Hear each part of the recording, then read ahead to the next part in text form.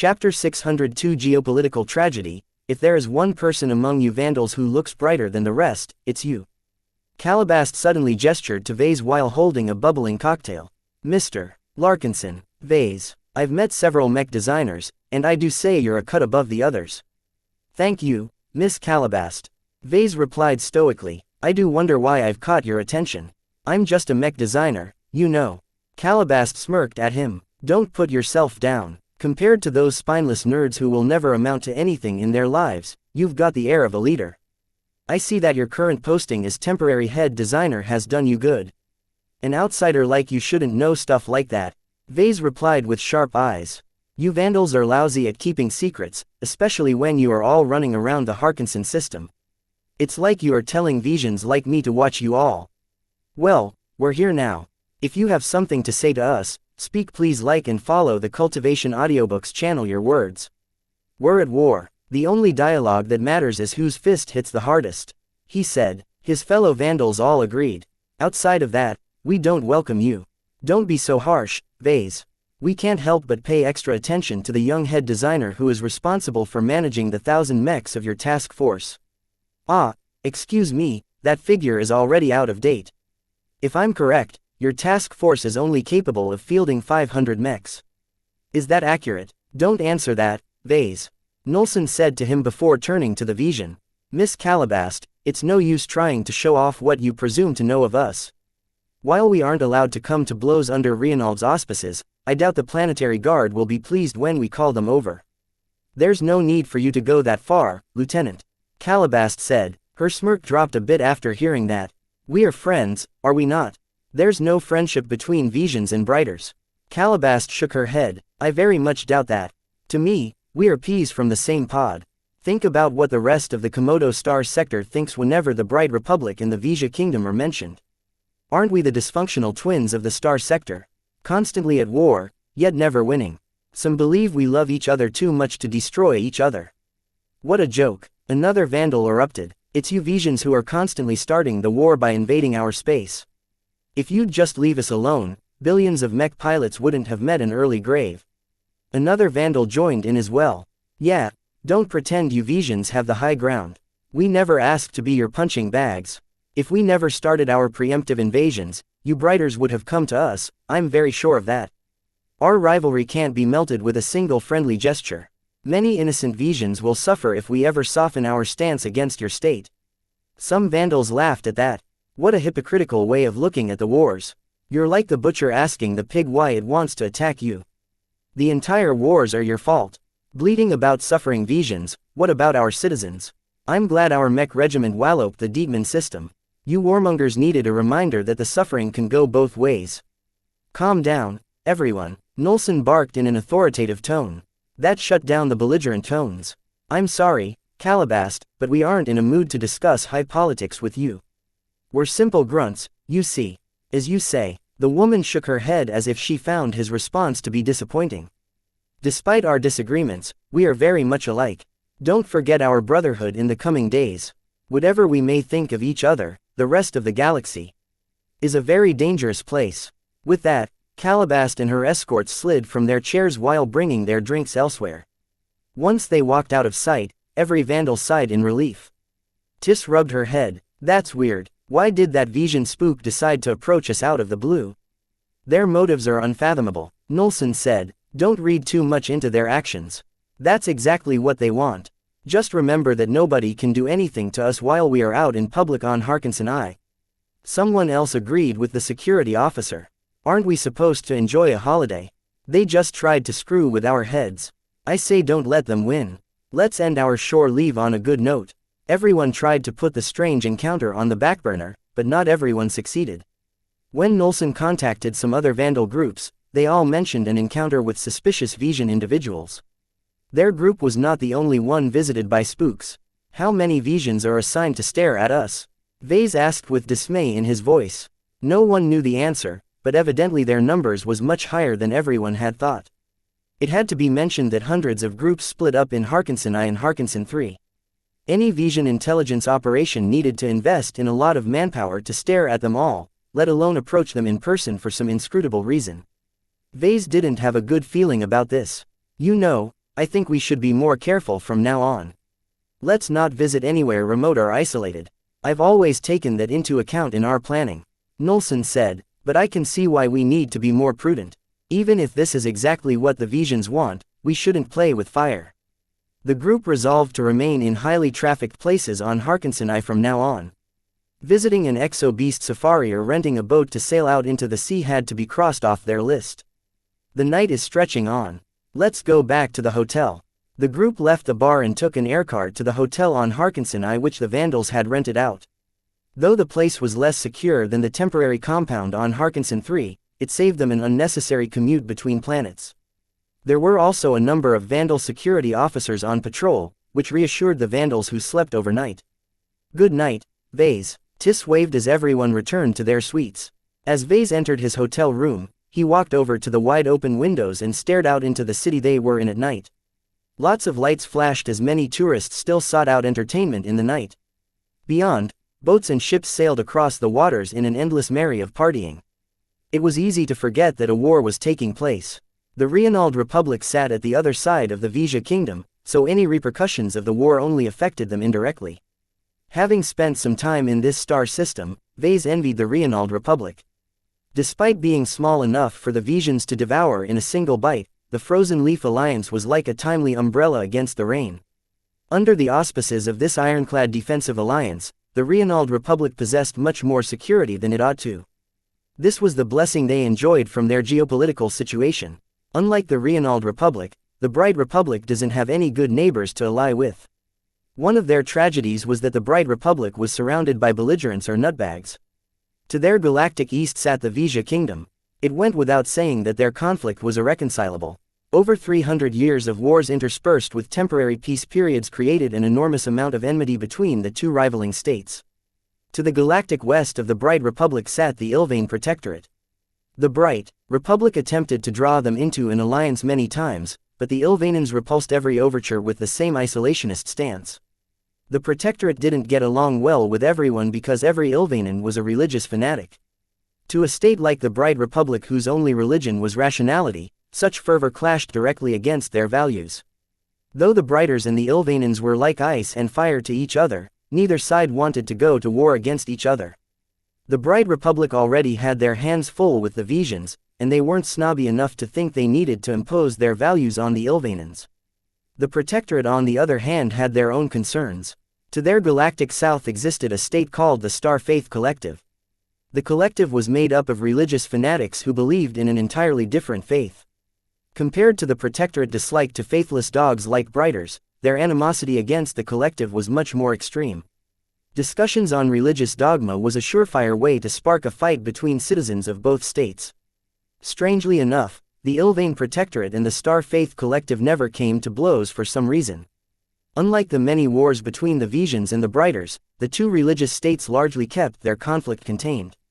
In any case, the Ilvain Protectorate can't help us at all. To the galactic north of the Bright Republic sat a state called the Coman Federation. If there was one thing that defined a Coman, it was their fervor for transhumanism. Their deviance on this matter bordered on heresy, though their beliefs wasn't strictly illegal in the eyes of the CFA and MTA. Nevertheless, they attracted quite a lot of dirty looks. The Coman pursuit for transhumanism led them to blend their physical appearances with aliens or amputate their limbs and replace them with cybernetic equivalents. Their preoccupation with their fetishes practically repelled the entire Komodo star sector.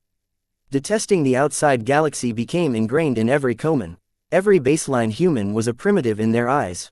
Though they were known to field a strong mech military, they spent most of their efforts on holding back their regional rivals and exploring the frontier for more alien marvels. Comans were known to be the best treasure hunters in the Komodo star sector. It's too bad our differences can't make us into allies. Brighter diplomats attempted to draw the Comans into an alliance many times, yet their conceit against baseline humans prevented them from taking their neighbors seriously. If not for being surrounded by rival states, their elitist attitude would have pushed them into a war against the Bright Republic. As what lay at the galactic south of the Bright Republic, the independent state of Pilis was an oddball of its own. Smaller than the Bright Republic, the Pilis was a state as crazy as the Coman Federation. The best way to put it was that they were radical independents. They violently rejected any notions of alliances and other entanglements. If not for the overwhelming strength of the CFA and MTA, they would have rejected their rules as well. As it was, the Pillizers barely tolerated the Big Two, believing it was only a matter of time before those hegemonic organizations fell. Every Pillizer is a doomsday fanatic. For some reason, the Pillizers believed that the human race had reached their peak in the galaxy. Their gains at the end of the Age of Conquest represented the apex of their achievements. Every age that followed marked the decline and end of the human race in the epic of galactic history. Their beliefs essentially turned them into giant jerks whenever they interacted with foreigners. The relationship between the Bright Republic and the independent state of Pillis was very poor as a result. In truth, the Bright Republic could have conquered Pillis if they really wanted to. As long as the Visions were held in check, the military strength of Pillis wasn't enough to hold back the Mech Corps. Pillis has a lot of big brothers though. The independent state was only a branch of a larger organization that spanned many star sectors in the galactic rim. Their doomsday predictions held them all together, and they were known to transfer their strength between star sectors whenever their branches faced a pinch. The only reason why Pillis hadn't borrowed the strength of their big brothers was because the other enemies of the doomsday cultists wouldn't stand by. North, south, east and west, the Bright Republic was surrounded by hostiles and crazies. This was because most entities that initially settled in the Komodo star sector consisted of exiles. In fact, the Bright Republic counted among the crazies as well in some people's eyes. Chapter 603 Unsettling Vase woke up all of a sudden. He'd never been a heavy sleeper after he returned from graining IV. His physical body's need for sleep seemingly lessened, but to sleep was to be human, so Vase still adhered to a strictly human biorhythm. Why did I wake up? He scratched his dark hair while garbed in pajamas. An unsettling sensation came over him. Vase shrugged out of bed and wiped his hand towards the window, causing it to turn from solid black to fully transparent. He blinked at the nightscape and checked the time. At 3 o'clock local time, the city was doused in the depths of sleep. Only the most hardcore partiers and revelers still roamed the streets. Drunken tourists crawled from bar to bar while the nightclubs lit up their surroundings with light and noise. Beyond the stretch of beaches, half a dozen yachts had congregated and formed a makeshift floating club where over 100 privileged young men and women pretended to be nocturnal party beasts. To all intents and purposes, the city appeared to be completely normal. Yet Vase couldn't dismiss the nagging feeling of something wrong. His instincts might not be as good as an oracle, but Vase had learned to trust his gut feeling. Right now, Vase felt as apprehensive as standing in close proximity to a mech battle. There can't be any danger here, right? He currently resided on Harkinson I, the tourist paradise of the Reinald Republic. The planetary guard and the honored ones that kept the peace on this planet enjoyed a very good reputation here. They foiled thousands of plots every year and never failed to squash instances of violence before they spilled over to innocent bystanders. After several minutes of staring out of the window, Vase decided it was best to be safe than sorry. He raised his comm, which had never left his wrist, and opened a channel to security. His comm projected the bust of a bored-looking Vandal security officer. "Mr. Larkinson, what can I do for you?" Vase couldn't straight up tell the security officer that his gut warned him of an approaching threat. Still, he could couch his words in a way that may bring the Vandals to a heightened level of alert. "I have reason to believe that there may be security threats on the horizon. Can you please scan my hotel room and double-check the perimeter and such?" The security officer narrowed his eyes. "Mr. Larkinson, what evidence can you provide to support your statement?" "I'm sorry, officer, but I can't tell you that right now. Just trust me. If I'm wrong, then no harm is done." This argument appeared to be persuasive enough to buy over the security officer. "Very well, head designer. We shall run a full check. Please stay in your room and don't make any suspicious movements." The channel closed, leaving Vase alone in his quiet room. He decided he might as well skip the rest of his sleep. He turned on the lights and walked over to the closet, which held a number of outfits. Vase touched a chute-like tube, causing it to beep before attracting his pajamas from his body. The chute sucked the clothes through the tube that subsequently led to some laundry area. He then touched a clothing rack which held a generic warm weather outfit, causing the clothes to fly from the rack and surround his body, adjusting the fit for a few seconds. He then rummaged through the closet but failed to find anything protective. What kind of stupid hotel is this? There's over a dozen racks of smart clothes but not a single emergency suit. Emergency suits basically consisted of stripped-down hazard suits. Cheaper and less bulkier than the latter, emergency suits nonetheless provided limited amount of protection against heat, explosions and toxins in the air. Why is my gut urging me to get in an airtight suit? He sniffed the air, but didn't smell anything weird. Nonetheless, his heart beat a little faster, as if he was nervous something was seriously wrong. The front door to his hotel room beeped and slid open. A pair of Vandal security officers outfitted with serious-looking combat armor stepped inside. The sergeant at the lead gripped a handheld scanner. "Mr. Larkinson, we've received your notification. Please let us inspect your room." "Go ahead, gentlemen." The sergeant first scanned over his body with the scanner. The machine threw out a bunch of warning noises, causing the sergeant to slam his palm at the device. "Not again. Get to work, you buggy machine.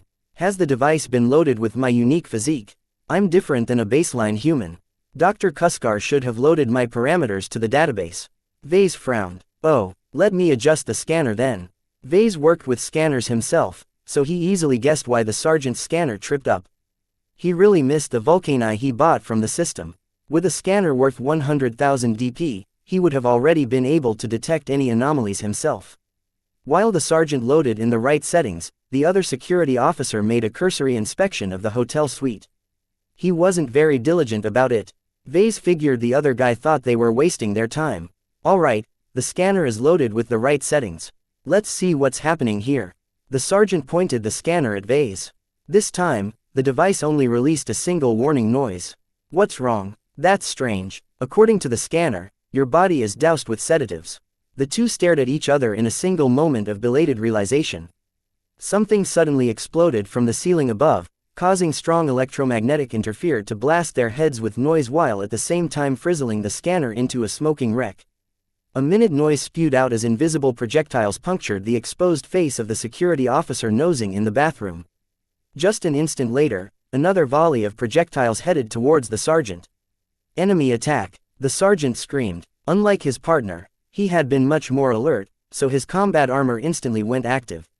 His half-open helmet quickly slid shut, causing the transparent needles to shatter against the armored mask portion of the helmet.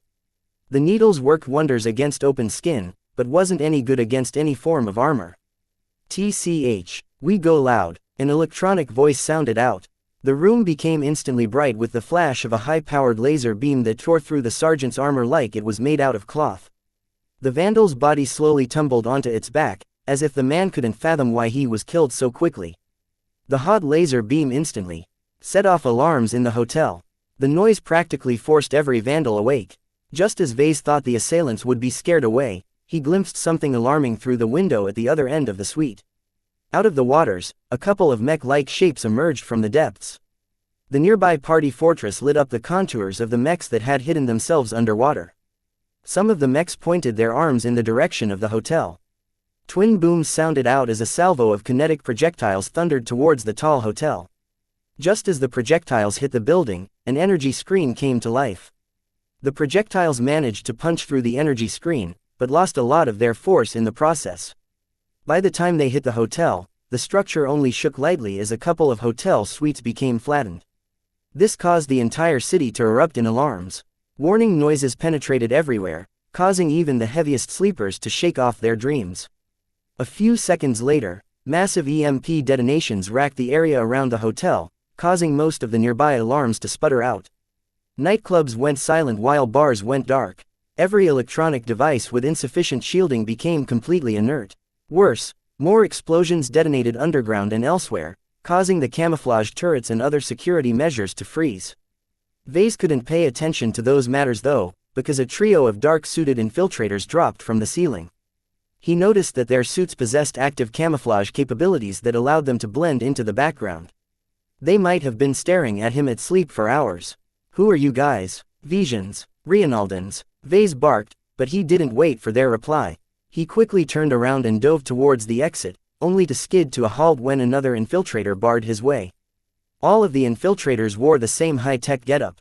Their suits stuck close to their bodies and seemed to be layered in thin but flexible armor. The suits allowed them to walk on the ceiling or walls as if they walked on the ground. The helmets showed off a faceless visage, save for two tiny crystals that served as the main sensors of the infiltration suit. "You're coming with us," the electronic voice commanded to Vase. He held up his arms while keeping his senses alert. He felt vibrations approaching him from the rear. Just as they closed in on him, Vase suddenly erupted into action. He kicked out to the rear, bumping the infiltrator behind him like a ball soaring through the air. The unfortunate enemy crashed against the unbreakable window and slid down in a crumple. The rest of the infiltrators acted quickly. The rear two remaining infiltrators fired at his back with invisible glass-like projectiles. While they hurt a lot, the force behind them hadn't been sufficient to pierce deep into his flesh. Vase endured the pain and ran forward like a bull with red in his eyes. These infiltrators hadn't expected his strength to be so formidable and his endurance to be so high. Why would they? He was a mech designer, not a special forces operative. The infiltrator in front blasted Vase with a wrist-mounted electric weapon. The current running through his body exacerbated his pain, but his sense of urgency propelled him forward despite his desire to cry out. He slammed his forearm forward in a sloppy attack. The infiltrator hadn't expected Vase to remain functioning after enduring such a massive electric attack and slammed against the corridor wall with a painful slam. Vase didn't waste his time on making sure the attacker was down and ran into the hallway. Red emergency lights illuminated the hall in an ominous light, which only deepened his sense of crisis. The entire planet had gone crazy. Muffled sounds of fighting could be heard from outside. After the mechs emerged from the waters, their approach to land caused the party boats to become unsettled. One of the mechs pointed its barrel at their direction and fired an explosive shell that obliterated all of the boats and party-goers. They showed no mercy to civilians. Once the mechs approached the beach, their feet stepped out of the water. The machines turned out to be amphibian mechs. A cross between landbound mechs and aquatic mechs, they were capable of operating in both environments, though not as effectively as mechs dedicated to a single environment. The amphibian mechs of unknown origin started to fight back against the defense installations that remained functioning after the initial round of sabotage. The collateral damage being thrown about by the merciless assailants hit a lot of nearby beachfront hotels and establishments, killing scores of innocent people by the second. Meanwhile, the alarms had thoroughly shaken the other vandals awake. Some of the more alert ones emerged from the corridors with backup pistols in their hands. There are infiltrators inside the hotels. Be careful, Vase screamed as loud as he could as he attempted to widen the distance between him and his hotel room. We need to evacuate, a vandal officer yelled while only clad in his underwear. Cover each other's backs. Don't panic and don't wander off alone. We'll take the emergency exit. Though the sudden eruption of violence befuddled the vandals, the officers quickly organized them into action. With mechs wreaking havoc from the beach, the vandals were caught with their pants down. Chapter 604 Complacent. The vandals all possessed spunk. Though they lacked training in infantry combat, many of them could throw a punch and most of them knew their way around with pistols. However, Vase didn't place much hope on their fighting capacity. Separated from their mechs and ships, the vandals were worse than a bunch of planetary guard recruits in an infantry-level engagement. Due to the restrictive weapon laws in the Harkinson system, none of them except for authorized security officers possessed anything heavier than handheld pistols. Where are the honored ones? Are the planetary guard asleep? Forget about them. They've turned lazy after decades of peace on this planet. The Rienaldans rely too much on turrets and fixed defense installations. Vase quickly spoke. The saboteurs took most of them out, and those amphibian mechs are wrecking everything that's left. He'd been worried about subsequent pursuit, but it appeared the infiltrators favored discretion over upfront fighting. Though the vandals who turned up in the corridors didn't particularly look threatening, they numbered over 50 on this floor alone. However, their only merit was that they had numbers on their side. If an enemy squad kitted out in full combat gear showed up, they would easily be able to mow everyone down. Under the lead of the officers, the vandals organized into their original groups of 10, many of which had slept on the same floor. Vase approached his group, which Lieutenant Nolson Ferre served as their beacon. "What happened to you?" the lieutenant asked. "I felt something was wrong. I called security, who sent 2 men to check out my room. Just as scans showed that my body is doped with sedatives, several infiltrators dropped from the ceiling and killed the 2 without a sound. How are you still walking about when you should have been sleeping like a light?" Nolson probed with suspicion clouding his eyes. Infiltrators never make mistakes when dosing someone with sedatives. "I have my advantages," Vase replied simply. "In any case, I managed to run out of my suite and call for alarm. This is also just after those amphibian mechs emerged from the water and is currently bombarding every defensive fixture in sight." The fighting outside had never ceased. though the changing sounds indicated that the battle had entered another phase. The planetary guard finally showed up. Someone who peeked out one of the windows yelled, "Damn it!" An entire squad of amphibian mechs jumped out of the ocean. They're kicking the butts of the planetary guard. Vase risked a peek at one of the windows. He couldn't make out a lot of detail from this distance, but the overall trend became clear. These planetary guard mechs are first response units. They're equipped for rescue and riot control. Their fluid projectors don't have the range to stop the amphibian mechs. The enemy mechs primarily consisted of amphibian machines armed with dual-purpose kinetic weapons. Kinetic projectiles worked great on land and decently in water, though only at very short ranges. They were accompanied by a couple of knights, who seemed like an afterthought more than anything. Vase had seen many aquatic mechs before when he visited Moira's paradise. He had a taste of their weapons, which had to be adapted to work in water and under pressure. This insight along with the large build of the amphibian mechs led him to believe they held missiles and torpedoes in reserve. Careful for missiles, he warned the Vandals. They're saving the best for last, I think. Nolson cursed. This hotel isn't safe at all. We need to go downstairs and go underground. If that's still not enough, we can evacuate through the emergency tunnels. Anything is better than remaining above ground where mechs can continue to take potshots at this structure. The Vandals fled downstairs in an organized fashion. Vase blamed his bad luck for being situated at the upper floor. This meant that they had to wait in line for the stairway and emergency tubes to clear out the clogging. Hurry up, don't press against me, this tube has lost power. Don't enter. The stairway was the most reliable exit. A faster way to go down besides taking the elevator was to slide down the emergency tubes. People got down much faster through the tubes, though they formed a bit of a risky prospect if the antigrav modules failed to modulate their sliding speeds. Their bodies might go splat at the other end. Due to the EMP attacks, many high-tech escape methods failed to work despite their heavy shielding. In fact, besides the emergency lights, the only other devices that still remained working was their military-issued comms. The Vandals managed to connect to their brothers and sisters on Harkinson 3, rousing them to the highest level of alertness. So far, the Vandals at Harkinson 3 hadn't encountered any attacks, but they managed to convince the Reinaldans to send some mechs to reinforce their compound. "I've been thinking, Vase," Nolson said as they slowly moved down the stairway. The timing of the attack of the beach matches the moment when the infiltrators determined they were exposed. "What are you getting at, Lieutenant? Our attackers are aiming at you. At the very least, the fact that they tried to sedate you at the start means you're more useful to them alive than dead. Yet they aren't hesitant about taking you down if they aren't able to smuggle you away." "I don't know," he frowned. "This infiltration is a little too daring to be happening in Harkinson I. The Reinaldans must be furious right now. I think it's possible that I'm not the only target they are after. Even if you're not alone, you are definitely among the primary targets." "That makes sense, considering what I know," Vase murmured. As the temporary head designer of the task force, he knew more about the Vandal mechs than any other mech designer or serviceman in this star system. "Who are our attackers anyway? My money is on Calabast," Tis called from the side. "Don't you think it's creepy that she approached us in person right before this attack? It's definitely the 7 stars who are responsible." The Visions possessed a poor reputation in the field of intelligence. This was because each duchy pretty much maintained their own intelligence agencies. Many times, their spies and agents crossed each other's paths, to the point where lots of stories circulated where rival Vision intelligence agents killed each other while technically being on the same side.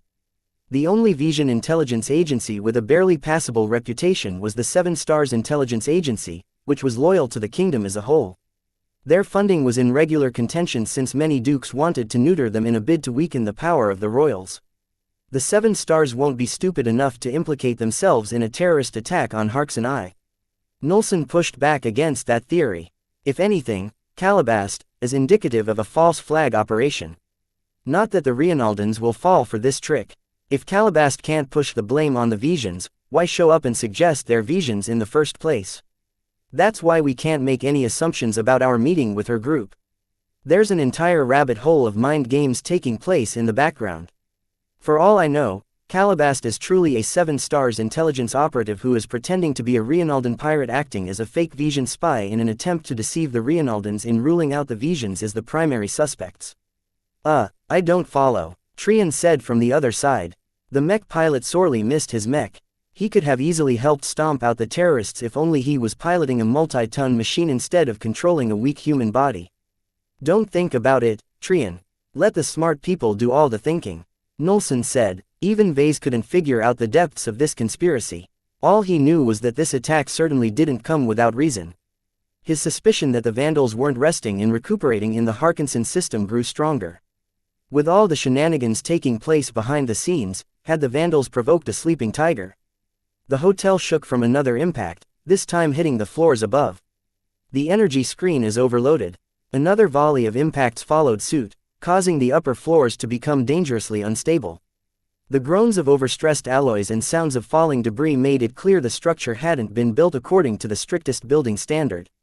The Rienaldan developers trusted so much in the competence of the Honored Ones and the Planetary Guard that they certainly cut a lot of corners when they constructed their properties.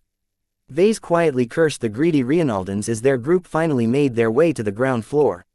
Heavily armed security officers guided every group of Vandals down the rear halls and towards an underground entrance.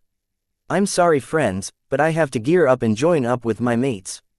Nolson gestured his head at the patrols of armed Vandals. Go ahead, we can survive without you.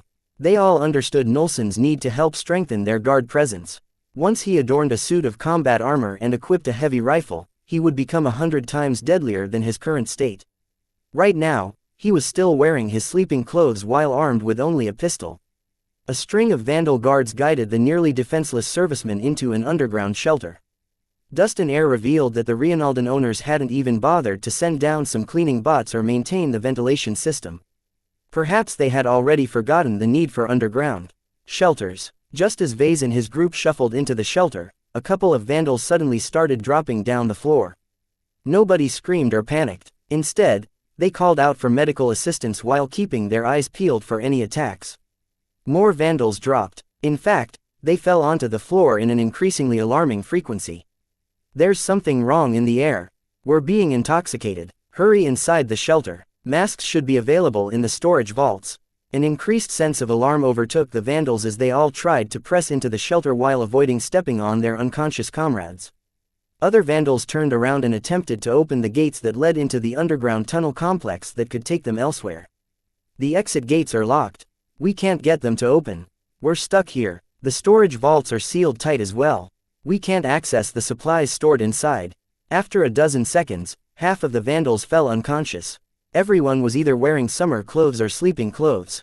Even if they consisted of smart clothes, they were also designed to be permeable, which meant they couldn't be turned into an airtight suit. Vase helplessly looked on as more and more Vandals collapsed on the floor or on top of each other. After 30 seconds, everyone fell unconscious except for him. Seeing thousands of Vandals in a state that was only a few steps away from death was mind-boggling to him. How did the assailants manage to pervert the entire hotel to the extent they were able to intoxicate everyone? He took a few steps forward, trying to keep his footing away from any bodies. Vase slowly moved towards the exit to the ground floor. He could only lay his hopes on Nolson and the other security officers garbed in airtight suits of combat armor. Yet after he took a couple of steps, the vault-like door slammed shut on its own. Vase heard screaming from the other side. The security officers hadn't intended to shut the entrance. Another gate creaked open at that moment. It was the exit to the underground complex. Vase turned around, expecting to meet the Planetary Guard, only to behold an entire squad of infiltrators garbed in the same black getup. That's quite enough, Mr. Larkinson. A monotone electronic voice sounded out from the lead infiltrator. Follow us quietly, or else. The man shot a couple of unconscious Vandals with his silent gun, spilling blood and killing several Vandals. Stop, all follow. Vase raised his hands in a sign of surrender. Chapter 605 Shattered Peace. Harkinson I, long known as a bastion of pleasure and relaxation, became anything other than a paradise. Several regions across the globe erupted in violence and war. Unknown assailants emerged from the air, water or beneath the ground and attacked inexplicable targets while dealing massive damage to the defensive infrastructure of the cities. The flagrant Vandals weren't the only ones targeted by the terrorists. Those with greater perspective smelled a definite plot, one which involved multiple players and progressed at a level far above their heads. In fact, the attackers may not even comprise of a single group, considering that every different unit utilized vastly different mechs and mech doctrines. The deepest layer of the Harkinson system violently rose to the surface, to the horror of every vacationer on the unprepared paradise planet. The strange thing about each of the attacking elements was that they all declared to fight under different flags. Each of their strange and never-seen-before mechs bore disturbingly familiar insignias that corresponded to the national symbols of several nearby states in the Komodo star sector. We are the brightest minds. You insufferable imbeciles have wallowed in ignorance for far too long. Let us liberate your minds and bring you into the fold of the bright republic.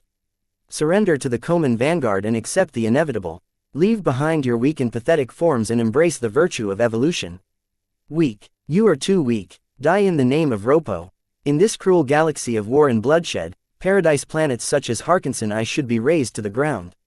Kill them all. The strength of the Reinald Republic is laid bare before all of yours eyes.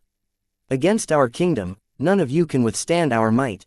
Pledge yourselves to the true sons of Vija, and ready your pathetic state for total subjugation. Vase grimaced as those words thundered from above. The volume of those broadcasts faintly penetrated the underground floor complex beneath the hotel. Standing amidst a carpet of unconscious Vandal servicemen, Vase did not dare to make any sudden movements. The team of 15 or so infiltrators all pointed there out of the tunnel gate. They left no angle uncovered. As his hands remained above the air, he may have stated his surrender, but a significant amount of calculations and deliberations went on in his mind. Hundreds of thoughts flitted through his mind while only a single second passed. He wasn't resigned to surrender to these ruthless murderers. Whatever game they played, they undoubtedly didn't have his interests at heart. Separating himself from the protective embrace of the Vandals to accompany these merciless terrorists was the worst idea he could think of. With how professional they operated, Vase might never have the chance to escape from their clutches even with his secret weapon. His eyes glinted in his light as he contemplated the best use of his most reliable weapon to date. The reason why he still held some hope of turning this situation around was that he could summon his Amastendira from his inventory at any time. The only decision he agonized about was whether to summon it right now or wait until they took him into custody. Vase figured the latter enabled him to spring his surprise on the infiltrators who let their guard down by then. Right now, 15 infiltrators would immediately be able to point their weapons at him and shoot him into a sieve. The downside to such a decision was that he had to make a leap of faith that they wouldn't restrain him in any way. If they tied his hands behind his back with some thick alloy cuffs or some other sophisticated restraints, it wouldn't matter if he could summon the Amastendira. He had no way to utilize his weapon effectively. Choosing to spring his surprise right now was the better choice in his eyes. Not only was the situation simpler and wholly within his view, he also believed he could down the infiltrators with a single high-powered attack. His eyes beheld the infiltrators as they stood at the mouth of the tunnel gate. None of them appeared to have stepped out as of yet, though Vase couldn't rule out any invisible enemies creeping around at other angles. Still, the 15 infiltrators currently stood rather close to each other due to the confines of the tunnel, which was wide enough to traverse for 2 or 3 wide aircars. Vase made a decision in his mind and started acting on it. He pretended to be affected by the invisible intoxicating substance that had been released into the air. His body wobbled a bit and fell to its knees. The infiltrators tightened their grip on their weapons, but Vase had become somewhat accustomed to acting, so his performance wasn't too shabby. As his upper body wobbled a bit, his eyes estimated the distance and the angle between him and his opponents. After a few seconds of pretending to be woozy, Vase finally stepped on the road to no return. His hands slowly fell from above his head, with one hand blocking the view of the materialing Amastendira as much as possible. That didn't help much because the Amastendira was larger than a regular laser pistol and much more ornate besides. The master-crafted weapon was made to attract attention. Therefore, Vase had to move quickly before the infiltrators recognized what was going on. For now, the only reason why they hadn't pulled the trigger was that they couldn't believe that someone in this remote part of the galaxy was able to materialize a weapon from out of nowhere. He also whispered some words as quietly as possible. Set power setting to 10. Switch firing mode to wide-angle scatter mode. Set scatter angle to 10 degrees. Switch laser frequency to ultraviolet. Master Gunsmith Pierre Femento's weapon could be controlled through various methods as long as the Amastendira was keyed to the user. Vase normally found it more efficient to change the settings by adjusting a couple of knobs through a control interface projected from the rear of the pistol, but the infiltrators wouldn't let him do that. The only way for him to configure the right settings at the moment was to issue verbal commands. The pistol gently vibrated in his grip, indicating that it had read all of the instructions. 10 was the highest power setting the Amastendira could reach. At this mode, Vase could fire only 10 times before the weapon forcibly entered a lengthy cooldown cycle. This should be more than sufficient to penetrate the stealth suits of the infiltrators. Vase knew that their suits had to compromise a lot in terms of protection in order to retain their stealth capabilities. Changing the firing mode from a standard straight beam to a wide-angle scatter projection was like turning a precision weapon into a shotgun. 10 degrees was enough to cover the entire tunnel gate with plenty of margin to spare in case they jumped out all of a sudden. As for the issue of frequency, Vase bounced around between infrared and ultraviolet, before deciding on the latter. Infrared lasers penetrated stronger armor better, but came with a massive wash of heat which might result in an enormous amount of collateral damage. With plenty of friendly bodies lying unconscious between him and his targets, Vase did not dare spill over any excess heat. Laser weapon users considered ultraviolet lasers to be the more surgical option, though they still packed a lot of punch if pumped with sufficient power. With time running out, Vase did not hesitate any longer. His body erupted into action, alarming the infiltrators. The first thing he did was to reach down his free hand and grab the body of Trian Earls, who collapsed right in front of him. Vase mentally apologized to the Vandal mech pilot, but between choosing him or Ensign Tis, the latter's body was too petite. His arm hauled Trian's body from the ground and lifted it in front of his kneeling form. At the same time, he revealed the gleaming Amastendira in his hands and aimed it at the middle of the open tunnel entrance as best he could. Amastendira. Vase closed his eyes as a strong cone of largely invisible energy erupted from the barrel of his weapon at the speed of light. The silent glass-like projectiles shot from the guns of the infiltrators barely left their barrels before the dreadfully powerful ultraviolet wave crashed against the infiltrators and vaporized the front of their suits. Screams escaped from all stricken infiltrators as their molten and vaporized suits blended into their scorched, vaporized and melted flesh in a single symphony of horror. Their screams quickly faded away as their lungs turned to ash and dust. Those further away became exposed to much less energy, so even if they suffered a severe amount of damage, they still managed to cling to life. Their horrendous forms barely distinguished these men and women from undead ghouls.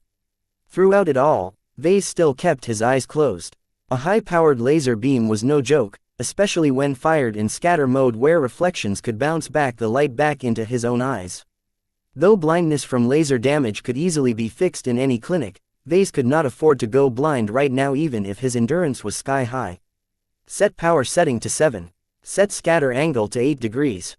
As soon as the pistol vibrated in his grip yet again, Vase immediately pulled the trigger. The second blast caused the distant groans of pains to cease. Vase opened his eyes at that moment. He took a careful glance at the half-melted corpses smoldering quietly at the tunnel exit. The pile of burning synthetics and human flesh released a foul odor that Vase would rather do without.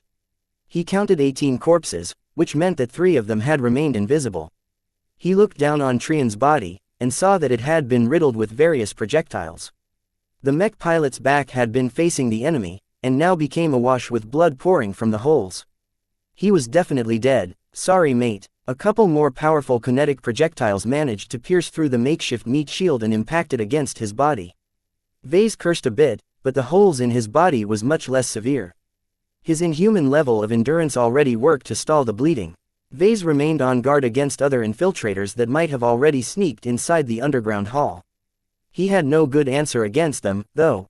The only thing he could do was to haul his bloody shield with him as he carefully stepped towards the exit that led back up to the ground floor of the hotel.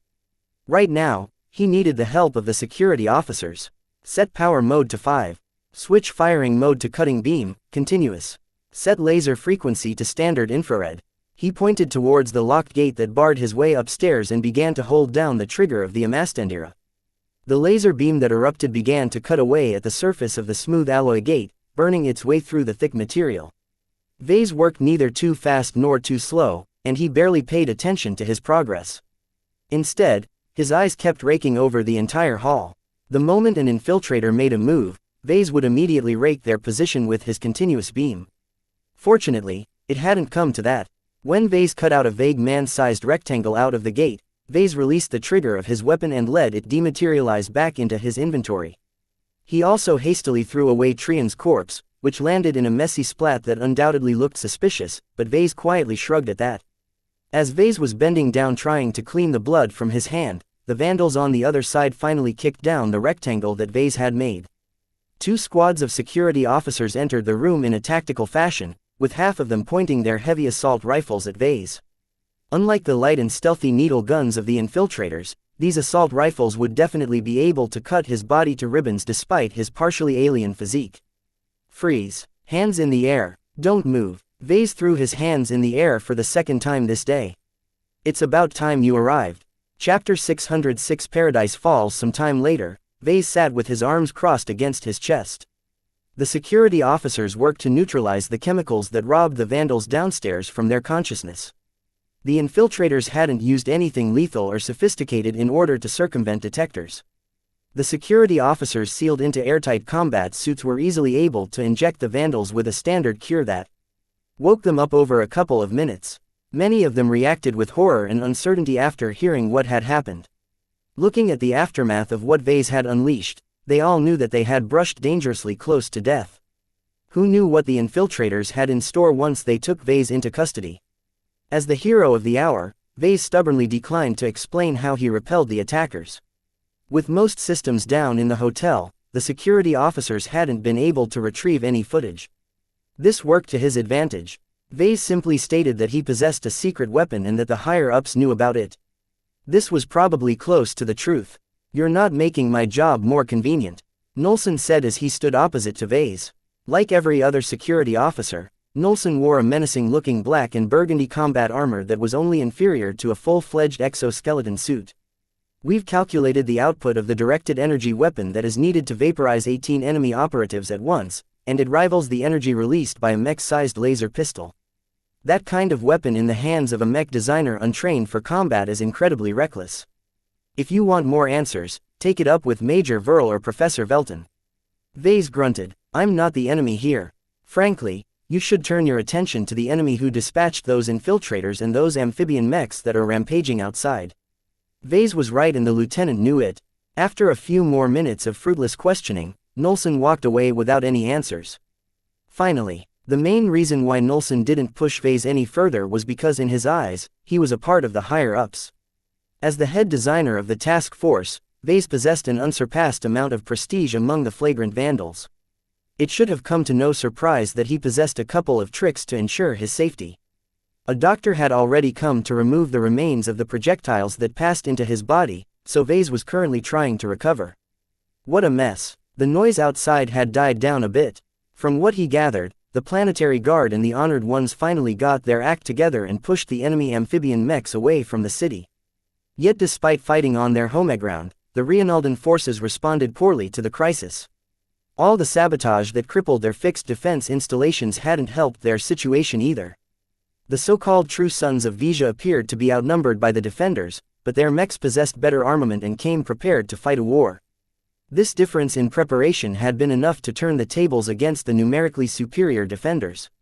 The Rienaldans never fought a major war after they founded their state. They never faced an invasion by a major military force. They could plan for contingencies all they want, but without experiencing true hell, how can they know how important it is to be ready to fight at any time? The overall level of readiness among the Rienaldans was abysmal. Their membership in the Frozen Leaf Alliance gave them false confidence that no one dared to mess with them. Ordinarily, that would be true, but what if the Rienaldans couldn't figure out the identity of their attackers? The complacency exhibited by the Rienaldans would never fly in the Bright Republic. Though their poorest planets couldn't muster much of a defense, their more strategic planets would definitely be able to respond promptly against any threats. The attacks from the Vija Kingdom and the Bentime Liberation Movement had honed their defense to a razor edge. The only questionable point about this wave of attacks was how the attackers managed to smuggle so many mechs onto Harkinson I. Had they bribed the inspectors checking the cargo of each transport that descended from orbit? Or did they smuggle bits and pieces onto the surface and assemble them into complete mechs in their hidden bases? Both options are possible, and both are equally terrifying. Whatever the case, the Rienaldans had been asleep at the helm for far too long. Vase believed that the attackers weren't targeting specific people like the Vandals. The damage was way too exaggerated. Considering the amount of resources and manpower invested into the attacks, their primary objective definitely concerned the Rienaldans. This is an attack against the interests of the Rienald Republic. The mass casualties inflicted by outsiders has broken the unspoken promises made to visitors of the Harkinson system. How can the Rienaldans retain their credibility after this destructive crisis? The entire Komodo Star sector had already underwent a wave of unrest last year, but the Rienald Republic had largely escaped those repercussions. Their unique status as a friendly partner to shady outfits caused most bad actors to restrain themselves against one of the rare states that was sympathetic to their presence. It was too bad that not everyone found the Rienald Republic to their liking. Making enemies was inevitable. No matter how much Rienald wished to maintain friendly or cordial relations with everyone, plenty of enemies still wished to tear them down. The murky identities of the attackers only complicated the repercussions of the attacks. Even now, Vase could still hear the piercing broadcasts from the true sons of Vija. Even though every Rienaldan leader would probably scoff at this obvious false flag, their citizens and the tourists might not be so imaginative. The troublesome part about these ear-wailing announcements was that plenty of people probably bought into these claims. Not everyone was capable of reading in between the lines, and regular people didn't normally think beyond their immediate status. The dangerous games played among leaders of states and non-state powers was highly inscrutable among average folk. Vase definitely expected millions of survivors to develop an incurable animosity against the Vija kingdom after this attack. With the true culprits in the shadow, where else could the aggrieved victims point their fingers at? They're definitely going to demand compensation from the Vijans.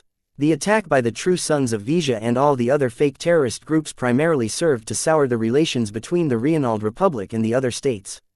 A diplomatic reputation in the toilet was a crippling blow to a state that depended heavily on tourism and trade. After a short time had passed, Lieutenant Nolson Ferre returned to Vase. "Get up, we need you at our command center." "So we're bunkering down after all?" Vase asked as he stood up and stretched his healing body. They exited the small room and walked past the busy doctors, security officers and other vandals assigned to various duties. Hundreds of vandals piled up the whole foyer and front entrance with random furniture and anything they could grab. It wouldn't help against a determined attack from a mech, but it at least gave the trapped vandals some sense of security. "We've deliberated on the possibility to evacuate through the tunnels, but we eventually ruled it out," the lieutenant explained. "With all the widespread sabotage, we can't ensure the tunnels won't collapse on our heads."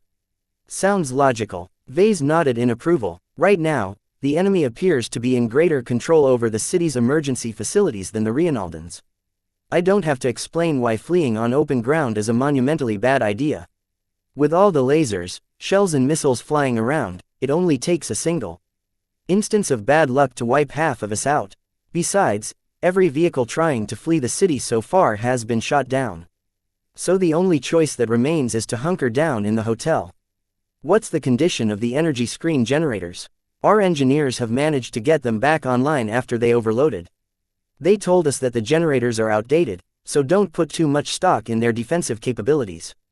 As long as they work, we still have a chance to make it through the night with our lives intact. I doubt the attackers will stick long enough to local dawn." The night made it easier for the attackers to come and go. Once night turned into day, the Rienaldans would have shrugged off their confusion by then and receive assistance from reinforcements sent from afar. With most of the vandals armed with nothing but pistols, it was a pipe dream for them to involve themselves in a battle that involved scores of mechs on each side. Even if 1,000 vandals fired their pistols at a light mech at the same time, its armor would only some minor scratches at worst. This was the tyranny of mechs. As kings of the battlefield, small arms posed no threat to them at all. If the vandals had access to their mechs, they could have stomped their assailants in a head-on collision, but the distance between Harkinson I and Harkinson III spanned several light hours. Without access to any of their mechs, their battle strength was at its lowest point.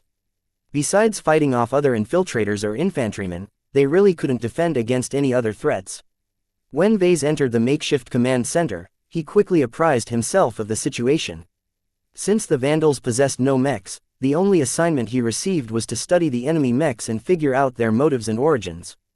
The live footage playing out in front of Vase didn't really give Vase a lot to go about.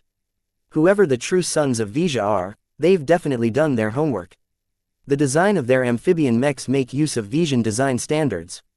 They're likely designed by a genuine Vision mech designer. "What can you tell about the quality of their mechs, Mr. Larkinson?" "Good. Very good. Quality work for a civilian standard.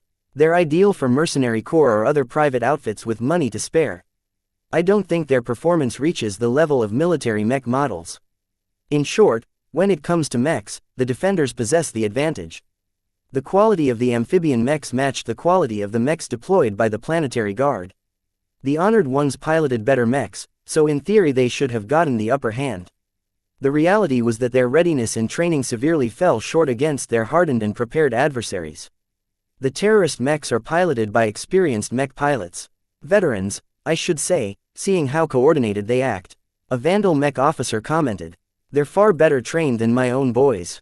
Even though the Reinaldans possessed the advantage in both numbers and quality, they still gave ground again and against because their mech pilots fought like rusted bots. This battle neatly showcased the importance of good training. Even if you threw a lot of money on acquiring lots of expensive mechs, without the right mech pilots in their cockpits, they could hardly deliver a performance commensurate to their cost. The hotel rumbled once or twice as collateral damage spilled in their direction a couple of times. The only reason why the true sons of Vija hadn't destroyed their hotels was because incoming reinforcements kept their hands full. They couldn't spare a single second trying to overcome the energy barrier that protected the battered structure. The Vandals kept their eye out for any other attackers, whether they came with mechs or just on foot. Security officers holding scanners kept scanning every corner of the hotel. Fortunately, no other attack had come by the time dawn arrived. The sounds of fighting kept getting further away as the amphibian mechs slowly started to retreat into the waters. The landbound mechs of the planetary guard and the honored ones weren't able to follow suit. Only their aquatic mechs were able to continue the hunt. We've survived. A Vandal sighed. The rays of the local sun dawned upon a city of which half turned into ruins after a single battle. The worst news was that the turmoil hadn't been confined to the surface. Up in orbit, an entirely separate battle had taken place. Chapter 607 Orbital Blockade. Every major star system that developed into a nexus of trade, services and tourism dealt with thousands of starships a day. From small pleasure yachts to massive fleet carriers, the amount and variety of ships that dropped into the Harkinson system far surpassed the patrol fleets of the honored ones. A significant portion of the visitors dropping into this star system consisted of outfits looking to resupply their ships and mechs while sending their crew on shore leave. Ordinarily, the Reinaldan inspectors never really bothered to sweep the ships of the outfits very thoroughly. They primarily scanned for dangerous weapons. Everything else was free game. How else would Harkinson's black and gray markets get their illicit merchandise? If the inspectors did too good of a job, all of the excitement in the underground markets would be gone. Those who intended Reinald ill exploited the downside to this approach. The half-hearted inspections allowed cargo haulers filled with explosives to sneak into the inner system and position themselves close to other ships and space stations. This operation had been done with great care. In order to avoid detection from remote scans, the payload consisted of a much less potent substance, but the cargo holds held many tons of the stuff. Once the signal had been given, all of the cargo haulers exploded with power that exceeded a tactical nuclear bomb. Over 24 carefully placed cargo haulers erupted in unison in the orbit of both Harkinson I and Harkinson III. Only the restricted orbit of Harkinson II had been saved from the chaos. In truth, the damage done by the explosions only hit a small number of ships, some of which perished instantly while many others survived due to their thick armor cladding. Many thousands burned up while many more suffered the fallout of secondary explosions and cascading faults. The damage to the space stations had been a little more severe. Many compartments crumbled or depressurized in an instant, killing tens of thousands of people at once. Though that sounded a lot, space was big. Even with thousands of ships orbiting the same planet, it was customary for ships to park in their own separate bands of space. With hundreds or thousands of kilometers of distance between each parked ship, the cargo haulers were only able to do their damage under special circumstances, such as docking at a space station or flagging a fueling ship to refill their fuel tanks. Nevertheless, the initial detonations only formed the spark of the panic that ensued. I told you that those inspectors from Reinald were no good. Look at how many ships blew up. Ours could be next. We've got out of here. We demand compensation. We lost more than 200 million marks worth of cargo. We're facing double that amount in penalty fees. I went to Harkinson I to get away from the war, not jump right into it. This is the worst holiday destination ever. I'm leaving right now and I'm never going back again. My children are dead. My wife is dead. My entire family is dead. The galactic net exploded with indignant remarks. Vase casually browsed the news portals and all of them painted a picture of doom and gloom. The arrival of dawn had chased away the attackers, but that did not put an end to the suffering. Everyone wanted to leave the planet and the star system. However, the Rienaldans wouldn't allow them to leave willy-nilly. Reinforcements arrived to maintain order on the surface and in orbit, but they could barely hold back the masses that wanted to depart. Blockades, traffic jams, curfews and more all hindered the stranded visitors from leaving. With the unknown assailants at large, the Rienaldans could not afford to let the guilty party slip away from Harkinson I by blending in with the crowd. After taking such an enormous hit to their credibility, the only way to salvage the pieces was to catch the people responsible and put them all on trial. Back at the hotel, the leading Vandals gathered for an emergency meeting. Various mech and ship officers entered a conference room meant to host business gatherings. They took their seats with grim faces and murmured to each other with subdued voices. Vase attracted a lot of attention as he sat down. Practically every Vandal in the hotel had heard how he somehow wiped away the lives of 18 infiltrators. The fact that their seemingly weak mech designer was capable of such slaughter earned him a lot of respect from the men. Vase didn't care too much about the opinions of others, but he changed his mind once he found out his exploits strengthened his authority among the men. The Vandals respected the strong. Just as the meeting was about to start, the door slid open yet again to reveal a familiar form. The mech captain sauntered in like a queen about to hold court. "Captain Orphan, welcome, ma'am, you owe me a beer, Rosa." Every Vandal officer saluted or greeted her with evident respect. Though no one was in a mind to revisit the glory of the honor duel, her recent achievement had pushed her prestige to new heights. The Vandals respected the strong. "All right Vandals, let's get down to business," Captain Orphan declared as the gravity of the conference room seemed to center around her position. "First up, what's the numbers?" A logistical officer stood up. "Currently, our headcount amounts to over 4,000 servicemen. Due to our shore leave policy, almost every Vandal that is present on Harkinson I is accounted for. There are a small handful of stray Vandals that have absconded from our midst, however. They can be anywhere. Try and locate them and drag them back," the mech captain commanded, as if this matter didn't require any discussion. "What if we can't?" someone asked. "There are bound to be Vandals stuck on the other side of the planet." Captain Orphan waved dismissively. "Then leave them behind. If they were stupid enough to wander off, then they have to pay the price. Right now, we have to fend for ourselves. What are our assets? Precious little, I'm afraid," a security captain replied. "When we initially requested the Rienaldans to send down a security detail to secure this hotel, we had to fight to get this much armaments down. The strict anti-mech and anti-weapons policies have hampered our attempts to bring down heavy armaments. Every Vandal received a spare pistol, but this weapon was only good for repelling petty thugs and rioters. Against a serious military or paramilitary force, the low caliber of their weapons wouldn't do them any good. How many fully armored soldiers do we have? If we use up all of our spare equipment, we can field just over 100 security officers. I have to warn you that my men are trained for base and ship defense. They are not adept in any offensive actions. In other words, the security officers acted more like guards or military police. Their primary duties entailed throwing drunken Vandals into the brig and repelling hostile boarders.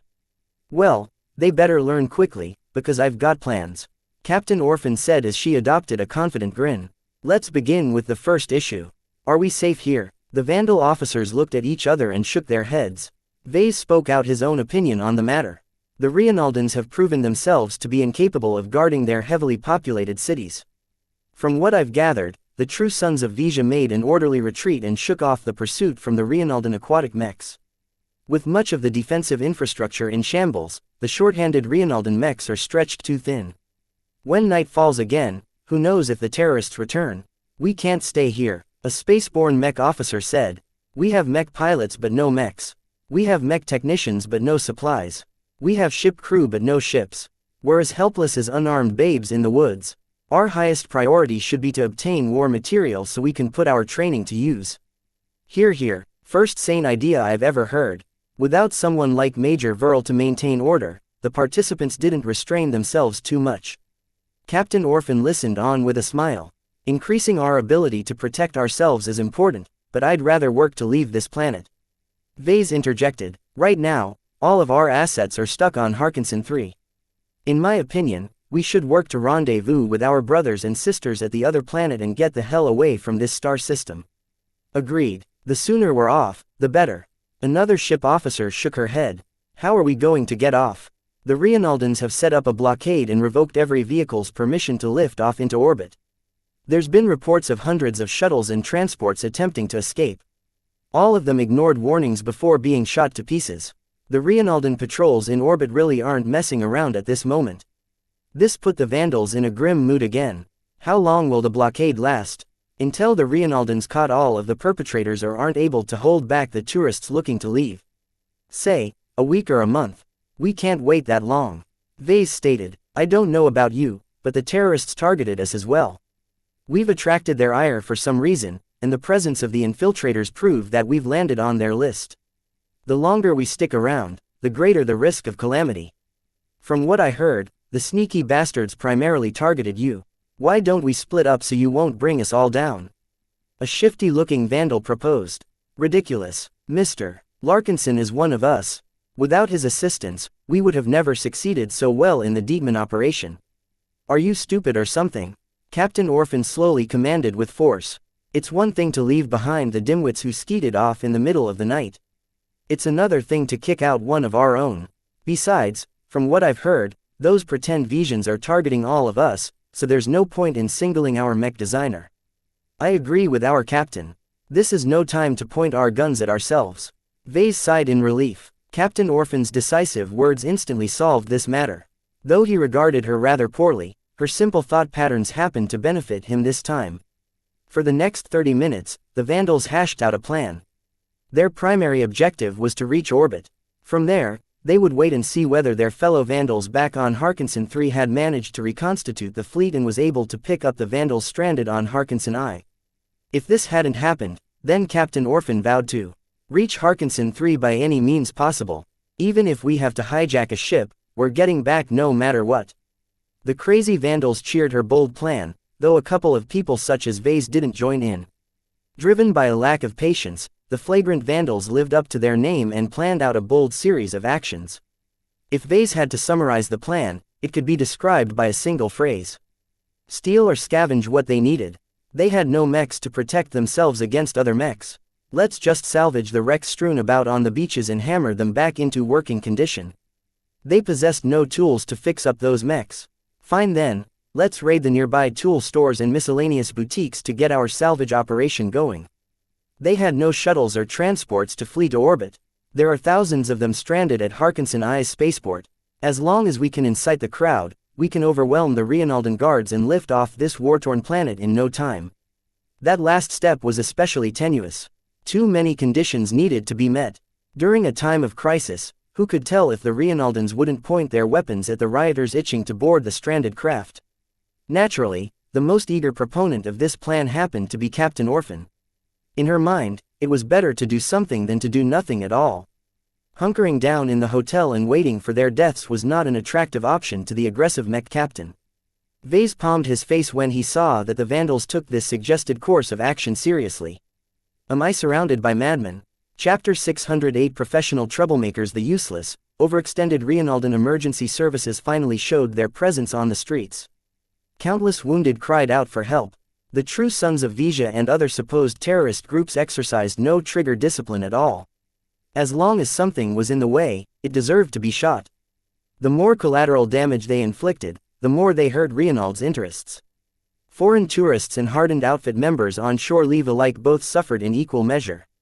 Over half of the city the Vandals resided in had suffered damage, and some of its long-standing structures had collapsed.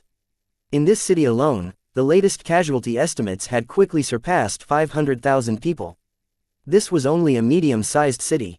Perhaps 1 million or more had already fallen in the other cities. Allowing enemy mechs to enter within city limits was like unleashing a pack of wolves inside a henhouse. Even their most casual attacks was sufficient to reap millions of lives after only a couple of hours of combat. Leaving the hotel and entering the broken streets filled with bodies, vehicles and debris brutally showcased the destructive force that made mechs so attractive. The critically short-handed Rienaldan emergency responders tackled the tragedies step by step. Their vehicles methodically swept the streets and performed triage on the most wounded souls that could still be saved. Bots hovered back and forth. They performed much of the actual rescue and treatment. The Vandals emerging from the scarred hotel ignored the annoying bots as they asked whether they or their relatives needed treatment. Instead, They took up scavenged or appropriated tools and started breaking into the nearest aircars. All of the vehicles long stopped working after receiving an emergency lockdown command from the city's central hub. With all the deaths and chaos, a bunch of flying vehicles over everyone's heads wouldn't make the situation better. Nobody cared about the abandoned vehicles at this time. The hackers among the vandals nonchalantly intruded into their operating systems and granted full jurisdiction to their side. An hour later, the vandals gathered a score of vehicles and a bunch of light-duty tools. Vase grimaced as he looked at the piled-up bunch of equipment. These tools had been built to service boats or aircars. Repairing mechs with these skinny, underpowered tools was going to be very challenging. It was too bad that Harkinson was devoid of mech workshops or other forms of heavy industry. Its economy revolved entirely around tourism and services. They imported anything they needed except for mechs, which they disallowed entirely if not in the hands of the Rienaldan military. So much for their ability to prohibit mechs. Hundreds of machines had rampaged in the previous night. Letting so many mechs slip through their checks pretty much damned all the trust in their competence. Well, it's not ideal, but it will do. Vase muttered. He turned to a mech officer. Have you located any workshops or the like where we can fix up the salvaged mechs? We have found one promising location, Mr. Larkinson. This city is home to a shipyard facility that services waterbound boats and ships. While it may not be the mech workshop you are hoping for, but it should offer adequate facilities for you and your men to do your magic. Does it have a 3D printer? What about an assembly system?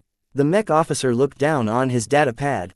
Our investigation reports that the shipyard is home to a 3D printer and assembly system, both configured for ship-based work. Vase let out a sigh of relief. Good, I can work with that. The key asset that I'm looking for is an industrial-grade 3D printer. It doesn't matter if it is ordinarily being used to fabricate ship parts, we can easily load in mech parts as well. As for the assembly system, we might not be able to make use of its mounted arms and suspension systems, but we can still borrow its heavy-duty lifter bots. He also expected the shipyard to be supplied with a ready supply of materials and heavy-duty tools. With all of these factors present, their outrageous plan to salvage fallen mechs off the battlefield and restore them for their own use became a little more viable. What about the current owners or employees of the shipyard? I doubt they'll mind if we barge in and squander their supplies. The mech officer spat into the ground. Who cares about them? If they're stupid enough to lodge a complaint, just kick them back into the streets. We'll shoot them if they become a nuisance. That was a typical vandal response. Vase didn't bother arguing that harming a Rienaldan in a Rienaldan star system was a very bad idea. The hackers appropriated an increasing amount of aircars, but they still needed some time to provide transportation for all 4,000 vandals along with their assorted loot. In addition, they also needed a way to transport the mech wrecks from the battlefield to the shipyard. The latter issue puzzled Vase the most right now. Has there been any progress in finding a transport large enough to retrieve the wrecks? None so far. Not even the parking space next to the shipyard hosts any transports at this moment. The officer regretfully informed him. We would have found one by now if we had based ourselves in a major city. Sadly, our superiors opted to rent out this hotel because it agreed to our demands and offered an attractive price point. What a cheap city. Sounds of gunfire suddenly erupted a few blocks over. Vase almost ducked his head, but found out that the battle hadn't spilled over to their position. What's going on? He asked. Let me call in for a second. The officer inputting something in his comm and waited for a reply.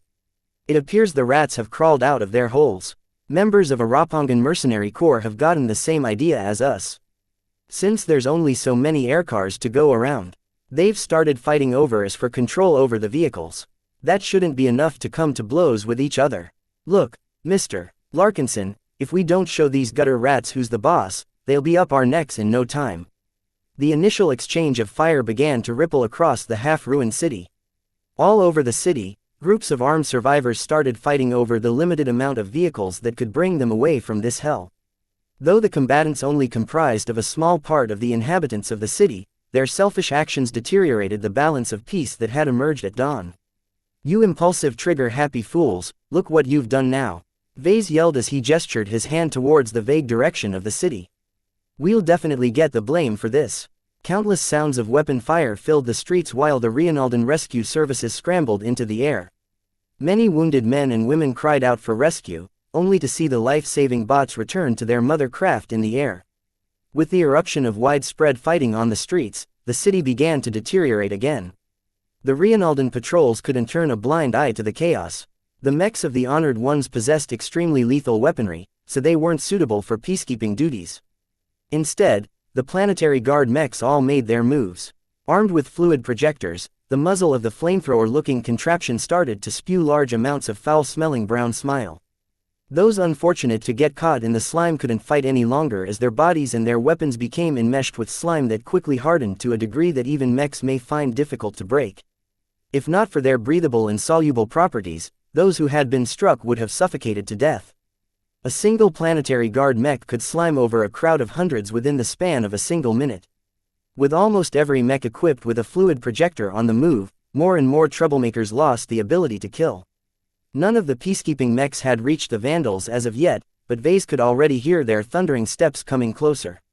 Vase became exasperated by what the Vandals had unleashed. Now look what you guys have done. The Planetary Guard won't turn a blind eye to our shenanigans. We'll all get slimed and taken into custody soon enough. Relax, Mr. Larkinson. We've already thought about this possibility and we've already prepared a response. Where do you think half of our men have gone? Go watch this feed. Vase received the data pad, which the officer had switched to a live feed of a Vandal that had strayed very far away from the hotel. The Vandal in question was in the middle of a random crowd. Are you willing to get slimed just because you wanted to survive? The Vandal shouted to the crowd. No, get lost, Rienaldans. Why don't they let us get away?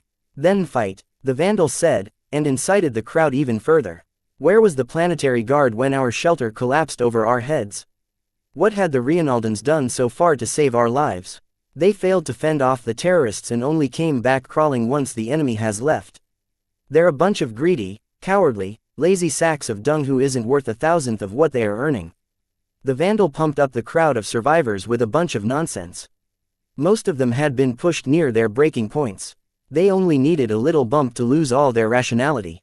By the time the crowd had reached the peak of their hysteria, a Planetary Guard mech came into view. Shoot the mech, the Vandal shouted, and the crowd pretty much responded instantly. A large amount of low-caliber pistol fire clattered against the armored form of the peacekeeping mech. The mech pilot inside paid no mind to the small arms fire and methodically slimed the rioters until nobody was able to fire their weapons again. The Vandal who originally primed the crowd had long slipped away.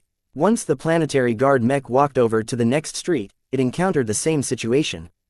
After that, it had to resort to sliming the people in the way yet again. Someone managed to obtain a smuggled rocket launcher. For one instant, time seemed to stop as the rocket flew out and impacted the front armor of the mech. Just a couple of scrapes of coating fell off from the impact site. The mech pilot continued dosing every person in the way with slime, but over time their machines beeped in alarm. His mech had run out of slime. The Planetary Guard mechs may have pacified tens of thousands of rioters, but over 1 million more fearlessly made trouble on the streets. It was too much for them. Last night, their mechs suffered the most when they fought against the expertly piloted amphibian mechs. Even at full strength, they lacked the strength to pacify an entire city in an instant, let alone now when their numbers had diminished to an awful extent. They could only wrest back order in piecemeal as they returned to their base and refilled their tanks. That's bought us some time. The Rienaldans won't come looking for trouble with us, the Vandal officer stated with pride as he snatched back his data pad. We've got the situation well at hand. I've been informed that you are needed at the shipyard. Okay. Vase had thought this particular brand of madness was only confined to a couple of Vandals such as Captain Orphan. It turned out he had underestimated its scope. Madness was practically part of their martial tradition. This kind of reckless behavior had practically been baked into their DNA. It was as if the Vandals couldn't function normally if there wasn't a riot going on. The Vandals are way too proficient at stirring up chaos. He frowned to himself. Is this an essential part of their modus operandi? Why would a raiding regiment be so good at kicking up a hornet's nest? Chapter 609. Same card. A lot of aircars had landed on the streets, but not enough to satisfy everyone's needs. The fighting for the remaining aircars became increasingly more intense. Though the combatants rarely risked their lives to obtain a vehicle, deaths became unavoidable, especially since the Planetary Guard made slow progress in pacifying the city. The Vandals moved their men and supplies to the shipyard situated in the outskirts of the city. They hadn't managed to secure enough aircars to transport all of them in a single go, so they made several round trips to bring everyone over. A couple of people on the streets fired potshots at the aircars. Whenever that happened, a number of vandals opened up the window of their aircars and peppered the location with lasers and projectiles. That quickly shut up most people looking to find trouble with the vandals. When the second fleet of aircars touched down, Vase stepped out of his vehicle and saw that the vandals hadn't actually made their way inside the shipyard complex. They landed on a parking field just outside its walls. "Why aren't we inside yet?" he frowned. "Because it's occupied. Dunno who's inside, but they're not yielding the place to us," a waiting vandal said as he carefully polished his hand cannon. "Captain Orphan wants to storm the place, but the other higher-ups don't want collateral damage to ruin the shipyard." Vase grimaced at that. Everything else is expendable, but the shipyard's 3D printer can't receive a single scratch. In fact, it's fairly sensitive to concussive shocks, so even proximity to fighting can damage the more vulnerable components within. Having assembled the Dortmund printer by hand, Vase had become very familiar with the internal makeup of this production machine. In one way, they possessed a fair amount of resilience, as they often had to handle multi-ton components. If the printer malfunctioned each time a heavy component dropped all of a sudden, then no one would buy its model. However, having witnessed the destruction of half the city, Vase became especially paranoid when it came to collateral damage. Even if the vandals possessed no mechs as of yet, several thousand of them could easily affect the integrity of the 3D printer. Vase walked over to the command group where all the officers heatedly discussed options to take over the shipyard. He ignored the mech and ship officers for now and tried to find his own crowd. The mech designers and mech technicians stood a little off from the rest. Nobody was interested in their input unless their expertise was required. Everyone wore off-duty summer clothes right now, but he recognized Mercator and Vedette from the Finmouth Regal among the circle of mech designers. From the gathering of chief technicians, he recognized Chief Leo Keys, also from the Finmouth Regal, and Chief Kian Vassar, the most senior chief aboard the Linever Swan. With this much mech designers and chief technicians, Vase felt very hopeful about what they could accomplish. Though borrowing the facilities of a shipyard to restore broken mechs wasn't very ideal, as long as they possessed enough ingenuity, they could manage. "Mercator, fill me in," Vase said. The high-ranking mech designer eyes Vase with a gloomy expression. If Vase hadn't been present here, then Mercator would have been the mech designer with the most say. "It's just a bunch of warmongers arguing the best way to slaughter their way in the shipyard. Right now, the shipyard is occupied by a coalition of gang members and mercenaries. None of them are armed with anything fancier than a pistol or a submachine gun, but they number more than 1,000 among them. Combined with their defensive advantage, it won't be easy for the vandals to overrun their position." Vase closed his eyes and took a deep breath. "Have there been any attempts at negotiating?" "Nah, the stupid gang members just shoot at everyone who approaches. They're irreconcilable low-lives, all of them. I don't think there's a single person among them who's in charge, really. You can see how they all group up by outfit." He looked at the shipyard and did indeed observe different clumps of defenders. The gang members often appeared sloppier and didn't particularly seem diligent. The mercenaries on the other hand all walked with their backs straight and eyed the growing congregation of vandals with growing vigilance. Once he understood the situation, Vase patted Mercator's back. "Keep the rest of our crowd at the rear. Mech designers and mech technicians have no place on the battlefield. Each of them possessed valuable skills that had to be preserved at all costs, not just today but in the future as well." The scarcity of competent mech technicians and mech designers almost matched the scarcity of trained mech pilots. Losing a huge chunk of both of them couldn't easily be replenished on a whim. When Vase approached the arguing officers, he found out that a decision had already been made. "We're going to storm the place and get this done with," Captain Orphan argued. "We'll concentrate our forces on the weaker members of the coalition and leave the tough customers for last. If they're smart enough, they'll take the escape route we've left out for them and squirrel away." Vase became a little alarmed at this haphazard plan. "I don't think it's a good idea to make a frontal assault. We only have a small number of armored security officers, and unlike mech armor their combat suits can be overwhelmed. More importantly, if we push the defenders too hard, they might decide to destroy the 3D printer out of spite." "Tough luck, then." Captain Orphan crossed her arms. "We need to make a move. I don't want to wait around until the rest of you summon up your courage." He really didn't want to leave the safety of the 3D printer to fate. He swiveled his head at the shipyard and tried to come up with an idea that might help. What if we can sneak into the shipyard from the water? All of their attention is certainly pointed in our direction. Why not make use of that and try to slip in some men via water? Even if they posted some guards at the waterfront, it shouldn't be too much.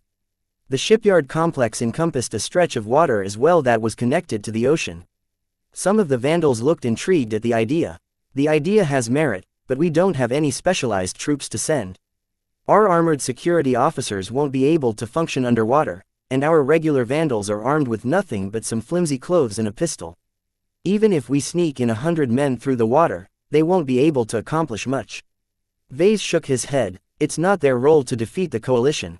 The only objective they need to accomplish is to locate the 3D printer and set up a perimeter defense around it. As long as the defenders are too preoccupied with the attack from the outside, they won't easily divert their attention to the machine. Such a move couldn't be performed so casually, especially for the vandals. Without any special forces among their ranks, the vandals had to ask for volunteers among the bravest and most water-adept vandals. Most of them who stepped forward consisted of security officers that hadn't been lucky enough to receive a set of combat armor. The vandals quickly made their preparations. They raided a nearby diving store and robbed any equipment that seemed useful for humans diving under the water. Vase had made his way over to them as well in order to caution them how to recognize and how to handle the 3D printer. Once the impromptu commandos finished their preparations, they lifted the commercial oxygen masks to their faces and pulled down the watertight visors over their eyes before jumping into the water. You know, if the coalition is scanning the water diligently, those men we just sent out will be shot into pieces before they can emerge from the water. Mercator said, as if Vase had made a grievous mistake in suggesting this course of action in the first place. Vase pressed his lips into a line. Successful or not, their presence will certainly alarm the coalition. When the defenders find out that the water is no safe having at all, the added pressure will tip over their courage. They all waited until the commandos had given the signal. With their military-issue comms, Vase put a lot of trust in the device. We should be able to receive their signal from here without alarming our opponents. Half an hour went by as the shipyard complex stayed quiet. The vandals all hid behind the nearby structures, ready to charge forward as long as the signal was given. Suddenly, their comms beeped. It signaled that the commandos had bypassed the underwater barriers and made it into the base through the water, but not without some noise. They had been discovered. Attack. The attack plan immediately went into motion. Security officers in combat armor took the lead and boldly advanced into range of the defenders. Regular vandals garbed with shirts and other outlandishly bright clothes followed them at a distance. Vase watched on from a distance as the armored security officers got bogged down by a multitude of fire erupting from the defensive positions of the coalition. Scores of lasers hit each armored individual, forcing them to dive behind the nearest piece of solid cover. Though the small arms fire hadn't managed to pierce through the suits of combat armor, it wouldn't take too long for them to be able to do so. Their firepower is higher than we thought. The vandals that followed from behind had to be very careful about their positioning. Just a single hit from a weapon could take them out. They remained at a distance and aimed vaguely at the sections pointed out to them by the planners. Perhaps being shot at by a single pistol wasn't very intimidating, but when thousands of them struck the same spots, it turned into a terrifying storm. This instantly suppressed the gang members that had been targeted and gave the armored vandals some breathing room. Still, it was a bit too precarious for them to advance. The defenders made full use of their defensive position. Those that had been spared of the storm began to help their comrades from the sides. Minutes passed as the battle devolved into an unsteady stalemate. The defenders turned their firepower against the unarmored vandals firing at them from a distance. They found out they had a much easier time trying to score a lucky hit on an unarmored opponent than to wear down the hunkering armored vandals. Vase stood behind a wall at the very rear of the vandal position. As he feared, despite being outnumbered by at least 4-1, the defenders possessed enough advantages to negate the disparity in numbers. The commandos who snuck inside didn't appear to be strong enough change tide. Do I have to show off once again? He really didn't like to intervene in person, but the stalemate might go on for an hour at this rate. The more time went past, the higher the chance something awful might happen to the 3D printer. The vandals needed to obtain a working shipyard, not a stretch of ruins with hardly a single machine left intact. I guess the cat is already out of the bag, pretty much. Nobody paid much attention to him at the very rear, but he had no doubt that plenty of recorders were active at this moment. A trump card played too often ceased to be a trump card. Those with ill intentions would certainly catch wind of his weapon and plan around it next time. Well, it's not like there's no point in using it once it becomes known. The Amastendira remained a powerful weapon whether nobody had heard of it or everyone had heard of it. Vase was confident that he could obtain more trump cards over time that could replace its position as a weapon of last resort. Vase stretched out his arm and summoned the gracefully elegant weapon into being. With deft familiarity, he inputted the right settings before aiming the weapon at a stretch of walls. As he pulled the trigger, a thick beam emerged from the muzzle of his weapon. The entire situation changed at that moment. Chapter 610 Waterbound Shipyard. The beam raked over the top of the wall where the defenders shot down at the Vandals. Their commanding position along with the thick slab of cover enabled them to hold back the disadvantaged Vandals without too much pressure. In fact, the fight so far progressed fairly relaxed in their perspective. Both sides tried to preserve their lives first and foremost, so casualties among both sides piled up slowly. Still, the Vandals lost more than the defenders, so time was definitely against the attackers. All of this consideration changed once the thick beam of energy lanced through the wall and vaporized the bodies of those who had been struck. All of this took just an instant of time. By the time the laser fired from a distance ended its fury, over 50 gang members had lost their lives. This instantly weakened the defensive position where they had been stationed. The remnants of the gang all lost heart in the battle. Why are we fighting against this mob? There's no point in holding onto the shipyard. Screw this, I'm going home. This place isn't worth dying for. When another 50 men abandoned their defensive positions at once, a critical gap had emerged. The coalition of gang members and mercenaries roiled with fear and uncertainty. The rank and file expressed an increasing amount of discontent. Why were they defending this shipyard in the first place? Outside of the leaders of the various outfits, nobody could answer this question. To them, there was no need to fight to the death when the Rienaldans would eventually get a grip and organize a proper rescue. They just needed to be patient and hunker down for some days. There was no reason to battle over the shipyard. More and more defenders became swayed by this argument. The will of the coalition unceasingly weakened. It came to no surprise that a second gang changed their minds. They quickly stopped fighting and turned around to exit the shipyard. Once the third outfit gave in to their cowardice, the battle was set. The defenders could no longer cover every direction, and they still had to deal with the Vandals that had snuck inside the base from the water. Vase found to his satisfaction that he didn't need to fire his weapon yet again. Its awesome power had been seared into the minds of both sides of the battle. As Vase fearlessly stepped forward, many Vandals of all stripes voluntarily made way for him. The stupendously powerful laser beam that erupted from his weapon had definitely surpassed the firepower of an infantry-sized laser cannon. What in tarnation was that? Captain Orphan yelled as she rose out of cover to take some potshots at the remnants who hadn't fled. If we knew you had this laser gun from the start, we would have ordered you to carve the defensive perimeter apart. Don't ask questions, please. It's something that's meant to safeguard my life.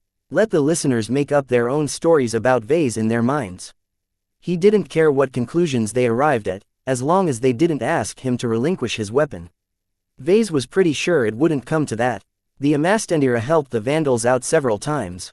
The only reason why the Vandals would attempt to take it away from him was if they possessed hostile intentions against him.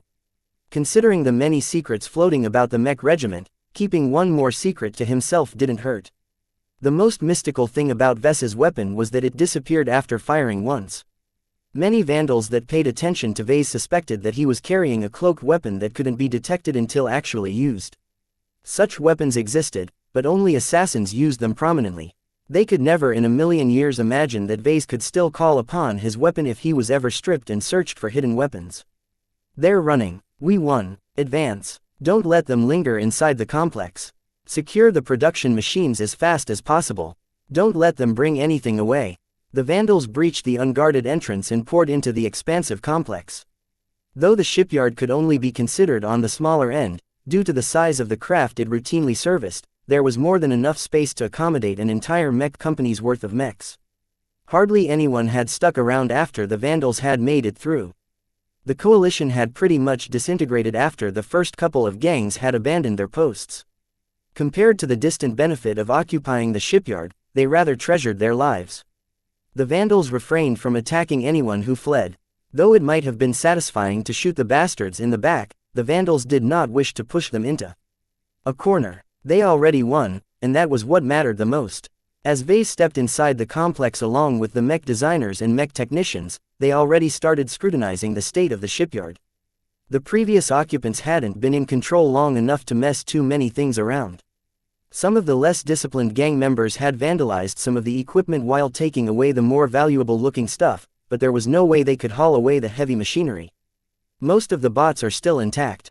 They're almost fully accounted for. There are heavy cranes positioned over the dry docks. We can use them to lift up the frames of the mechs. This facility doesn't make use of an assembly system. This complex is more of a repair and servicing facility. I don't think it has ever fabricated a new ship from scratch. There's nothing good in the warehouses. The only thing we can find are standard composites and alloys. They're no good when it comes to taking damage. Vase took in the news as he walked over to the 3D printer. He met the original commandos who snuck inside the base through the water. Mr. Larkinson, we've guarded the machine as best we could. Please inspect. The fighting hadn't been very intense here, but the 3D printer had definitely been exposed to some threats.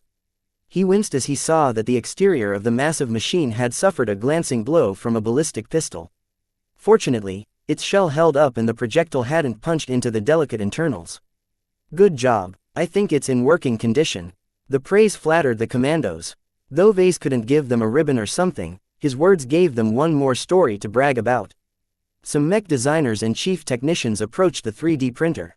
Most of them probably didn't have a clue how the 3D printer worked. Many mech designers and mech technicians these days treated 3D printers as black boxes. They didn't need to know how it worked. They only needed to provide specific input and wait for the appropriate output to arrive. Something goes in, something else goes out. Certainly, they also needed to be proficient at providing the right instructions to the machine. The more advanced operators possessed a good understanding of the limitations imposed by the 3D printer, and could get the most out of the production machine.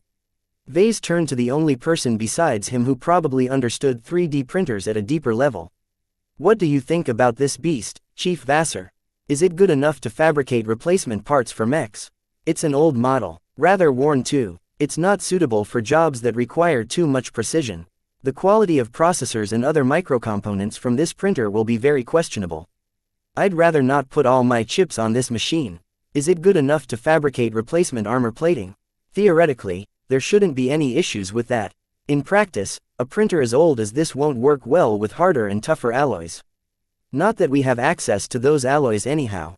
From what I've heard so far, this shipyard only stocks materials to patch up the hulls of waterbound boats and ships. I was afraid of that. He listened to Chief Vassar as he enumerated a host of issues, some of which Vase had never considered. He respected the old chief's opinion because he possessed the most eminent qualifications among the chief technicians. Vassar served as the senior chief aboard the Liner Swan. This massive logistics ship was a sister to the Beggar's Bounty, and contained a mix of industry. There was never a moment in time when all of its processing and production facilities had fallen idle. The variety of work that needed to be done was mind-boggling in itself. Only an experienced hand with rich knowledge would be able to maintain a grip on the industrious ship. Vase had heard something about the man's background. Chief Vassar used to work his way up in the private sector. Back then, he didn't work with mechs. Instead, he became involved with heavy industry, and eventually made a detour into working with mechs. Compared to the other chief technicians, Vassar's mastery of mechs was rather low. However, his competence in many complicated processes that did not directly involve mech components enabled him to command an undisputable position on the Liner Swan. Now that we are establishing control over this complex, what do we need to start fixing mechs? The chief scratched his cheek. If we don't care about quality, we can get to work immediately. This shipyard is decently stocked for a site that isn't a mech workshop. The only problem is that we don't have access to the design specifications of the mechs that had gotten wrecked last night. Without any schematics or design specifications to go on, we'll have to do all the guesswork. There's no way we can obtain the right materials that matches those used in the wrecks. Vase responded with resignation in his eyes. We'll have to resort to substitution to make do. This is the only option available to us that lets us get the most mechs up and running quickly. By now, the fate of the trapped inhabitants, tourists and visitors became clear. The Rianaldans broadcasted that the terrorists would either launch another attack or escape from the planet as fast as possible. If the former happened, the Vandals really needed mechs to establish a basic form of defense against the threat of hostile mechs. No matter how much small arms and other inconsequential weapons they made use of, a single mech could definitely squash thousands of them flat. If the latter happened, the necessity of mechs became no less greater. The escape attempt might be the only time where people could leave Harkinson I. After the first attempt, the Reinaldan fleet assets in orbit would be bound to tighten their watch over the planet. Besides, I don't think the assailants will try to run the blockade alone. They are bound to solicit others. The Reinaldans really didn't wish anyone to leave their ruined paradise planet without going through stringent inspections. This might last up to a month, which didn't sound very long. For some reason, the higher-ups expressed some urgency in attempting to leave this star system. They couldn't afford to delay for an entire month. Though nobody ever told Vase the reason for all of the hurry, he surmised it must have been related to the murkiness surrounding Lord Javier. Vase threw those guesses to the back of his mind. Right now, he needed to fulfill his responsibilities as a head designer. The mech technicians already started to dawdle after they dumped all of their supplies in the complex. "Alright, you folk, break time is over, let's start salvaging some mechs from the beaches." He flung some common sense orders about. He divided the technical crew into separate portions. Some would find some vehicles capable of lifting mechs and use them to recover the fallen mechs from the battlefield. Others went on to prepare the bots, tools and production facilities to work with mechs instead of ships. They only had a day or two at most to build up their war assets. Any longer than that, and they might miss the upcoming window of opportunity. Chapter 611 Water Wraith. Once the flagrant Vandals occupied the shipyard and chased away the stragglers, the place began to come to life. After Vase delegated all of the essential tasks, he basically sat back and watched his underlings do all of the hard work. "It's good to be the boss," he said with a satisfied smile. The Vandals happened to have found a couple of heavy-duty transport shuttles in a forced open hangar structure. While it couldn't match the lifting power and cargo capacity of a proper transport, they were better than nothing. Unfortunately, the previous occupants of the shipyard broke into them and attempted to fiddle with their hardware and software in order to circumvent its locks. The broken parts and garbage strewn about made it clear that they hadn't been very proficient in their attempts. "Can they even fly?" Vase asked with skepticism. "Don't worry about it, Mr. Larkinson," Chief Vassar said. "While I'm not familiar with this transport shuttle model, they're not so different from each other. I can definitely fix up the broken parts. As for the operating system, our hackers should be able to subvert them quickly." The small collection of transport shuttles became the most important asset of the Vandals stranded on Harkinson I. They were not only capable of conveying mechs over long distances, but they also possessed the ability to climb into space. However, relying on these transport shuttles alone to bring the Vandals into space wouldn't work. Anyone who flew into orbit would summarily be blown apart by the spaceborne mechs patrolling in orbit. In addition, they would only be able to convey several hundred people per trip. The Reinaldans didn't even dare to capture any escaping ships, for fear that they had been rigged to blow. They would never grant the Vandals the time to make several round trips. For better or worse, the Vandals needed to obtain enough space-capable transport capacity to lift up into space in a single escape attempt. Under the experienced eye of Chief Vassar, the mech technicians and hackers slowly fixed up the shuttles while bringing them under their control. The hackers didn't even have to sweat too much to subvert their programming because their civilian-grade security suite hadn't been updated for years. Good, now that we've got some lifting capacity, it's time to bring in the mechs. Other Vandals had already been sent out to scout the outskirts of the city for salvageable wrecks. They mostly aimed their sights at the remains of the amphibian mechs. While the Vandals could have opted to salvage the wrecks of the mechs from the Planetary Guard or the Honored Ones, that would have pissed the Reinaldans off. Right now, the Reinaldans already had their hands full trying to put up multiple fires. The devastating at the larger cities was especially damaging to their prestige. For now, they channeled most of their resources and attention at providing relief in those regions, leaving medium-sized cities like the one the Vandals resided in on their own. This outcome suited the Vandals, and they did not wish to attract the attention of the Reinaldans. As long as nobody crossed the red line, the Vandals would remain below everyone's radar. Still, that didn't mean the Vandals had free rein. Many different outfit members gathered together and fought over strategic resources. While the Planetary Guard dropped an abundant amount of nutrient packs and packaged water from the air, ensuring that nobody would starve, many visitors desired for more. Tools, weapons, vehicles and more became highly sought-after goods that incited some people to risk their lives to obtain. The Vandals did not disappoint in this aspect. Their numbers made them one of the largest cohesive groups in the city, and their military training and coordination overwhelmed any opposition in their way. Gang members reveling in the chaos tended to become overconfident, but once they fought twice or thrice the number of Vandals, they quickly learned their lesson or landed in an early grave. Vase did not have to concern himself with protecting the salvaging parties. The Mech officers such as Captain Orphan had the issue well in hand. A sudden cheer erupted from the edge of the complex. "We've recovered our first wreck." A decently intact wreck hovered into view from above. Several chains connected the wreck to a formation of shuttles flying in unison. Several heavy-duty lifter bots placed on strategic positions around the Mech helped take up some of the burden. Even then, the amphibian Mech that weighed as much as a medium night Mech could barely be brought back to the shipyard complex. "Well, let's see what big boy we have here." As Vase and a number of Mech designers and Mech technicians gathered over to the wreck that had been dumped at a designated area, they got their first clear look at the machine that caused them terror last night. "Its design is really good," Vase said with evident admiration in his tone.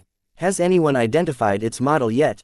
"It's an unregistered model. There's no record of this exact Mech model in the MTA's database," Mercator answered. "However, I've snooped around and found a partial match for Gleason Systems' Water Wraith WAWA-44AE model. The Mech model is designed around the concept of bombarding shore positions from the water. The A variant sacrifices all close-ranged combat options for stronger ranged abilities.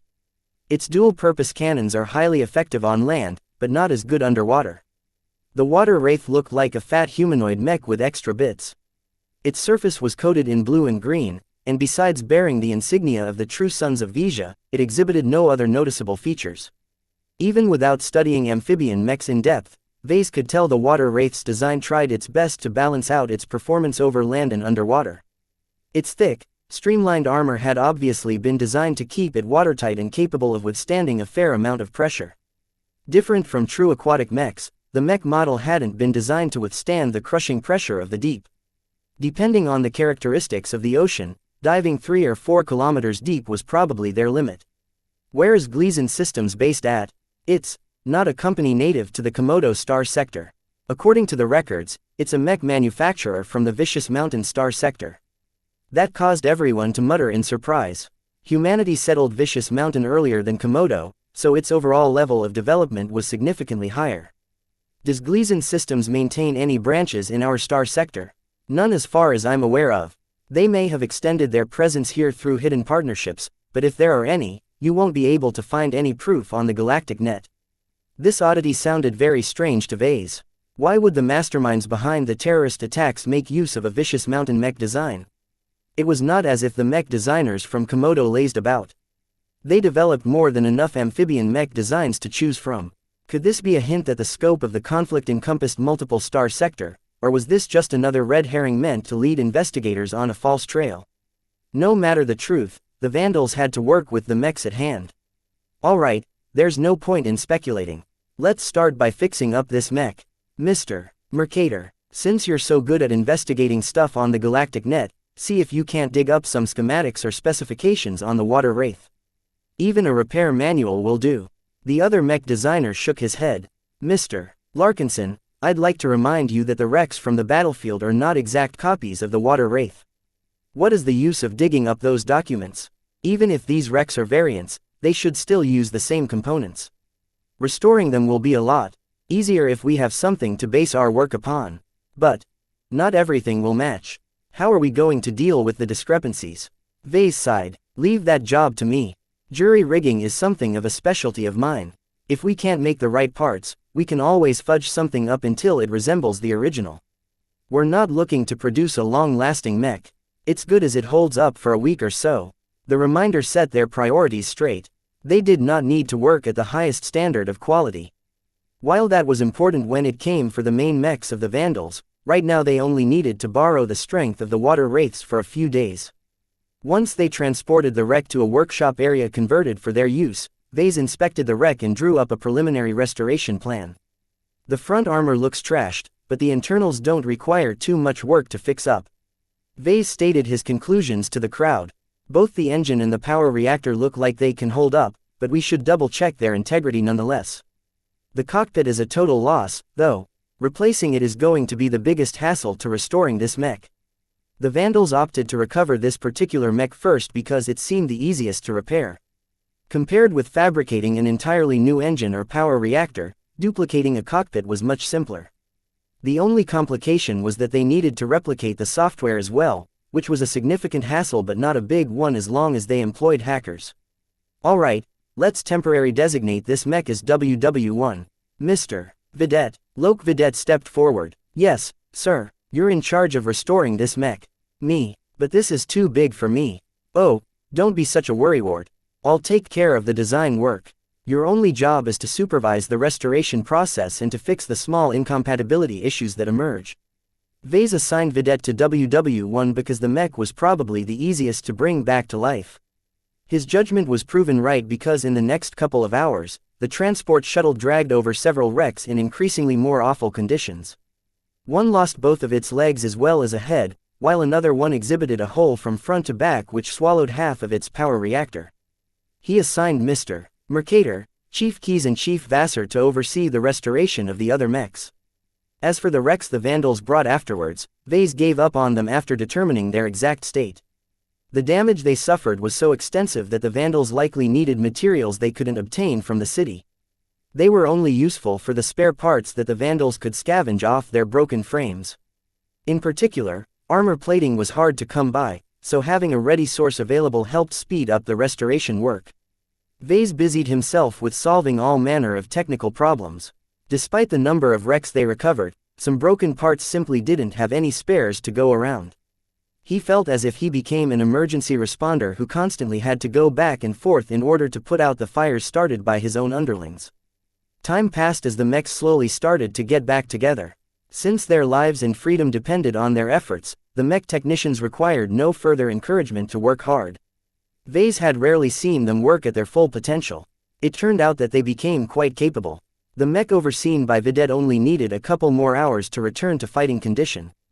The other 3 water wraiths required further work to get back online, but would likely be back in working condition on the next day. The Vandals became fully alert when night fell. They feared a repeat of what happened last night. Vandals on night shift vigilantly kept their eyes and scanners peeled for trouble. Having learned their lessons this time, the Vandals procured a large batch of scanners from somewhere and pointed them in every direction, including the water. Anyone approaching from stealth would regret it. Vase had become somewhat paranoid about this issue, so he also implemented some other tricks. Chapter 612 Hidden Dagger. Vase reflected on the difficulties he faced in the past, and the most recurring threat always seemed to come from nowhere. Use of stealth technology appeared to be much more ubiquitous than he thought. I've been screwed way too many times by attackers hiding under stealth. He knew how powerful stealth technology could be under the right circumstances. He himself made use of the full stealth augment from the system in the past. Its uses had saved his life at several critical moments. If Vase could make good use of stealth, so could his enemies. Before, Vase had the misconception that stealth was a rare breed in the Galactic Rim. Now he knew better. It's likely because the use of stealth technology isn't publicized. No one wanted to draw attention to their successes when it didn't suit them. A stealth operation only succeeded when nobody knew what really happened. When Vase thought about the applications of stealth technology, he realized that the benefits outweighed the costs. A stealthed commando shuttle at the right place at the right time could easily disable a large and expensive ship. The cost of research and development isn't cheap, but it shouldn't cost too much money to raise a spaceborne commando force or a squad of highly trained infiltrators. Training and equipping a squad of infiltrators probably cost around 10 million bright credits under those conditions.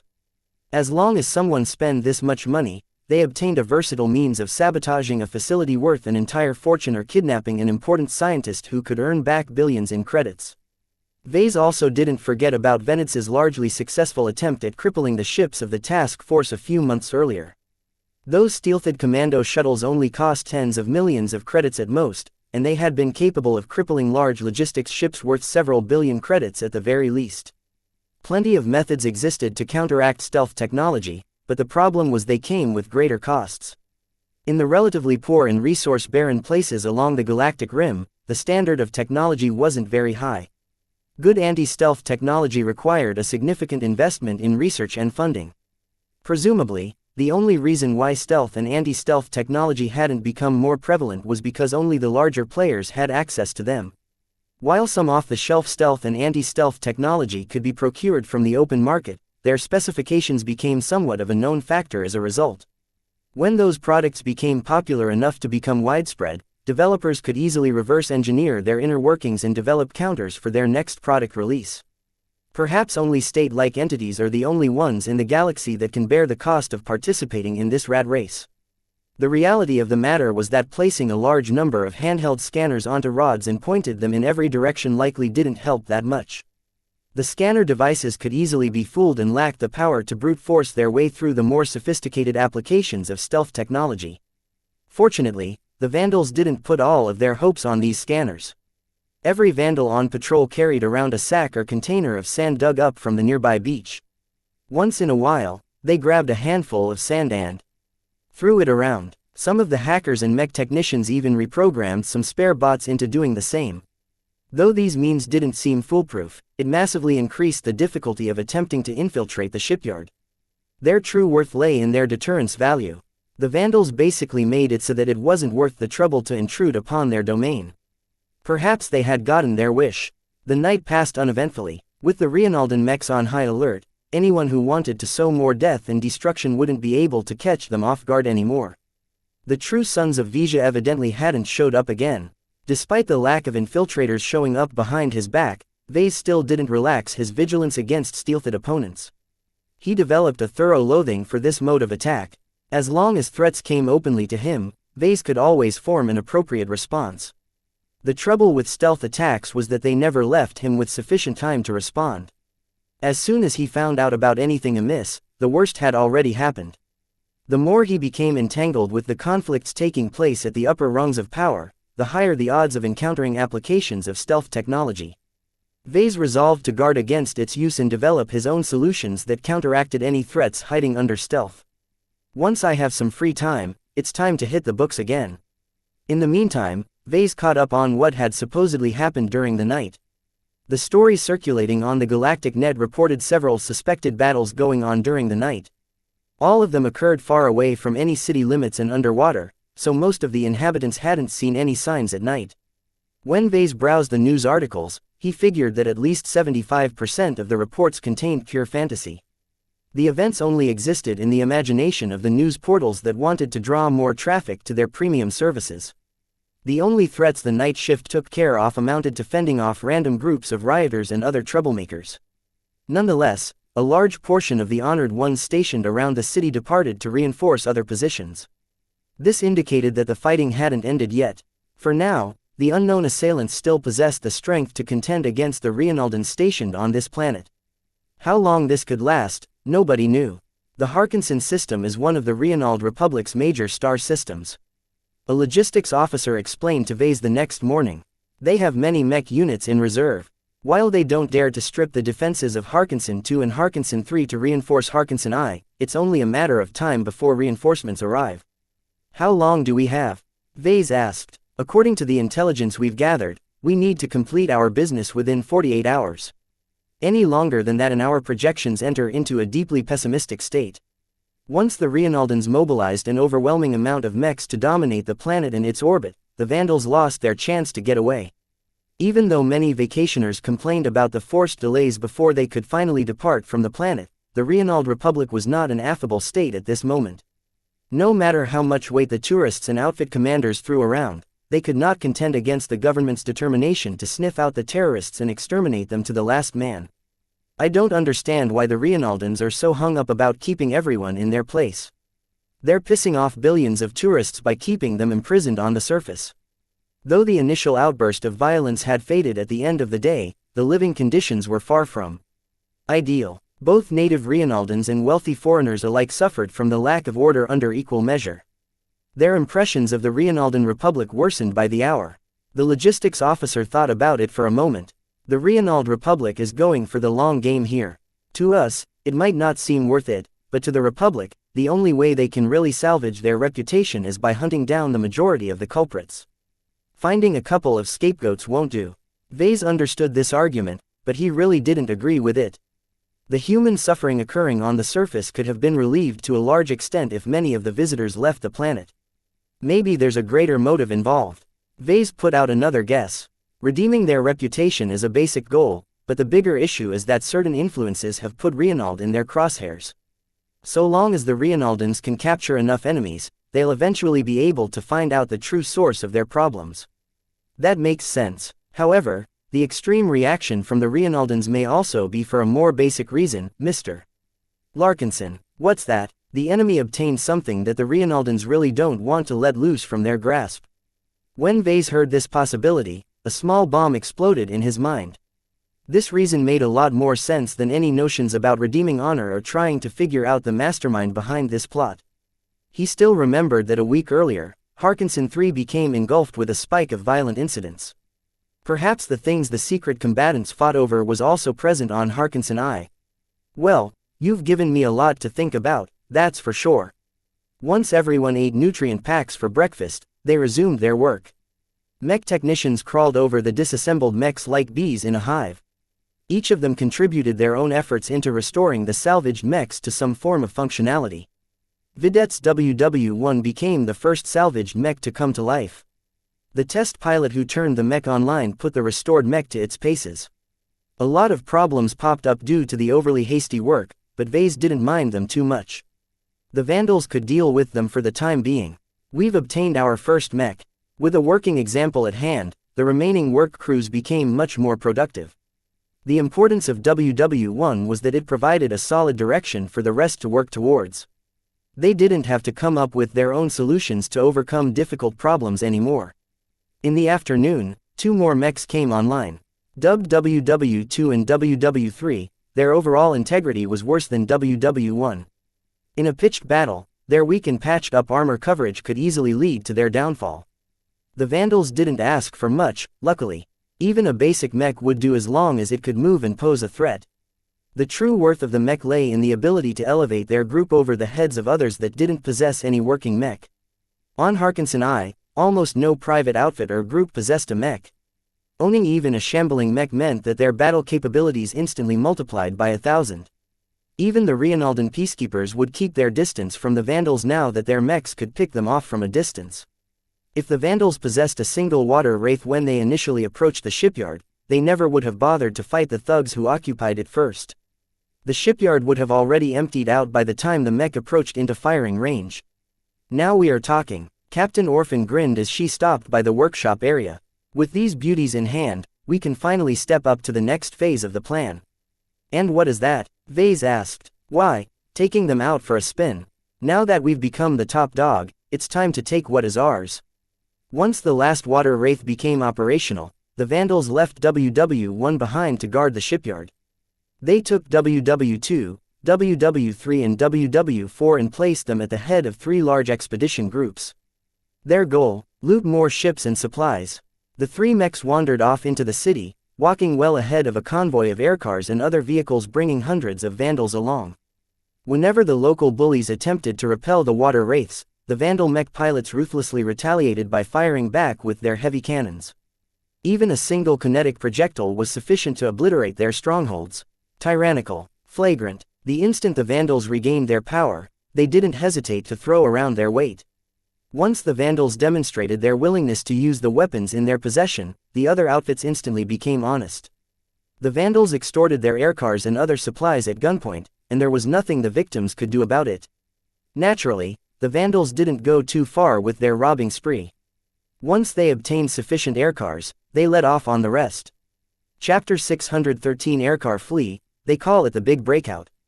Captain Orphan said to the crowd of high-ranking Vandals. Everything is hush-hush for now, so don't spread it around. The only reason why the main players invited us is because we've salvaged some working mechs. Everyone including Vase looked intrigued. Some of them might have been aware that some of the trapped foreigners attempted to organize a big escape. However, Vase did not expect they valued working mechs so much, but it made sense now that he thought about their scarcity. Orphan smiled at the way the crowd looked at her.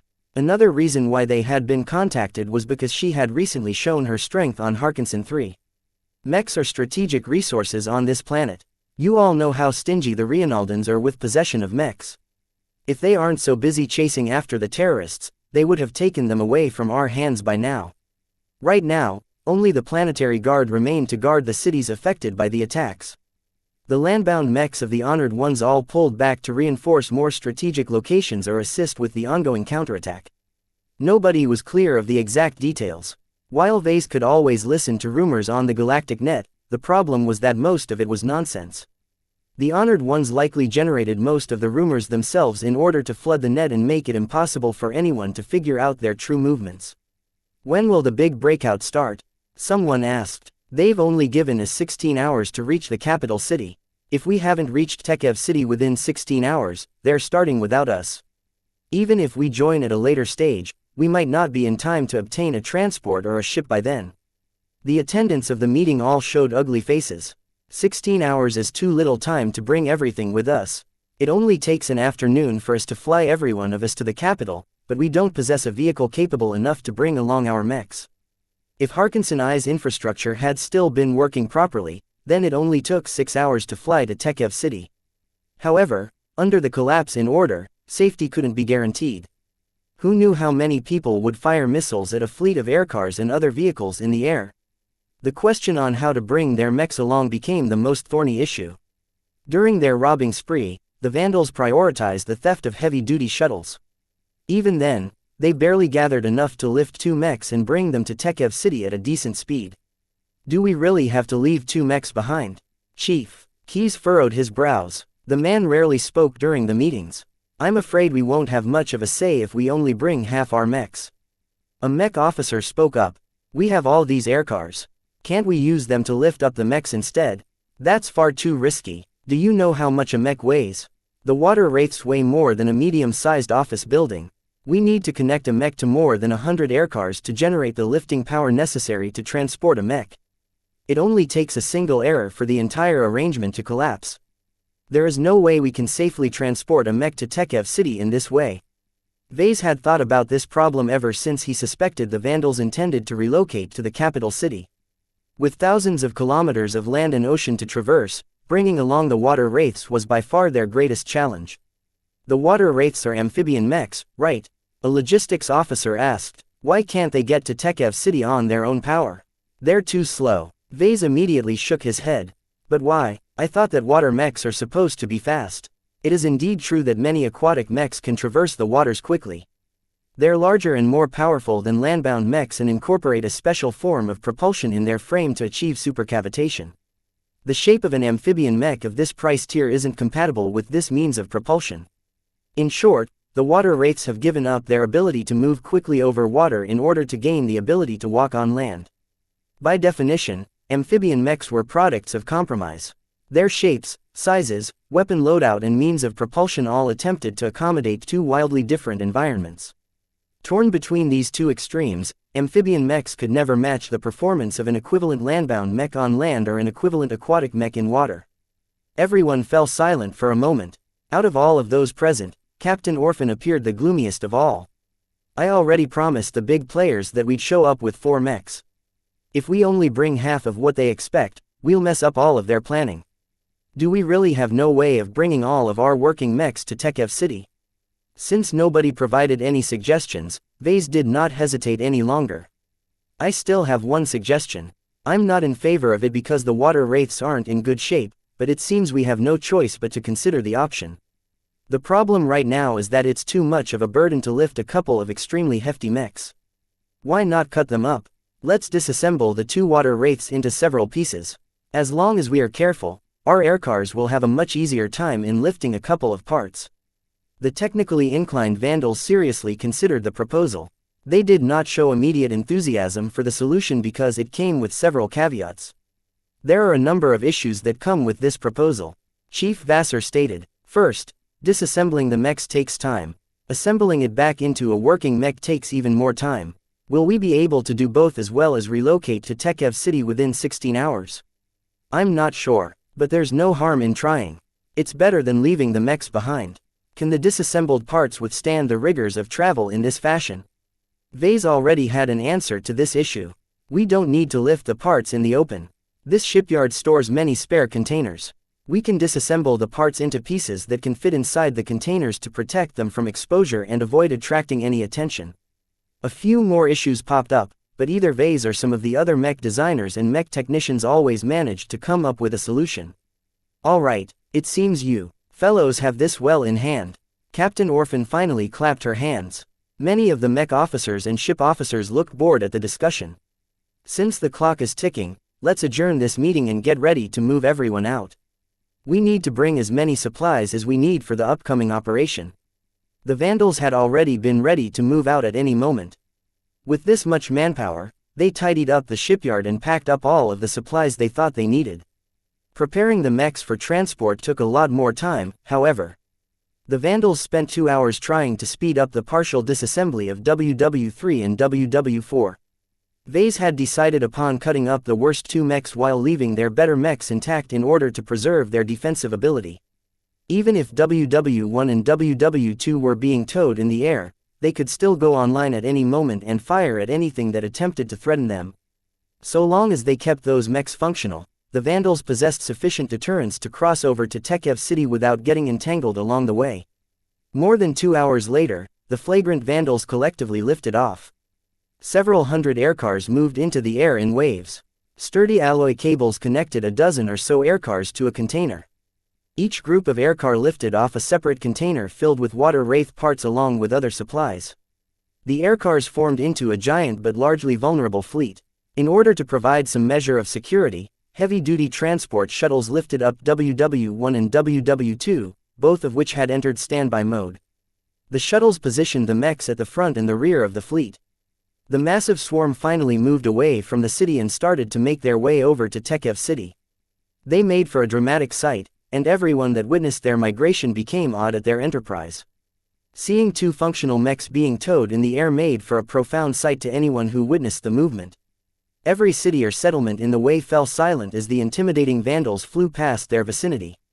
Word got out about their movements and the settlements along the way all turned out to witness their passing. Of course, not everyone was willing to see the Vandals make it out. At another medium-sized city, a volley of missiles suddenly launched towards the fleet.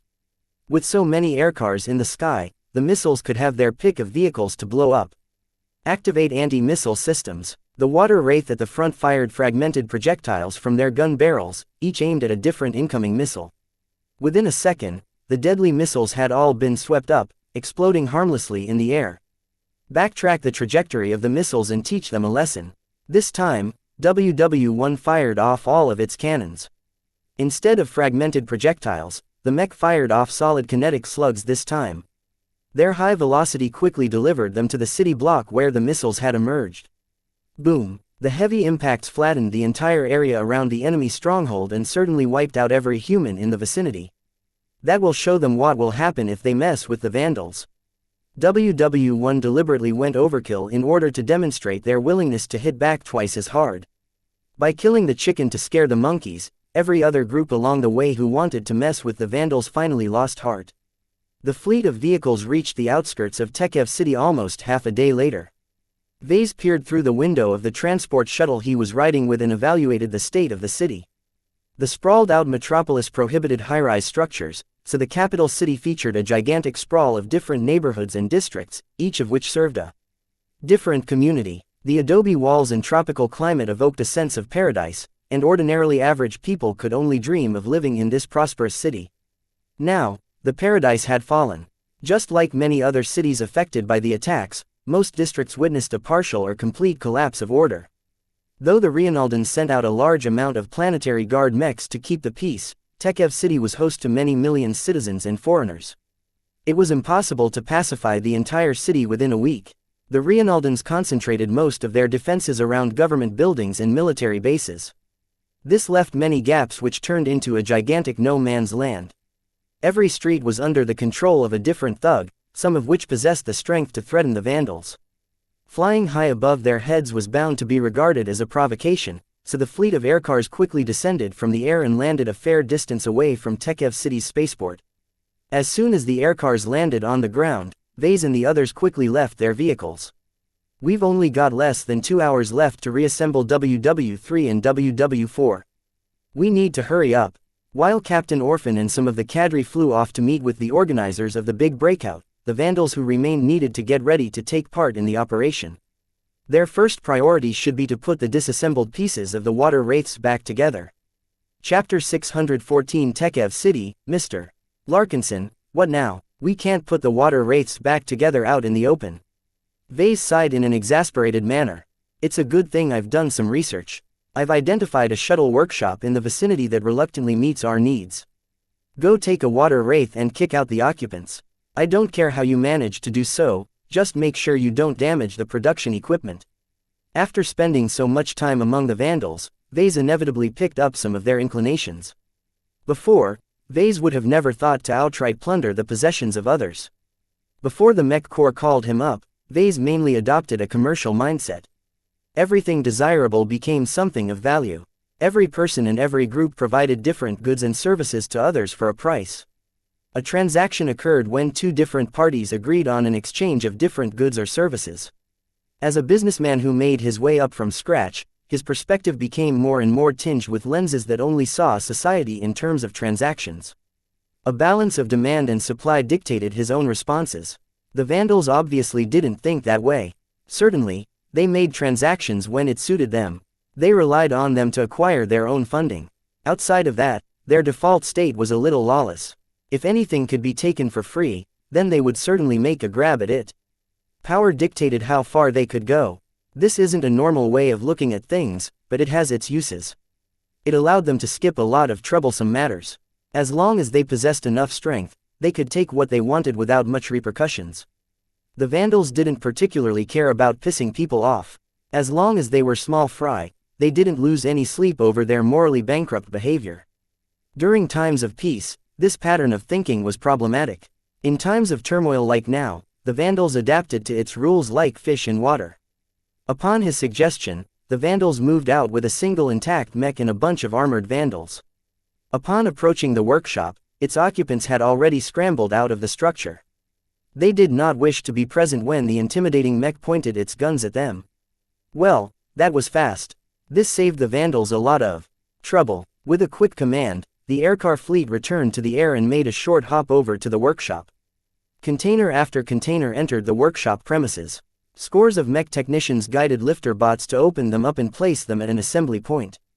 After adjusting the workshop's assembly system, the vandals puzzled the water wraiths back together with rapid tempo. Too slow, Chief Vassar exhorted his mech technicians. Split up the work. I don't need 5 mech technicians to install the engine. 3 will do. As for you two, go help out the fitting process of the legs. Assembling the mechs back together required lots of precision but little thought. Aside from some thorny issues arising from improper handling, Vase and the other mech designers did not need to intervene too much. In truth, with the sheer amount of mech designers and mech technicians among them, working on only a single pair of mechs was overkill. They had more than enough manpower at their disposal to restore WW3 and WW4. As soon as the mech pilots of both mechs successfully booted them up, everyone celebrated their success. Yes, they work. Vase did not look as happy as the others. Due to the haste involved with this operation, disassembly and reassembly processes proceeded sloppier than normal. Some of the parts sustained minute amounts of damage, and the lack of proper tools meant that some of the parts hadn't been solidly fixed in place. Considering that WW3 and WW4 already came in a very poor state, the extra damage compounded their performance hit. I wouldn't trust WW3 and WW4 to last in a fight, Vase said to the 2 chief technicians as they watched the celebration. Both of the chiefs would have never let the mechs deploy at their current state. They looked tough on the outside but were brittle from within. Their cannons also exhibited a number of problems. Chief Vassar crossed his hands. We've got no choice. They're ugly, but we can't always marry the pretty ones. Vase turned to Vidette and Mercator. What do you two think? Do you believe it's proper to send these 2 mechs out for battle? Our needs rank higher than some safety rules, sir. Mercator answered. During a crisis, sometimes the best way to solve a problem is if you ignore the problem instead. As long as it's not too big, it won't affect you that much. Vidette murmured some generic words of no import. For someone who Vase kept his eye out, Vidette's continued timidness became increasingly more intolerable. Still, Vase couldn't do anything about it. The low-ranking mech designer needed to grow his confidence on his own, and the only way for him to do that was to accumulate his strength over time. Maybe a few years would ripen him up. Vase looked forward to the day he obtained a capable assistant that could assist him in his design work. After making sure the two mechs wouldn't fall apart in the next couple of days, Vase met with Captain Orphan in private. She recently returned from an important meeting with the organizers of the big breakout. "So what's the news?" "We're in." She grinned at Vase. "It's a good thing you fixed up those two mechs. Now that we've brought 4 intact mechs to the table, our right to speak, please like and follow the Cultivation Audiobooks channel has become stronger. We're part of the groups that have first dibs to any vessels parked in the spaceport." That's good news. Tekev City's spaceport saw a lot of traffic, and therefore offered parking space to a lot of vessels capable of reaching orbit. However, there was a division between the space-worthiness of different vehicles. Aircars and shuttles stood out as small, fragile craft that would not last a single second on the battlefield. Aircars as a rule hadn't been designed with vacuum in mind. They also lacked the power to climb all the way out of the gravity well of a planet. Shuttles on the other hand possessed a little more robustness, and they possessed enough propulsion to climb up to orbit on most terrestrial planets. They came in many shapes and sizes, but the general definition of a shuttle meant it was unlikely that they could lift more than a single container at a time.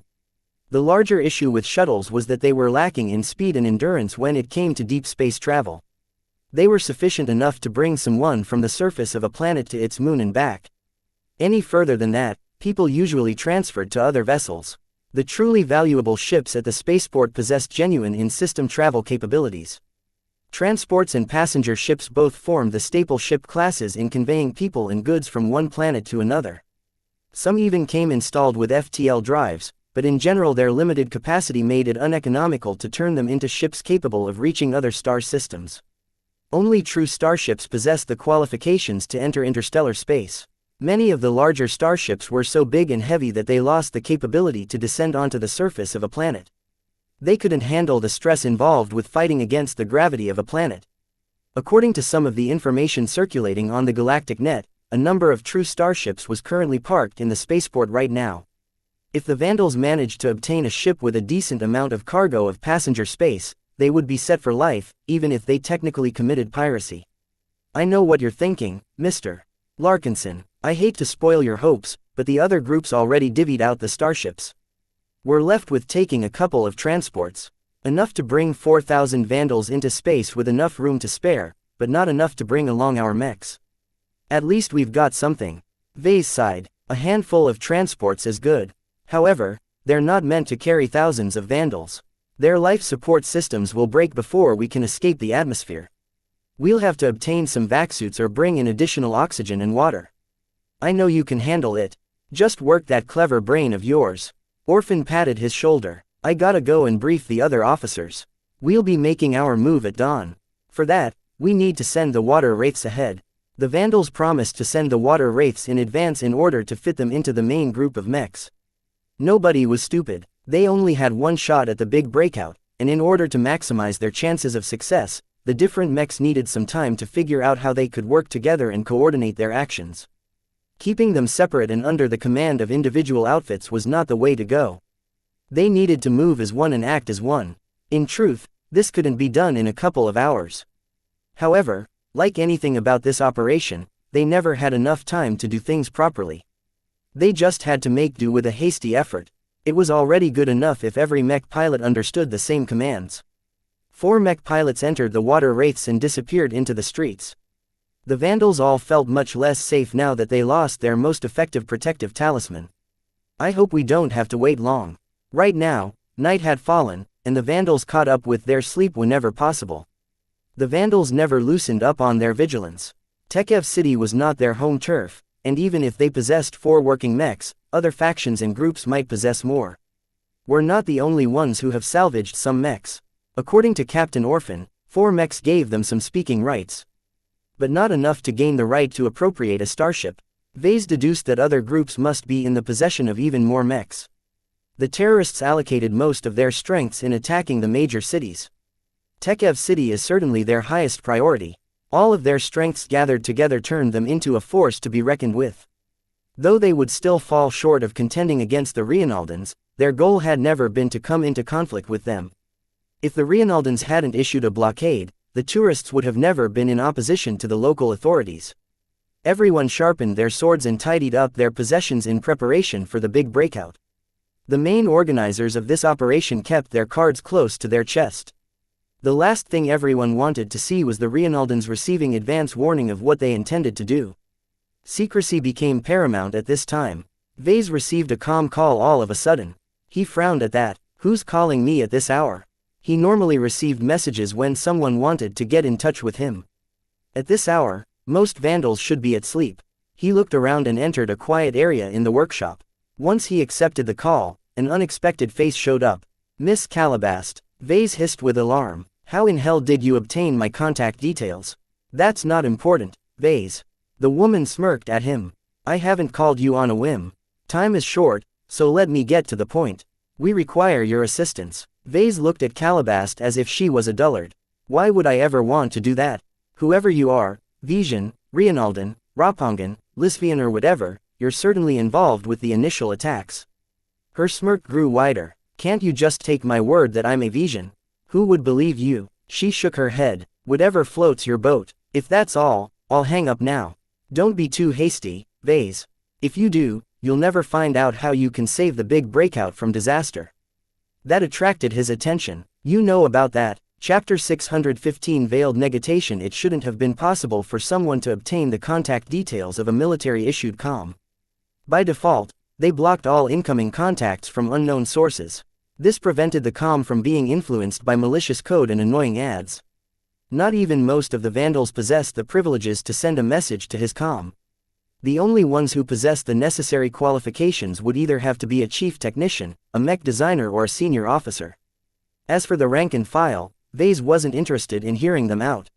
For Calabast to obtain his contact details, she either retained the services of an extremely skilled hacker, or she accessed the comm of one of those people mentioned above. Vase grimaced even further. Calabast not only had the ability to contact him willy-nilly, she also knew about their escape plan. The thing is, even if there's an issue with the big breakout, why are you approaching me of all people? Don't overvalue yourself. You're not the only one who we've approached. Calabast replied with a calm smirk.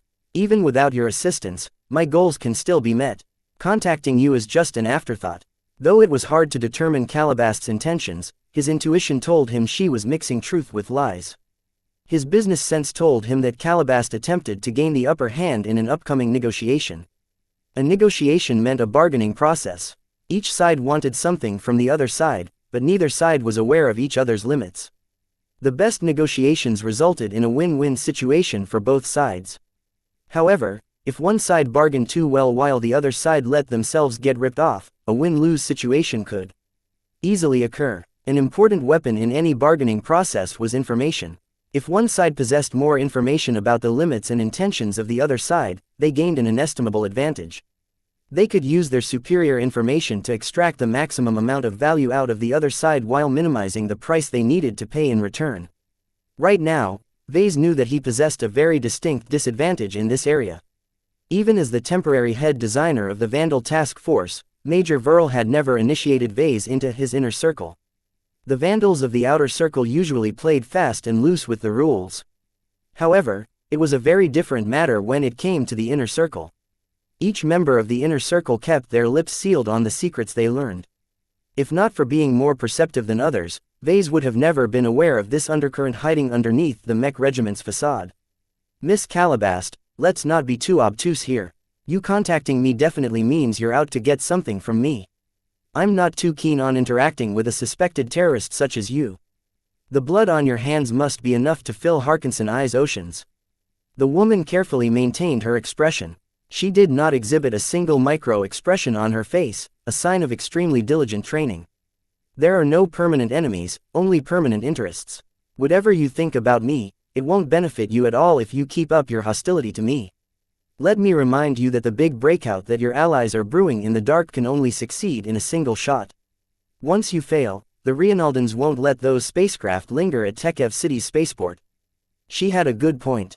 The most important requirement to the plan was to use misdirection to draw the attention of the Rienaldans away from the spaceport. Though they would never let up their patrols around the strategic location, for now they believed that the mechs they had already stationed there possessed enough strength to deter anyone with greedy intentions. Vase already knew that at this moment, the masterminds incited other groups to stir up trouble at various points in Tekev City. For a short time, the garrison mechs stationed in the city would be drawn away from the spaceport. If you're so concerned about the viability of the big breakout, you should be talking to Captain Orphan, not me. I don't possess a lot of decision-making power among the Vandals. Calabast snorted contemptuously at the mention of the mech captain. I like to engage with someone rational. A Neanderthal like Captain Orphan won't be able to get around my identity. That's because she's able to recognize you're a snake. Why, I take that as a compliment. Calabast grinned at Vase. Blunt objects such as Captain Orphan are good if you want to employ a hammer at your problems. Yet they aren't so handy when it comes to complex issues. The Reinaldan blockade is absolutely not so simple. From my perspective, the big breakout at its current form is doomed from the start. Without our help, you will not be able to depart from this planet with your freedom intact. Vase still maintained some skepticism. The Reinald Republic isn't hostile to the Bright Republic. Even if they throw us in jail, we'll only be stuck for a couple of months at most. Maybe if I'm lucky, I can ride out the rest of the war in a comfortable cell. How short-sighted, Calabast humphed. You really don't know anything, do you? Perhaps you don't see the harm in being held back in Reinaldan custody, but let me tell you, everything the flagrant Vandals have been working towards will be in vain. All those battles and all those sacrifices, and for what? To give the Visions a bloody nose. Ask yourself if those casualties are worth the price for the gains the Vandals have accomplished so far. Up to now, the Vandals won several battles and skirmishes over the Visions. However, their impact in the Greater War was much less significant. The biggest gain had been to pierce the Vija kingdom's belief in their own infallibility. The Vandals had shown them in a brutal fashion that their interior wasn't as safe as they thought. The victories also affected the morale of both sides. The confidence of the Bright Republic had received a much-needed boost at the right time. In many ways, determining whether the sacrifices had been worth it was very difficult to judge. To Vase, it seemed the Vandals had suffered a lot on behalf of the Bright Republic, but only obtained some scraps in return.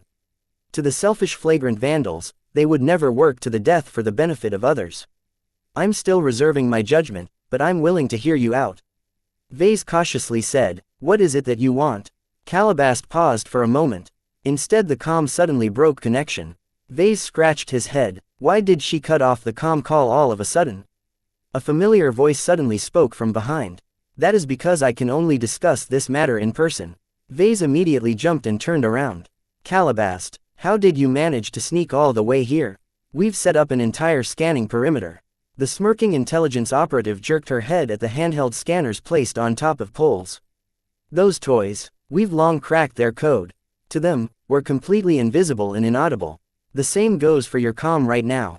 Looking carefully at Calabast, this time she wore a suit that looked very similar to the ones worn by the infiltrators that had infiltrated the hotel previously. While this did not connect her to those infiltrators directly, it was a strong sign that Vase was facing an enemy instead of an ally. A strange device pulsed on her toolbelt. To Vase, his eyes and ears seemed to buzz as he concentrated on the little gadget. That must have been the device responsible for blocking every means of recording.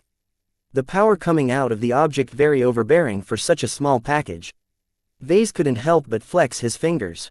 If anything went wrong, he would instantly call up the Amastendira and blast this woman into ash. Don't be so nervous, she spoke. This time, her proximity to Vase made her voice sound much more lifelike than over the comm. I am not here to hurt you. I come in good faith. As if Vase believed those words. Get to the point. I don't feel comfortable meeting you like this. What is it that you really want? Alright, I can see you don't require any more finessing. Calabast nodded as if she was satisfied with his performance. We want some spots on your ship when make your escape. Absolutely not. The flagrant Vandals would never tolerate any outsiders in their group. It was impossible for Vase to convince Captain Orphan and the rest to bring in a couple of random strangers. If the Vandals found out that the strangers Vase wished to bring along belonged to the terrorists that had engulfed Harkinsonai in turmoil, then there would certainly be hell to pay. I don't suggest you take it up with the Vandals. Calabast shook her head after seeing his response. You're a mech designer, are you not? There are many ways you can smuggle people along your group. You Vandals are intending to bring along some loot, are you not? My men can easily hide inside your containers. As long as your ships can break the blockade, my men can quietly leave the containers and step into space without alarming any vandals. Vase furrowed his brows. Accepting Calabast's trade wouldn't harm the vandals any further at this point.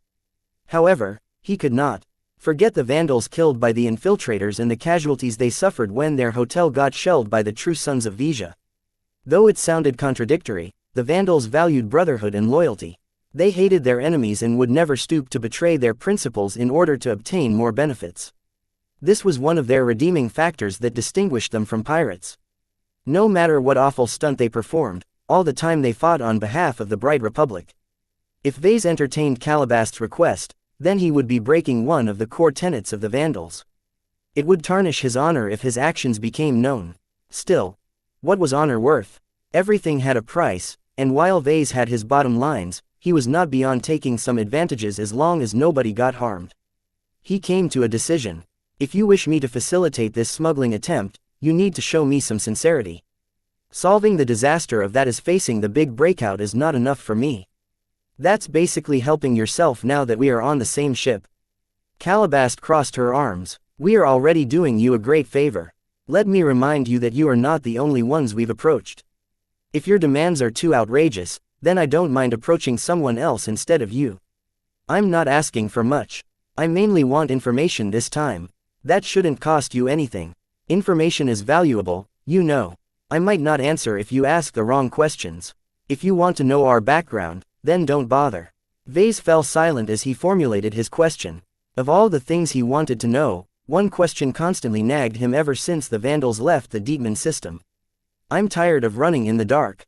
There's so much going on in the background that it's driving me crazy. All I want to know is what is actually going on. All this time, I've been reacting to danger without knowing why I'm involved. My patience has run out. I want to know what is driving all of you to this conflict. This shouldn't be a difficult question to answer. There, he said it. He spoke his question, and therefore revealed what he wanted to Calabast. He could have traded this opportunity for other favors, but they would never be as valuable as finding out the truth. Considering that so many players were already aware of what was going on, this shouldn't have been a big request. Chapter 616 Remnant Power. From their conversation so far, Vase knew that Calabast was absolutely a tough customer. Negotiating with her from a disadvantage would never work out well for him if he pushed too far. This was why Vase had carefully sought a worthwhile question to ask. His request shouldn't have touched Calabast's bottom line. The value of this piece of information was inestimable to Vase, considering that he had no hope of joining Major Verl's inner circle. After all, he was not a careerist mech designer who signed up to the Mech Corps for the long run. In fact, this information shouldn't be particularly valuable to Calabast, because many players already knew what was going on. Leaking the truth to one more person hardly changed the board. Considering what Calabast and her organization received in return, she would not lose out at all. Properly speaking, this transaction should have been a win-win opportunity. Though Calabast won a little more than Vase, as long as she spoke the truth, he didn't mind the small disparity. Perhaps that was the only way for Vase to gain in this negotiation. Someone as sly as Calabast would never consent to a transaction in which she ate more losses compared to Vase. As predicted, Calabast met his request with welcome surprise. Looks like you're finally tired of being the frog in the well. You want to jump out, do you? I can help you with that, but be aware that there's no way out at this point. I'd like to receive some assurances that you will go through with what we ask of you. 10 more invisible people emerged from stealth. They positioned themselves in a semicircle around Calabast. Though they wore the same modified stealth suits as Calabast, to Vase the differences to the infiltrator suits was cosmetic. Still, enemy or not, at the moment they had more to gain from cooperating. Vase tried hard not to show any hostility to the new arrivals. If you ask me to sneak off 5 people or less, then it won't take too much effort for me. 10 is much more difficult. The Vandals may not possess the best means to detect stowaways, but they are very vigilant when it comes to guarding their own loot. Vase sighed in aspiration. When the Vandals first received the working water wraiths, they went on a robbing spree in the coastal city. They primarily looted the other gangs and mercenaries of their weapons, armor suits, aircars and anything else that helped in a fight. However, the Vandals stole much more than all of this boring stuff. They also smashed apart some luxury shops and robbed all kinds of valuables. From quality exotic jewelry to luxury goods, the Vandals sure took advantage of this rare opportunity to clean the city out. I am confident in your ability to get it done, Vase. Don't underestimate our stealth abilities. We can circumvent most scanning sweeps. You only need to make sure that the Vandals won't open up the containers and rummage around for no reason. This sounded difficult, but not impossible. The main challenge was to find a reason to open up a couple of containers and let the invisible men sneak inside. I'll try my best, but if the Vandals have become active before I finish the job, I won't be able to help you any further. Vase simply said, since our agreement has come to this point, I think I deserve to know the truth. Calabast looked closely at Vase and seemed to be satisfied at his sincerity. To his credit, Vase truly possessed the intention to go along with this transaction. This was because once Vase smuggled Calabast's men inside the containers, the interests of the Vandals and her organization truly aligned. Considering the risky nature of the big breakout, now that they worked towards the same goal, they would definitely ensure the Vandals succeeded in their attempts to depart the planet. Well, the secret behind all of the unrest is very profound. First, have you ever heard of the Starlight Megalodon? Vase repeated the name in his mind. The name did not ring a bell inside his head, but it sounded very profound. That sounds like the name of a starship, and not a small one either. Calabast's eyes grew heated. How little you truly know. The Starlight Megalodon is not just any ship. If you dive into the galactic net, you can easily trace her origins. Far from the tiny ships we are riding on today, the Starlight Megalodon is one of the most destructive weapons in the hands of humanity. That is because she's not some kind of fleet carrier. She's a queen among capital ships, a battleship commissioned several hundred years ago by the CFA. His eyes widened at that revelation. A battleship of the Common Fleet Alliance. The CFA was the only human organization that had won the right to field humanity's warships. Countless warships traversed the stars and patrolled the huge stretch of space that humanity had conquered. A destroyer or two already possessed sufficient firepower to demolish the Vril task force at its prime. The weapons mounted on their ships possessed a larger caliber and drew their power directly from the ship instead of from a mech. This increase in scale had no limits.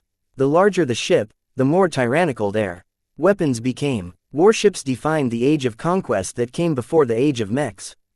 Their dreadful power and majesty had been seared in humanity's collective consciousness ever since they first toppled over the alien empires that used to human space. What is the Starlight Megalodon? What's the relevance of an old battleship? After a few seconds of thought, he grew confused. Just like mechs, warships aged as well. Their core technologies grew irrelevant with the passing of time while certain core components irreversibly wore out. At some point, the cost of upgrading the ship and repairing its inadequacies surpassed the cost of commissioning a brand new ship. The average life cycle of a mech spanned from 10 to 20 years with normal use. In comparison, the life cycle of a ship mostly ranged from 60 years to 100 years, though this was only a rough guideline. An organization as powerful and wealthy as the CFA had no reason to hang on to a ship more than 100 years old. The cost of battleships may be ruinous, but for a force at the helm of a civilization that spanned half the galaxy, obtaining a couple of new battleships was trivial. The Starlight Megalodon did not meet a normal end. Calabast said, during an operation in the frontier beyond this star sector, the Megalodon encountered a freak accident during FTL travel. For a long time, the CFA and everyone else believed she was lost with all hands. I take it the Megalodon is not as lost as everyone has thought. Correct, she nodded. A very small number of people obtained clues that the Starlight Megalodon definitely exists up to today. She hasn't been torn apart in the higher dimensions, nor had she been sucked into the gravity well of a black hole or a sun. She's intact, and maybe even alive. The repercussions of these revelations impacted Vase a lot. Are you guys nuts? Are you out to steal this battleship? The CFA won't tolerate other humans encroaching upon their monopoly on power. This is one of their biggest taboos. Calm down. From what we have gathered, the Megalodon is in a bad state right now. Even if she's in a better shape, none of us dare to swallow the entire ship. We only want to strip her of some valuables that we know she's carrying in her vaults. The CFA stands at the apex of human society, and every single aspect of the Megalodon is made in the standard of a first-rate superstate. That alone sounded extremely attractive. In the aftermath of the graining mission, Vase had once received the opportunity to board a ship of the CFA. Though Vase had only been able to observe some superficial sights, what he witnessed that time had already impressed him of the height of humanity. A ship constructed according to the standards of the galactic center far surpassed the primitive starships of the galactic rim. If the Starlight Megalodon is in bad shape, how come you found out about her in the first place? The short answer is that the Starlight Megalodon has crash-landed on an untamed planet.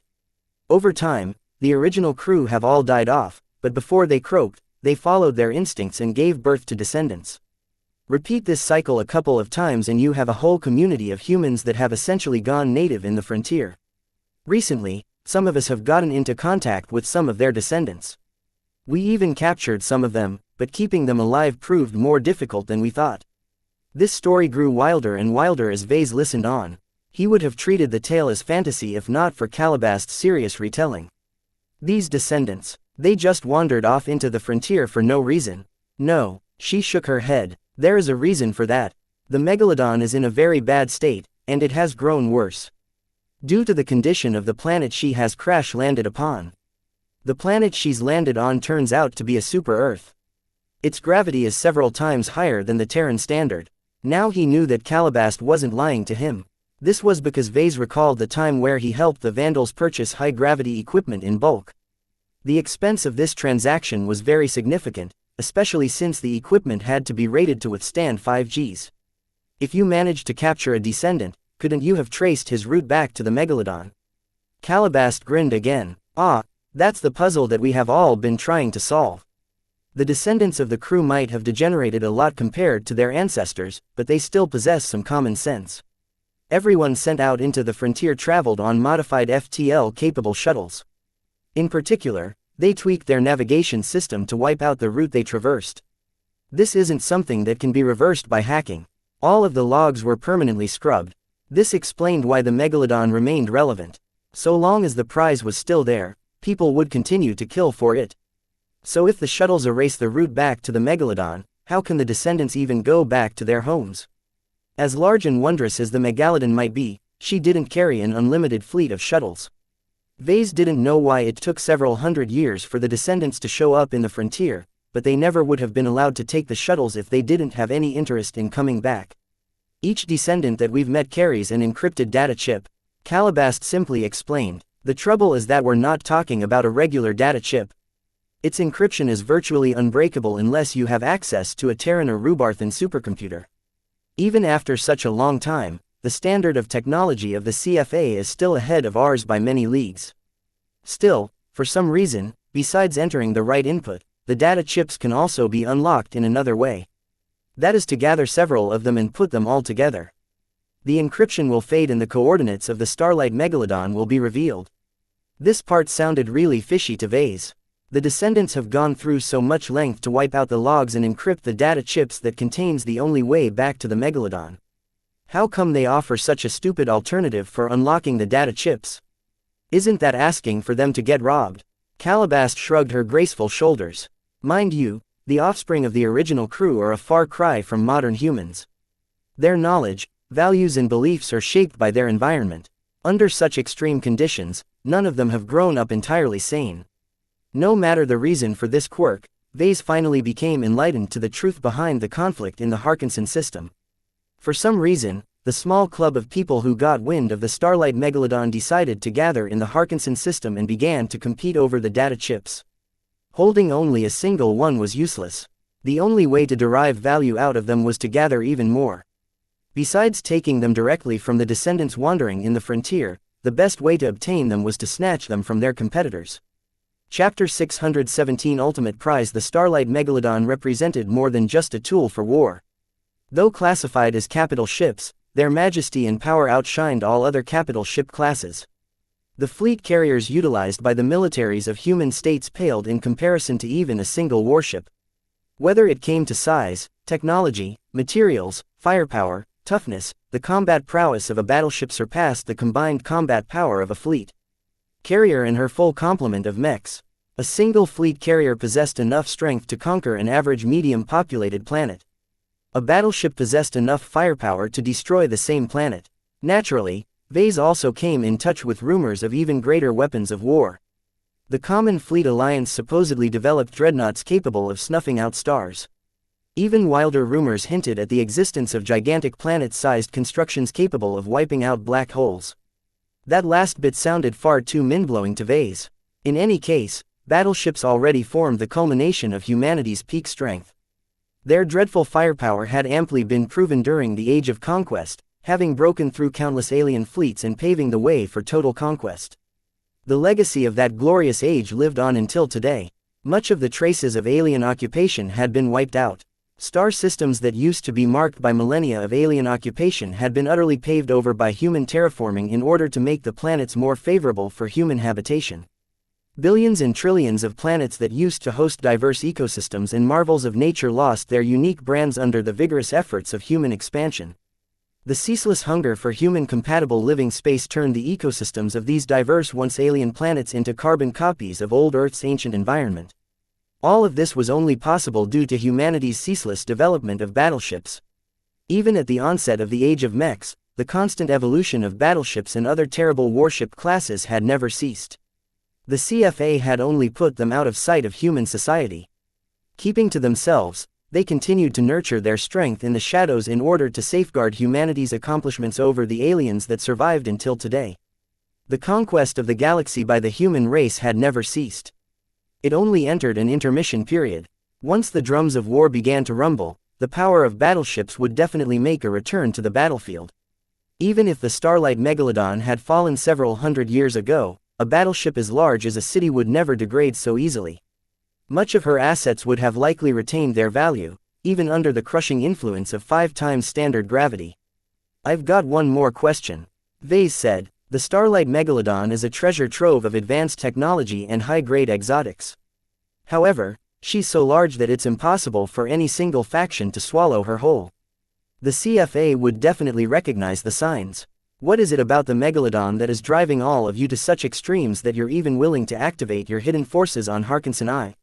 Vase vaguely guessed that the true Sons of Vija and the other terrorist groups had taken an awful long time to plant on Harkinson I. It must have taken years or decades to accumulate such strength. The investment involved in building up this strength must have been imaginable, but for the potential wealth of the Megalodon, the hidden power responsible for planting these seeds decisively activated them prematurely. This decision didn't make any sense if the gains from the Megalodon only amount to a few scraps of advanced technology. Since you know this much, it won't do any harm of telling you the next part," Calabast amiably said. Now that Vase had agreed to cooperate with her organization, he became a little more pleasing to her eyes. "It's true that we don't dare to plunder the Megalodon wantonly on account of her former owner. No, the true prize we are after is something very different, and won't touch the bottom line of CFA. Can you guess what it is?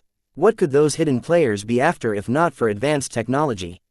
Or high-grade exotics?" Vase furrowed his brows. He couldn't figure out anything someone could gain from the Megalodon that wouldn't touch the nerves of the CFA somehow. It was like a bunch of robbers invading the summer of a wealthy individual. Even if the robbers only stole something as trivial as a couple of spoons, the mere fact that the home had been intruded upon would definitely enrage the owner. A few seconds passed as Vase flitted through countless possibilities. "Let me save you the trouble. What we are truly after is life-prolonging treatment medicine. And not the basic kind, either. These ones will allow someone to extend their lifespan to 300 or 400 years. All of it made sense now. Vase became fully enlightened why the players didn't hesitate to expend all of their accumulation on obtaining the route to the Starlight Megalodon. It was all about extending their lives. In the galactic rim, prolonging a human's natural lifespan by 100 years was expensive and out of reach to most people. Even by borrowing the power of a state, perhaps only a dozen people might benefit from this at most. However, more advanced treatments had been developed as well. Extending a human's lives by 200, 300 or 400 years was very much possible. The only problem was that the cost was too ruinous to contemplate. Even the Friday Coalition might not be able to bear the cost of prolonging the lives of all of its leaders. As for master mech designers, not everyone among their ranks earned enough wealth to fund an extension of their lives. Each gradation of life-prolonging treatments demanded an exponentially greater price. This was why mech designers worked so hard to conquer the mech market.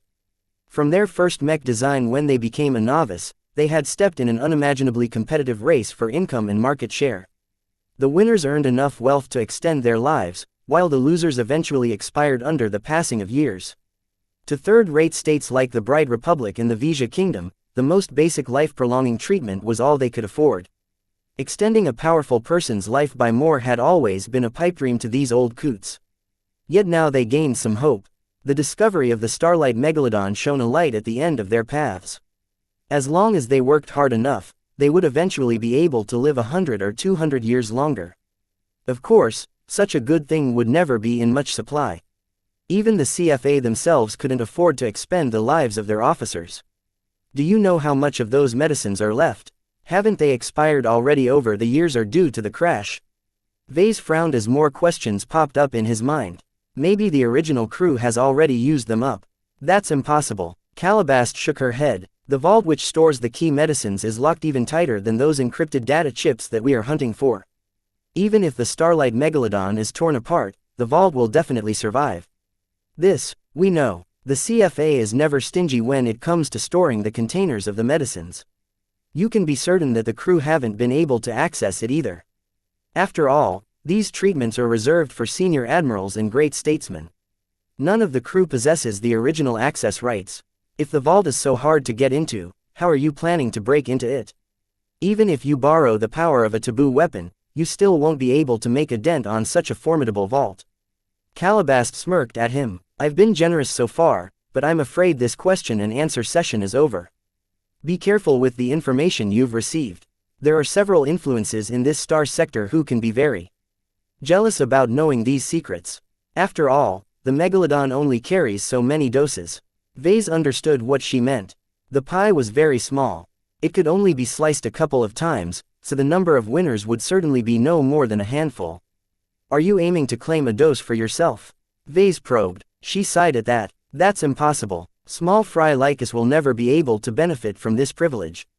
Even if I get my hands on a treasured dose, it's useless if it isn't processed in the right way. The thing about life-prolonging treatments is that it is more involved than injecting or ingesting the dose. Your body needs to undergo an elaborate series of steps before the medicine comes into play. Only the most eminent doctors of a state are qualified to perform these treatments. This was why people generally referred to this process as a treatment. The transformation of someone's life directly went against the natural limits of a human body. Perhaps the process was just as dramatic as breaking through the attribute limit. All of this talk revealed that only a tiny portion of people would eventually benefit from this grand struggle. Underlings such as Vase or Calabast could only lament their powerlessness as the magnates and statesmen at the top worked them to the bone. Vase tried to offer a consolation prize. Miss Calabast, even if we leave out the life-prolonging medicines, there should still be lots of goodies for the taking. Those bosses of ours won't mind if we take some liberties, I guess. Compared to obtaining the chance to extend their lives, everything else is irrelevant. True, that is something to be considered for the future. For now, we should focus on our immediate concerns. It won't be easy to escape the Rienaldans. While the vast majority of them aren't aware of the existence of Starlight Megalodon, there's definitely a higher up that does. Earlier you mentioned that the big breakout is doomed to fail. Can you finally tell me why that is so? It's very simple, Vase.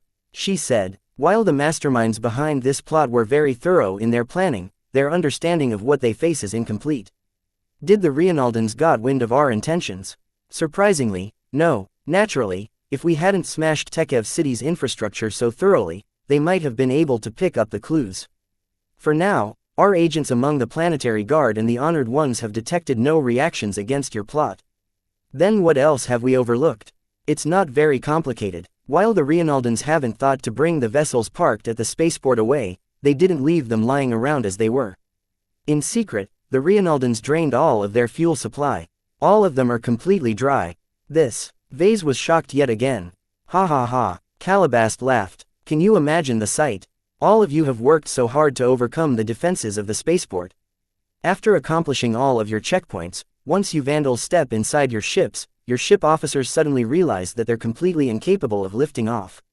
Vase cursed the Rienaldans. They certainly had devious intentions in mind when they surreptitiously drained all of those fuel tanks. Just this single detail was enough to ruin their entire breakout attempt. Since you know about it but still want to be a part of this escape attempt, the problem doesn't seem to be insurmountable. Do you have a solution at hand? Of course we do. We're on the same ship, after all. With all the things that are going on, the Reinaldans don't have the time to transfer the collected fuel. All of the fuels are stored right at the warehouses next to the spaceport. Calabast put her hands inside a pocket of her high-tech suit and removed a simple data chip. She tossed it over to Vase, who hastily caught it before it incurred any damage. Take this chip to the Vandals. They'll know what to do once they've read what's inside. The critical time soon came upon them. Vase had very little time to uphold his end of the deal to Calabast and introduce this new variable to the Vandals. He immediately started to move. Chapter 618 Unwitting Pawns. It took a bit of effort, but Vase finished his chores in time. He first introduced the data chip to the Vandals in charge. While Vase couldn't explain where he got the chip, its explosive contents practically frightened the ghost out of Captain Orphan and the rest. They didn't dare to dismiss this revelation, and quickly informed the other participants. The big breakout had to go through no matter the cost. Their window of escape grew smaller and smaller. With continuous Reinaldan reinforcements arriving at Harkinson Eye, the blockade became increasingly more perfect. Soon enough, it didn't matter what everyone did. They could never resist against the power of an entire state. Naturally, not everyone forgot about the question why Vase came into possession of this bombshell. Captain Orphan sneaked a heated glance at Vase, but he ignored every probe sent in his way. To the Vandals, Vase became increasingly inscrutable as they got to know him. As a head designer, he performed his duties as good as any journeyman mech designer. Among the other mech designers, his competence stood out among the other mech designers like a crane among chickens. Even the revelation that he possessed a monstrously powerful hidden weapon added to his perceived strength. In other words, Vase had developed his own form of prestige. Even though it was purely intangible, prestige basically allowed him to get away with stunts that ordinarily invited opposition. This is like the case with Vision nobles who always get away when they do something awful. Part of that was because they held the reins of power. Another part was because getting away with stuff became something normal to their identities. Vase simply turned away after that. He couldn't waste any time. In the next hour, he pretended to inspect the cargo containers the Vandals intended to bring along. He even insisted on making a visual inspection, forcing the guards to physically open them up. Though Vase did not detect the presence of any invisible spooks, he was pretty sure the infiltrators had sneaked into some of the containers. In any case, Calabast would call him up if anything went wrong. Despite their initial agreement, Vase did not believe she suddenly became a friend of the flagrant Vandals. Ultimately, the Vandals and her organization answered to a different player in the know. There was only so much life-prolonging medicines to go around. Each of their bosses aimed to monopolize the spoils for themselves. I wonder how many players are taking part in this elaborate game. Vase guessed it shouldn't be more than 10. Any more, and the risk of exposure became unacceptably large. None of the people in the know wanted to leak the secret. However, the current competition for the Megalodon's encrypted data chips would eventually come to an end. Once a faction became a winner, the incentive to keep the Megalodon a secret disappeared. If nobody took any precautions, the entire star sector might learn the truth. He shook his head. It probably won't come to that. Something explosive as this news is just too impactful to be revealed to the public. I don't believe those powerhouses at the top forgot to take precautions. The annoying aspect about this situation was that people like Vase became unwitting pawns in this game.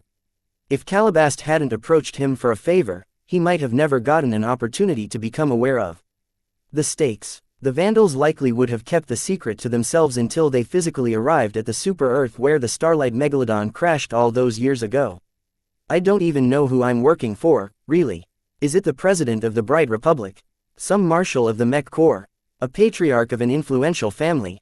Those rich and powerful fellows hogged most of the meat to themselves without lifting a single finger. Sitting in their mansions at Rittersburg or Bentheim, the only thing they had to do is laze away while the Vandals sustained increasingly more losses. The most awful fact of all was that this game wasn't even relevant to the ongoing Bright Vija War. The cyclical conflict between the two rivaling states was always fought with mechs and mech pilots. Extending the life of a single bigwig hardly impacted the trend of the war. It's like the war doesn't matter to them. In the face of extending a new lease on life, it doesn't matter how many Visions or Brighters get killed. Vase remained gloomy all the way until dawn soon broke in Tekev City. Moments earlier, every sleeping Vandal woke up and entered their designated vehicles. As one, the vehicles discreetly lifted off and headed in the direction of the spaceport. Vase sat inside a transport shuttle. Strapped into his seat, he held a data pad which contained some of the details of the big breakout. The contents surprised him a bit. This is going a bit too far. The casualties won't be light. Even so, nobody flinched from this plan. Compelled by the competition for the Megalodon's data chip, those stuck on Harkinson I needed to break free as soon as they could. Being left behind meant they might never get the opportunity to catch up. "Are you scared?" Captain Orphan asked. Her expression revealed that she was looking forward to the upcoming battle. "We're going to show those Reinaldans how the rest of the Star Sector fights. I don't doubt you'll prove yourselves to be the better warriors, Captain." Vase quickly replied. "However, this proposal is too cruel. How can we sacrifice so many lives?" The grin on the Mech captain's face faltered a bit. "I won't admit we're saints, but this is something that the other groups have agreed upon. No matter what we think about it, this move is already set in stone."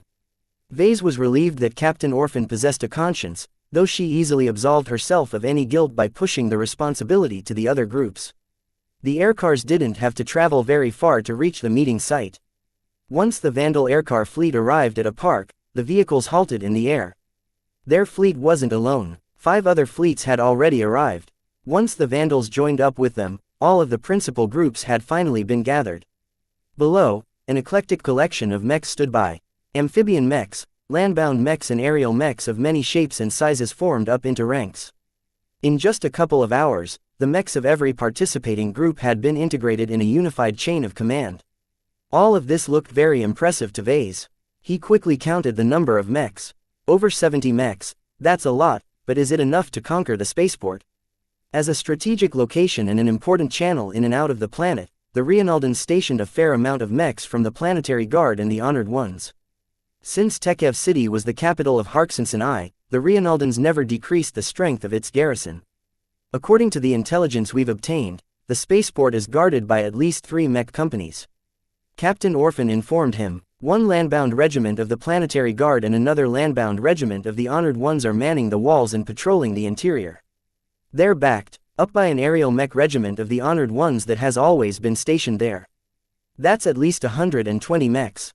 Vase exclaimed. 2/3 of those will certainly be military-grade mechs, and all of those machines are likely to be in prime condition. There's no way our combined force of scavenged and salvaged mechs can beat those Reinaldan mechs. The Reinaldan defenders didn't even need to take any risks. As long as they nailed themselves down and withstood the assault, they could easily buy time for reinforcements to arrive. It's even worse. The spaceport also hides a deep array of anti-air batteries. They're virtually impossible to reach in their retracted state. With how sneaky the Reinaldans have already showed themselves to be, they'll certainly pop them out once most of the ships are in the air. The amount of obstacles they had to deal with almost overwhelmed him. Luckily, others have already thought about these issues. Their transport shuttle departed from the hovering aircar fleet. Once they landed, Captain Orphan and a number of other Vandals exited the shuttle and walked over the grass towards a circle of people. Vase tagged along as well. "Ah, Captain Orphan, how good of you Vandals to arrive," a friendly-looking mech officer said. "We were just about to finalize the details." As Captain Orphan hobnobbed with the other commanders, Vase briefly glanced at the other groups. The Masters of Combat, a mercenary corps from the Vizia Kingdom. Specifically, they hailed from Venids. Lydia Sword Maidens, a pirate gang from the Reinald Republic. Glorious Space Knights, a mercenary corps from the Council Stars of Lisvi. The Caged, a criminal gang from the Ropo Principality. Blood-Riven Sky, a mercenary corps from the Star Faith Collective of all places. Along with the Flagrant Vandals, each of them represented a different state. This had been a deliberate choice, the necessity of which became evident soon enough. Each of the outfits mentioned were strong and numerous. While their combat strength could never match a military mech regiment under regular circumstances, none of them had access to their own mechs right now. It doesn't matter how strong everyone is outside this planet. Right now, the only strength that mattered was the mechs they possessed right now. In this, the disparity between the Vandals and the other groups became lopsided. The city where the Vandals stayed hadn't been attacked by too many mechs. In contrast, the other outfits that had gathered here obtained their spoils in the major cities. The fighting had been much more intense there, so the outfits succeeded in scavenging much more wrecks. This meant that despite their formidable outside strength, the Flagrant Vandals had to settle for being the junior partner in this venture. That said, A mech was a mech. 4 extra mechs increased the odds of success. Alright, now that we've come to an agreement, let's set off. The commanders of the different outfits returned to their shuttles and aircars. Meanwhile, their mechs began to move in the direction of the spaceport. The mechs slowed down once they reached the other side of the park. Hidden in the trees, a large mob of tourists had gathered at this location. Ordinarily, they hid across the partially ruined city. However, they somehow managed to obtain news that they would be saved if they managed to gather at this point. Once the strange mix of mechs came into view, the crowd of foreigners grew scared. That's not the planetary guard. The terrorist mechs have returned. No wait, those mechs look strange. Each of them are different. They all looked patched up. A couple of mechs from each outfit stepped forward. Calm down. We are not terrorists, nor are we related to the Reinaldans. We're foreigners who are stuck on this planet just like you. Now, we haven't lied to you all. We indeed found a way to leave this planet immediately. Each of the spokespersons engaged the citizens from their own country. Citizens of the Bright Republic, please gather in front of my mech. A Vandal mech announced. Citizens of the Vizia Kingdom, step closer please. Citizens of. It took some time for the mob to segregate into separate crowds. Perhaps Reinaldans or citizens from other states had mixed in the crowds as well, but the outfits didn't care. The most important fact was that each outfit effectively gained control over thousands of civilians. The difference between an uncontrolled mob and a partially controlled group of civilians was extremely vital for the next step of the plan.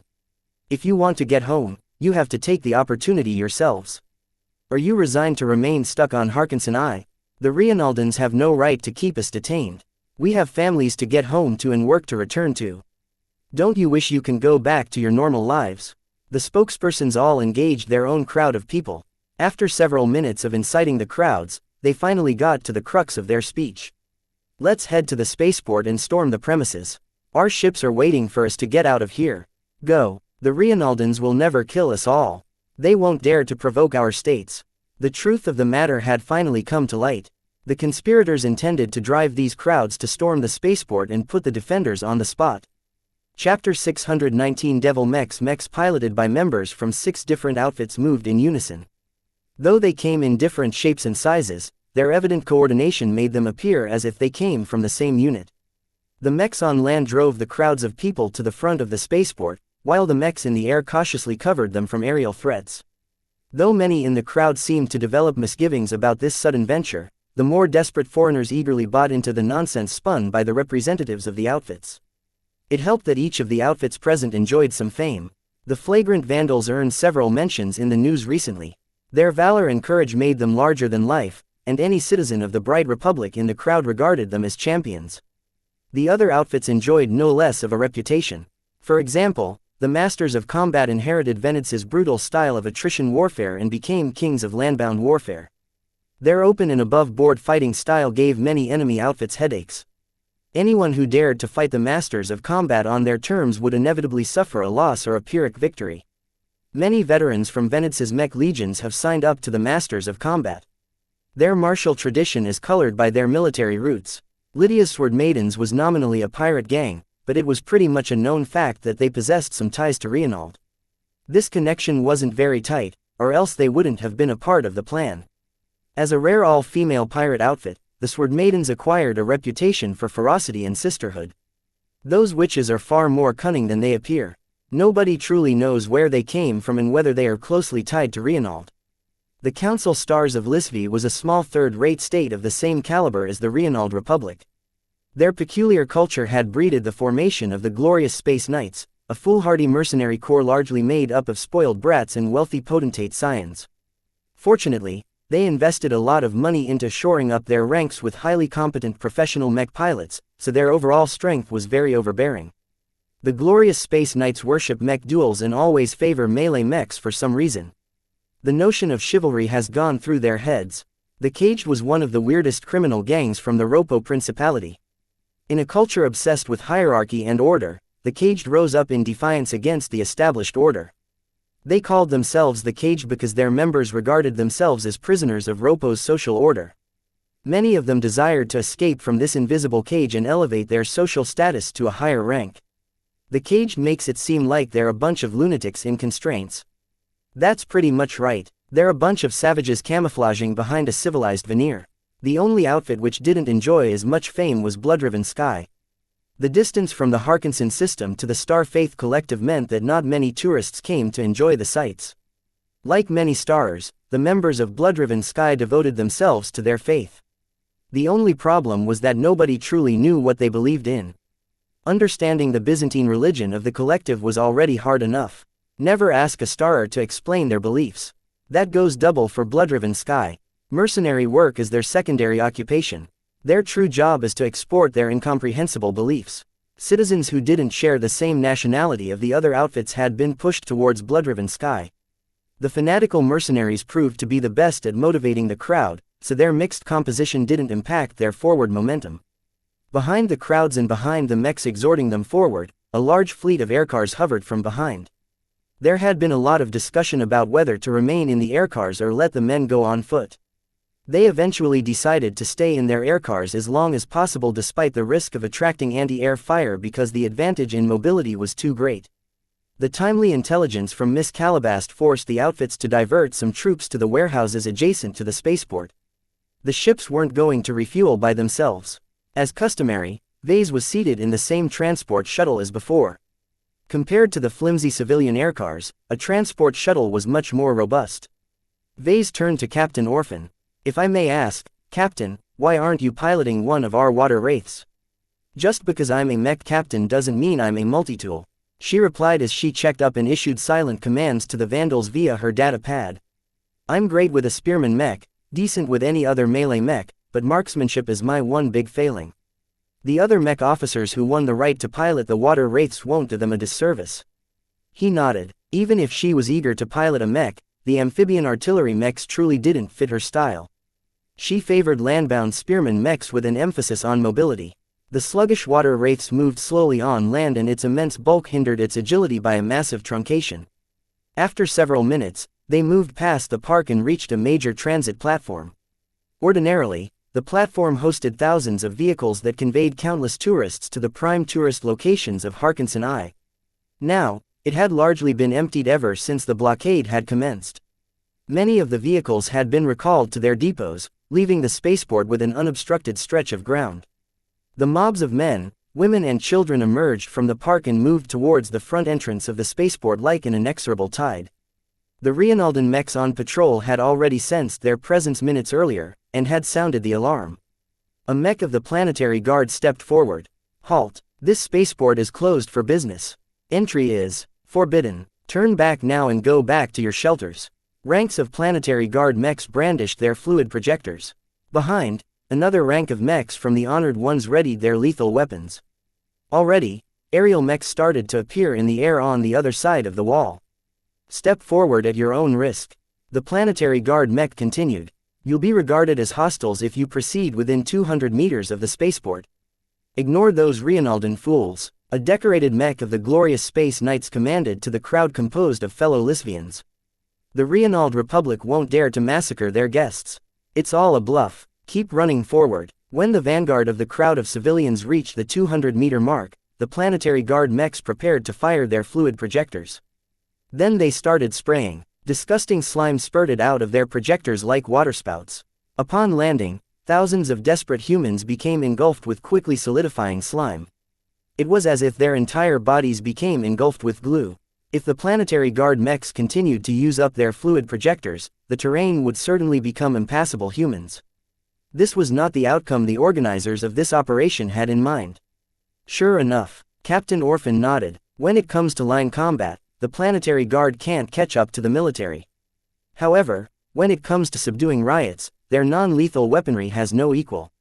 The outfits deliberately let the fluid projectors douse the people on foot with the residue. In order to gain something, they needed to lose something as well. The crowds of civilians needed to learn that the Rienaldan mechs were not their friends. Captain Orphan ignored the screams of stuck civilians encased in rapidly hardening slime. "All right, this has gone on long enough. Open fire already." Several seconds later, most of their ranged landbound mechs opened fire directly towards the Rienaldans. The guard mechs hadn't expected such an extreme response. Who would open fire above the heads of civilians? The opening salvo disrupted the Planetary Guard mechs, though it hadn't been enough to inflict serious damage. Nevertheless, the combined mech forces' subsequent salvos continuously hammered the peacekeeping mechs. Some of them even lost their fluid projectors. The honored ones hesitated for a moment. None of them were eager to start a mech battle with so many civilians in the vicinity. The collateral damage that ensued from a battle of this scale could easily wipe out tens of thousands of lives in a single minute. Compared to the hesitation exhibited by the Rienaldans, the mechs of the foreigners displayed no such care. The unending stream of laser beams, projectiles and missiles absolutely hammered the planetary guard mechs into retreat. How devious, Vase muttered as he witnessed the battle with his own two eyes. According to the plan, the first priority of every mech taking part was to focus their fire on the planetary guard mechs. More specifically, they had to break their fluid projectors and other means of non-lethal weaponry. This was driving the Rienaldans into a corner. Under the suppression and focused fire of the attackers, the planetary guard mechs were rendered completely impotent at this moment. The civilians screamed and panicked underneath the one-sided exchange of fire. Shockwaves and thunderous projectiles along with thick bright laser beams bombarded their sensory organs. Underneath the might of mechs, humans were as fragile as ants. The menacing firepower unleashed by the Vandals and the other outfits motivated the foreign tourists even harder. None of them ever contemplated turning around. With so many mechs following behind them, their only fate was to be trampled by multi-ton machines. The formation adopted by the outfits also ensured the civilians couldn't run to the left or right. Additional mechs had been stationed at the flanks in order to ensure the crowds could only run straight ahead. Save us, guard mechs, please get rid of these devil mechs on my heels. No, my wife has been trampled. Where is my son? I lost my baby son. You cursed Vandals, I looked up to you. There's going to be hell to pay once I get back to Rittersburg. The awe and respect commanded by the outfits turned into fear once the civilians realized they'd been used. Driven to survive, the tourists and visitors of Harkinson could only run forward and seek asylum with the Rienaldans. The honored ones continued to warn the hysterical mob to halt. After all, once those civilians ran through their lines, it became impossible to maneuver their mechs without crushing innocent lives beneath their feet. This is your final warning. If you do not stop and turn around this instant, we will open fire. Bluff or not, the civilians predominantly preferred to face the Rienaldans at the front and the devils to the rear. After several seconds of confusion, a couple of mechs of the honored ones appeared to find their resolve. So be it, you only have yourselves to blame for meeting your deaths. The honored ones from the ground and in the air opened fire towards the salvaged mechs of the foreign outfits. Their superior firepower inflicted heavy damage among the attacking mechs because their armor coverage had never been fixed. Nonetheless, the destructive exchange of fire led to plenty of accidents. One of the Vandal-appropriated water wraiths attempted to fire its cannons at the honored ones, but a heavy kinetic impact disrupted its balance, causing all of its guns to fire towards the ground. Boom! Hundreds of brighter tourists splashed away from the impact zones. Up until the moment their bodies broke, they never learned their own side was responsible for their deaths. Thousands of civilians lost their lives to these kinds of accidents. While the scavenged mechs fell into an immediate disadvantage, they tenaciously held on and fought back with no restraints even as the collateral damage continued to pile up. From the start, the big breakout had never been about achieving a victory through military means. The Vandals and the rest held no illusions about their chances of winning against the honored ones. The only way the attackers could defeat the Rienaldans was to test their scruples. Chapter 620 Bloody Dilemma. The attacking force had already been psychologically prepared to drive some of their fellow citizens to death. Each outfit not only selected among their best mech pilots to helm their limited number of salvaged mechs, they also chose their most ruthless ones. None of the mech pilots firing back at the Rienaldans possessed any morals worth noting. Even if they felt someone should be held responsible, they would no doubt push the blame entirely on the Rienaldans. It was their fault for fighting back. Laser beams hummed and various projectiles thumped and screamed in the air above the heads of helpless civilians. None of them had any clue what to do other than to keep running towards the spaceport. Right now, they could only rely on the righteousness of the Rienaldans to save them from this hellish massacre. Vase had seen a lot of cruelty from the hands of the Vandals. Their callous disregard for collateral damage and their willingness to leverage the lives of innocent civilians in this manner rankled Vase a lot. After all, one of those people running for their lives right now could be him or someone he knew. It's useless to sympathize for those civilians. Captain Orphan remarked as she glanced up from her data pad and noted his disturbed expression. It's not like they were compelled to gather at the park earlier. He shook his head, though he didn't go in on who was truly at fault here. I'm afraid that all of these sacrifices might prove futile. How many people have already died due to collateral damage? 2,000, 5,000, maybe the figure has already surpassed 10,000. I don't know. Yet even with so many dead, the honored ones aren't backing down. They obviously hesitated for a lengthy period of time. Vase figured that they struggled to decide between repelling the attackers and protecting the lives of foreign visitors. Something must have pushed them into action despite the repercussions. Look at those Rienaldan mechs. Ignore the planetary guard mechs, they're pretty much useless now. Instead, look at each of the mechs from the honored ones. Vase immediately picked up an important detail. Many of the mechs of the honored ones to utilize their weapons to their full potential.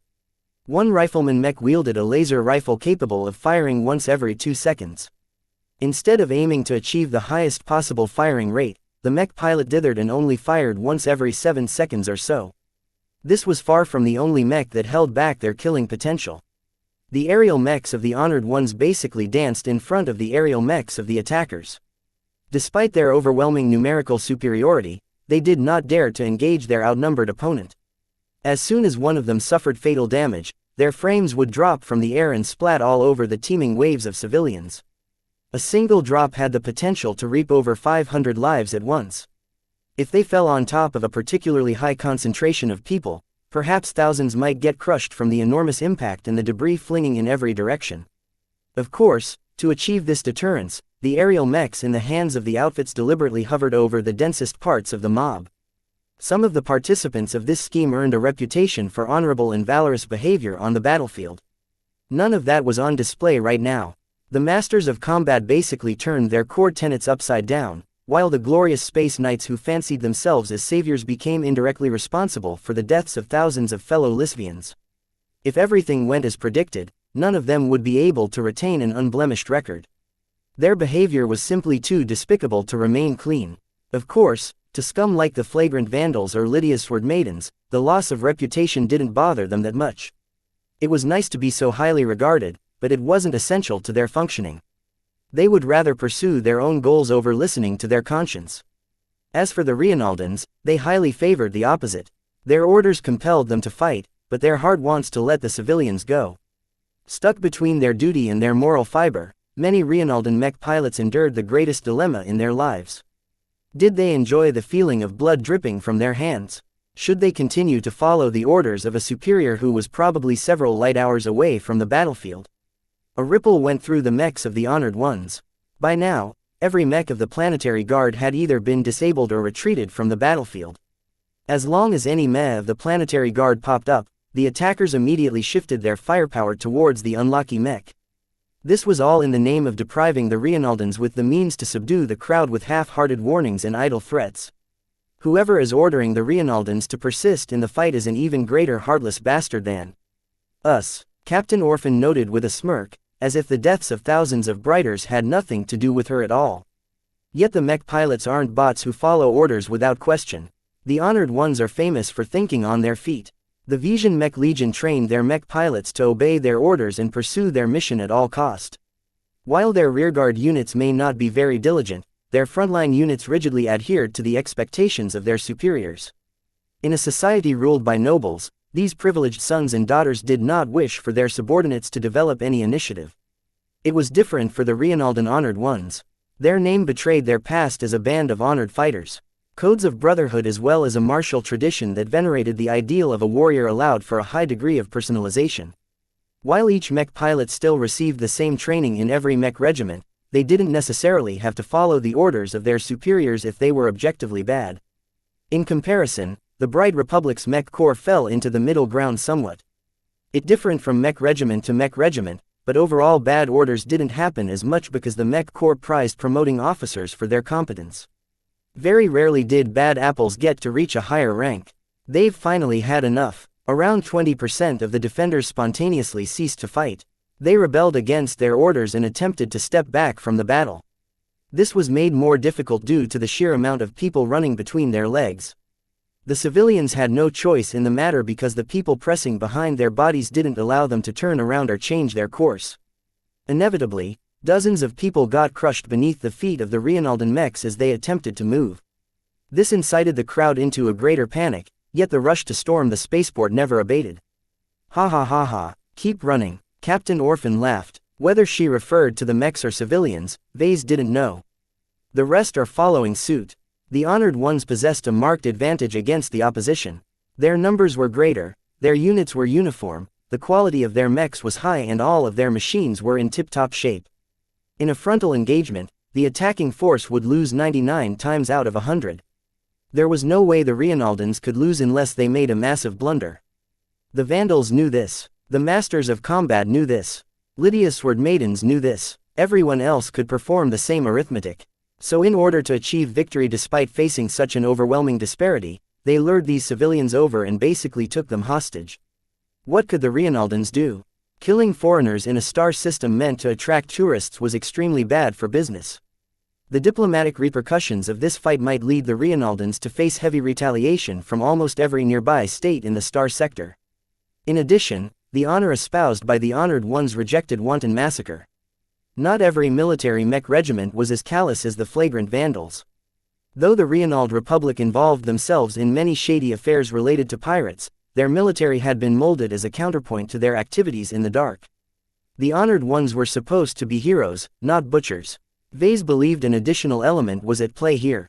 He believed some Reinaldan influence was definitely competing for the encrypted data chips that contained the route that led to the Starlight Megalodon. From the heavy-handed blockade that the Reinaldans had instituted so far, this influence must have been helmed by a very senior government or military official. This influence had likely ordered the Reinaldan defenders to open fire despite the sheer amount of innocence at risk. Two bad humans piloted the mechs of the honored ones. These people didn't follow orders without question, especially when they led to an enormous amount of blood being spilled.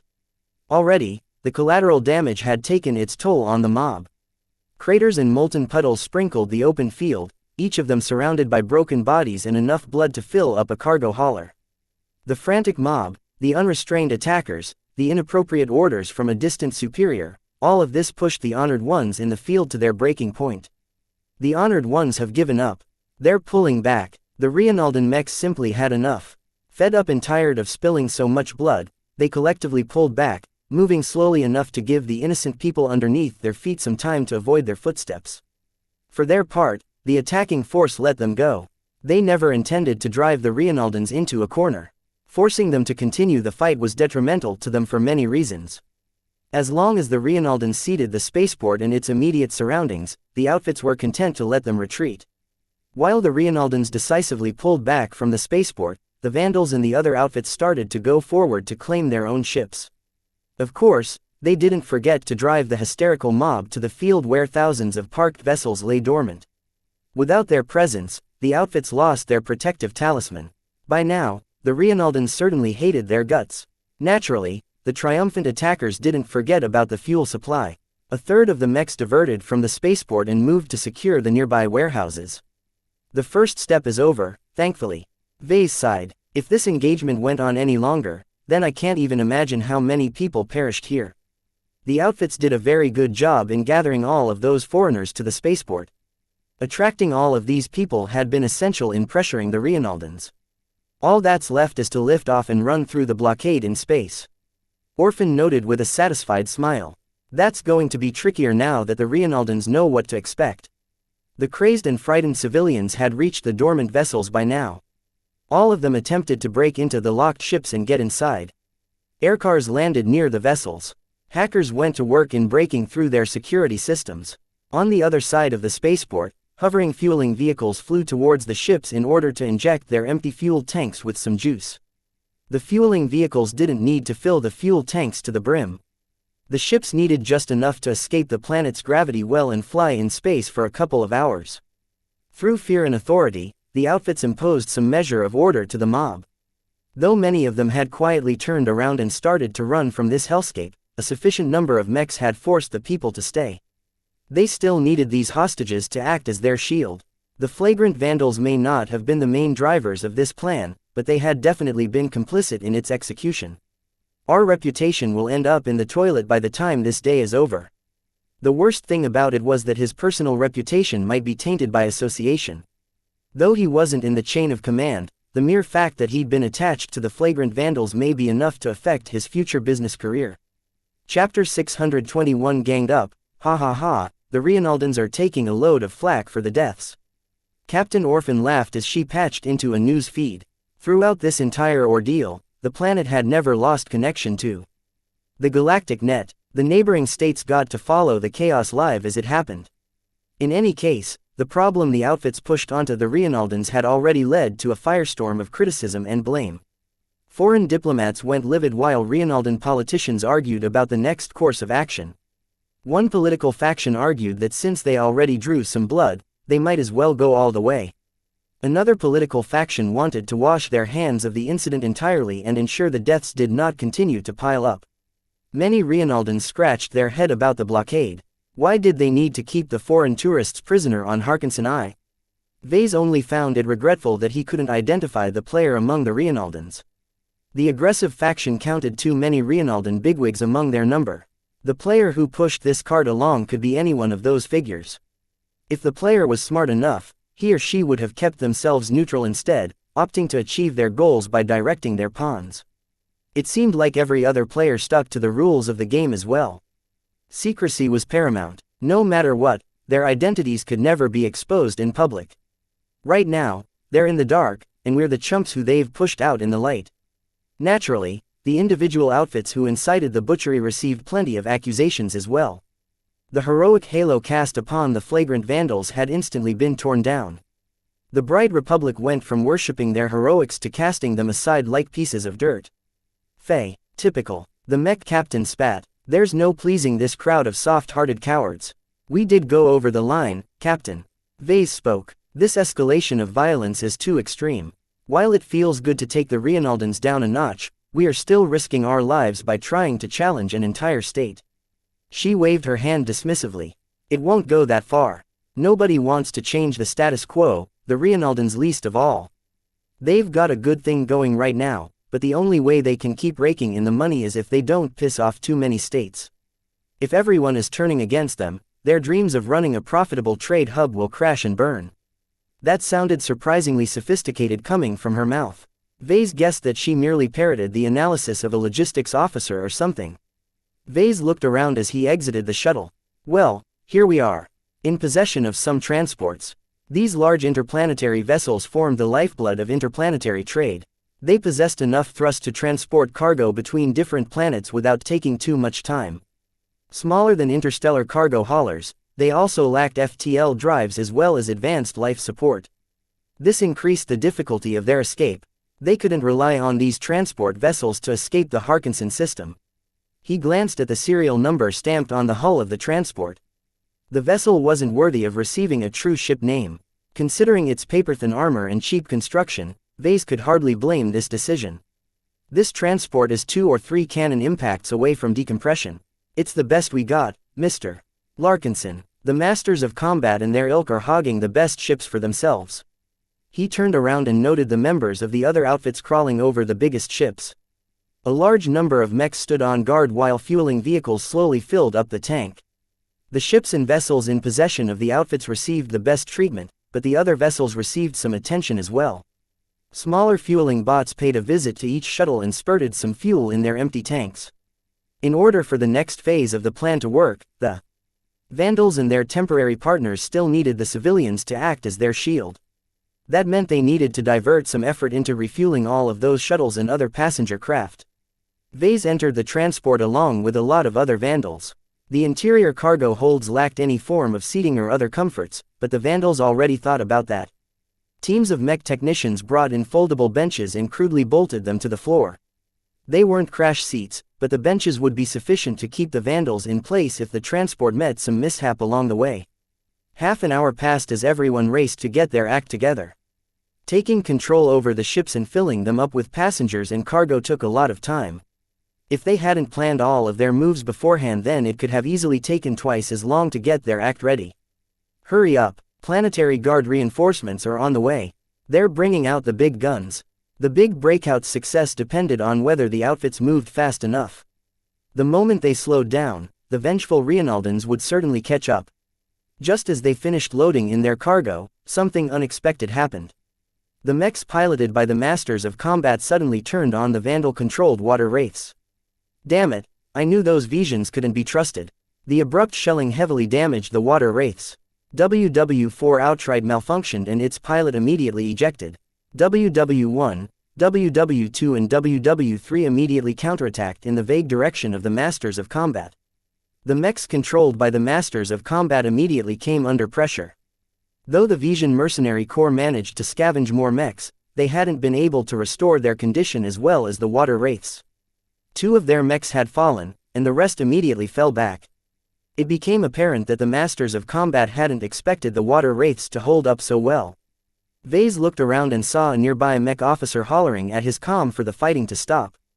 They hadn't even completed their escape yet. There was no reason to turn against each other. What is the meaning of your hostility?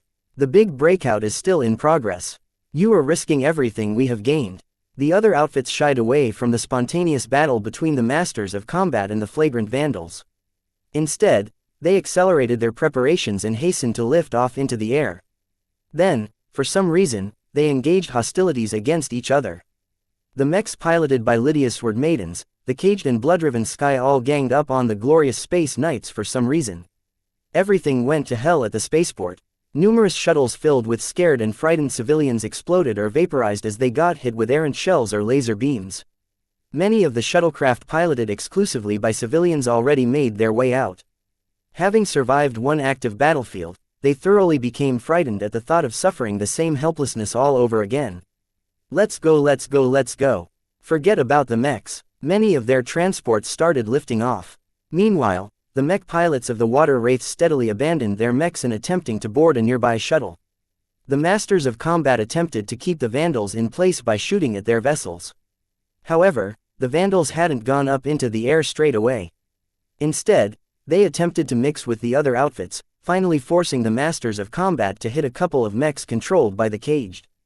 The mechs of the Caged immediately pulled back from assaulting the glorious Space Knights and turned against the Visions. You crazies, stop firing at us, the lead mech of the Masters of Combat broadcasted. We did not mean to hit your mechs. We don't care. Nobody messes with the Caged and lives. The tangled conflict resulted in an enormous amount of collateral damage. The escape went ahead as thousands of small craft and larger craft flew into the air and sought to increase their distance from the spaceport. Most of them aimed to fly directly upwards until they escaped the planet's gravity well. The fighting died down a bit on account of the evacuation. Out of every outfit, the glorious Space Knights suffered the most. None of their mechs survived against the combined forces of 3 other outfits. The Masters of Combat joined up in the end as well. With the mechs of the glorious Space Knights down, the ships appropriated by the playboys and well-paid professionals attempted to make a getaway, only to get shot by the other mechs. Vase immediately noted that the mechs tried to aim for the engines and other non-essential sections. The outfits didn't aim to destroy the spacecraft, but merely wanted to keep them in place. Teams of armored infantrymen approached the vessels and broke into them without any compunction. This told him that the other outfits needed something from the glorious Space Knights. Could it be a Megalodon ship? Vase shook his head. Whatever they're up to, I'd rather get away. Compared to the Vision animosity to the Vandals, attempting to obtain an encrypted data chip ranked much higher in their priorities. Though a few shuttles from the Vandals had been downed by their mechs, the larger transports still held up. The craft boarded by the civilians and the flagrant Vandals took the lead. Several other ships from the other outfits followed close at hand, though they left a part of their forces behind. Every Vandal aboard the transport Vase was on had strapped themselves to their seats. For now, the transport's artificial gravity and inertial compensators prevented the passengers from getting squashed against the deck or some other surface. These vessels often carried various kinds of cargo, some of which must have been fragile. As long as the transports hadn't incurred any damage, the Vandals had nothing to worry about. Vase activated his comm and patched into an internal feed that displayed their position. The vessels of the Vandals stuck close to each other as they finally departed from the surface of Harkinson I. A large number of civilian shuttles followed in their wake. They had nowhere else to go and they instinctively flocked to the largest gathering of vessels. Of course, Many other shuttles opted to get away from the outfits and immediately split up in order to get away from those recklessly dangerous outfits. Soon enough, we'll be bumping into the blockade. The Reinaldan spaceborne assets hadn't sat idle while the surface of the planet descended into chaos. Many mechs of the Honored Ones had split up into squads and attempted to envelop the entire globe. With the sheer amount of Reinaldan mechs, there was no way the Vandals could sneak away through a gap in their patrols. This wasn't even the most effective net. The blockade might have been able to stop a few small craft at a time, but facing hundreds of tiny vessels presented many of the same difficulties faced by the mechs at the spaceport. However, this time the Reinaldans hadn't been able to bring their planetary guard mechs. Exacerbating the situation was that many starships showed up at a high orbit. Each of these ships was connected to an individual or a group on the ground. Keeping the foreign ships in place forced the Reinaldans to divert a lot of unnecessary strength to keep them out of their gates.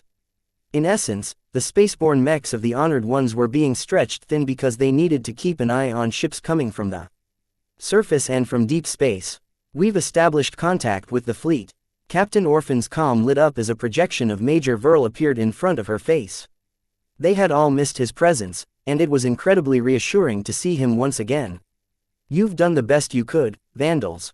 We'll be reunited in time," he said, reassuring many Vandals that salvation was at hand. Chapter 622 Lost Will. With thousands of transports, shuttlecraft and a couple of extravagant souped-up aircars rated for vacuum climbing up into space, the Reinaldans had another sticky situation on their hands. The mechs on patrol in orbit attempted to halt a handful of shuttles, only to have 10 more pass them by. They simply didn't have the numbers to block the escaping craft.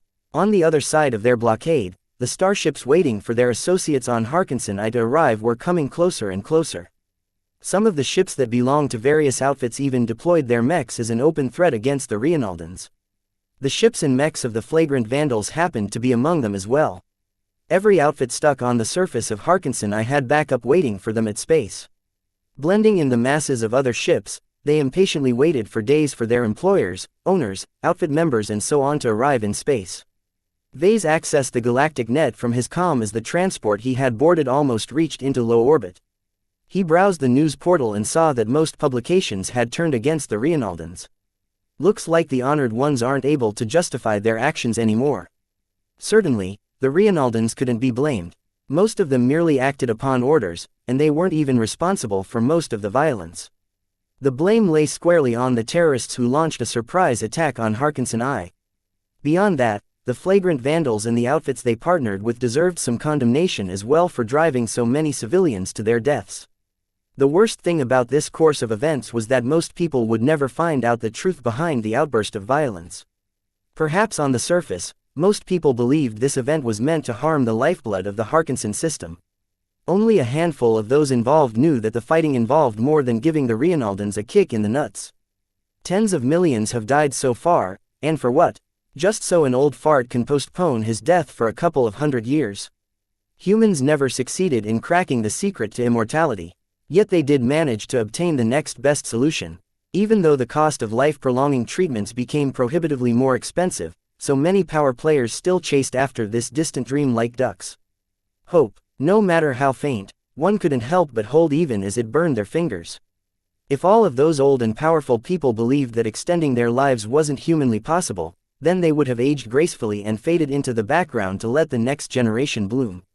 Yet the introduction of life-prolonging treatments changed the way humanity ruled forever. Ever since this medical treatment came into being, old farts kept risking their accumulated wealth, power and legacy for a faint hope of delaying their deaths. Everything they obtained turned into currency that they didn't hesitate to spend in order to succeed in fulfilling their greatest hope. "What are you thinking about, Mr. Larkinson?" Captain Orphan looked suspiciously at Vase. The two sat across from each other close to the bow of the transport vessel. The crude benches made for an uncomfortable seat, and Vase squirmed a bit as he tried to form an excuse. He couldn't blab about the secret behind the secret conflict. "I'm worried about our fleet who's waiting on the other side of the blockade, Captain. I imagine the Reinaldans won't let us go. We're one of the main groups responsible for the butchery at Tekev City's spaceport. We've already planned for that." She grinned back. "Even if the masters of combat stabbed us in the back in passing, they should still stick to what we've agreed to if they know what's best for them. Still, What's the deal with the glorious space knights? Did one of their punks try to seduce a sword maiden or something?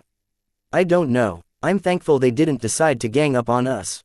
I'm not sure why they attracted so much animosity, but it has nothing to do with us.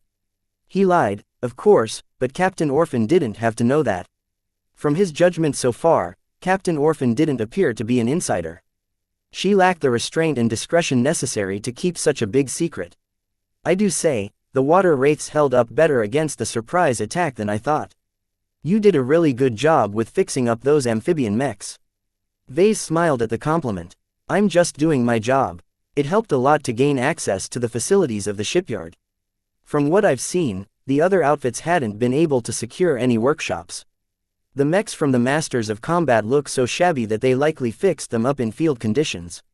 Even though he ribbed the durability of the water wraiths, the amphibian mechs had partially been built to fight underwater. The extra mass they took on formed considerable obstacles that made it difficult for the mechs to be taken out very quickly. 3 of the water wraiths appeared to be able to slug it out for at least a minute of trading volleys. WW4's quick end had been a fluke resulting from a rushed and inefficient restoration process. Hehe, if you hadn't made those water wraiths so tough, we would have been ganged up by the rest as well. Did you notice that we never targeted their transports, and vice versa? Both of us were afraid we'd shoot our main rides. As long as we showed any weaknesses, the Masters of Combat would have pounced on us. Since that never happened, both of us held guns against each other's heads. Nobody wants to pull the trigger in that case. The flagrant vandals showed enough strength to deter the Masters of Combat from escalating the fight. Mutual self-destruction hadn't been an option to the Visions. A ping sounded out. It was a warning for imminent action. We're about to run the blockade. Get ready, this might get rough. The transport began to shake and heave as its thrusters suddenly received a dollop of power. The pilot at the helm decisively strained the poor vessel's propulsion to its limits. The extra boost in speed and acceleration added pressure to the Reinaldans and cut short the time available to come up with a solution. On the other side of the blockade, the Vandal fleet and the other starships on the outside started to stir up trouble as well. Through a mix of deception and incitement, several uninvolved starships began to move closer.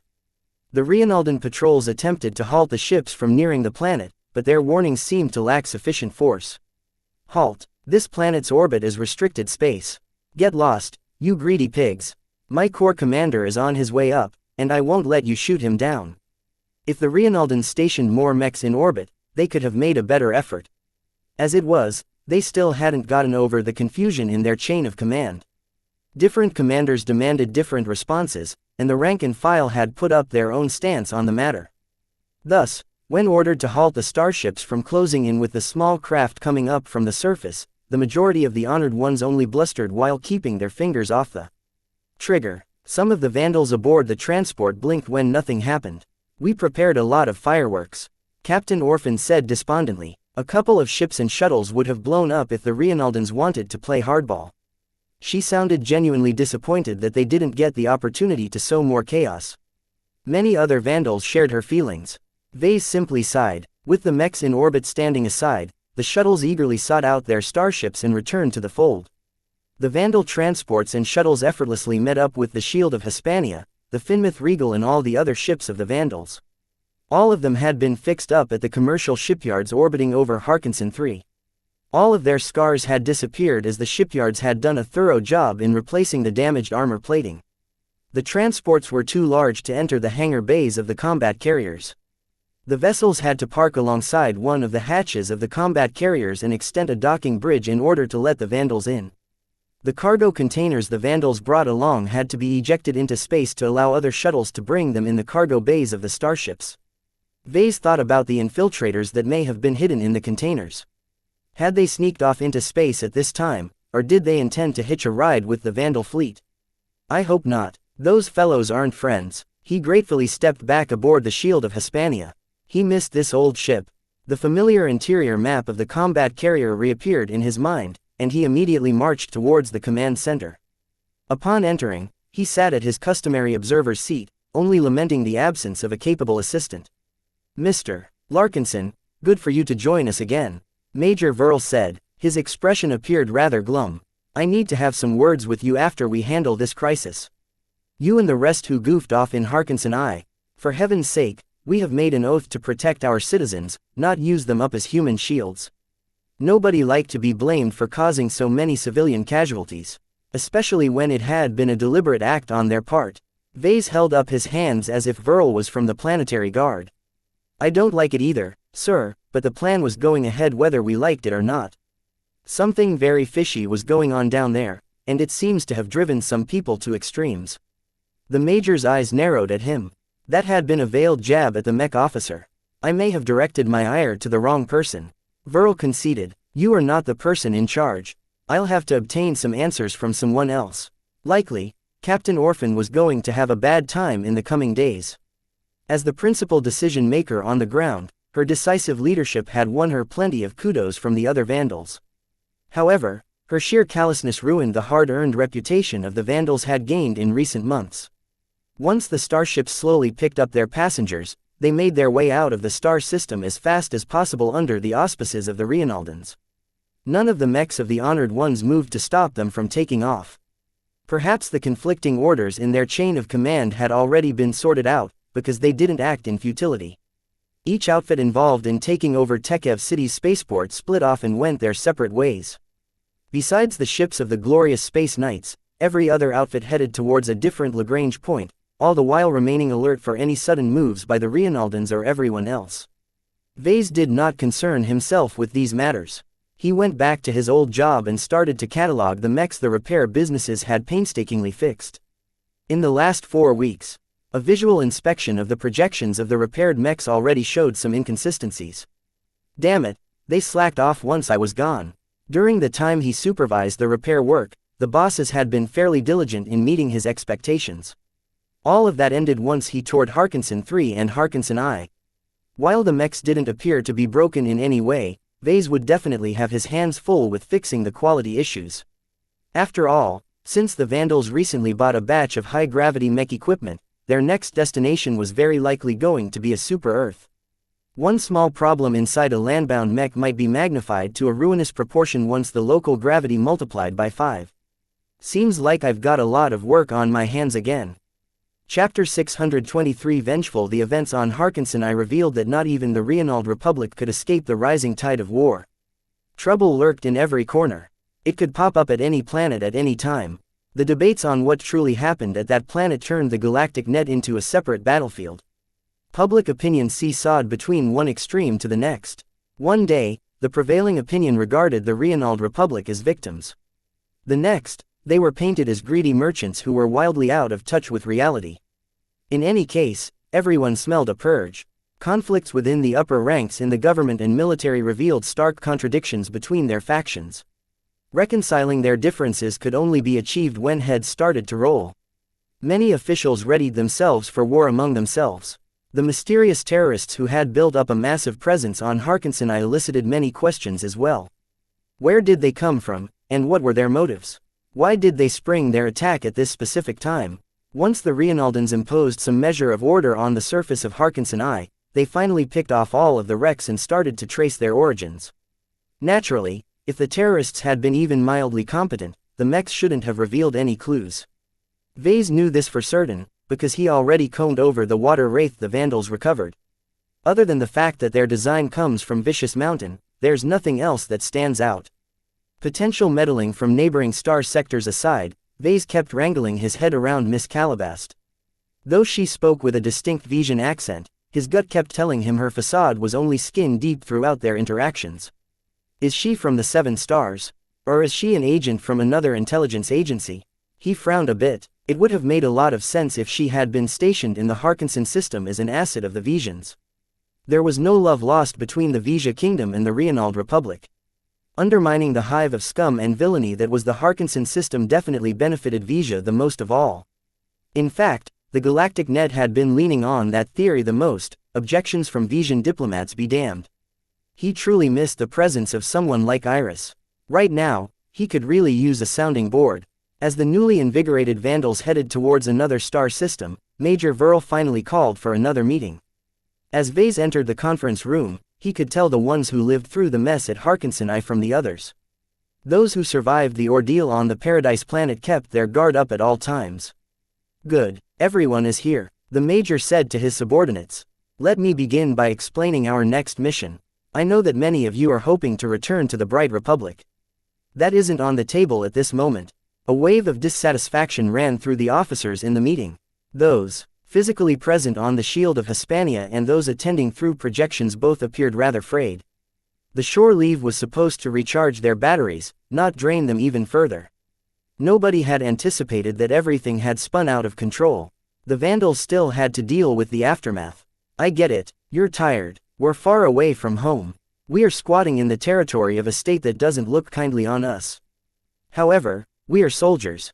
The war is still being waged back home, and the Bright Republic needs us here. Captain Orphan spoke out. Sir, we're with you and the Vandals all the way. Not everyone appeared supportive of her statement. Many of them felt tired in a way. What did the Reynald Republic have to do with the war? Fortunately, the Major had a ready answer for that. He grinned at everyone. What if I say we're about to get some payback on our enemies?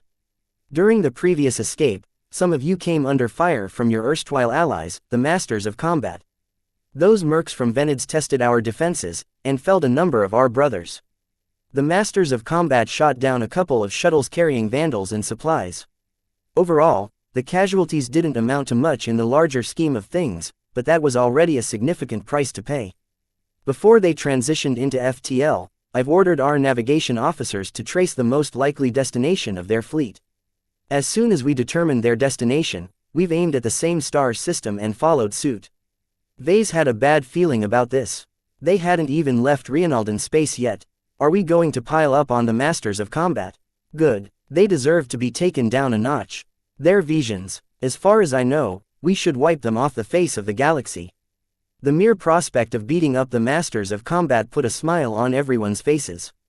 Uttering those confident boasts had lifted everyone's moods. Vase had to hand it to Major Verl. He truly knew how to pull everyone's strings. The commanding officer pressed a button and a projection of fleet belonging to the Masters of Combat emerged. Before their departure from the Harkinson system, we've scanned the makeup of their fleet.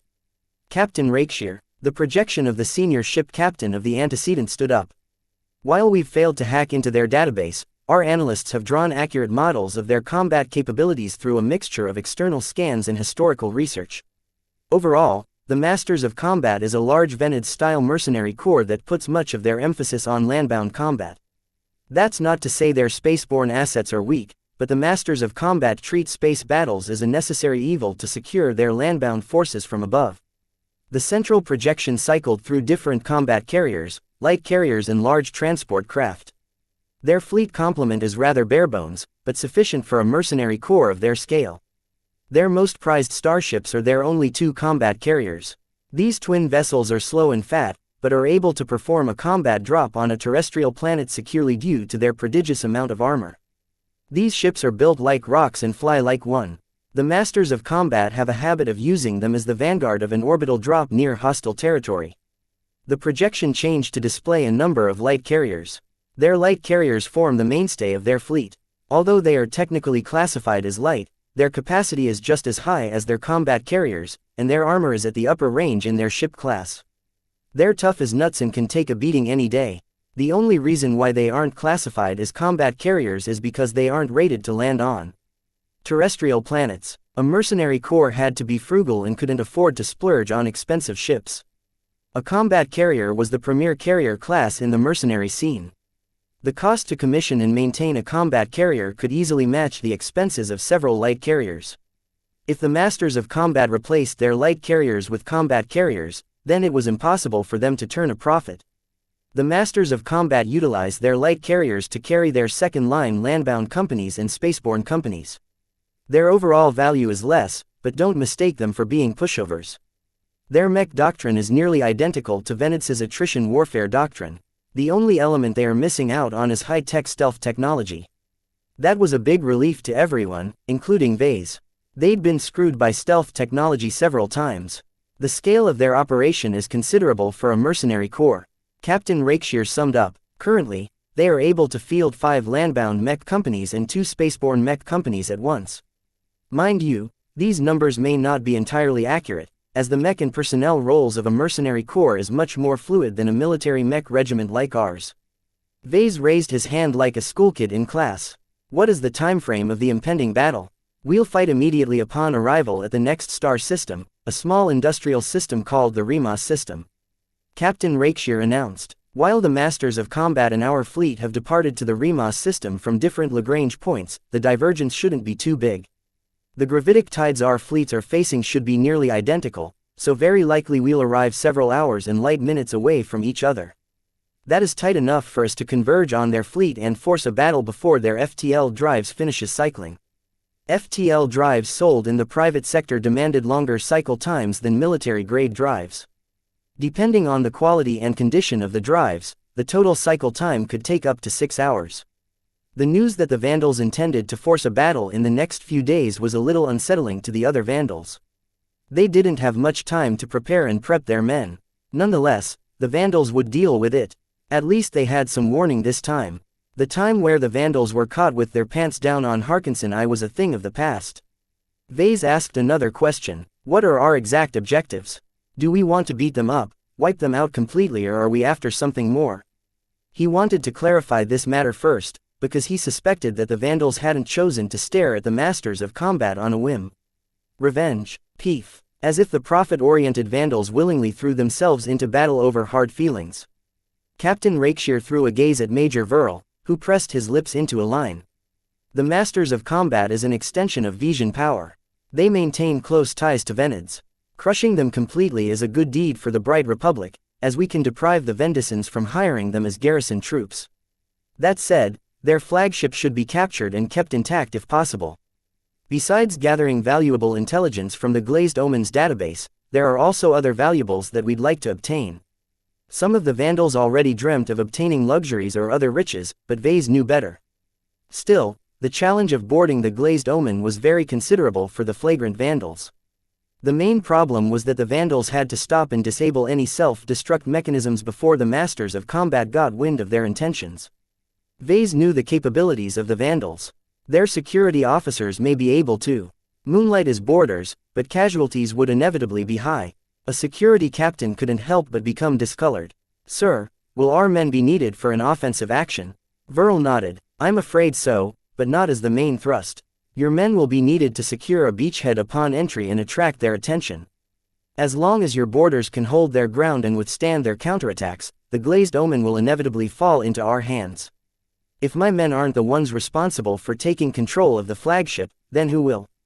To capture a starship, a boarding force essentially needed to take over 2 or 3 critical sections buried deep within the vessel. Don't worry about that, we've allied with another force which specializes in boarding actions. This sudden bombshell came as a huge surprise to the Vandal officers. Sir, which outfit did we ally with? Can they be trusted? Vase hoped the Vandals hadn't gotten in bed with Calabast or her ilk. Fortunately, Major Verl did not mention anything about her. Instead, their ally turned out to be a completely different outfit. We've conducted some back-channel talks since yesterday, and our goals happen to align. Let me announce to you that Lydia's Swords Maidens will be our ally for the foreseeable future. Lydia's Swords Maidens, the all-female pirate gang with vague ties to the Reinald Republic. They're Reinaldans, are they not? Don't they hate our guts? Not every Reinaldan is the same. Verl explained. While it's true that we've drawn the ire of the aggressive faction, that has given us a basis for cooperation with their political opponents. The Reinaldan faction that is propping up the Sword Maidens have approached us in good faith. While I'm not at liberty to reveal why we agreed to partner up, you should be aware that this alliance is not a short-lived one. We'll be leaning on each other in an upcoming operation. Vase predicted something like this. Considering everything that Calabast had revealed to him, the competition for the Starlight Megalodon's encrypted data chips did not rule out any collaborations. As long as the Megalodon's vault contained multiple treatments, a team could always split up the spoils. Yet of all the possible outfits the Vandals could team up, they settled for a pirate gang of all choices. Chapter 624 Performance Review, Sir. A Mech captain called. Is it wise to ally with Lydia's Sword Maidens? They're anything but innocent maidens. They're a bunch of bloodthirsty alpha females. They make their living by robbing and pillaging other ships. Any outfit labeled with the moniker of pirates inevitably carried a rotten reputation. Different from criminal gangs, they often went to further extremes, robbing and killing in the space lanes without restraint. In general, the most awful pirate gangs never dared to show up in civilized space, because the MTA routinely hunted them down whenever they revealed their presence. That's a valid concern, Major Verl responded calmly. While the record of Lydia's Sword Maidens isn't spotless, it's not much worse than ours. The Sword Maidens prey upon treasure hunters and neutral starships in the frontier. While it is anything but an honest business, their victims mostly have themselves to blame for entering lawless space. That mollified the Vandals a bit. There was a difference between pirates that attacked ships and outposts in civilized space and pirates that mixed up in frontier space. Though the line was often blurred between the two, the fact that the Sword Maidens had been allowed to birth in the Harkinson system meant they hadn't crossed the bottom line of the MTA or the Reinald Republic. The captain remained stubborn, however. I still think it's a bad idea, sir. People are already talking bad about us. Once we mix up with pirates, we'll be proving them right. Who cares about our representative? Captain Rosa Orphan retorted. We've been painted as borderline pirates for decades. While pretending to be heroes for a month feels good, it should hardly matter to us. Deep down, we're scoundrels, and I'm proud of that. Hear, hear, agree. The majority of the Vandals happened to agree with her, if only because she commanded the most prestige among the Mech captains. Though a lot of Vandals missed the benefits that came with being regarded as heroes, it wasn't as if their current low was anything different from before. The flagrant Vandals have never taken reputation into account when we decide our actions. Major Verl finally settled the debate. We follow orders and we fight for the Republic. What other people say about us is ineffectual noise. Talk won't win any wars. Only through battle can we effect a positive change. Vase had to hand it to the Major. The man sounded like a bona fide loyalist of the Republic. Whether he really meant it or not remained to be seen, but for now the Vandal officers didn't appear to be fostering any other thoughts. Now, regardless of how bad it may seem like, allying ourselves with Lydia's Sword Maidens will prove crucial in our next major operation, which will likely take place in the frontier. This is their home turf, and they possess some of the most detailed star charts among the local frontier outfits. The men did not take the news that they would be heading further and further away from the Republic very well. What does the frontier have to do with our mission? That's classified. Suffice to say, this will be our last major mission for the foreseeable time. As long as we complete this mission, Headquarters has promised us we can take it easy for the remainder of the war. That set off a storm of speculation. If the Mech Corps delivered their promises, that basically meant that the flagrant Vandals would not be expected to complete arduous missions or fight any pitched battles. The Vandals loved it if they could spend the rest of the war on cushy missions such as patrolling the rear or garrisoning a sleepy little star system. Of course, none of the Vandals were fools. The Mech Corps basically ignored them for decades. Why would they be so generous all of a sudden? The most peculiar part about this briefing was that none of the Vandals showed too much curiosity of what lay ahead. Many of them were accustomed to living by the day. Long-term strategies was not their forte by any means. This happened to make it easier to keep upcoming operations secret. The only thing the Vandals fixated on was returning home and the promise of being reassigned to the rear. The Vandals truly needed it as they had to replenish their ranks of mech pilots. The meeting quickly ended after the Vandals got around to the notion of allying with Lydia's Sword Maidens. This would not be an incidental team up, but a deeper cooperation where both sides fought alongside each other for months. A few people got called to Major Verl's stateroom, including Vase. He waited patiently as Verl held individual talks with key Vandals such as Captain Orphan. Once Vase received his turn, he entered the stateroom. The compartment hadn't received any new decorations since his last visit. It reflected their hectic schedule and their inability to rest. Mr. Larkinson, take a seat. Once Vase sat, he waited for the man to speak. Inside, he hoped that the Major would finally open up on what they were really aiming for, but realistically this was unlikely to happen. How long have you been with us? The question threw him off guard. More than half a year. It won't be long before I've been with this mech regiment for a year, sir. You've witnessed the high points and low points of our participation in this war. You came at exactly the right moment if you were looking for action. To many mech designers, what we've been through is a nightmare. What do you think, Mr. Larkinson? Vase thought his answer through. While he hadn't asked to be thrown into life-threatening situations, there was a part of him that reveled in the experience. Witnessing mechs in action and being responsible for servicing them was an unforgettable experience that would live with him for the rest of his mech design career. I feel blessed for being part of the flagrant Vandals, sir. It's not what I expected when the Mech Corps called me up, but I never regretted it. As a mech designer, I may not be able to hop into a mech and fight on the battlefield, but this is the next best thing. The Major threw a rare smile at Vase. Honest. I like it. No platitudes about honor. No half-hearted words about serving the Republic. It's all about you. That's okay, Mr. Larkinson. This is also what the Bright Republic aims to achieve when they push mech designers into the Mech Corps. So it's true, then. The Mech Corps really wants to cull their useless mech designers. You make it sound cruder than necessary. This isn't any great secret, but the Bright Republic is not a wealthy state.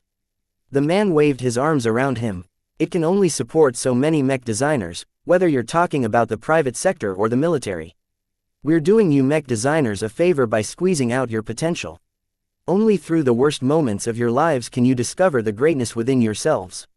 The Republic can't afford to support any silk pants mech designer who faints at the sight of blood. This seemed to be a running theme among organizations that cultivated mech designers. The more Vase learned about how mech designers advanced, the more he agreed with this philosophy. Though their profession stereotypically consisted of nerds, in truth they did not make for great mech designers. I hope I've met the expectations the Mech Corps has set upon me, sir. Vase replied, that is what I wished to talk about. I've been keeping tabs on you, and so did Colonel Lowenfield and Professor Velton. All three of us are impressed with your contributions up to this date. Although there are some questionable points in your records, they are inconsequential compared to how pivotal you've been for our successes. The ability that you've displayed shouldn't be wasted. I hope to continue to be useful to the Vandals, sir. Verl shook his head. That's not in the cards for you. I wasn't lying earlier when I said the Vandals will be taken off the front lines. We've attracted too much heat, and that's bad for a mech regiment like ours. If the front lines don't collapse, we're likely never going to see much action again. Our next battles will consist of small skirmishes and raids. That's beneath your attention. Vase frowned a bit. The Major was building up to something.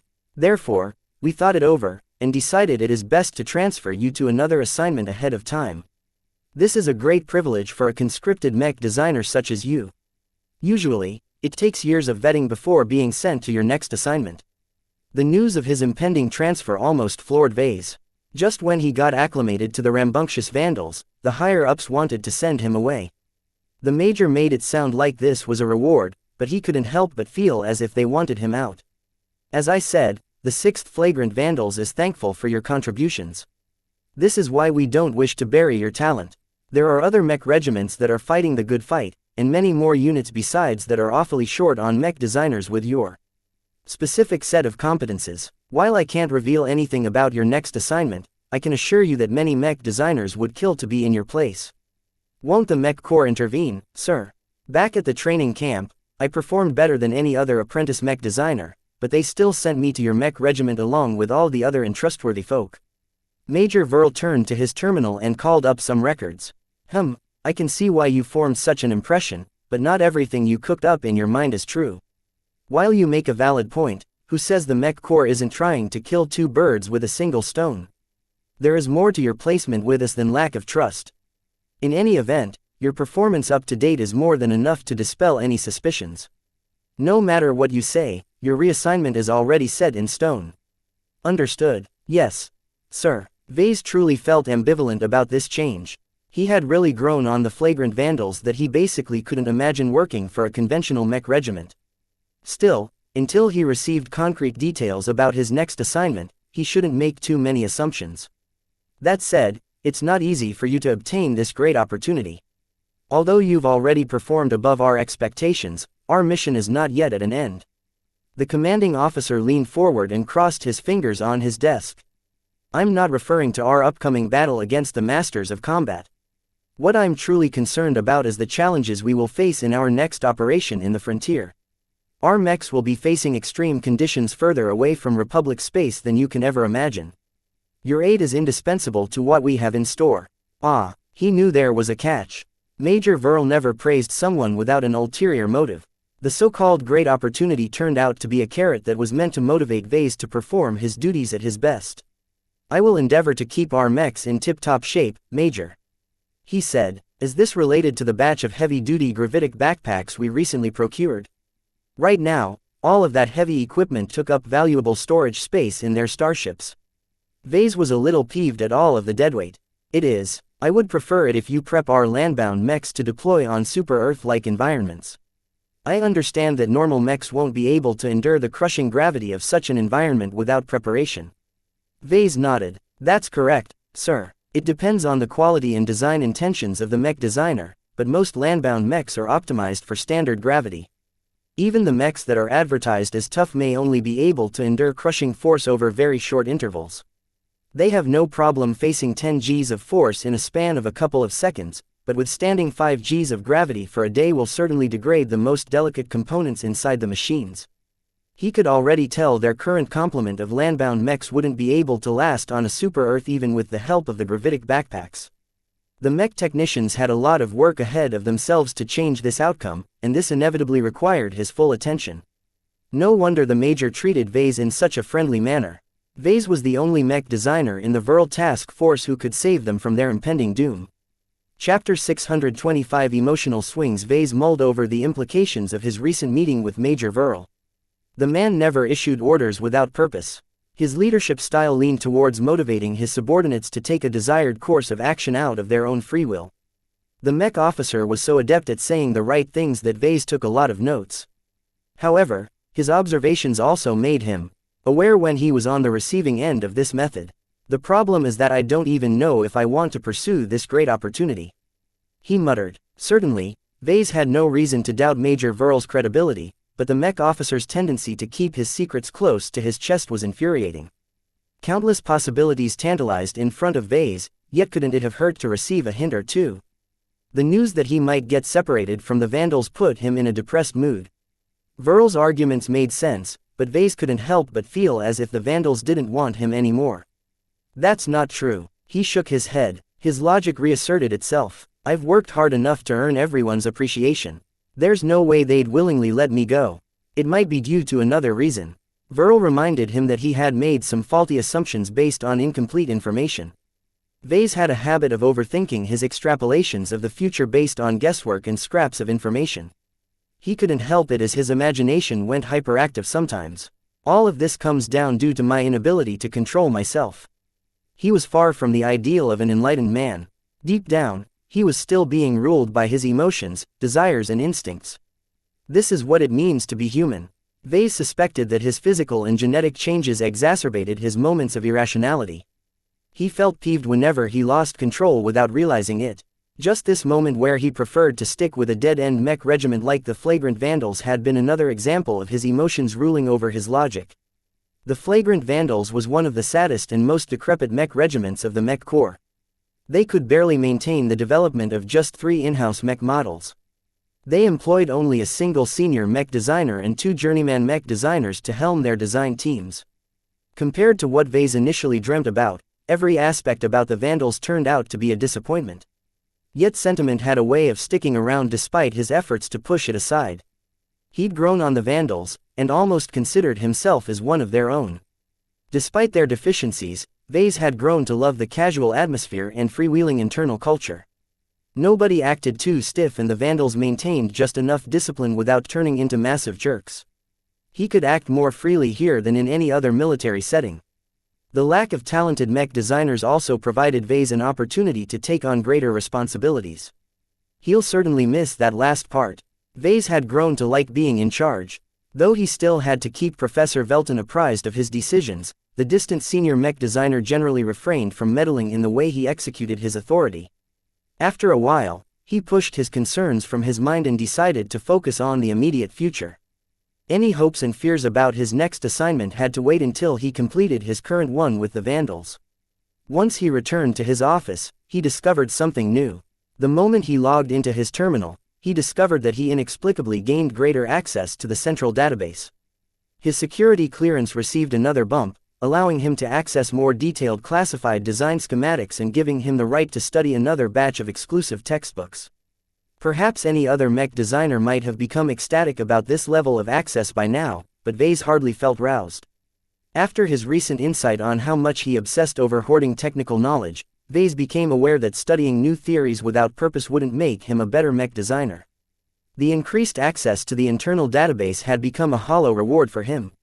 The only pieces of Knowledge that Vase figured would be worthwhile for him to read up on was to learn how to harden mechs against heavy gravity and how to develop countermeasures against stealth.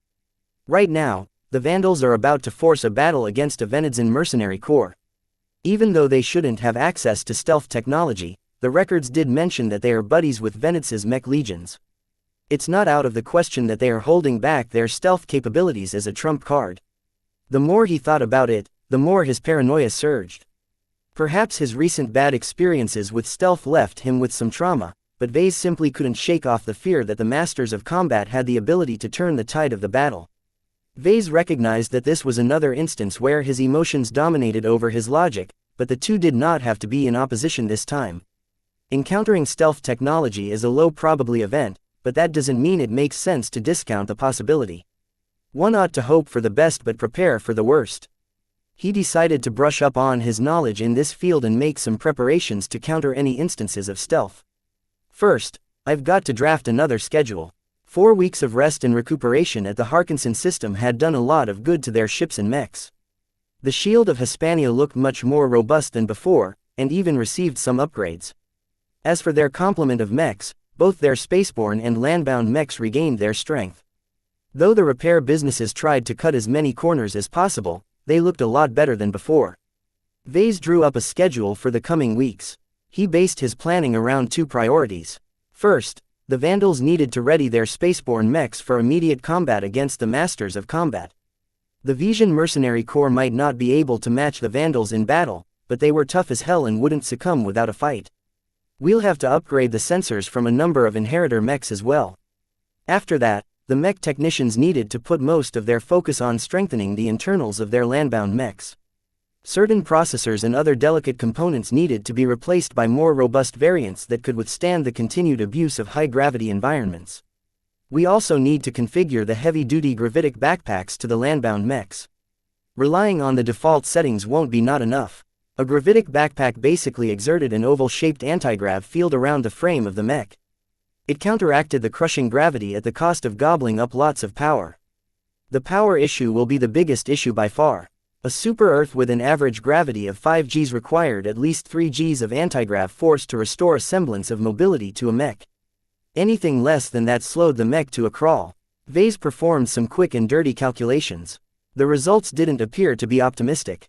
The landbound mechs at our disposal are battle-focused.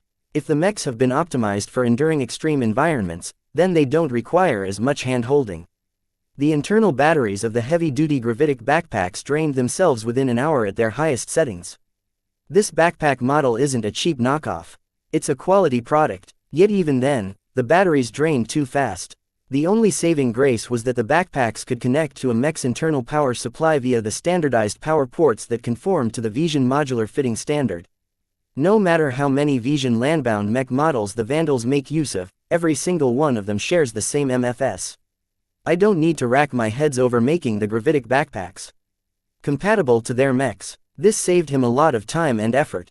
The most he had to do was to tweak the output of the gravitic backpacks to match the dimensions of the mechs as closely as possible. A provisional schedule came into being. While Vase had never received a timeframe of the next operation, it took a while to reach the frontier from Reinald space. He therefore worked around the assumption that it took 2 months to cross over to the frontier and travel deep enough to stumble upon the trail of the Starlight Megalodon. 2 months will have to do. Strengthening the internals of a mech was a tedious job at best. It involved disassembling every mech without damaging anything in order to reach the most delicate components that needed to be changed. Close to 300 landbound mechs will require these tweaks. That's too much. Still, Vase had no choice but to set this schedule. He needed to lean on the mech designers and chief technicians to find ways of cutting down the time to treat each mech. Once he double-checked the schedule, he sent the files to Major Verl for approval. He received it within an hour. The Major approved his plans without any comment, which meant that Vase hadn't screwed up or overlooked anything important. It also means he trusts my judgment. Vase didn't dwell on the fast response. He split up the schedule into different work assignments for every mech designer and every shift of mech technicians before sending them onwards. His deputies would ensure the recipients actually stuck to them. If not, Vase would gain an excuse to punish Mercator and Trozen. HMPH, those two are hardly worth my time, especially if I'm on my way out. If the Vandals hadn't been flinging themselves from crisis to crisis, the two careerist mech designers might have been able to stir up more trouble. So far, they had no means of competing directly against Vase, and it looked as if they would never get the opportunity to gain the upper hand. Now that Vase knew he was on his way out, his concerns over the two apprentices seemed trivial. Though Vase admitted that they possessed some competence, they still had years ahead of them before they could move to brighter pastures. One of the more peculiar traits about the Flagrant Vandals was that it exhibited a high amount of transfers. While many would come to settle in this mech regiment for the rest of their careers, others only stuck around for a couple of years before being transferred elsewhere. Vase had attempted to look up where they went, but Vase did not possess the right privileges to access that data even after his security clearance improved. Vase wondered whether the opportunity Verl hinted at had always been the original plan. Even if Vase hadn't stood out with his performance, his future was already set in stone. The most he accomplished was to bring his transfer date forward. I wonder though if my abilities are truly needed there. Though Vase still longed for a plum assignment, he would certainly be working under more capable mech designers. This meant he would go back to doing grunt work with almost no autonomy to speak please like and follow the Cultivation Audiobooks channel of. How could he flex his design ability and refine his mastery over his skills if he needed to stick to a narrow set of instructions? Another thing Vase was worried about was that he needed to start all over again when it came to building relationships. Though Vase hadn't cultivated any close friends among the Vandals, he formed many ties that might be useful after the war. Still, his work was only half done. Vase had not reached the point where the Vandals would willingly come and work for the LMC or the Avatars of Myth if the Mech Corps let them go. Compared to hiring random mercenaries from the job market, hiring known individuals with a shared history of struggle and survival appealed Vase the most. There was a sense of instinctive trust and brotherhood among the Vandals. This bond had reached the point where Vase trusted them with his life.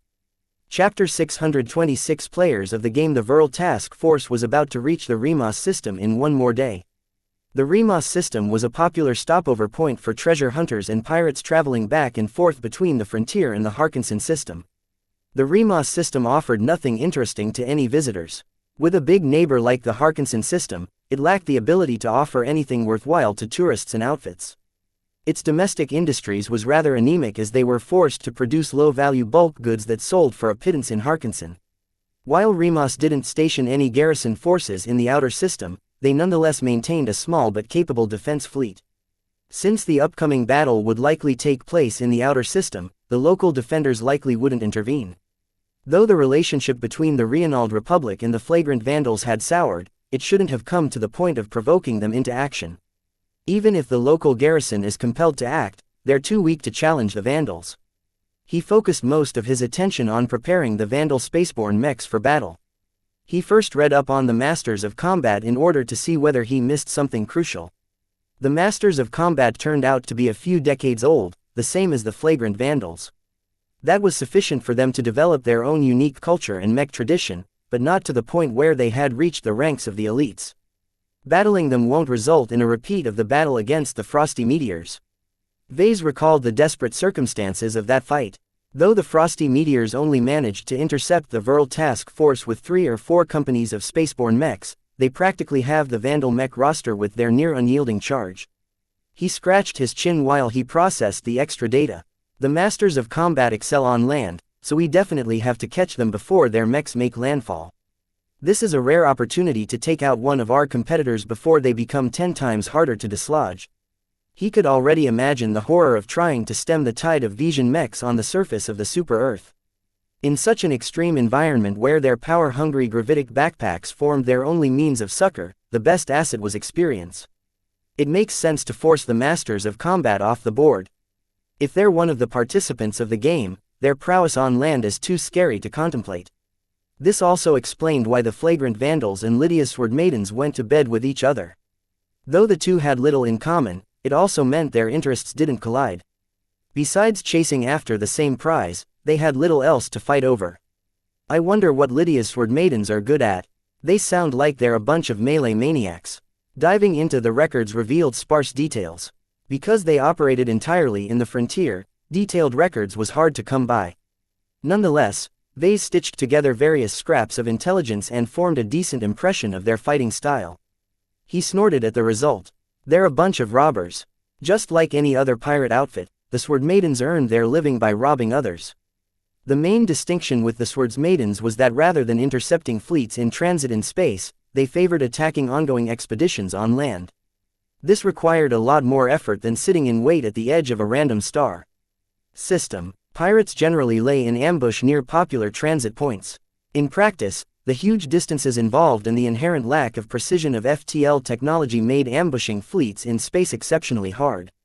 If the incoming fleet of ships ended up several light hours away from the ambushers, the pirates would never be able to close the distance in time.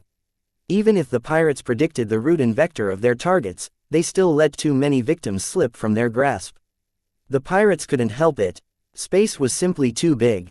Compared to ambushing fleets in space, ambushing an expedition that was chained to the ground was a lot easier. The Sword Maidens knew where they could find their targets, and as long as they enjoyed orbital superiority, they could drop as much mechs as necessary to subdue the forces on the ground. The only challenge with this method was that Lydia's Sword Maidens depended upon tip-offs and their own intelligence-gathering efforts to sniff out juicy treasure-hunting expeditions. Still, it seems they've become quite good at it over the years. This meant that the Sword Maidens had become very formidable in this aspect. They had fully taken root in the lawless society of frontier space. Maybe the flagrant vandals could easily demolish the Sword Maidens in civilized space. Yet if the battle took place in the frontier, the Sword Maidens would easily be able to gain the upper hand through various means. In general, their focus on robbing treasure hunters had turned them into formidable landbound combatants. As their name suggested, they highly favored swordsman mechs. This mech archetype offered a flexible balance between mobility and protection under challenging environments. The best part about swordsman mechs was that they offered a high amount of offensive power that enabled them to overwhelm guard mechs in the flashiest manner possible. Most treasure hunting expeditions surrendered on the spot at that point. As a gang of robbers, the conduct of the Sword Maidens turned out to be rather mild. They never killed the treasure hunters after they surrendered and never demolished their means of escape. Crueler pirates either slaughtered or enslaved every single captive. If they were lazy enough to do so, they could still drive the expedition members to despair by stealing their mechs and ships. With no way out of the wild and untamed planet, they lost every hope of returning to civilized space. In fact, the frontier wasn't made up a vast stretch of unpopulated or alien-occupied star systems. A small but critical portion of planets hosted humans that had gone native over the years. Either willingly or not, they managed to persevere where others had fallen and erected functional, self-sufficient settlements, some of which turned into fiefs for the brutal pirate gangs that held sway in those regions of space. Compared to those hardcore pirates, the conduct of Lydia's Sword Maidens is positively angelic. The Sword Maidens only attacked targets they knew for certain they could overwhelm. They picked their targets wisely and backed off from any threats beyond their means to defeat. Over time, they steadily grew their numbers from a collection of women to a formidable outfit that became a mainstay in the frontier. Still, even if they're admirable for being able to survive in the frontier, they're similar to the flagrant vandals. They prey on the weak and run from the strong. They won't do well against a battle-oriented mech outfit. When Vase compared their mech doctrines and battle records to those of the Masters of Combat, the Sword Maidens had no chance of winning. It couldn't be helped. The Masters of Combat always deployed a balanced force of defense-oriented mechs. Each mech model and mech type rounded out each other's weaknesses. The Sword Maidens on the other hand deployed a disproportionate amount of swordsman mechs. Although a small number of Sword Maidens piloted knights or ranged mechs, this uneven mech roster basically forced them into a singular strategy. Attack, attack, attack. This also happened to be strategy the Masters of Combat excelled in dealing with. They loved to foil the advances of their opponents, blunting their offensives and tiring them out until the Masters of Combat could deliver the coup de grace. In this perspective, taking the Masters of Combat out of play before they reached the Starlight Megalodon made more and more sense. From a greater perspective, the alliance between the flagrant vandals and Lydia's Sword Maidens reeked of desperation. Alone, they lacked the strength to compete against other outfits. Only after combining their forces did they gain the necessary footing to win the game. Maybe the vandals would be able to muscle out the other outfit if they brought their full numbers. However, the Viral Task Force alone was unable to deter their competitors, especially when they never had the opportunity to replenish their fallen mech pilots. It's unfortunate that they're both raiding outfits. However, this had given both of them the grounds for cooperation. Neither of them were strong enough to succeed without each other's help. Only by marrying their strength would they be able to contend in this brutal game. Relevant to the upcoming battle, just because the Sword Maidens didn't focus on spaceborne combat didn't mean they neglected it entirely. Without adequate spaceborne forces, they wouldn't have been able to wrestle orbital superiority from the expeditionary fleets. Their spaceborne battle capabilities didn't seem exceptional, but different from the Vandals, the Sword Maidens cultivated a strong and formidable boarding force. Just because they didn't strangle the lifeline of their victims didn't mean they disregarded the value of starships. A capable boarding force was necessary to take over high-value starships without risking any shenanigans. The Sword Maidens earned as much money from selling their prize ships to selling the expedition's spoils. The only ships they left behind were low-value rust buckets such as old cargo haulers or decrepit converted carriers. It still seemed rather strange to Vase that Lydia's Sword Maidens expressly cultivated an elite boarding force while slightly neglecting their spaceborne mechs. It sounded incongruent to their strategy. After all, it took a lot more effort to capture a ship intact than to blow it out of the skies. Vase shrugged. Oh well, we'll soon come into contact with each other, so I'll probably find out the truth behind the matter. He couldn't forget that Lydia's Sword Maidens possessed a backer. Vase hadn't been able to dig up any accurate information about the power behind the scenes besides the fact that they were a part of a more moderate faction. Rienaldan politics was rather polarizing. One faction sought to expand their influence in the Komodo Star sector, and they weren't above using force. They wanted to push the Frozen Leaf Alliance from a defensive alliance into a greater union that would allow them to push their weight around. The other faction advocated for maintaining the status quo. If it ain't broke, don't fix it. This was pretty much the essence of their motto. They liked the fact the Rienald Republic had grown into an unofficial trade hub that carved out its own niche. Not everyone from the military fell into the aggressive camp. Neither did every merchant believe the Rienald Republic would be able to remain safe. Lydia's Sword Maidens was a tool that extended the reach of the moderate faction to the frontier. If worst came to worst, the Sword Maidens could also lead their backers beyond the reach of their enemies if the Rienald Republic ever fell. In this context, Lydia's Sword Maidens were less like pirates and more like intelligence assets that pretended to be pirates. Perhaps their budget was truly dependent on their spoils, but Vase figured that there was definitely more the Sword Maidens than what the shallow records had revealed. Almost every outfit involved in this game had a backer propping them up.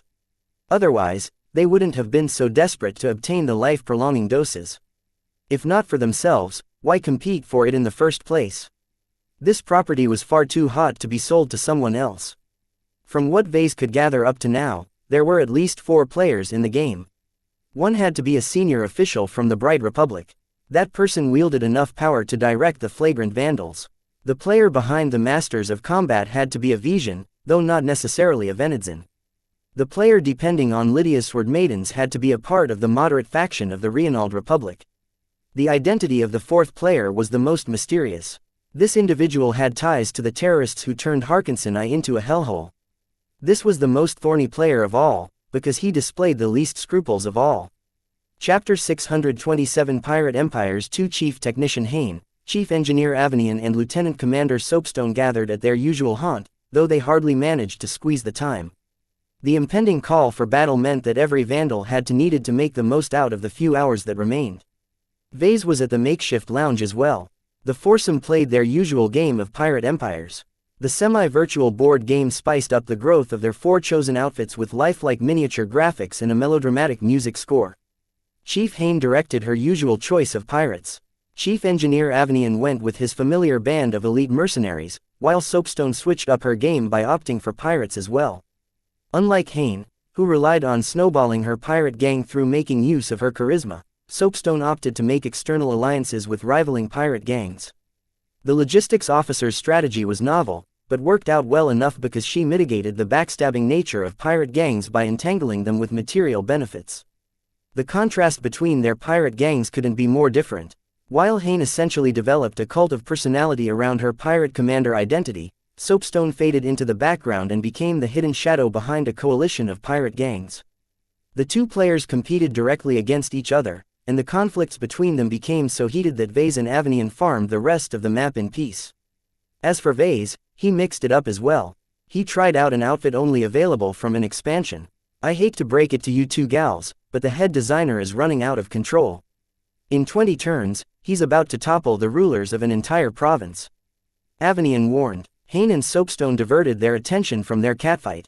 Vase had been laying low all this time, spending most of his time by raiding factories for mechs and gear while training up the volunteers who wanted to fight for the cause. All of it looked boring in comparison to the high-profile moves of his fellow players, but once he brought everything together with his most recent moves, his true strength couldn't be hidden any longer. Hayne sputtered as she swigged a drink. Damn it, Vase, rebel movements are broken as hell in this game. I have to work my butt off to recruit new pirates, while you only need to sit back and rake in the suckers who bought into your stupid cause. Vase laughed as his plan came together. I can't help it if the government is run by a bunch of nincompoops. They're not flexible enough to keep up with my changes.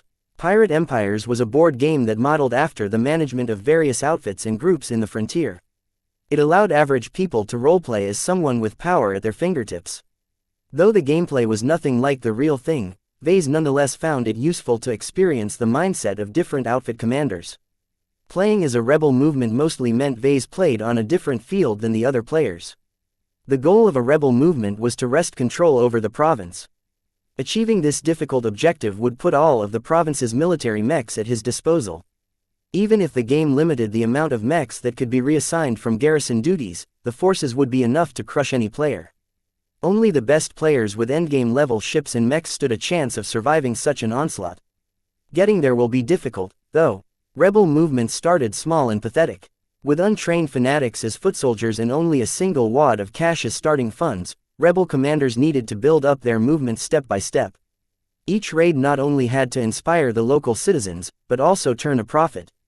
During this endless struggle to acquire more funding and manpower, the provincial government wasn't sleeping. The larger the rebel movement grew, the more pushback it received from the government.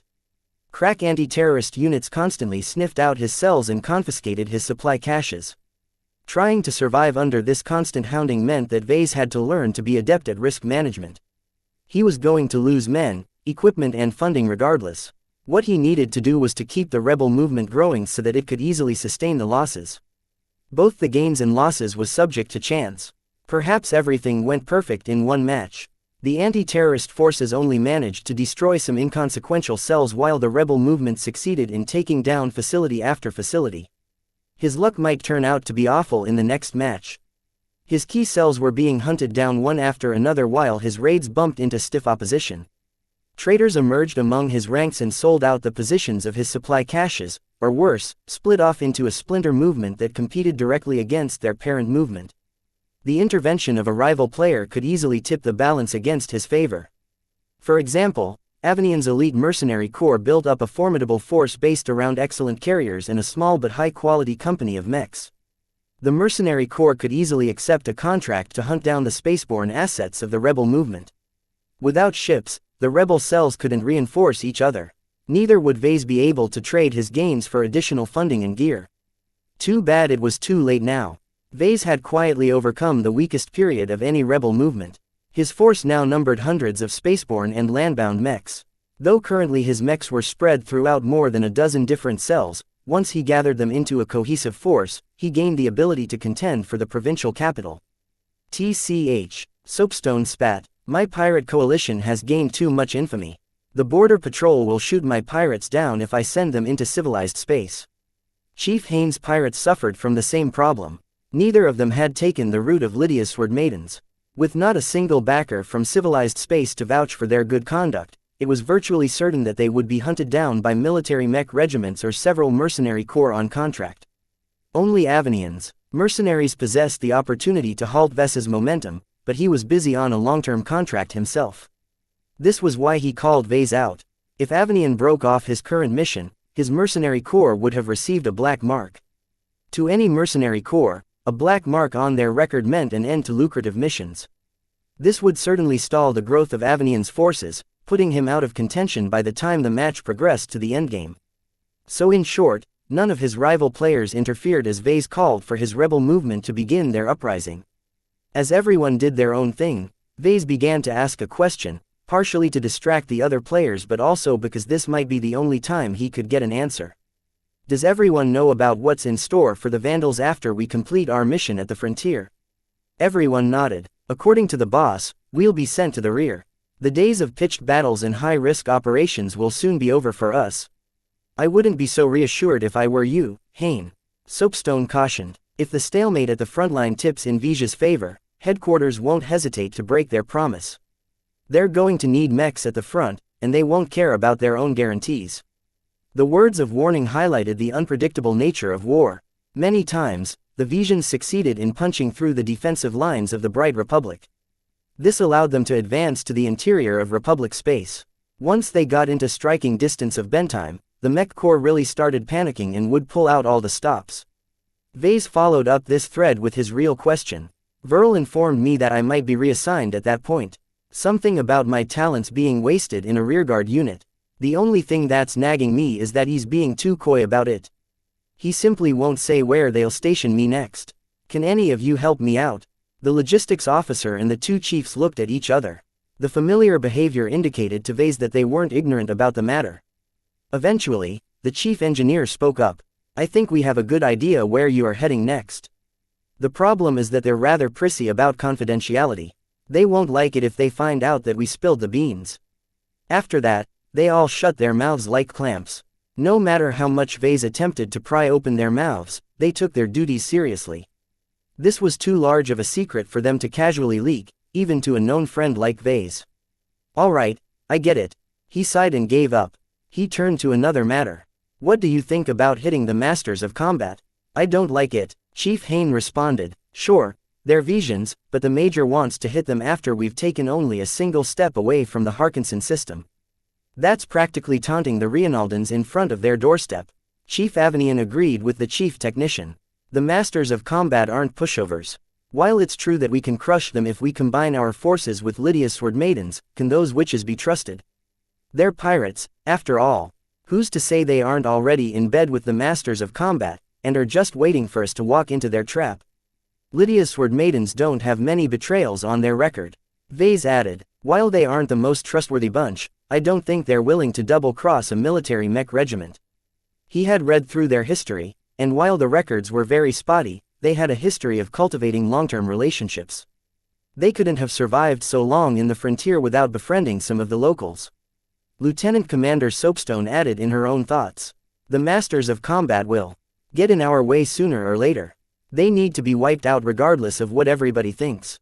Out of everyone in the lounge, Vase knew for certain that Soapstone was a part of the inner circle. Only she knew for sure why her superior insisted on attacking the Venedzin mercenary corps. Even then, I can't imagine why Lydia's Sword Maidens are joining in. Chief Haines scratched her head. As far as I know, they don't have any grudges with the Masters of Combat. While their gear is fairly expensive, they can earn more if they do their usual shtick of robbing treasure hunting expeditions. Nobody could explain this questionable point. Nobody except Soapstone, the only insider among their gathering. Lydia's Sword Maidens are serious about this alliance, and so are we. Our cooperation is quite extensive. They've already passed along critical information about the frontier to us. Without this intel, our task force could have easily blundered into a pirate stronghold or a Sandman settlement. The frontier was home to many dangers. While most pirates roamed the frontier independently, the most threatening ones reached a scale that wasn't any weaker than a small third-rate state like the Rienald Republic. The alien Sandmen formed another major threat to human intrusion. These silicate-based lifeforms were a pain to fight against. The worst part about them was that almost nobody earned a profit by fighting the Sandmen. When their sand constructs blew apart, all they left were worthless sand particles. Have we secured any guarantees from the pirates that they won't betray us once we're out of civilized space? Vase probed. No, but we don't need to. They need us just as much as we need them. All will be made clear in the future. Vase heard what he wanted. He received another clue that matched with his guesses. He quietly sighed to himself and looked at the game projected by the table. The senior officials backing the outfits aiming to retrieve the life-prolonging medicines must have been playing their own version of pirate empires. Instead of playing with virtual lives, they played with actual human lives. Chapter 628 Unorthodox. The Vandal fleet emerged at the edge of the Remas system in a flash. FTL transitions couldn't be hidden because the entries rippled through gravitic space. Pulse the surrounding space. Major Verl ordered with force. Launch patrol mechs and secure the perimeter. If there's anything hiding nearby, I want to find it out yesterday. Yes, sir. The officer in charge of sensors implemented a pre-planned arrangement. As the starships of the task force recovered from their stint in FTL travel, a large number of inheritors launched from their hangar bays. Some of them hadn't been worked on since the Vandals got them back from the repair businesses. The mech technicians only had time to upgrade the sensor arrays of only a handful of inheritors. Still, this small change was more than enough to make a difference. We've detected a cold sensor pod several light seconds in system. Shoot it down, sir. Considering its position, the sensor pod likely belongs to the local garrison fleet. Shoot it down regardless, Major Verl repeated, throwing a menacing glare at the sensor officer for doubting him. The Reinaldans are as dirty as anyone. I don't want anyone receiving up-to-date telemetry on our movements. A precise laser took out the distant sensor pod. Though it was challenging to destroy something so far away when it moved, the sensor pod possessed no mobility at all.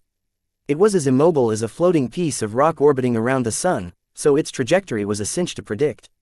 A few more seconds went by as the sensors of the ships and mechs started to resolve the vicinity in an expanding range. We've detected several unknown fleets. One has been identified as the Masters of Combat. The other is broadcasting their identity as Lydia's Sword Maidens. The third fleet claims to belong to the Caged. They expected the first two fleets. They did not expect the presence of the Caged. That Rapangan gang, Verl shouted as he slammed his fist against his armrest. Tactical, analyze their movements. Tell me why they are here. When the various outfits involved in assaulting the spaceport departed from the Harkinson system, they supposedly split in every direction. Now, 4 of the outfits involved had coincidentally ended up in the Remas system. Worse, because they all jumped from the same starting point and emerged at the same exit point, every fleet was a stone's throw away from each other.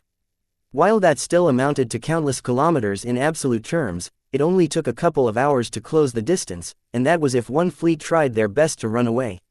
Vase watched on from his observation seat in the command center. The amount of aid he could offer at this point was limited, but the preparations he drafted beforehand had already shown their fruits.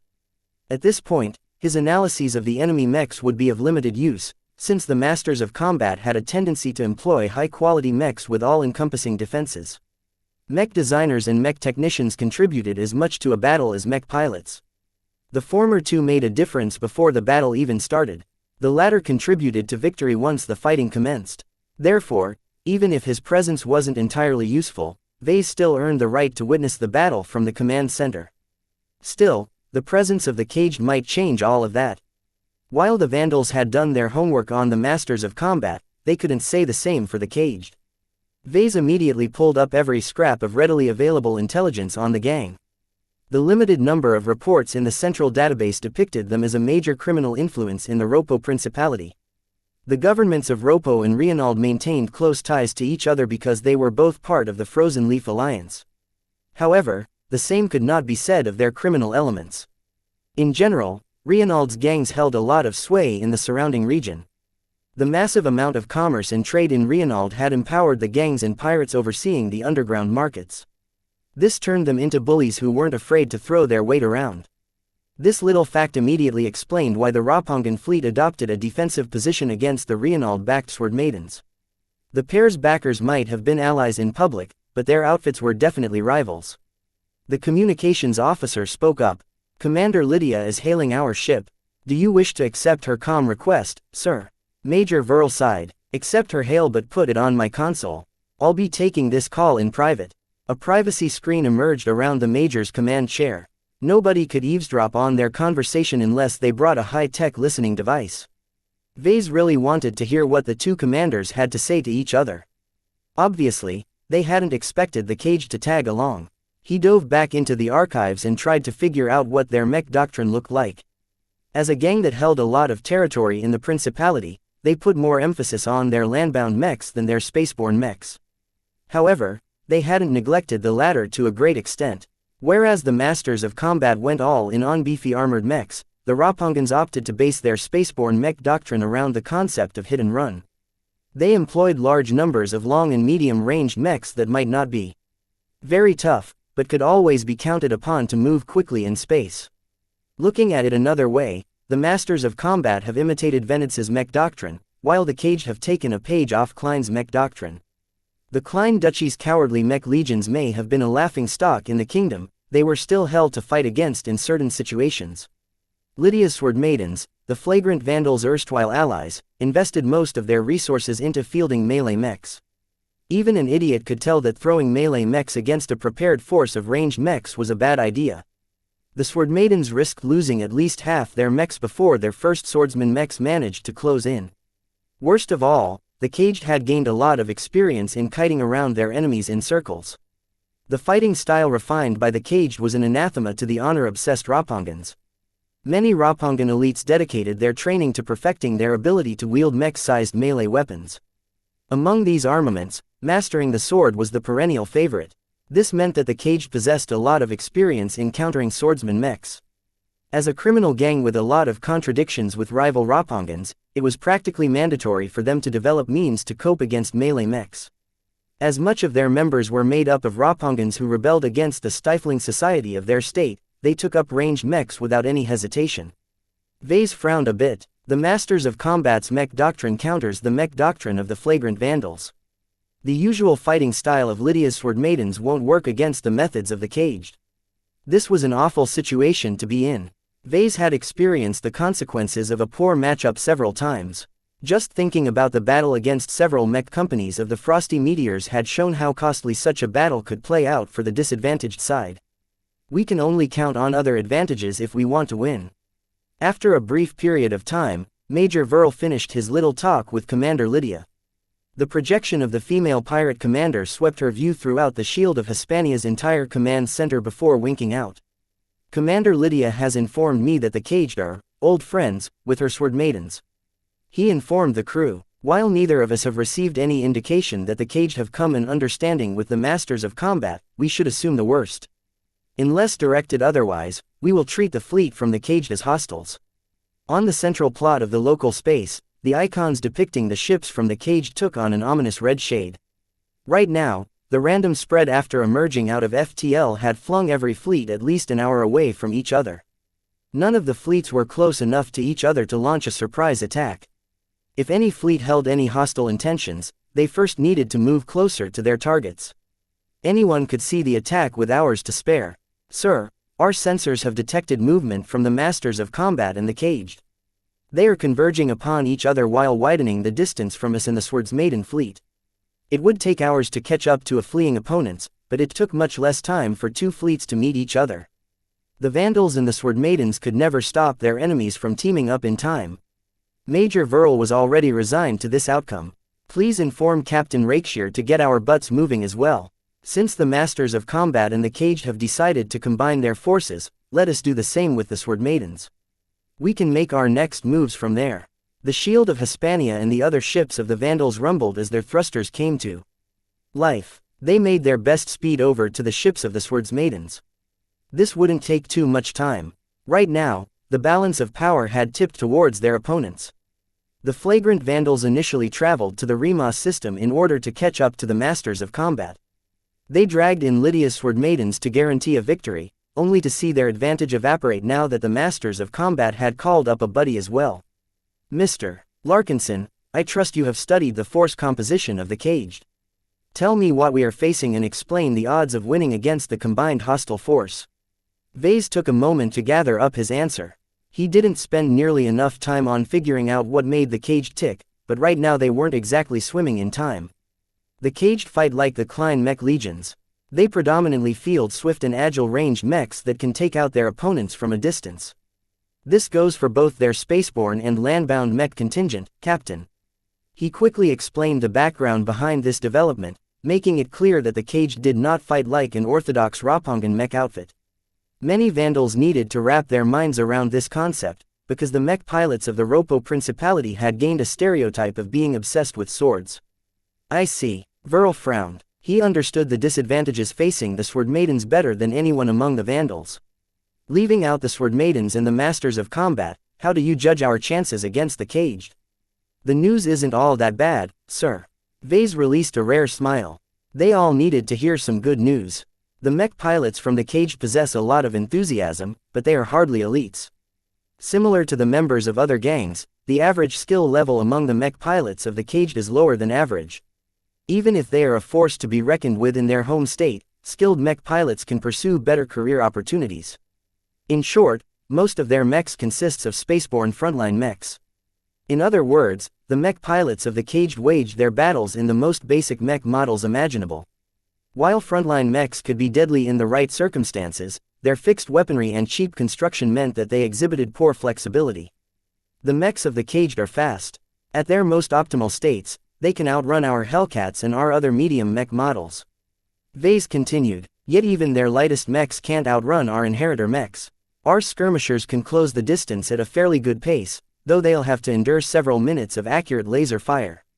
As a force based around long and medium-range supremacy, they rely mostly on lasers, which isn't as effective in punching through the armor of an inheritor mech as kinetic or ballistic rounds. Some of the Vandals in the command center smiled. As long as the Vandals faced the Caged, they could use their inherent advantages to negate their threat against the Sword Maidens. All they needed to do was to maneuver their elements to make this favorable matchup possible. Chapter 629 Intimidated. The flagrant Vandals calmed down after being flustered by the unexpected presence of the Caged. The infamous gang with a reputation as powerful as the Blood Claws on Bentheim was a force to be reckoned with. Their subtle opposition against Ropo's rigid and hierarchical culture had forged them into capable warriors. If Vase listed out the combat strengths of all 4 fleets in the Remas system, then the flagrant Vandals still possessed an absolute advantage. At their root, the task force was detached from a military mech regiment, which utilized better technologies, higher quality mechs, disciplined mech pilots and Broadmoor forces. Even if they hadn't brought their entire mech regiment, even if they lost half their mech pilots due to attrition, their strength was simply incomparable to any private outfit. The Vandals possessed another advantage. Unlike the other 3 outfits, they had been raised as a mixed combat force, but their emphasis lay on their spaceborne assets. They possessed abundant battle experience in space and didn't shy away from increasing their advantage in this area. Their battle credentials had also been strengthened through their recent engagements. Though they lost a lot of mechs and mech pilots, the survivors gained valuable experience on how to tackle a tough defense-oriented mech force. Lydia's Sword Maidens were robbers masquerading as pirates. Though they possessed some tricks when it came to spaceborne combat, most of their focus lay in their landbound assets.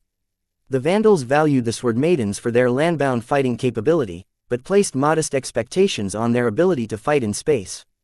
Both the Masters of Combat and the Caged excelled in landbound battles as well. Naturally, they possessed enough spaceborne mechs to safeguard their fleets, but their bias in favor of landbound combat worked against them now that the nearest terrestrial planet or moon was at light hours away. Now that we've linked up with the Sword Maiden fleet, we will be engaging the Masters of Combat and the Caged in combat. Ready yourselves for battle, Major Verl announced. The Vandals appeared ambivalent at this aggressive move. The higher-ups who attended the briefing beforehand all supported ganging up on the Masters of Combat with the help of the Sword Maidens. With an overwhelming number of ships and mechs, they could easily defeat the Vision Mercenary Corps without paying a bloody price. That equation changed with the surprise appearance of the Caged. The gang from Ropo might not possess any advantages, but just the fact that they could throw a bunch of mechs on the battlefield posed a significant hindrance to the Vandals. The Vandals expected to win a battle for free. Now that they faced the prospect of a slightly more even fight, some of the Vandals became discontented. Opportunism and exploiting weaknesses had been baked into their DNA. The upcoming battle threw them out of their element. Yet Major Verl was not yet done. He had been holding a private discussion with Commander Lydia of the Sword Maidens for several minutes. Behind the privacy screen, they did more than hash out their strategies. The Mech Major turned to his communications officer. Hail the flagship of the Caged fleet. Make it a tight beam and do your best to hide it from outside observers. Sir, the enemy ships are following a constant evasion pattern. At our current distance, the beam won't hold. Verl waved the problem away. Just make it clear to their sub-boss that we want to speak. Please like and follow the Cultivation Audiobooks channel to him. He should listen to what we have to say. The shield of Hispania soon cast out an invisible tight beam that resembled a laser. It traveled forth at light speed and briefly brushed against the hull of the Severed Tail, the flagship of the Caged fleet. Ordinarily, if a ship was being pinged by a laser beam, the vessel in question would do everything possible to move away. Powerful laser weapons calibrated for extreme range fire could stretch across light seconds and inflict measurable damage, but the stupendous range also made it ridiculously easy to dodge the beams. In general, it was considered a waste of time to pelt an enemy fleet with lasers at this distance.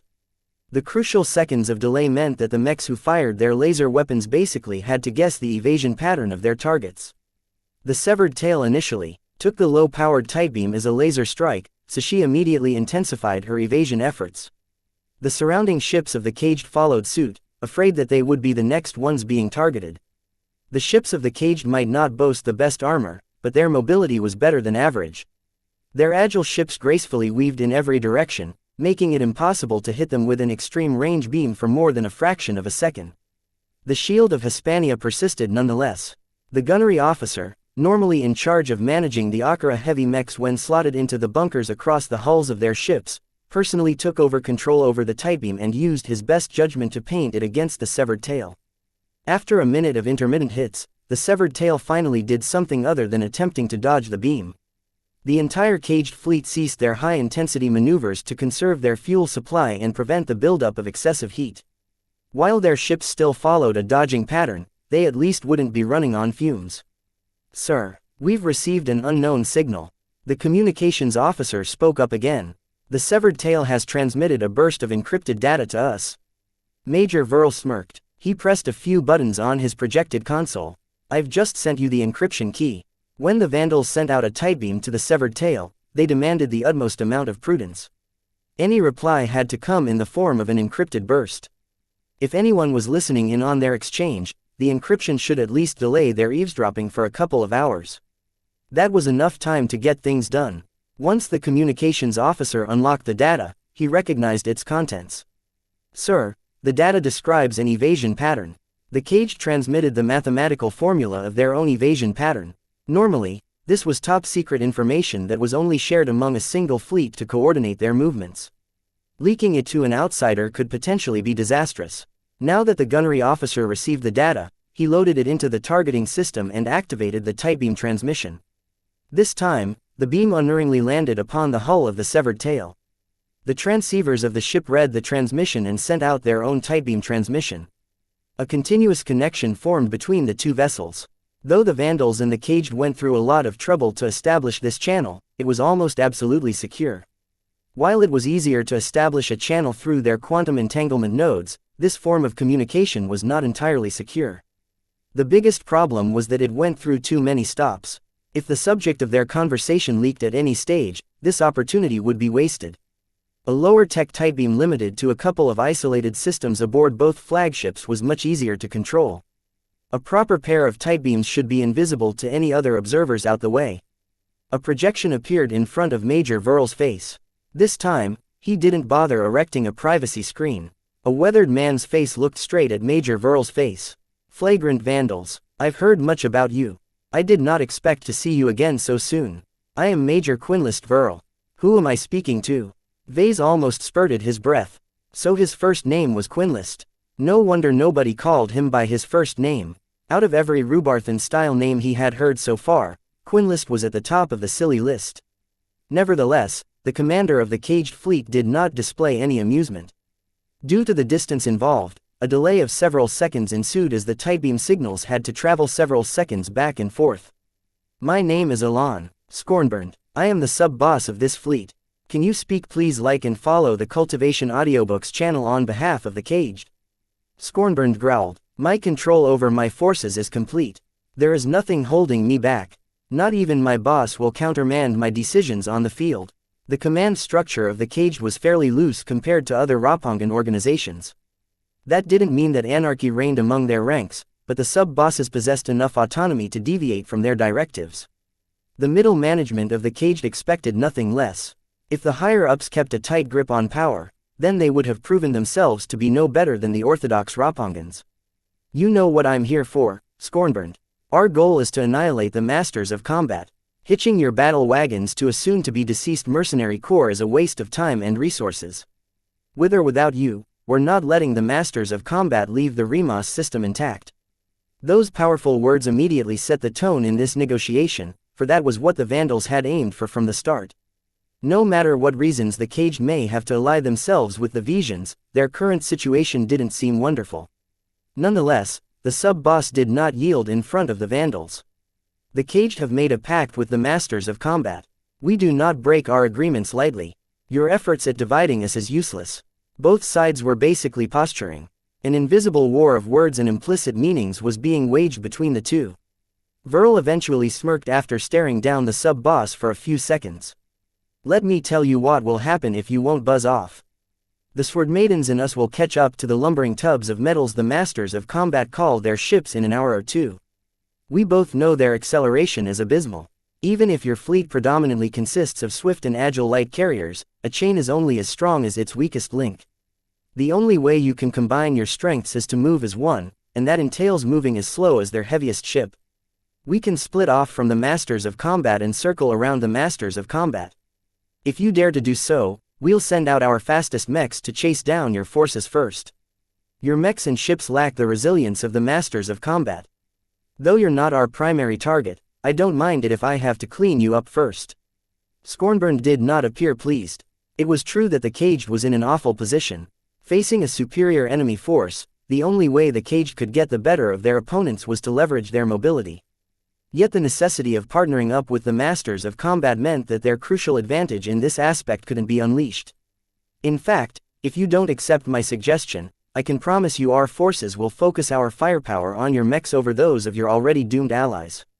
It will take a while to crack the shells of their mechs, but the mechs of the Caged aren't as difficult to break. Don't underestimate our forces, Sub-Boss Scornburn replied with a glowered face. Anything can happen in a battle. Combining our long-ranged firepower with the defensive prowess of the masters of combat is a match made in heaven. Their combination sounded good, but the problem was that it gained the most effect on land. In space, the huge distances and the three-dimensional nature of the battlefield meant that the fragile ranged mechs of the Caged wouldn't be hard to reach. You know that won't help you in the end. Our patience is wearing thin, Sub-Boss. This is our last offer. Step aside and make your way out of this star system.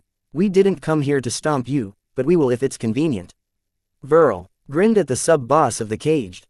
For a moment, Scornburn weighed possibility of yielding in front of the Vandals and the Sword Maidens. Nobody knew what went on in his mind, including his fellow Caged. Eventually, he came to a decision. The Caged does not yield in front of a couple of words. We have never shied away from combat, and if we continued to yield in front of a superior force, how can we call ourselves Ropongans? Say no more, Major. We fight. See you on the battlefield. The feed cut off, leaving the command center with disappointed Vandals. Nobody doubted their eventual victory, but going through two outfits instead of one would lead to greater losses than anticipated. Still, even though the sub-boss answered with a rejection, Verl didn't appear to be disappointed. If anything, his grin had widened. Sub-boss Scornburn was playing to his own crowd. They'll fight. That can't be avoided, yet whether they will stay is another matter. Chapter 630 Conserving Mechs. The flagrant Vandals had multiple reasons to force a battle at this time. However, the rank and file had no clue. If anything, they would rather let the masters of combat go now that the mechs of he Caged backed them up. Yet turning back now meant that the Vandals might be facing the full might of their formidable landbound forces in the future. To prevent such an awful outcome, the Vandals truly had no choice but to go through with their aggressive intentions. Vase reflected on the conversation he just witnessed.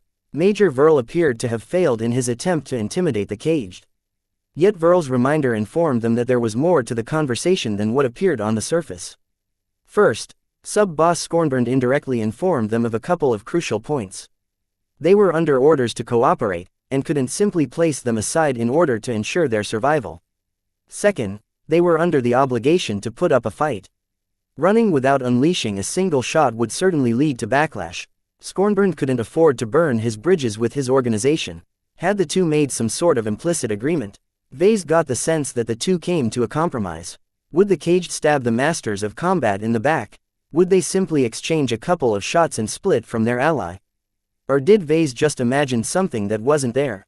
He found it difficult to make a confident prediction of what was about to ensue. If there was anything he had learned from watching the Vandals to go war, it was that something went wrong in every battle. The masters of combat aren't pushovers. They can do a lot of damage before they go down. The frosty meteors traumatized the flagrant Vandals a few months ago. The scars from that battle had never faded. Facing a mercenary corps from the same duchy and the same Mech doctrine opened up all of those scars. Vase realized that the Vandals needed to overcome this challenge. Their rest and recuperation in Harkinson had been interrupted. Many Vandals that had been stuck on Harkinson I were unenthusiastic about fighting another battle. They lacked confidence in themselves. Therefore, one of the reasons Verl prioritized this battle was because he saw it as a way to heal everyone's scars and restore their confident demeanor. Over the next hour, Vase and the higher-ups planned out their strategies and tactics according to the information they had on hand. Commander Lydia of the Sword Maidens brought in her own cadre to help with the planning. Right now, they had plenty of time before the fleets came into battle range. The ships of the Masters of Combat and the Caged had engaged their sub-light propulsion and attempted to accelerate away from the Vandals and the Sword Maidens. Of course, they were only delaying the inevitable. The best the lumbering Vision ships could do was to buy more time for them to prepare their own plans. The Sword Maiden officers all possessed a wild quality that couldn't be hidden through the projectors. While the Vandal officers reeked of professionalism, the strong and unsophisticated Sword Maiden officers didn't look out of place in the frontier. Lydia recruits most of her Sword Maidens from the frontier. A Vandal officer quietly informed his fellow Vandals. She routinely visits the small and isolated settlements among the untamed stars and picks up stray young girls who aren't resigned to becoming breeding objects. In civilized space, gender inequality was a thing of the past. The differences that separated men and women had been solved by technology. A female foot soldier was just as deadly in battle as a male foot soldier. When it came to mech pilots, their mental and physiological differences had a minimal effect on their combat effectiveness. These rules didn't necessarily apply in the frontier. The primitive settlements were deficient in development. Setting up a facility that hosted artificial wombs was beyond their means, so women had to stay home and ensure the continuation of the next generation, sometimes under duress. The frontier isn't a pleasant place to live, especially to women. According to the intelligence Vase had accessed, Lydia's Sword Maidens offered a way out to the more rebellious and adventurous young girls. While Commander Lydia didn't have the means to force the settlements to halt their uncivilized practices, she could at least take advantage of the situation. Every frontier girl that Lydia inducted into her gang became fanatically loyal to her. Vase recognized the similarities between Lydia's recruitment practices and Chief Haynes' favorite strategy in pirate empires. They both build their organization around themselves. They demand absolute loyalty from their subordinates. One of the most precious resources in the galaxy was loyalty. All the money in the world couldn't necessarily buy the dedication of another person. Humans were emotional and irrational, and did not necessarily behave as predicted. Grooming those that sought salvation from young was one of the best ways to raise a completely loyal force. Though it took a lot of time, Vase had to hand it to Lydia. Her investment had definitely paid off, seeing that she grew her Sword Maidens into a formidable force in the frontier. All of these analyses are well and good, but at the end of the day we need to smash them into pieces. The middle-aged woman spoke. Lydia may have aged past her prime, but her athletic body and striped gray and black hair conveyed a ferocious image. Her Amazon-like appearance alone deterred most people in the frontier from starting any trouble. Since you Vandals are shaking in your boots whenever you think about the Masters of Combat, leave their thick mechs to us. My Sword Maidens will carve out their mech pilots from their protective shells. Commander Lydia, we don't wish to doubt your capabilities, but the Masters of Combat can inflict a ruinous amount of damage to us. Major Verl replied, their mechs are tough to fell without committing our mechs, but if we do so the ranged mechs of the cage will box us in from the flanks. What are you suggesting, then? Ignore the Masters of Combat for now and chase down the mechs of the caged. That won't work. They'll turtle behind the Masters of Combat. We'll have to get through the Visions in order to strike at the Rapongans, which puts us back to the beginning. We might as well aim at the Masters of Combat first. The Vandals disagreed. If they didn't put any pressure on the Rapongans, they would be free to leverage their superior firepower. Getting pelted by an unending stream of lasers was not a pleasant experience. It made no sense to throw their mechs to a force whose best aspect was defense. While they possessed a fair amount of firepower, their first emphasis meant they had made a lot of trade-offs that had weakened their offensive firepower. On the other hand, the ranged mechs of the cage possessed a lot of offensive power but possessed few defenses. They mainly relied on their mobility to evade attacks, but that wouldn't help them very much if the enemy closed into knife-fighting range. There are ways to force them away from the Masters of Combat. Verl said, we can play the long game. Though the mechs of the caged are deadly at range, they haven't brought too many spaceborne mechs. Major Verl proposed a battle plan that demanded patience. Though the Sword Maidens showed some dissatisfaction, Commander Lydia eventually agreed to the plan. If she had an opportunity to minimize her losses, she would take it over the objection of her sword maidens. My sword maidens will follow your lead this time. She nodded before the projections of the sword maidens winked out. An hour later, the two combined fleets had caught up to each other. The servicemen aboard the Shield of Hispania already started referring to the combined Vandal sword maiden force as the Flagrant sword maidens. As for the opposing force, the Vandals all racked their minds for a suitable moniker and eventually settled on calling them the Caged Masters. Vase had a laugh when he heard those names. Some of the servicemen must have been truly bored when they came up with those shorthands. Still, the time for jokes was over as the mech forces came into fighting range. Though not all of the ships of the Flagrant sword maidens moved very fast, they had simply decided to split their ship assets in two. The combat fleet would surge forward at their best acceleration in order to catch up to their prey. The support fleet, which consisted of all of their transport ships and logistics ships, was left behind with a number of guard mechs to keep them safe. It wasn't ideal, but cutting away their slowest vessels was the only way the Flagrant sword maidens could catch up to the Caged Masters without ruinously overloading their sublight propulsion. The Masters of Combat weren't stupid. They could do the math like anyone else, and they quickly figured out that they couldn't avoid this battle if they ran away at normal acceleration. The first master who headed the Masters of Combat knew his chances of victory was low at this moment, so he decisively chose to overload the engines and thrusters of his ships. This ruinous decision would wreck the propulsion of his ships and force them into months of repair work if they ever made it out.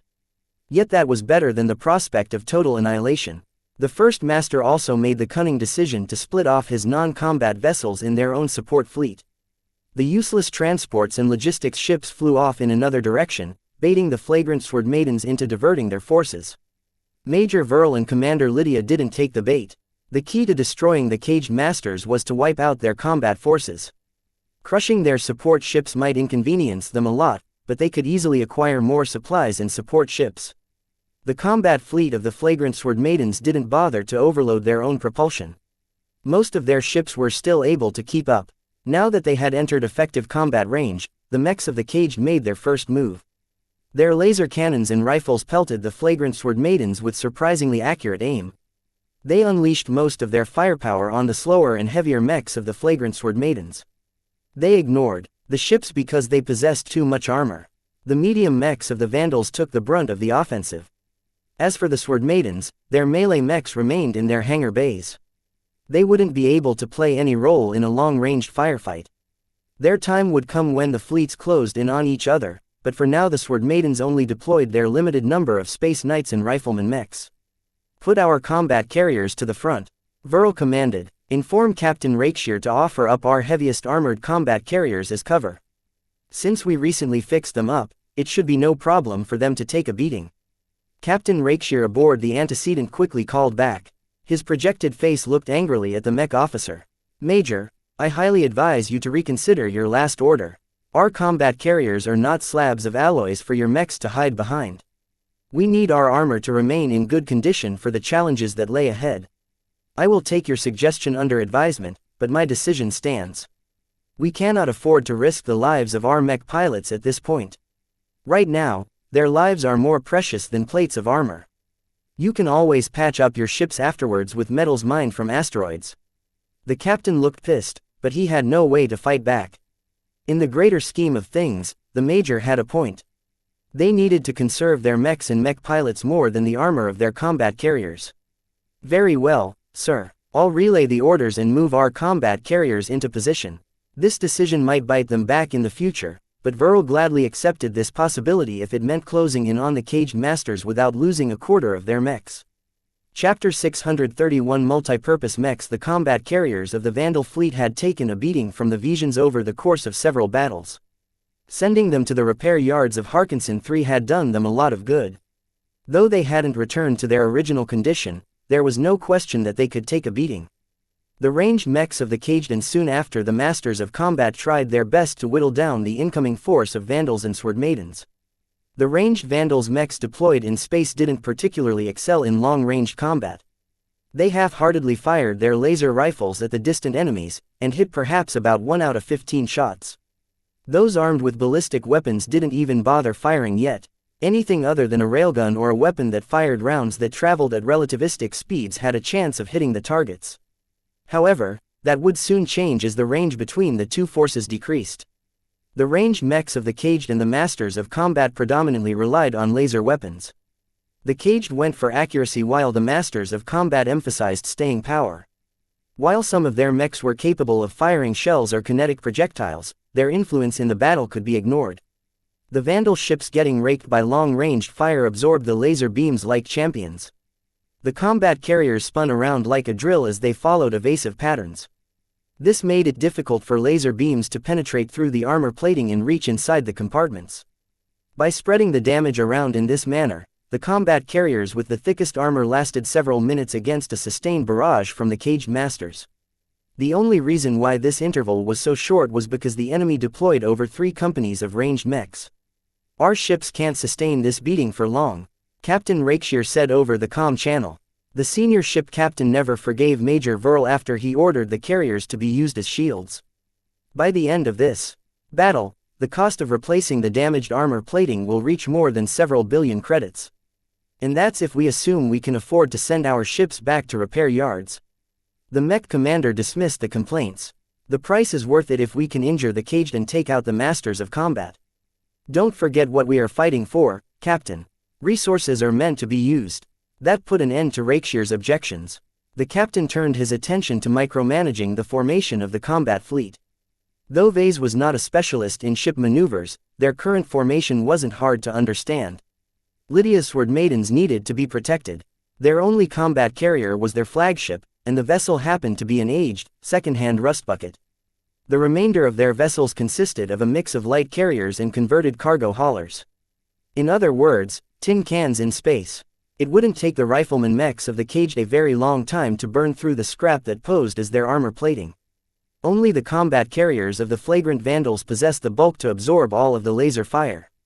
They flew in front, each combat carrier taking up the vanguard position for a couple of minutes before falling back.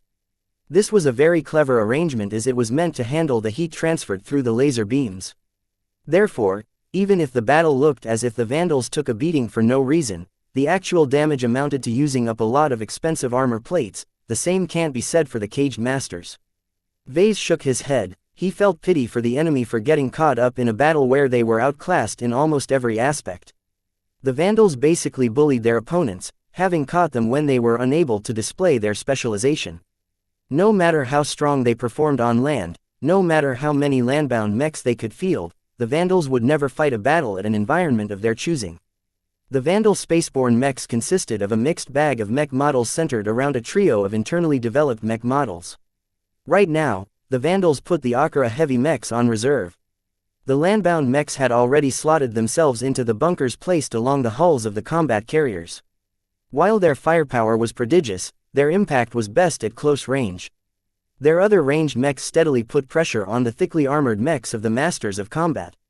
The Vandals couldn't get at the fragile mechs of the caged once they decided to hide behind their bulk. However, the well-armored masters of combat mechs couldn't never outmatch a combat carrier in armor. The Venedzan mechs are straining against our barrage. Half a dozen mechs have already sustained heavy damage. They're pulling back from their formation. Vase inspected the sensor readings of the damaged mechs. He had already pulled up the mech model from the central database. The mainstay mech model of the Masters of Combat consisted of Niven Scrad multipurpose Space Knights. In general, any mech type with the multipurpose prefix was just a way of saying that it carried a mixture of weapons. Similar to hybrid mechs that sought to marry several weapon systems in a single frame, these multipurpose mechs attempted to offer a high degree of flexibility on the battlefield. They didn't pop up that much in the Galactic Rim because technological, material and financial limitations prevented them from reaching their full potential.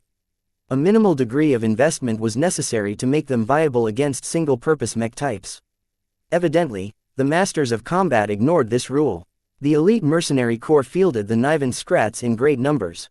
They took advantage of scale to simplify their logistics and unify their training. The Niven Scrats featured 4 different weapon systems: a sword and shield, a laser rifle, a war-pick grate for piercing armor and a pair of missile launchers embedded in the torso. All of these options turned the Niven Scrats into a souped-up hybrid with plenty of options that could react to many different situations. Only extremely well-rounded mech pilots would be able to pilot them proficiently. This didn't hinder the Venedzan mercenary corps as they predominantly recruited veterans from the Vision Mech legions. The Masters of Combat had a reason to adopt this arrogant name. Each of their mech pilots were combat-obsessed and spent most of their time on polishing their piloting skills. However, a jack of all trades was a master of none. Compared to the dedicated rifleman mechs of the Caged, the Masters of Combat fell short in both power and accuracy. The Niven Scrats also needed to conserve their energy levels, so they didn't fire as frequently as they should. Entering medium range in 30 seconds. Once the fleets entered medium range, the mechs armed with kinetic or ballistic weaponry entered effective range. 30 seconds flitted by and a significant amount of Vandal mechs lent their fire to the constant barrage. The battle formation of the Caged Masters physically buckled. Shell after shell exploded against the durable armor plating of the mechs. Powerful kinetic rounds impacted the Niven Scrats with force, cracking their resilient shells and crippling some of their more vulnerable components when hit. Mr. Larkinson, what is your judgment on the Niven Scrats? Major Verl suddenly asked. I want to hear options on how to defeat them as economically as possible. Vase had studied the multi-purpose Space Knight model just enough to come up with an analysis backed by his professional judgment.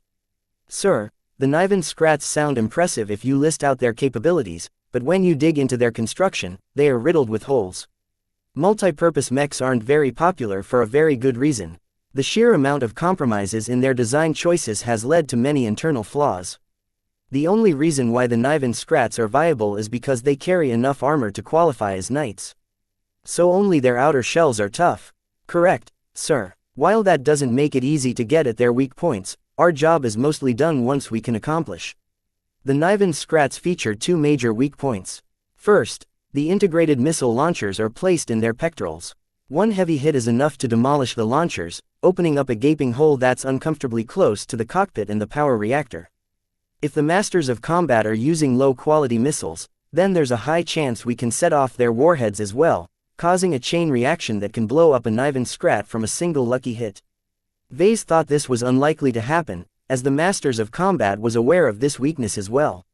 If they deliberately chose to rely on this mech model, then they would have invested in more expensive missiles with plenty of safeguards against unwanted detonations. That's one weakness. What is the other one? Their rear. Vase replied with a grin. Their flight system isn't all that powerful. Its only merit is that it's plated with armor, but they can't withstand a determined attack. The rear armor of the Niven Scrats is also thinner compared to a regular knight. Volume management is a very huge issue with this multi-purpose mech. It has stuffed too many systems in a single frame and there's only so much you can stretch it out without going through the upper bounds of what defines a medium mech. Though the Masters of Combat focus on defensive tactics, their most complex tactics demanded enough mobility to react to various situations. Speed, acceleration and agility generally benefited skilled mech pilots more because they were able to leverage these advantages a lot better than lesser mech pilots. Major Verl mulled on what Vase had passed on. Very well. Attacking them from the front and rear is sufficient. Their armor is highly resilient against both laser weapons and ballistic weapons. Melee weapons can carve through the weak points of their armor, but multiple attacks may be needed to punch through, sir. For now, the Vandals hadn't managed to wreck more than a handful of Niven Scrats. Even at medium range, the mechs put forward their resilient tower shields and let them take the brunt of the incoming fire. The shields didn't last very long against sustained volleys, but the most unnerving thing about the Masters of Combat was that they brought spares. Verl grunted in annoyance. The Niven Scrats are impervious from the front. A flanking force is needed to pressure the Masters of Combat from the rear. With the fleets coming ever closer, the firefight in space heated up. By now, he judged that the combat carriers had served their purpose. It wasn't worth it to risk greater damage than a couple of scorched and molten armor plates. The Vandal fleet pulled back a bit while they deployed their full complement of spaceborne mechs. The Sword Maidens followed suit. With both fleets putting out their full might, they accelerated ahead and lessened the distance in rapid tempo. Vase did not recognize the mech model utilized by the Sword Maidens. Neither the central database or the galactic net contained a record that mentioned anything similar to the spaceborne swordsman mechs racing towards the enemy. Do the Sword Maidens have a mech designer? Vase instantly recognized the homebrew quality of their swordsman mechs. Some of their parts looked crude, while their overall level performance indicated that the quality of their components was rather inconsistent. Despite all these flaws, the Sword Maiden mechs did have one thing going for them. They were fast. Really fast. In fact, all of their swordsman mechs mounted powerful single-use boosters on their backs. Somehow the boosters managed to work in harmony with their flight systems, allowing the mechs to accelerate in space to the very limits of their inertial dampeners. Commander Lydia, Major Verl composed a message to their partner. We did not agree for the Sword Maidens to advance ahead of our mechs. We had a plan. The Sword Maidens ignored his plea and continued surging forward. Vase figured this wouldn't be the last time the Sword Maidens followed their instincts rather than their orders. Chapter 632 Misty Slasher Willful Pirate Mech Pilots aside, the Sword Maiden mechs that had left the Vandal mechs in the dust accelerated extremely fast. The booster packs mounted to their rear must have put a heavy amount of pressure on the mech frame, yet they all somehow managed to hold together. That took skill. Not any mech designer could produce a mech that could withstand these forces. The Sword Maiden mech designers are pretty good. Vase softly muttered. His eyes penetrated through the design and recognized it as a collaboration work. This spaceborne swordsman mech design combines multiple specialties in a single frame. Though it fell short in many aspects, when it came to its strengths, it could truly compete against proper commercial mech models.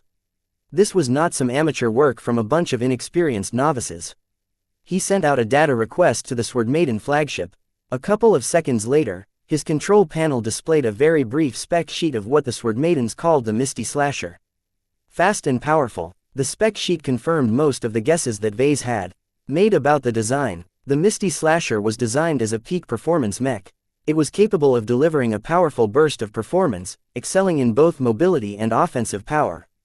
Their booster packs and oversized flight systems allowed them to maneuver fast in space, while their huge broadswords allowed them to overpower most defenses through sheer brute force. Though these mechs didn't have the staying power to last more than half an hour in a high-intensity battle, most spaceborne battles in the frontier never lasted that long. Only rarely would pirates become engulfed in a lengthy battle or a long campaign. The Misty Slashers happened to excel in short skirmishes. While the battle taking place at this very moment went beyond a simple skirmish, for the moment they possessed a definite advantage. The rifleman mechs of the caged instantly split off from the mechs of the masters of combat and tried to widen the distance. The thin and agile mechs moved faster than the Misty Slashers if they hadn't activated their boosters. However, the latter still stood a chance of catching as long as they didn't run out of fuel for their boosters. Commander Lydia, your mechs are focusing on the wrong target. We agreed to take out the rifleman mechs first. My apologies, Major. Commander Lydia has just deployed in the field. Major Verl growled. Though the Vandals treated the Sword Maidens as an equal partner in this Team UP, the truth was that they were very different mech outfits. Both of them maintained very different standards of discipline. A more resplendent spaceborne swordsman mech emerged from the bowels of the Sword Maiden flagship. Commander Lydia herself had entered the battlefield. Vase quickly figured out that Lydia's mech was a custom job. It carried over the same principles of the Misty Slasher, but performed much better as it made use of much more expensive exotics. That's basically throwing money at the mech to forcefully uplift its performance. This was considered to be a wasteful exercise. Design choices that made sense with cheaper materials might not be the most efficient solutions when replaced with higher quality materials. Support beams didn't need to be as thick, and armor plating can be thinner as well. The weight distribution of the mech had shifted its balance and other properties. Basically, Vase thought it was better if Commander Lydia piloted a mech that was designed to be expensive from the start. Nonetheless, these gripes did not detract from the custom Misty Slasher's excellent performance. Its supercharged boosters closed the distance to the enemy mechs more than twice as fast as the regular Misty Slashers. It descended on the ranks from the masters of combat and stabbed forward with the full force of its momentum behind the blow. The Niven Scrat in the way sensed the threat and opened its launcher ports. A small volley of rockets whipped from the chest launchers and impacted the custom mech as it charged with indomitable courage. Too weak, Lydia howled. The madness that made her such a force to be reckoned with in the frontier came to the fore. Come, baptize my mech. The rockets impacted her mech, causing its frontal armor to crack. Nonetheless, only the uppermost layer had been affected. Her mech continued to boost forward without any sign of stopping. A huge soundless impact scarred the Niven Scrat in the way. Lydia's broadsword ran straight through the heavy chest armor of the Masters of Combat mech. With a hefty jerk, the sword sliced its way out of the chest, conveniently gouging the broken mech until it became unrecoverable. The initial stab had been precise enough to pierce through the cockpit. The mech didn't have the time to offer any resistance before its mech pilot bought the farm. The other Sword Maiden mechs weren't able to replicate Lydia's feat, but their heavy broadswords posed a very real threat to the Niven Scrats. The multi-purpose mechs weren't able to utilize laser rifles at this range, and they had already emptied out their missile launchers at the initial stage. Though the missiles and rockets took out a handful of unlucky Sword Maidens, the rest of them weathered the barrage and began to engage the Masters of Combat in melee. Both the Sword Maidens and the Masters of Combat were proficient in melee. The mechs belonging to the latter outfit predominantly utilized their swords and shields, recognizing that they needed to depend on their tower shields to withstand the heavy sword blows of the pirate mechs. Lacking in both mobility and reach, the Niven Scrats did not fare well against the Misty Slashers. In general, swordsman mechs predominantly countered knight-type mechs because their advantages allowed them to strike at the weak points of the sluggish knights. Numerous Sword Maidens grouped up and focused their offensive on a designated Niven Scrat. The multi-purpose knight was able to fend off the Misty Slasher hacking mindlessly from the front, but that left its rear without any defense. Two Misty Slashers dove in to take out its vulnerable rear, only for another Niven Scrat to position itself in front of its vulnerable counterpart. The twin sword chops dug a deep groove in the tower shield of the rescuing Niven Scrat, but it managed to hold. The Masters of Combat mech even took advantage of the recovery period of the Misty Slashers and inflicted a deep blow in the sides of one of the Sword Maiden mechs. The Sword Maidens have the advantage in mechs, but the Masters of Combat are much more skilled. This difference played out just as the Vandals had feared. No matter how well Lydia's Sword Maidens trained her mech pilots, it was a well-known fact that they did not particularly excel in spaceborne combat. They showed more enthusiasm than skill in this battle. The Masters of Combat was different. Their highly trained and versatile mech pilots were able to pull out the full strength of their multi-purpose mechs. Even when they faced a bad matchup, they still managed to halt the deadly momentum of the Sword Maidens. Their current disadvantage wasn't a function of their skill, but rather their insufficient numbers. They invested too much in their landbound mechs and didn't acquire enough spaceborne mechs to defend their fleet from threats in space. Bunch of ill-trained pirates. Major Virl cursed. They've fallen into the trap of the Venedsands. Right now, the Masters of Combat managed to turn around their disadvantage by adopting a defensive posture. They rarely went for the kill, instead opting to focus at least 90% of their efforts on defense. This was the appropriate strategy to adopt because the feral Sword Maiden mech pilots became engulfed in their bloodlust. Presented with an attractive punching bag, they threw all their considerations of strategy out of their minds. The only priority in their minds was to vent their fury on the stoic Masters of Combat. Sisters, victory is within sight. Carve them apart. Their shells will crack. Pa, those smelly Vandal brutes are no help at all. The only mech pilot worth a damn was Commander Lydia herself. None of the others accomplished anything other than battering the tower shields of the Niven Scrats. Their efficiency was exceptionally poor as their powerful sword strikes wasted a lot of energy, draining their energy cells in rapid tempo. Vase and most of the Vandals recognized what the Masters of Combat were up to. Their larger, heavier Niven Scrats ran on fuel cells. Though this didn't enable the Niven Scrats to deliver any powerful blows, the multi-purpose mech became quite frugal in their energy expenditure when it defaulted to defense. After all, the Misty Slashers needed to build up their momentum and exert maximum force in delivering their heavy blows. The Niven Scrats on the other hand merely had to brace their shields against incoming attacks. They also had to engage their flight system to stabilize their posture and prevent them from spinning once the blow connected. What a huge mess. Vase shook his head. From what he understood, Major Virl initially came up with a battle plan to take the caged out of the equation as fast as possible. Their hit-and-run style attacks worked best over time. If the flagrant Sword Maidens became preoccupied with cracking the tough mechs of the Masters of Combat, then the flanking caged mechs would have plenty of time to rain down their laser beams on the Vandals and the Sword Maidens. Vandals, stick to the plan. If the Sword Maidens want to entertain the Masters of Combat, then that's their business. The offensive might of the cage needed to be taken care of regardless of this unanticipated change.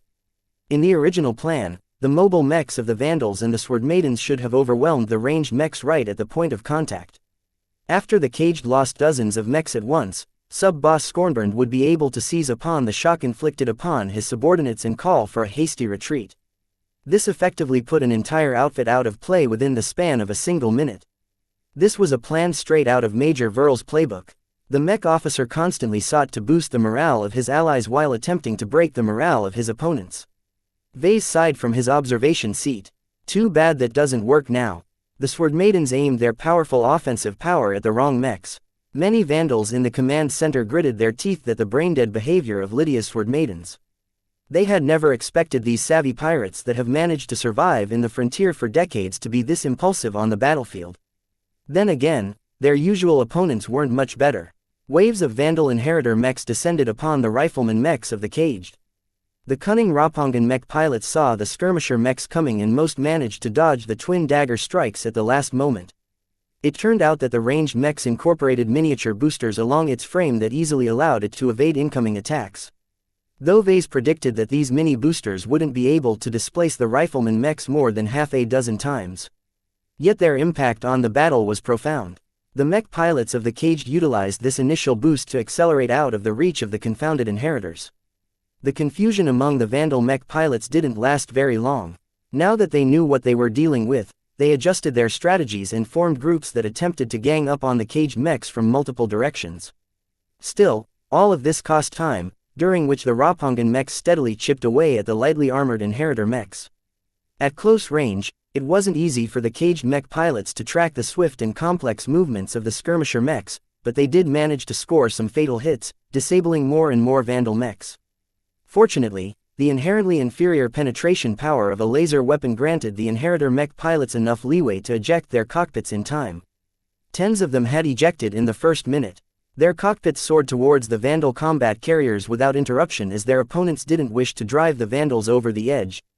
Come on, this is taking too long. Those rifleman mechs need to be taken down this instant. The longer the battle went on, the more the Sword Maiden mechs exhausted themselves. While the Vandals still believed they held the upper hand, the losses became increasingly more severe. They could not afford to incur heavy damage at this point. Chapter 633 Costly add-on space became littered with mechs and debris. Over a stretch of tens to hundreds of thousands of kilometers, the trail of wrecks unceasingly grew as the battle raged on. The death toll grew as well, particularly on the side of the Caged masters. The lethality of melee weapons surpassed the deadliness of rifle weapons. Laser weapons especially harvested the least lives as mech pilots were usually able to eject in time. When faced with swords or daggers, a single well-placed hit could easily pierce through mech armor meant to withstand hardy kinetic rounds. The Vandal Inheritor mech pilots might not be the best representatives of their mech regiment, but their rigorous training and discipline quickly pulled them through. While the rifleman mechs of the Caged managed to survive up to now with the help of their mini boosters, their less sophisticated cousins didn't fare so well. The genetic aptitude of many mech pilots of the Caged was rather poor. Putting them in humanoid mechs was a waste, so they piloted frontline mechs instead. These cheap, disposable machines incorporated mini boosters as well, but their mech pilots weren't skilled enough to evade the determined Inheritor mechs. The Vandal skirmishers soon figured out the evasion pattern of the frontline mechs, and teamed up to place another teammate in the direction of the automatic activation of the mini boosters. The frontline mechs fell in quick succession. The rifleman mechs of the Caged moved to rescue their brethren, but before they could move to help, the rest of the Vandal spaceborne mechs arrived. Hellcats, get right up in their face. The Inheritor mechs weren't meant to destroy the mechs of the Caged on their own. Their primary goal was to entangle the enemy ranged mechs and force them to slow down in their flight. This granted the Vandal medium mechs the opportunity to catch up to the battle. The Hellcat hybrid space knights made their presence known, leading a formation of many different Vision mech models into the fray. Commence chosen shock charge, missiles darted out from their shoulder launchers, each of them forcing the Caged mechs into a defensive posture. Once the Hellcats neared the rifleman mechs, they fired their wrist-mounted nail drivers instead.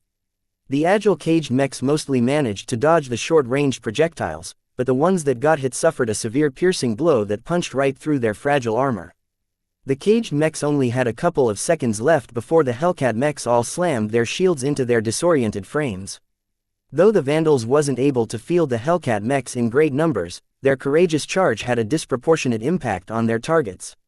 Each mech they slammed into suffered an enormous amount of concussive damage.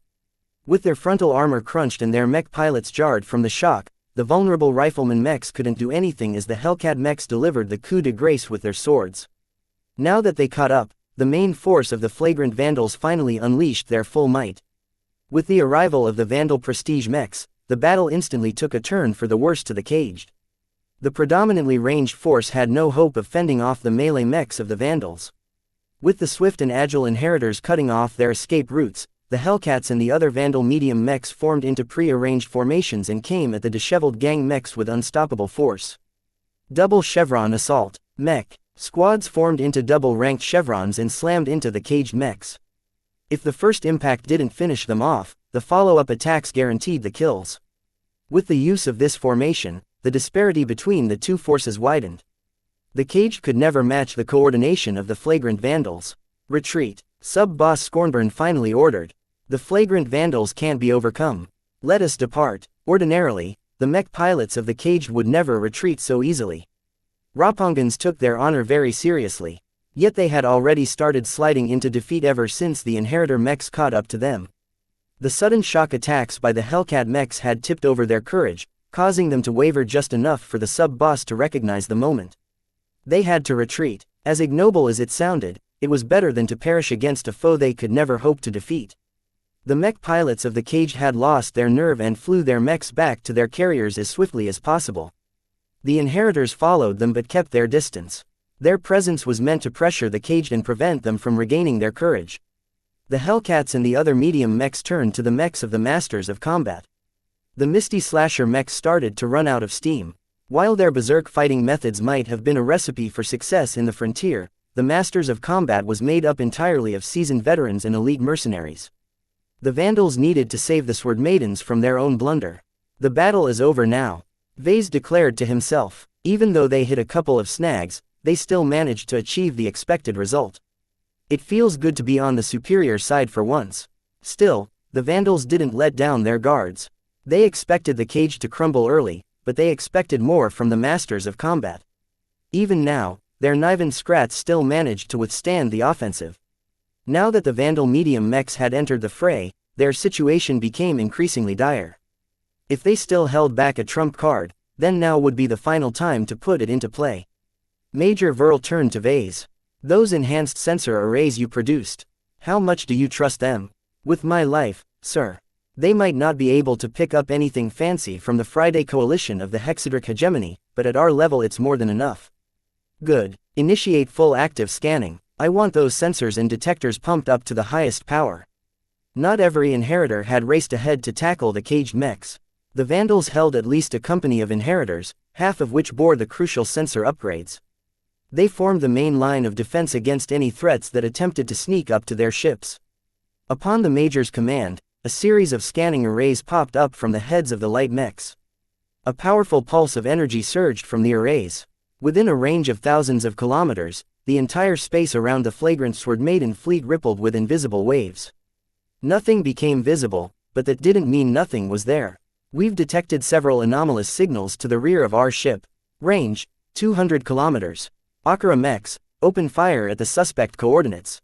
The heavy mechs entrenched in the bunkers of the Shield of Hispania and the other Vandals' ships all erupted their heavy cannons in the direction of the anomalous readings.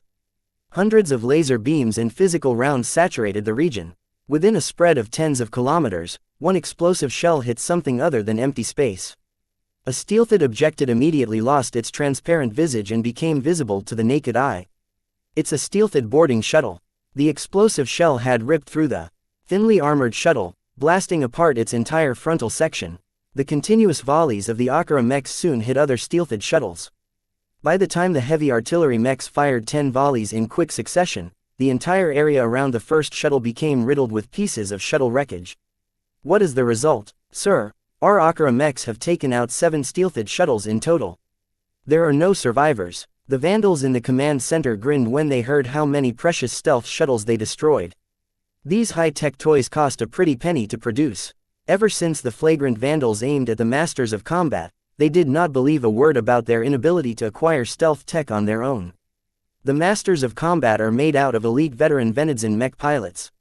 If any mercenary company has access to stealth tech, then they should be at the front of the list. Ever since Vase returned to the fleet, his trauma against stealth technology had compelled him to hit the books. He crammed through several books on anti-stealth tech. He still retained his position as head designer, so much of the knowledge library of the Mech Corps was open to him. Though the central database prohibited the dissemination of knowledge on stealth tech, books on how to counter them was readily available.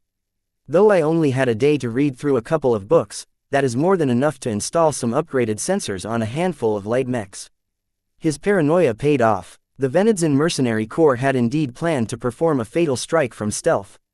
Vase couldn't even imagine the damage the invisible shuttles could unleash to the unsuspecting Vandals. Catching them off guard and shooting them down before they could run or close the distance was the best outcome possible. Vase softly laughed as nothing remained of the expensive shuttle and their well-trained boarding parties. The sensor readings could barely pick up the minute pieces of rubble. He enjoyed getting the better out of sneaky bastards attempting to ruin his life. It feels good to catch these Venedzin mice.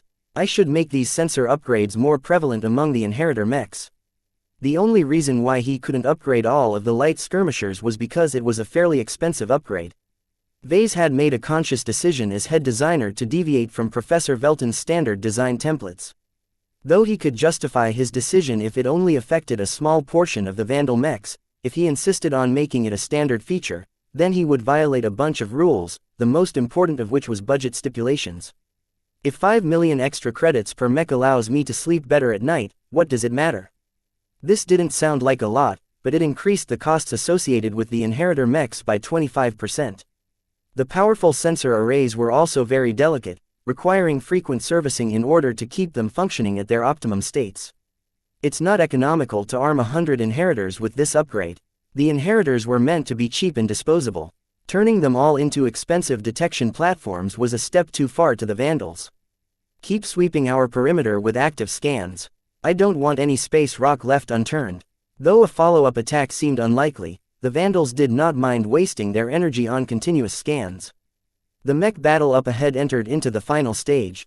The Masters of Combat had been holding out hope that their stealth shuttles were able to turn the tide of the battle. Now that the Vandals wiped them all out before they could complete their missions, the Venedzin mercenaries had nothing left to throw at the Vandals. Nonetheless, the Visions stoically kept fighting even as the Vandal mechs took over from the exhausted Misty Slashers. While the Sword Maidens recalled their mechs, the Masters of Combat began to buckle. Their multi-purpose Space Knights endured a lot of hits, but their lack of mobility became their downfall. In front of the coordinated might of the Vandals, they were unable to move and had to force themselves into a spherical formation with every mech facing outwards. While this prevented the Vandals from striking at their rear, the relatively rigid formation fared very poorly against ranged bombardments. The Vandal ships soon entered into firing range. The Akira mechs unleashed volley after volley of heavy firepower. The Niven Scrats didn't last. The continuous outpouring of laser cannon beams and high explosive shells shredded their thick tower shields and pounded their frames until they broke up into pieces. The Vandals didn't ask for surrender, and to their credit the Vision mech pilots didn't ask for any. There could be no reconciliation between Briters and Visions, especially when the stakes were so high. They did not fight on behalf of their states right now. All of their decisions were being influenced by the players in the shadow. Sweep the battlefield and prepare to catch up to their ships. Major Verl commanded. Tell Commander Lydia to pursue their combat fleet. Their escort mechs shouldn't be a hindrance to them. Make sure she understands to take the flagship intact. Inform Captain Rakeshire to separate from the Sword Maiden fleet in order to pursue the support ships. If we hurry up now, we might be able to catch up to them before they transition into FTL. The flagrant Sword Maidens managed to secure their first victory ever since they joined forces. Though everyone was already salivating about the spoils, not everyone seemed pleased by the outcome. Chapter 634 Ego. The rest of the battle progressed with no suspense. After overwhelming and dismantling the Niven Scrats, the Masters of Combat lost their principal force of mechs. Their slow and hefty frontline mechs and ranged mechs crumbled in quick succession. They really counted on their stealth attack to turn this battle around. Vase recognized that had given the Vision mercenaries enough hope to put up a heroic last stand against a superior force. However, once the Vandals caught and demolished the stealth shuttles in an instant, the Masters of Combat folded within seconds. The flagrant Sword Maidens encountered no significant resistance upon mopping up the rest. While they allowed the remnants of the cage to flee from the star system without any further harassment, the ships of the Masters of Combat needed to fall in their hands. Contact the Masters of Combat. Issue a surrender demand. Major Verl spoke as soon as the Masters of Combat lost every remaining spaceborne mech in the field. They've lost enough lives as it is. There is no need for further bloodshed. While the Vandals didn't mind exterminating every last master of combat, driving their defeated opponents to the brink might provoke them to self-destruct their defenseless ships. The combat carriers and light carriers all possessed a lot of resale value. It wasn't a bad idea for the Vandals to attempt to recoup their losses by selling their spoils. The communications officer quickly received a reply. "Sir, the first master has declined the officer. He intends to resist until the very end." Major Verl was afraid of that, but he already expected their recalcitrance. It was one thing to let the caged scurry back to their homes. While the gang was formidable in the right circumstances, in the end their main force consisted of untalented mech pilots and lower-end civilian-grade mechs. The threat they posed to the flagrant sword maidens was minimal, especially now that they received an abject lesson on how outmatched they were against a military force. The Vandals coordinated with the sword maidens in disabling and boarding the fleeing starships of the Masters of Combat. Vandal marksmen surgically struck the thrusters and engineering bays of the vulnerable ships, leaving them wide open to the sword maiden boarding parties entering the crippled vessels. This turned out to be a tedious affair as the Masters of Combat split up all of their remaining assets. This wasn't enough to stop the ferocious sword maidens clad in exoskeleton armor. Though they encountered stiff resistance in the interior of the vessels, this was just the last gasp of a dying mercenary corps. The Masters of Combat ceased to exist after this day. Though they left behind a lot of assets as well as a base back at Venice, the core of their fighting strength was completely gone. The remains consist of a hollow shell that would never be able to bring back their past glory. The Vandal mech pilots returned to their motherships with pride. Casualties remained limited throughout the engagement. Besides a few unlucky pilots, most returned without a scratch. This was one of their best battles in recent times, and a good start for what was about to come. As Vase walked up to Chief Hain as the shield of Hispania greeted the returning victors. Mech technicians whooped and laughed as the smiling mech pilots emerged from their mostly intact mechs. If there was one thing Vase was glad for, it was that the battle hadn't been too strenuous on their side. With an advantage in numbers, training, discipline, coordination and more, the only way the alliance between the Caged and the Masters of Combat could eke out a victory was if their stealth shuttles succeeded in their surprise attack. Though the desperate move ultimately failed, the attempt reminded Vase that he should never underestimate any opponents. Even though the Vandals retained the upper hand throughout the battle, it only took a single mistake to turn the tide. There are too many risks involved with battles. If he hadn't taken the time to upgrade the detection capabilities of the fleet, it might have been the Vandals who would be running with their tails between their legs. Vase felt apprehensive about the fickle nature of combat. His overactive imagination revisited the key moments of the battle and modeled alternative outcomes. In hindsight, many things could have gone wrong. He had overlooked so many aspects that he admired the mech officers for keeping a cool head throughout the engagement. The measured leadership of Major Verl and the other mech officers had been crucial in responding to changes in the battlefield. "I'm not cut out to lead men into battle." He shook his head. Vase wouldn't be able to see the forest from the trees. I'll have to leave the strategizing to others. Once Vase reached Chief Hain, he watched on as she hollered at some celebrating mech technicians to pick up their tools and go back to work. This was no time to take a day off. "Vandals will be vandals," Vase commented to the chief. "Let the lads have their fun. They deserve to celebrate their first clean battle." The chief scowled. "You can't let off on these lazy bums. As long as I'm their supervisor, they're destined to be my slaves. Mech technicians are amazingly productive as long as you whip their backs now and then." Vase was aware that the chief was only speaking in hyperbole.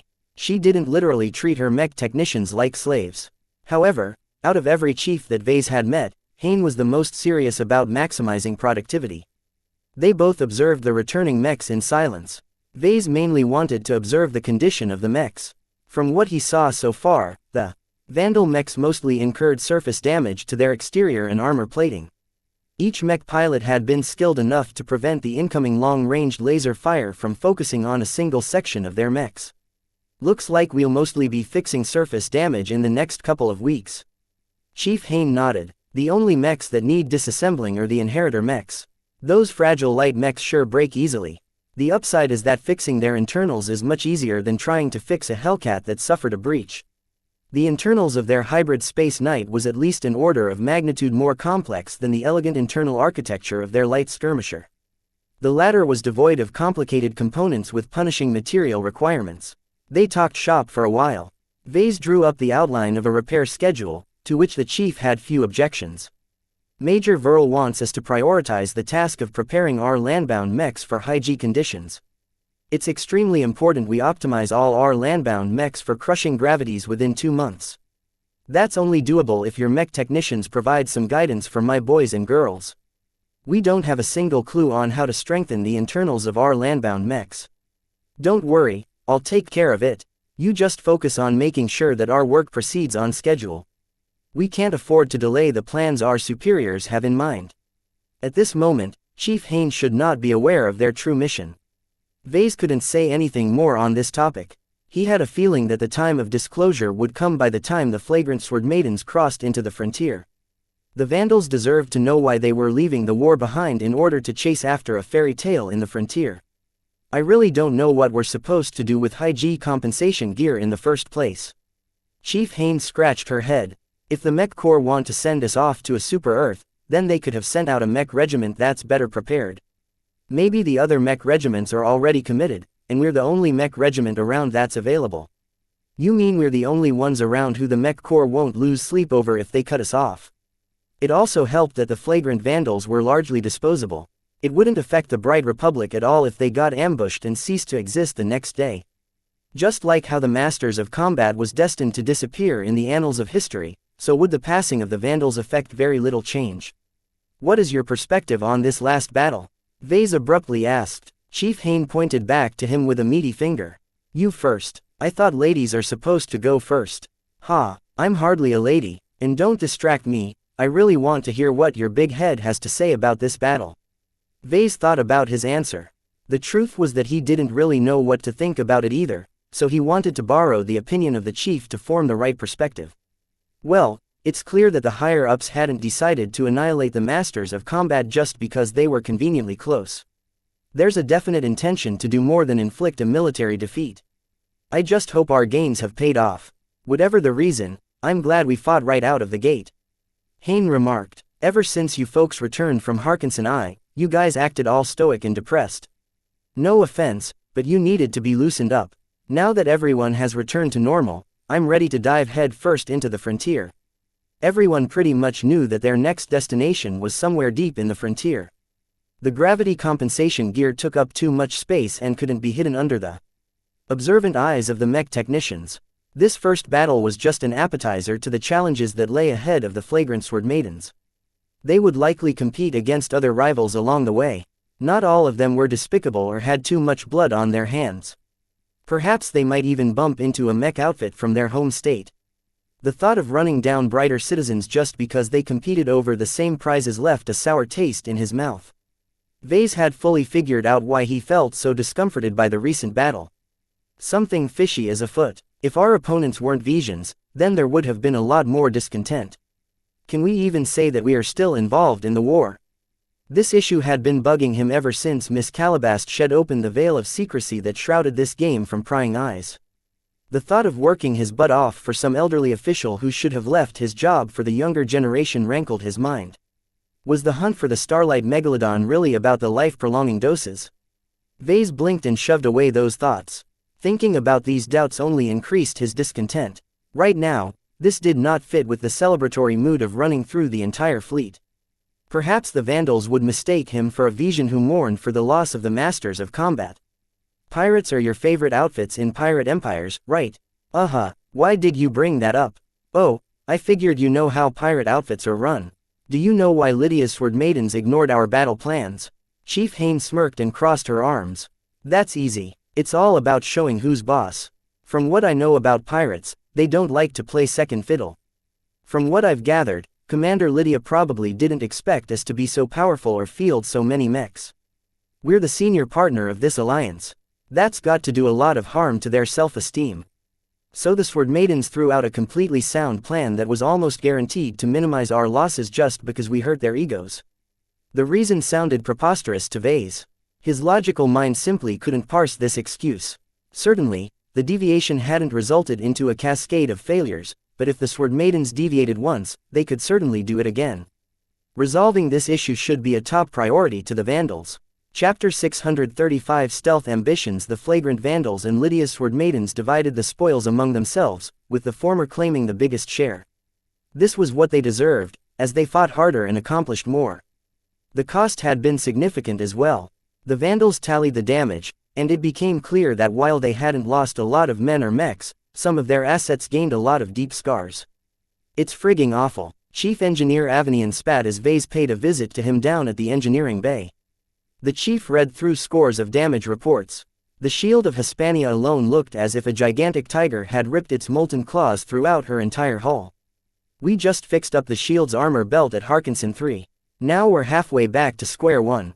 Damn the Major, a combat carrier isn't a tower shield to be flaunted around whenever someone shoots at us. The other engineers nodded in agreement.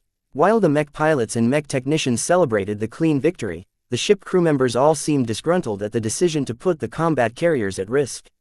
Just because they had been designed to take a beating didn't mean they needed to be deployed as supersized night mechs. A carrier was a mothership, a hive for mechs to come home to roost. Conventional doctrine called for carriers to stay as far away from the fighting as possible.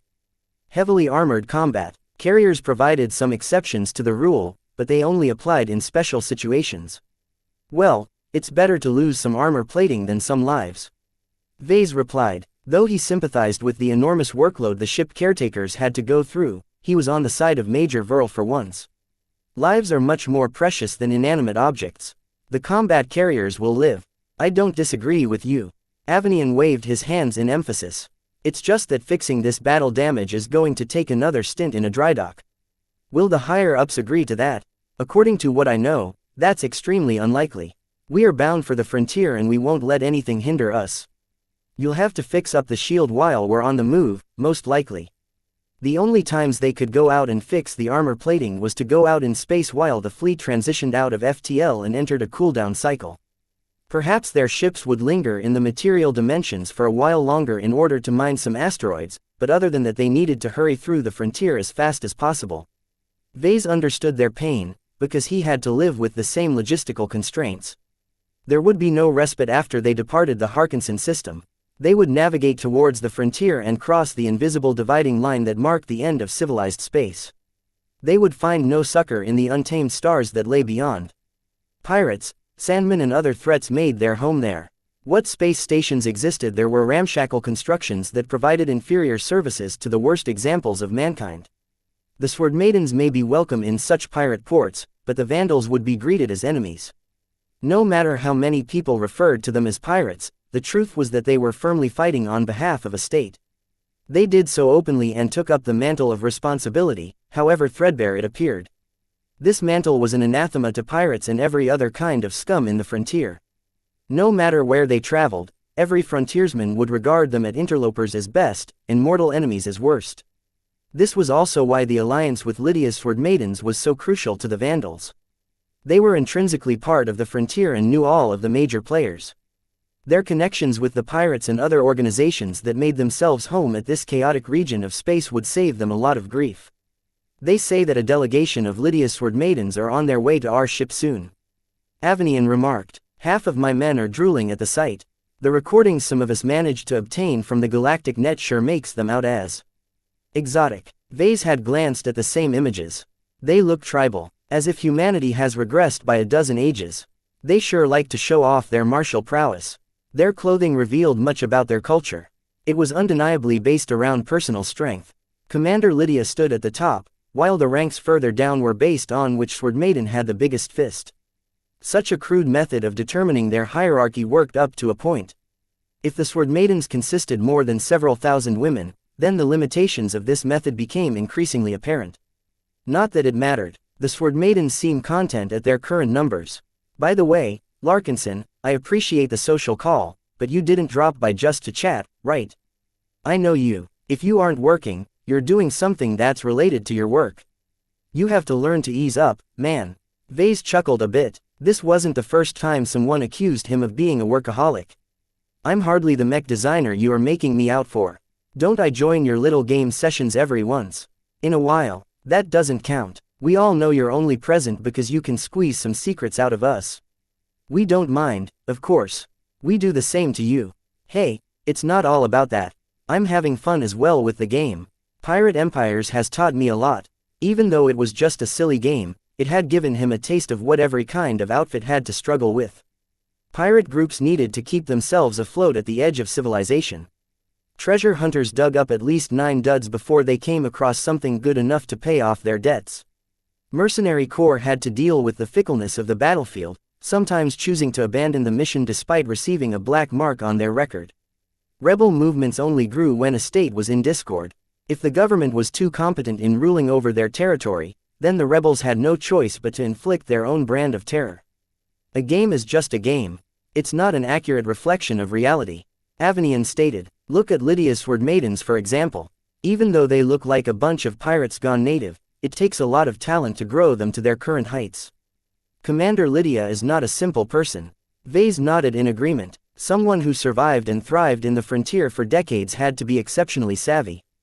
That reminds me, I need your assistance in a number of side projects of mine. Have you heard about the upgraded sensor arrays I've installed in some of the inheritor mechs? Yup, impressive work, from what I heard. It's amazing that you managed to design this module that's completely compatible with the inheritor model. Others need at least a week to come up with a viable prototype. I'm used to working in a hurry, and the sensor arrays aren't exactly my best work. I'll have to tweak their design and optimize them so they'll be able to last longer than a couple of weeks. However, that's something I'll take care of myself. What I want you to do is to install similar sensor arrays across the hull of our ships. The more, the better. That isn't something I can decide on my own. Avenian frowned. I heard they're fragile and cost a lot. They only work against some categories of stealth technology and they're practically sending out a beacon in space when they are active. Vase dismissively waved his hand. Those drawbacks are trivial compared to what we get in return. Sure, the sensor arrays can't counteract every application of stealth, but we are at the furthest reaches of the galactic rim. We're one step away from the frontier. I doubt we'll encounter anything beyond the rudimentary level. Even so, installing even one of them on the hulls of our combat carriers will require Captain Rakeshier's agreement. The issue can't be brought up lightly. Well, just remember the time we got screwed by the frosty meteors, and think of what the masters of combat might have pulled off as well. Stealth technology is much more ubiquitous than we think, and I can't rest easily unless our ships gain some new eyes. I'll do my best on this matter, but Captain Rakeshier and Major Verl have the final word. I understand. The reason why Vase was adamant about this issue was because he ran through the logs of the sensor arrays after the battle was over. While they managed to pick up the stealth shuttles from a couple of 100 kilometers away, the sensor arrays also picked up another, fainter presence. This one was hundreds of thousands of kilometers away. While this distance was far enough to pose no threat to him, the fact that something else was hiding near the battlefield deeply unsettled him. Was it something from the masters of combat? A scouting craft dispatched by the Reinaldans? Or maybe something connected to Calabast? Whatever the case, the presence had only been there for a moment before it started to move out of range of active sensors. Vase had the feeling they might be stalked by this hidden craft even now. What other projects do you want to collaborate with? Avenian pressed when he noticed Vase trailing off. Ah, this one's more difficult. I heard the salvage teams managed to recover reasonably intact fragments of the remains of the stealth shuttles. That's true. We've dumped them into a pile down in the cargo hold for now. Slagged or not, there are some people who will pay a lot of money for scrap like those. You can use them to calibrate your stealth detection systems. Do you need some? I need more than a couple of scraps. I've been down there and I think we've collected enough fragments to reconstruct a functional stealth shuttle. What? The engineer became surprised. You want to cobble together a working stealth shuttle? Are you out of your mind? Do you understand the technical challenges of doing so? It's one thing to assemble a shuttle out of a stack of pristine parts. It's another matter entirely when you think we only managed to recover a pile of broken parts, many of which are only good for recycling. Come on, think about what we can do with a working stealth shuttle. The frontier is a dangerous place. The option to sneak past a well-guarded perimeter instead of attacking it head-on should be a boon that can save a lot of lives. While I have confidence in my skills, I'm not a specialist in shuttle designs.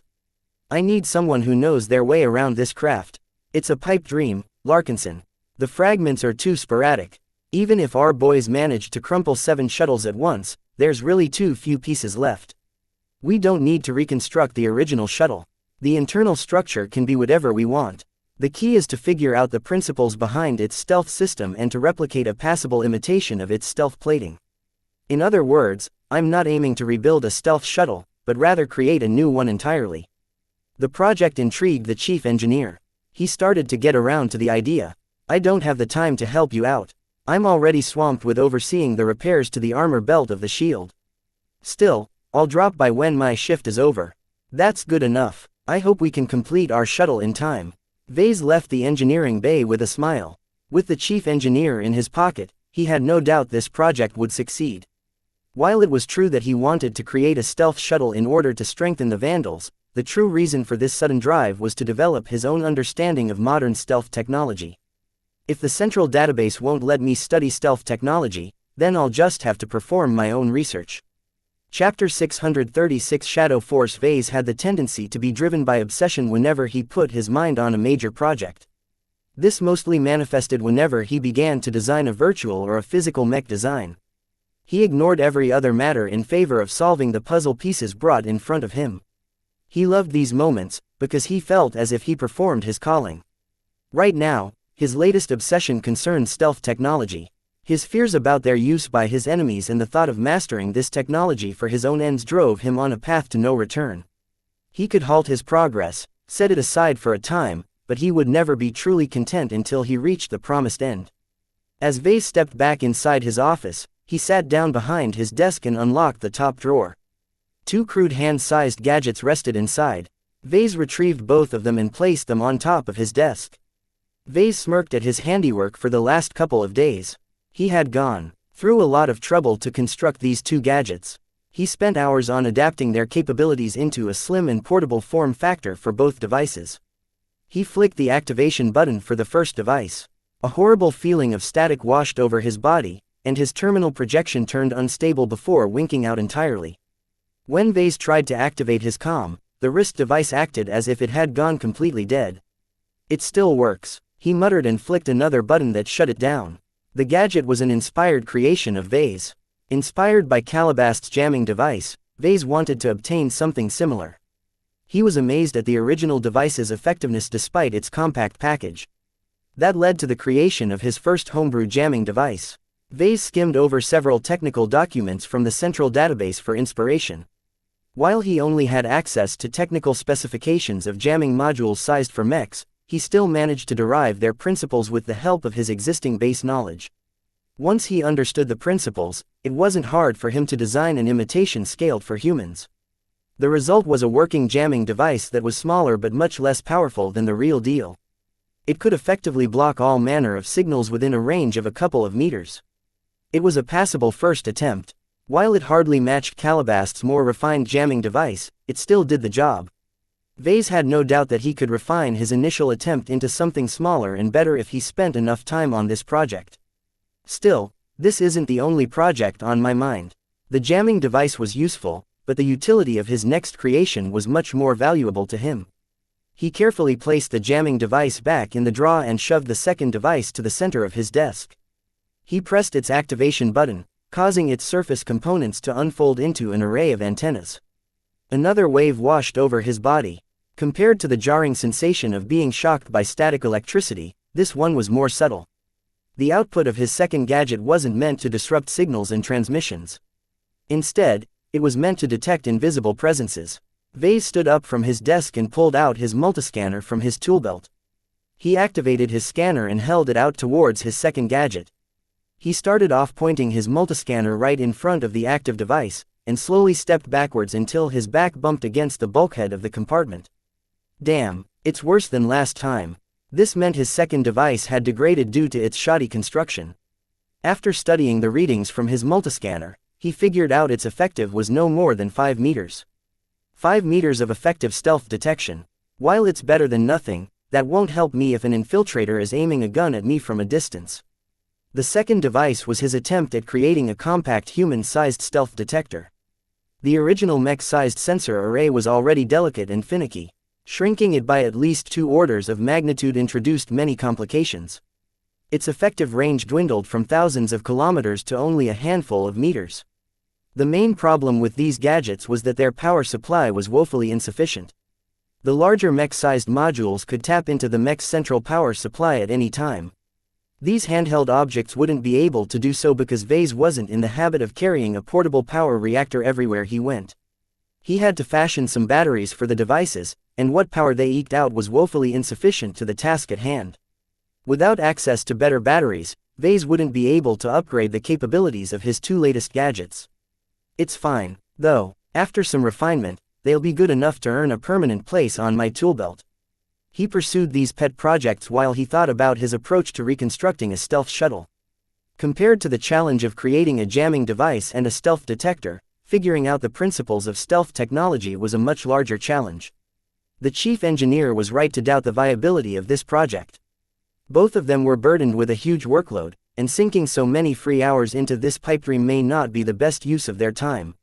Vase didn't care. The mech designers and mech technicians don't need any hand-holding by this point. While it was true that he could always solve the problems the others had difficulty with, they needed to stand on their own. Vase increased his dependence on delegation to take care of mundane matters. He became proficient at figuring out which issue needed his personal attention and which problems could be left to his subordinates. If Vase delegated hard enough, he could easily create some holes in his schedules that he could devote to his pet projects. I'll certainly need a lot of time to figure out how to build a stealth shuttle. It helped that Vase had worked with a primitive iteration of stealth technology. Some of his old virtual mech designs incorporated very real instances of stealth plating. Back then, the principles behind this technology was crude but understandable to any apprentice mech designer. Hundreds of years of ceaseless progress and refinement had left these crude applications of stealth tech in the dust. The difference between old and modern stealth tech was as vast as comparing a horse-drawn carriage to a modern flight-capable aircar. The leap is too big. If the evolution had been smaller or more gradual, then Vase could still leverage his old knowledge to construct a new framework in his mind. That was out of the question now. The differences between the generations was so vast that it might as well be a new development field. Modern stealth technology accomplished more than fooling the eyes and ears. It could suppress a much wider range of signals in the electromagnetic spectrum. It could block sound and vibrations. It could counteract gravitic sensors, basically fooling even gravity itself in a limited fashion. Hiding a multi-ton mech or shuttle from powerful sensors and scanners can't be done by snapping your fingers. It takes a huge amount of ingenuity and cross-discipline collaboration to come up with something that actually works on mechs. The technical challenges to develop a working example of stealth technology was enough to fill the storage of a data chip. It was a good thing that the salvaging parties recovered some debris of the stealth shuttles. Even if not a single component was complete, Vase could still scan their composition and derive the underlying principles from what remained. It was like possessing an encrypted textbook on stealth technology. Cracking the code required a lot of work, but that was infinitely easier than trying to reinvent one of the most complex wheels that Vase had ever encountered. Pulling in Chief Avenian as his unwitting assistant allowed Vase to draw strength from the chief engineer's considerable knowledge base. With more minds at work, the decryption process would go a lot faster. His ultimate goal wasn't to create a working stealth shuttle. His ambitions was much more encompassing than that. Even though stealth technology was restricted knowledge, who could blame him if he figured it out without anyone else's assistance? Once the Mech Corps released him from his service, Vase would truly be able to leverage his gains. There was only a single snag in his plan. Stealth tech is prohibited by almost every state. Only state actors are permitted to wear stealth suits or pilot stealth craft. This basically meant that he couldn't flaunt his stealth creations or put them on the market. No matter, I can still fabricate some mechs and hand them over to the avatars of myth. Expanding, strengthening and increasing the avatars of myth would be one of his highest priorities once he returned to civilian life. Vase had to admit that he had become charmed to the strength of the flagrant vandals. The mech regiment was able to avoid many problems that could hamper a normal mech outfit just by virtue of its status and actual strength. Vase recently aspired to possess the same kind of strength. With hundreds of landbound and spaceborne mechs at his disposal, hardly anyone in the Bright Republic could pose a threat to him. Cultivating a hidden force of assassin mechs would also allow him to take the offensive without incurring greater repercussions. It feels good to hit back for a change. Now that he thought about it, it might be better to allocate his stealth mechs to another force. The avatars of myth were meant to attract publicity, showing the galaxy what his products were capable of when utilized at their full potential. Stealth mechs worked best if they worked in the shadows. Connecting them to a public outfit like the avatars of myth was detrimental to their effectiveness. All of his enemies would see them coming. I'll have to establish another outfit. It's best if nobody can connect it to my identity. Maybe they can even pretend to be pirates or something. Vase would be able to wield this shady outfit to do his dirty work. Anyone who reached the annals of power inevitably accrued enemies. He hadn't forgotten his old friends such as Michael Dumont, Vincent Rickelin and the rest of his scornful family. Before, he had been fearful of their power and influence. Lacking connections and unable to leverage as much wealth, Vase had no choice but to become their punching bags. All of this would change once he developed his own force of assassins and saboteurs. While recruiting capable and trustworthy mech pilots was still a huge issue, having the mechs in place at least opened up the door. It would have been perfect if I can recruit veterans from the flagrant vandals. This was one hope that would remain unfulfilled. I'll have to recruit loyal mech pilots through another channel. Others had managed to do so, so what stopped Vase from accomplishing the same? He would probably have to turn to someone else for help, or rely on the system to figure out a solution on his own. All of these plans might have sounded fanciful, but Vase worked towards another end when he crafted these intentions. Having been exposed to some of the underground that ruled society from the shadows, Vase no longer saw it as a scary and incomprehensible abyss. He began to develop an ambition to enter the Nixian gap. He wanted to address an issue that had long laid dormant in his mind. He wanted to find his persecuted father and obtain some answers from him. Vase hungered for answers. About the system. About what happened to his mother. About the conspiracy his father became entangled with. More than anything, Vase wanted to dispel his ignorance and help out his parents. My father wants me to forget about him and live for myself, but how can I do so?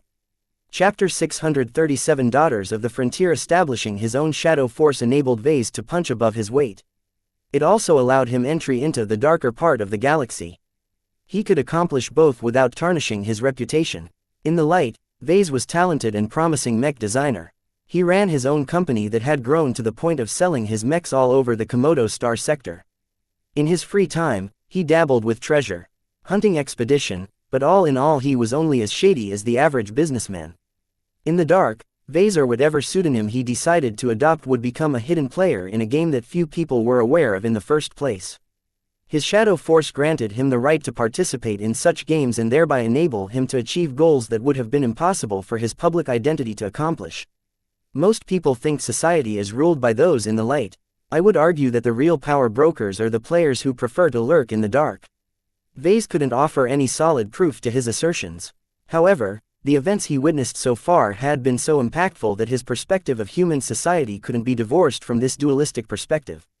At the heart of it all, the power brokers are all competing in pursuit of longevity. Nothing else mattered compared to living a couple of 100 years longer. Doubtlessly many people went through untold extremes in order to obtain such a chance. Well, enough dreaming about my ambitions. While it's important to know what I'm aiming for in my life, I still need to get back to work. The engineers had it worse this time. Fixing the combat carriers of their surface damage was a monumental endeavor that could never be completed in a month or two. This made their journey into the frontier more precarious, but Vase would rather ride with a damaged ship than to have less mechs at his disposal. As Vase returned to his work, he tallied the damaged mechs and drafted individual repair plans for those that needed them. He delegated responsibility for fixing up the lightly damaged mechs to his deputies. Patching up the spaceborne mechs is only a secondary priority at this point. Our first priority remains readying our landbound mech for high-G deployments. Vase faced a lot of issues with this responsibility. The Vandals utilized so many different mech models with their own unique customizations that Vase practically had to draft an individual modification scheme for over 250 landbound mechs. Every single attempt was like designing a variant. Even if he was a pretty good mech designer, designing that many variants in the span of a month was inhuman. Still, just because the problem sounded daunting didn't mean Vase had no way of solving it. The first solution was to simplify the matter and categorize similar mechs into their own subcategories.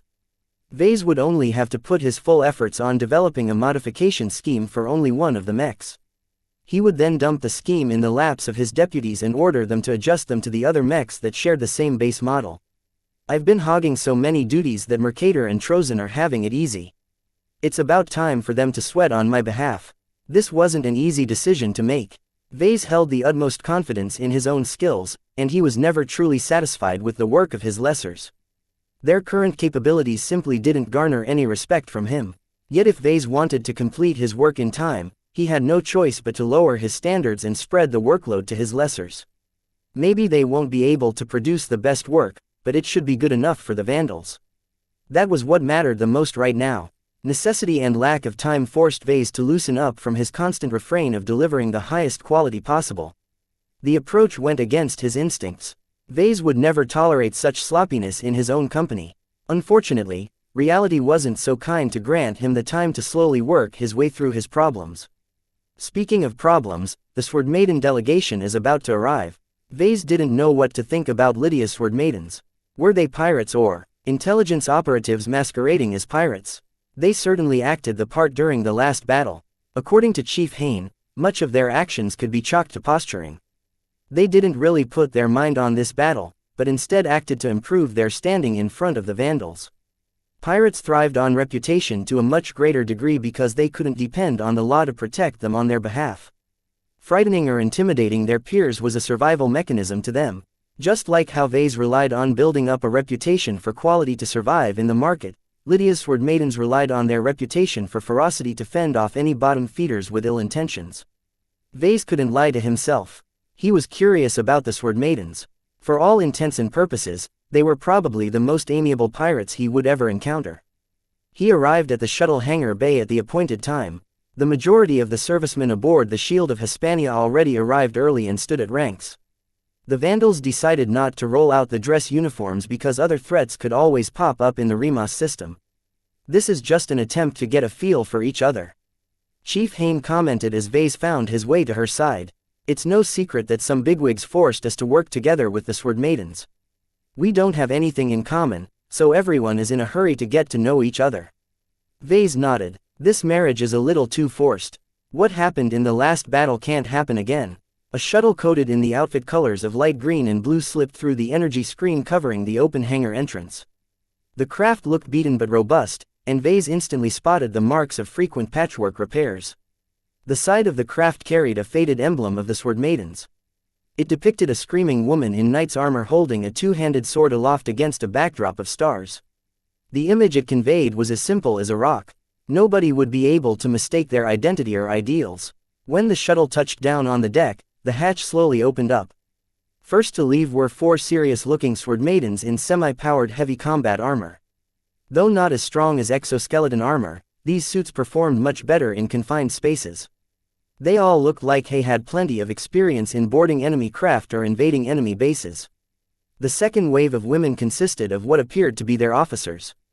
Every woman looked tall and strong, unnaturally so but not unusual in this day and age. Body modification was so ubiquitous in this day and age that even pirates had access to these kinds of services. Plenty of hack job doctors made themselves home in various pirate stations. These ones looked like they went the extra mile though. Some replaced their eyes with those of a cat, while others exhibited subtle scales over their skin. Many Vandals held their breath in shock. Hybrids. Vase would have mistaken them for citizens of the Common Federation with their embrace of alien genes. While genetic modification was something to be frowned upon, he had long shed his naivete about the matter. Those in power needed to be better than the common man, and mixing your own genome with superior alien traits was the most expedient way of stretching or breaking the human limit. Even so, most people in the upper class had the decency to hide their modifications and retain their baseline human appearances. The rare exceptions such as the transhuman crazies from the Common Federation would be kept at a healthy distance in order to avoid polluting the minds of average people. It was a good thing the Vandals had already been warned. Besides the shock of encountering alien features in the flesh, the excitement quickly subsided. It helped that the Sword Maiden officers hadn't resorted to more extreme deviations. They're women, after all. Chief Hain commented. The Sword Maiden officers formed a line of their own and eyed the Vandals with challenging expressions. Compared to the functional burgundy and black uniforms of the Vandals, the Sword Maidens adorned themselves with barbaric-looking garments made out of exo-beast pelts. Reptilian, mammalian, covered with fur or scales and accompanied by a riot of colors, the Vandals struggled to find the meaning behind the clothes. Vase saw what many others couldn't. His sixth sense rippled when he focused on the clothes. Each sword maiden invested a significant amount of emotion in those garments. Their shapes and colors didn't matter as much as what wearing them represented. Do you know what's going on with those clothes, Chief? From what I heard, the sword maidens consider it a rite of passage to hunt an exo-beast on an untamed planet. Chief Hain replied, they skin the pelts by themselves and fashion them into clothes. That's why some of them look cruder than others. He understood the sentiment that came from this tradition. He felt much the same whenever he handcrafted a mech of his own design. Those women put their heart in this ritual. The fiercer the animal, the prouder the women wore the pelts fashioned from their kills. The last person who emerged from the shuttle was the only woman who didn't wear any armor or outlandishly barbaric animal skins. Commander Lydia herself walked down, her grayish-black hair swaying in the air. Despite her generic military-style suit, she looked as formidable as any other mech commander. Vase detected the same air of command he often sensed from Major Verl. This was a woman used to leadership. Different from Verl's professional restraint, the Sword Maiden leader wasn't shy about flaunting her strength. Pirates and servicemen, the two groups couldn't be any more different. Daughters of the frontier, present arms. The Sword Maidens all drew the giant swords from their backs and held them pointed upwards in front of their faces. Reverse grip. Before any Vandal could figure out what was going on, the Sword Maiden officers swung their blades around until their faces faced the pommel of their weapons. Baptize this deck. Each of the women uttered a war cry as they thrust their swords into the hangar bay deck. Some of the Vandals attempted to warn them. The deck of the hangar bay was rated to withstand crash landings from shuttles and mechs. An ordinary sword would never be able to pierce the thick alloy surface. Yet the Sword Maidens managed to accomplish the impossible. Their valiant swords hit some resistance, but their physical strength combined with the unparalleled sharpness of their blades allowed them to thrust in their weapons until they had reached a finger's length through the deck. The incomprehensible act had stolen the breath of every Vandal. Could the Sword Maidens still be considered human? What was this inhuman level of strength? Vase, Chief Hain and a couple of others recognized the crux lay in the material composition of the swords. Though they looked like plain steel great swords, their actual worth was probably measured in millions of credits. Each sword was a treasure of forging and craftsmanship. Major Verl tried hard not to look displeased at the unexpected act of vandalizing the deck. Fixing the damage was no small matter. Commander Lydia, it would behoove your ladies if they keep their swords in their scabbards. We don't want any misunderstandings to occur. My Sword Maidens know what to do. Commander Lydia gruffly answered as she stared at the Major like a lioness eyeing her prey. When she briefly shifted her gaze to the other Vandals, her expression became discontented. Your men needed a reminder of what we are capable of. We have found that many incidents can be avoided as long as we demonstrate a taste of how we fight. Commander Lydia practically insinuated that the Vandals, or at least the male portion of them, were a bunch of lustful beasts. Tensions increased as many Vandals felt mildly offended, but Major Verl quickly waved his men to calm. We have prepared a sumptuous banquet for your arrival. Please follow me to the dining room.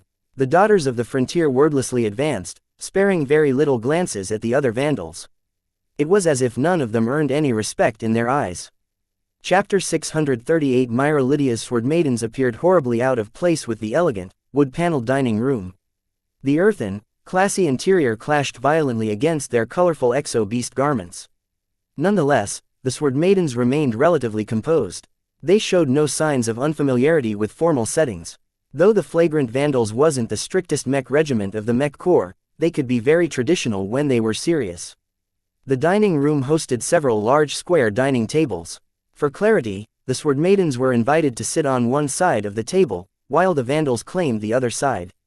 When the Sword Maidens were about to take their seats, they first detached the scabbards from their backs. Each scabbard incorporated a small anti-grav module that allowed them to float in the air. The Sword Maidens placed them behind the backrest of their chairs, keeping them in easy reach and allowing them to draw their blades in an instant if necessary. Not a single Vandal had the guts to request them to leave behind their swords. Many servicemen regretted leaving their backup pistols in the armory. Commander Lydia and Major Verl took their places at the head of the main table. As soon as everyone took their places, the Major stood up. Ladies and gentlemen, Vandals and Sword Maidens, we appear very different at first glance. Ordinarily, we should be facing each other on the battlefield. Yet circumstances have made us strange bedfellows. While I am aware that many of you have doubts, answers will soon be forthcoming.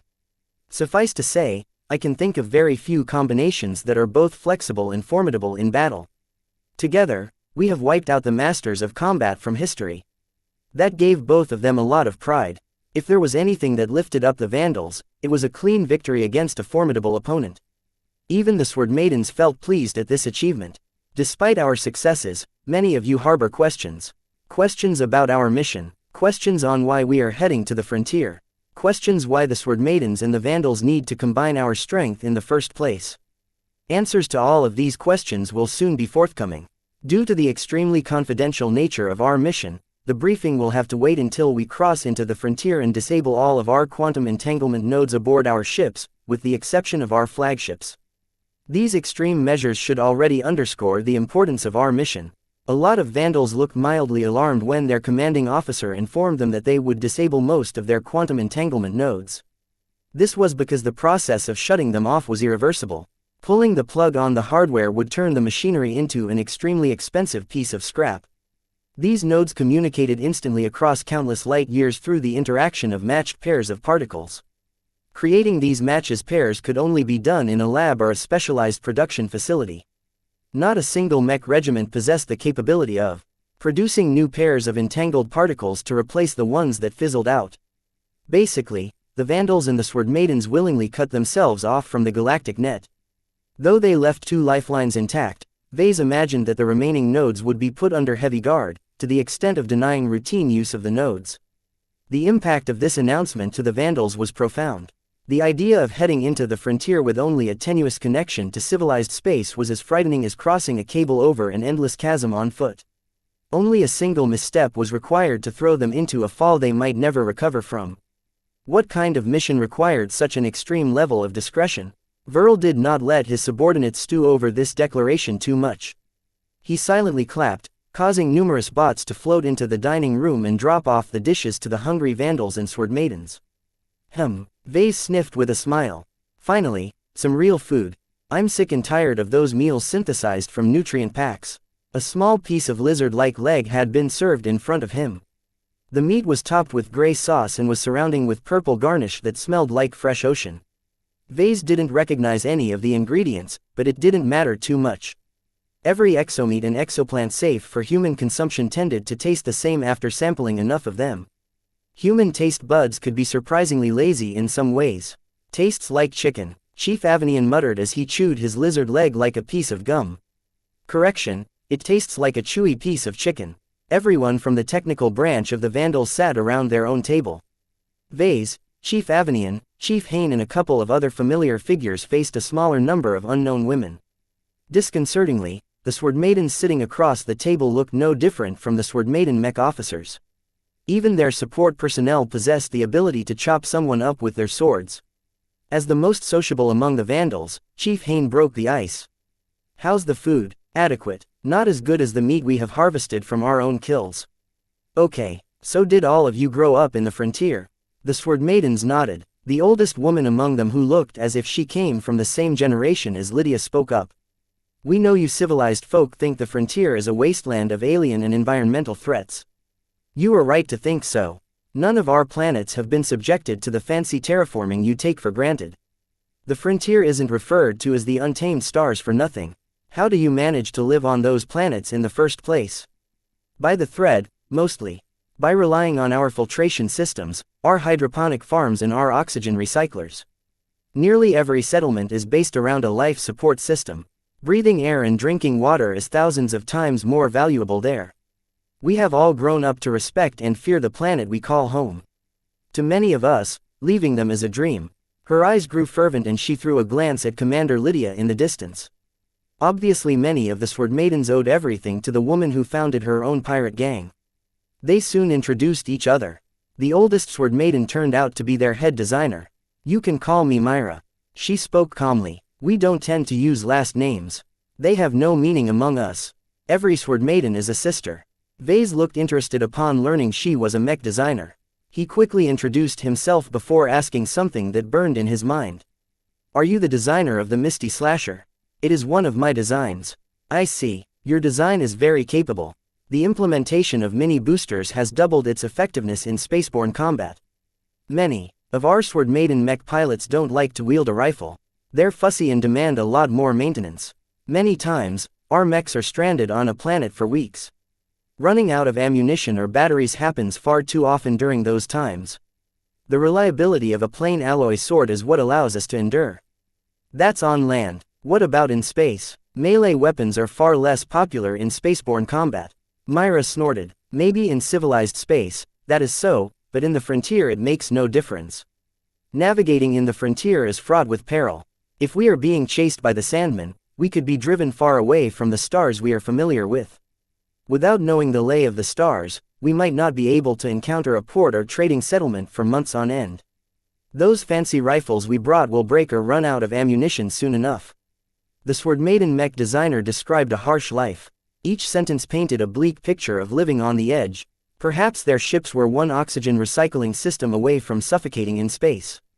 Myra's design philosophy bore the scars of living in a region where safe harbor was non-existent and where Sandmen and other pirate scum was constantly out to get them. Vase widened his eyes at the woman once he realized an important fact. Please excuse me if I'm rude, but could I ask how far you've advanced? I'm a journeyman mech designer. I advanced more than a decade ago. Not only Vase, but the chiefs sitting next to him all looked impressed. There were lots of mech designers struggling to make apprentice or journeyman back in civilized space. So many men and women have failed despite growing up in the most prosperous human age, yet one single frontierswoman who probably never attended a school in her life managed to reach journeyman anyway. Was there any justice in life? I see. Vase stuttered, having lost control for a bit. His respect for Myra shot up tremendously.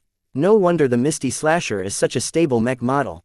I've studied the battle footage several times and I'm amazed at how the mini boosters have never malfunctioned even once. How did you come to be such a good mech designer when you grew up in the frontier? Myra smirked sardonically at Vase. Kid, there's more than one way to become a mech designer than attend one of your elitist mech universities. Haven't you heard about mentorships and apprenticeships?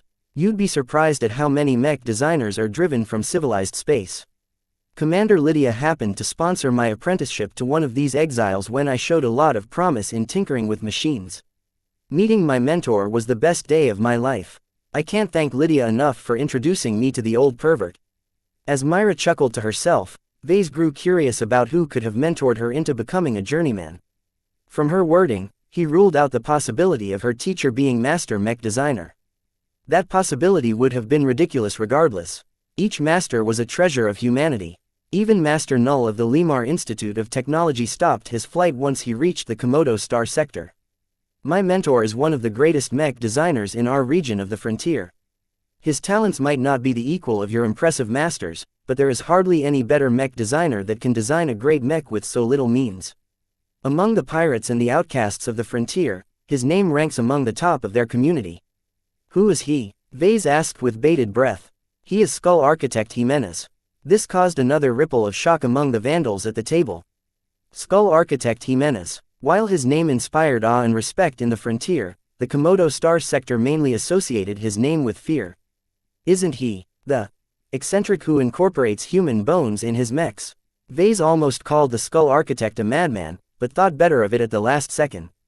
After all, Myra hadn't grown up hearing horror stories about the promising mech designer turned serial killer. Skull Architect Jimenez earned his moniker by his crazy beliefs that mechs inherited a shadow of the soul that lingered in human remains. Supposedly, Jimenez was one of those mech designers that had been driven mad in his relentless pursuit to uncover the secrets behind the X Factor. What would Jimenez think if he got wind of what Vase had accomplished? Perhaps his skull would decorate the Skull Architect's latest mech. Myra recognized the expression of fear on his face. She boldly laughed. Don't be a scaredy cat, kid. The only thing you need to be afraid of old pervert is his grabby hands. It took me years to unlearn my instinct of drawing my sword upon feeling his wrinkled hands brushing against my body. His days of killing people and embedding their bones in his mechs are long past. Vase took those words with a grain of salt. Of course his protégé would defend him. It wasn't as if she was one of the many thousands who ended up missing to fuel his mad experiments. Up to this date, the MTA still maintained the bounty issued upon the Skull Architect's head. Chapter 639 Skull Architect. If Vase ignored her giant sword and her exo-beast clothes, Myra looked and spoke no different from a genuine journeyman mech designer. However, Vase simply couldn't ignore what her veneer of civility covered up. She was not only a daughter of the frontier, she also learned her craft from a mech designer that earned the rare privilege of earning a bounty on his head from the MTA. A senior mech designer ordinarily wouldn't be kicked from their membership roles even if they had some blood on their hands. They were mostly content to leave law enforcement in the hands of the states. Only a couple of exceptions roused them into action. One of them would be to break one of the taboos. Another one would be to violate the tenets of mech design. Skull architect Jimenez was guilty of the latter. Whatever depraved theory he came up with in his fruitless search for the X-factor compelled him to make use of human remains. It would have been one thing if he killed random thugs or slaves from the frontier. The Skull architect detested low lives. The personality of a mech was defined by its soul. Embedding the soul of a thug in his mechs would merely drag them down. Jimenez only wanted the best for his mechs. In that sense, his pursuit for perfection was disturbingly similar to Ves's insistence for quality. To the Skull architect, only the bones of mech pilots qualified as valid raw materials. The better the mech pilot, the better his mechs performed, at least according to his fantasy. His bone-infused products never performed any different to his regular mechs. He initially began his experiments with utilizing the bones of dead mech pilots that scavengers picked up from long-abandoned battlefields. These bones usually had little value, so it didn't take much effort for someone like Jimenez to get their hands on them. Sadly, the Skull architect concluded that rotten bones did not make for good materials. Only the freshest bones satisfied his cravings. Mech pilots in the Vermeer group in the Friday Coalition started to disappear. No one knew where they had wandered off to. However, the kidnappers had been capable enough to clean up their tracks, so the truth behind their disappearances had long been an unsolved mystery. All of this changed once he crossed the line. Unsatisfied with the results of his experiments up to date, he came to the conclusion that his raw ingredients weren't good enough. The souls of basic mech pilots and advanced mech pilots weren't strong enough to provide any measurable boosts to his mechs. Only expert pilots would do. One day, a famous expert pilot ended up missing. The entire Vermeer group panicked and sprung into action. The disappearance of thousands of mech pilots didn't matter to a behemoth that was one of the principal partners of the Friday Coalition. Yet the disappearance of a single expert pilot was completely different. With the full investigative might of the Vermeer group brought to bear, it only took half a day to track down the kidnappers, work their way up to the ones who issued the contract, and from there beat out the name of their client from their mouths. To their horror, the one who was responsible for kidnapping and ultimately killing their prized demigod was none other than a respected senior mech designer. It was a wonder he managed to flee the coalition and stay out of reach from the vengeful hunters of the Mech Trade Association. His depraved experiments defiled the honor of expert pilots and cast a stain upon the profession of mech designers. The scandal remained a hot topic for weeks in the entire star sector. To her credit, Myra didn't seem offended at the reactions of Vase and the chiefs. If anything, she took it as a badge of honor. My mentor is extremely dangerous. He has to be in order to survive in the frontier. What kind of status does he enjoy in the frontier? Vase asked. The Skull architect had dropped out of the news ever since he fled from civilized space. Heck, many people thought he was dead. My mentor is one of the main shareholders of Maligan's Pitstop, a medium-sized independent pirate station. His mech industry is based there. Mechs sold from the station carries his personal guarantee. His word is as good as certification from the MTA. Ah, Vase understood. There's no oversight from the MTA beyond civilized space. In civilized space, mech designers and purchasers of mechs relied on the MTA's long-standing system of validating mech designs and certifying every mech that rolled off the production lines. Vase had taken this reliable system for granted. He had never thought of a time where he wouldn't be able to rely on those services. The scams taking place in the underground markets of Harkinson 3 had already given him a taste of how difficult it was to do business without a neutral arbiter. The only way a layman could purchase a reliable product that performed as advertised was to hire a mech appraiser. The problem that came with this choice was that there was little anyone could do if a mech appraiser was biased. During his previous strolls in the gray and black markets, Vase witnessed the appraisers discreetly favoring one stall owner's products of another. Who could say if the mech appraiser hadn't already been bought by the stall owners? I gather you play a very important role with the Sword Maidens. It's different here. Many smaller mercenary corps and other outfits can do just fine without a mech designer on retainer. They can largely trust what they buy from the market. Myra snorted as she took a few sips of the soup that arrived next. Trust is impossible to achieve from where we come from. The only loyalty comes from our family, and the Sword Maidens do a good job in binding us together. Unless you know and fought alongside someone for years, you can't trust anyone you meet. This is even more vital when it comes to mechs. It's our main weapon and the only way we can defend ourselves. A group without a mech designer will always remain a lackey to others. They continued to talk about the differences mech designers faced in their different environments. In civilized space, mech designers flooded the industry. Millions of them graduated from the Komodo Star sector alone. The market couldn't possibly accommodate all of them, therefore leading to a situation where competition had reached an increasingly brutal degree. There aren't that much mech designers in the frontier. Myra explained. The floating bots picked up her half-empty plate and replaced it with some kind of gelatinous substance. The education system in the frontier isn't very developed. Most people learn from automatic teaching programs or through browsing free lessons on the Galactic. Genuine teachers are worth their weight in exotics. It's exceptionally difficult to raise engineers and technicians when there's hardly any place to learn. Let alone a higher institution, many places don't even offer high school or elementary school level classes. Vase added, to raise a qualified ship engineer or mech technician, you need to educate the students from the very start. The age of 10 was widely used as the starting point of a child's future development. Before the state tested their aptitude, their future was in flux. Anyone could become a mech pilot, and lots of children held out hope even if their odds were small. Once they reached this magical age, the truth would finally emerge. Many received a negative result, which meant their aspirations to become a mech pilot had been dashed. From then on, the children needed to find another calling, and take classes that would bring them closer to their future careers. Children are some of the most precious resources in our region. It is 10 times harder for them to grow up there than in your safe and structured space. When we say that every Sword Maiden in our group is a daughter of the frontier, it carries a special meaning to us. Myra gazed at a younger Sword Maiden sitting next to her. Vase did not spot any family resemblance. While Myra's genetic modification tinted her skin in a subtle shade of purple, the other girl's modifications had changed, giving her a pair of horns that looked strong enough to impale someone in the way. She looked like a little demoness in a way.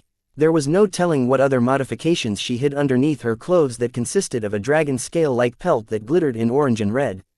Despite the lack of resemble, the journeyman mech designer obviously cared a lot about the girl. She introduced the young girl to Vase. This Kedis, my oldest student. I'm your first student, Kedis growled. The girl looked ready to stare her teacher to death. Don't mind her. Kedis hasn't been exposed to the greater galaxy yet. She's barely earned her battle clothes. I slayed a Wistra dragon with my own sword. Myra laughed. Hunting a single exo beast does not mean you are ready to spread your wings.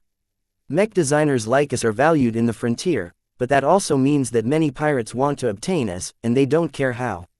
This cocky attitude of yours will land you in trouble eventually. The pair of Sword Maidens bickered for a while. Vase had the feeling that Myra regarded Kedis as her adopted daughter. However, while Myra was tempered by age and experience, Kedis was flush with the excitement of her youth and aggressive upbringing. The Sword Maidens raised their maidens to be warriors, regardless of their ultimate vocation. You spend too much time on combat practice and not enough on your studies. You've already fallen behind on your mechanics classes. How are you supposed to design your own swordsman mech if you keep insisting on sparring against other Sword Maidens? Don't tell me what to do. I'm a full-fledged Sword Maiden now. What I want to do with my time is none of your business. The family drama sounded surprisingly mundane if it didn't involve lethal weapons that could cut through the hangar bay deck. Vase found the idea of a sword-wielding mech designer absurd, but evidently Kedis tried her best to excel in both. Mech designers don't have to be combat marines or special forces operatives. He chipped in, wanting to provide his own perspective on the matter. While it's true that relying on your own strength is foolproof, the problem is that you can only split your time to a certain extent. Many mech designers have never reached their full potential because they never made a plan or indulged themselves in too many distractions. How am I supposed to defend myself, huh?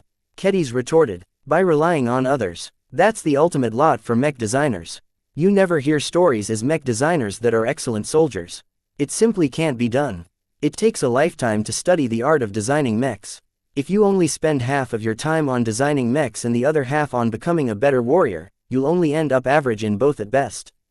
The young girl violently shook her head. I don't believe that. It doesn't take too much time to keep up with my sword practice.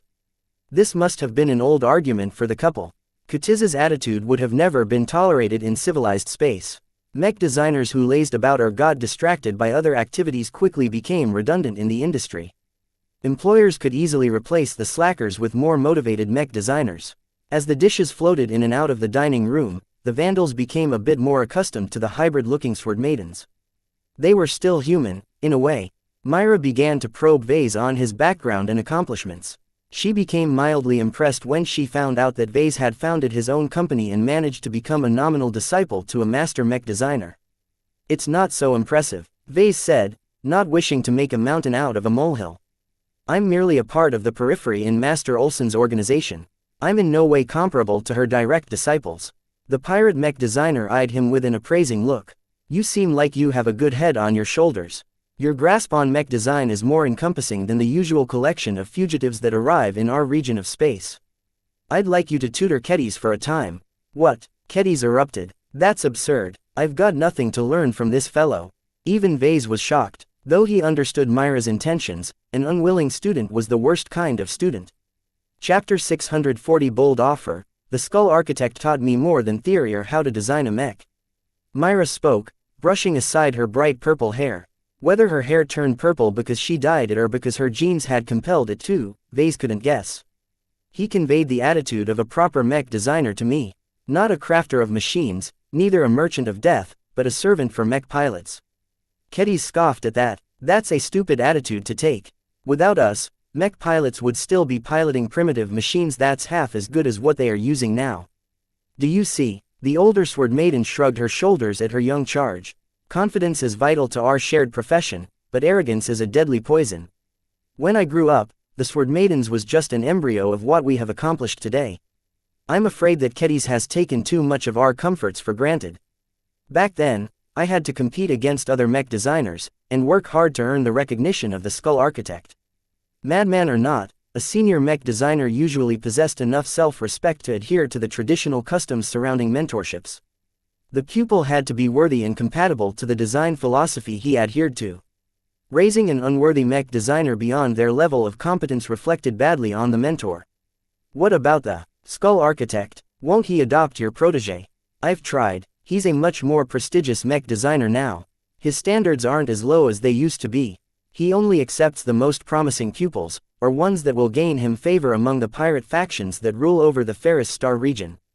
The Ferris Star region was the chunk of space adjacent to the Komodo Star sector.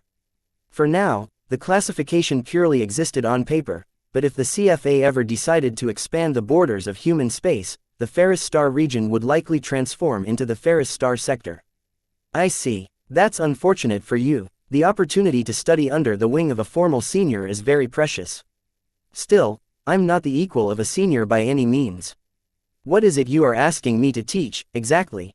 Vase frowned. He did not look forward to teaching what appeared to be the frontier equivalent of a spoiled brat. The attitude to mech design shown by Kedis meshed fairly poorly against Vase, who had always labored hard to the point that many people called him a workaholic. You see what I have to work with, Myra said as she threw an exasperated look at Kedis, who studiously ignored the two in favor of gobbling up a tart. The way we sword maidens raise our kin is geared towards turning them into warriors and survivors. This is fitting for mech pilots, but not for mech designers. By the time I realize this difference, it's already too late. Weakness is never a mistake, Kedis exclaimed. You know what the untamed stars are like. There's danger every step of the way. The moment we let our guard down is the moment we're at someone else's mercy. Vase tried to be patient. This sounds fine and all, but there's a thing called specialization. An outfit where mech pilots moonlight as mech technicians and mech designers try to become soldiers is a messed up group that won't survive in the long run. One good mech designer is as valuable as thousands of average mech designers, and I'm not joking about this. Quantity means nothing in our field. The quality of your sword maiden mechs is directly proportional to the skill level of your best mech designer. What will happen to your group when Myra is taken away from you all? Who will be left to pick up the pieces? In his perspective, Lydia's sword maidens lucked out when they managed to nurture a journeyman mech designers. Countless mercenary corps in the Komodo Star sector would envy them if they heard some lowly pirate gang managed to gain a mech designer that could easily found their own companies and earn billions in revenue within the span of a single year. In fact, it wouldn't be difficult for Myra and Kedis to change their identities. They only needed to clean up their hybrid appearances, and pretend to come from a secluded planet in a forgotten corner of the Star sector, and fake some credentials by bribing some struggling schools and institutions. Vase knew this happened a lot, because he'd seen a couple of vendors advertising these kinds of services from Harkinson's black markets. Of course, Lydia had done a good job in binding her sword maidens together.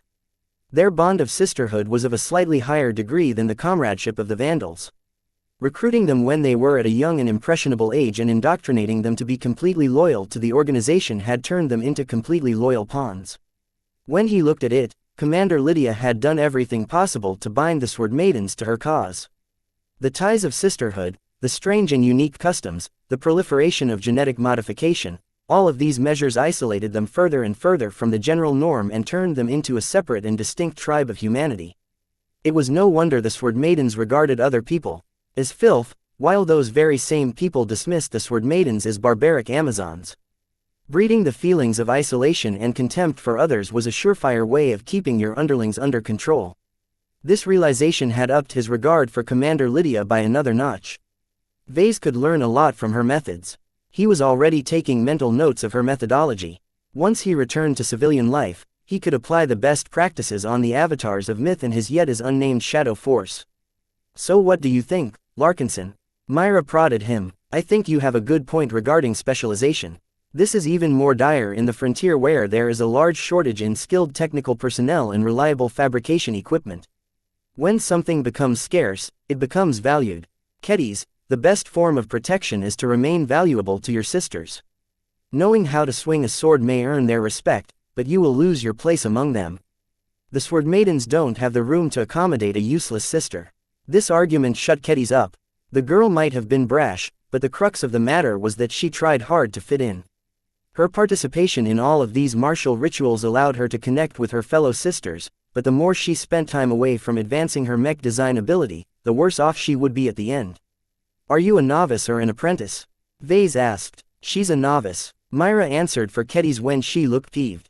While she doesn't have the diplomas or MTA certificates to prove it, she's at a comparable level in every way you look at it. It is no problem for her to design a variant of the Misty Slasher or our other melee mechs. She can design variants of other melee mechs if she puts in more effort into her studies, but she's a long distance away from designing her first original mech. Basically, the horned young woman with short green hair and an athletic stature was at the start of her formal mech design career. The status of a novice wasn't very high, but at least it was better than someone who hadn't graduated at all. Kedis was a couple of years younger than him, so her current achievement was comparable to Vase at the start of his own career. HMPH. Vase considered the pros and cons. I'm not sure my superiors will agree to this. I can't teach her very well over the galactic net. She has to intern on the Shield of Hispania. Myra waved her hand dismissively. No problem. I'll tell Lydia to convince your boss to let Kedis be your guest designer. You don't need to hand over any classified materials to her. Just show her what you are allowed to show off. My main concern with Ketiz's upbringing is that she hasn't been exposed to the essence of a mech designer's role. She's too familiar with the sword maidens and I, so she isn't able to divorce her feelings from business. I hope that you can bring her in a different environment and open her eyes in a way that can allow her to become independent when she comes back. That's a tall order, you know. Forget about mech designers from the frontier, even a huge chunk of classically trained mech designers in civilized space aren't able to stand on their own 2 feet. For every success story, there are thousands of outright failures. I can't guarantee that Kedis can climb over this cliff. He hadn't closed the door to this proposal entirely, which pleased Myra a bit. She leaned back against her seat and crossed her arms. I can make it worth your while. What can you offer? Mind you, I'm burdened by many responsibilities right now. I won't abuse my authority. Oh, she raised an eyebrow. I've kept an eye on your salvage parties.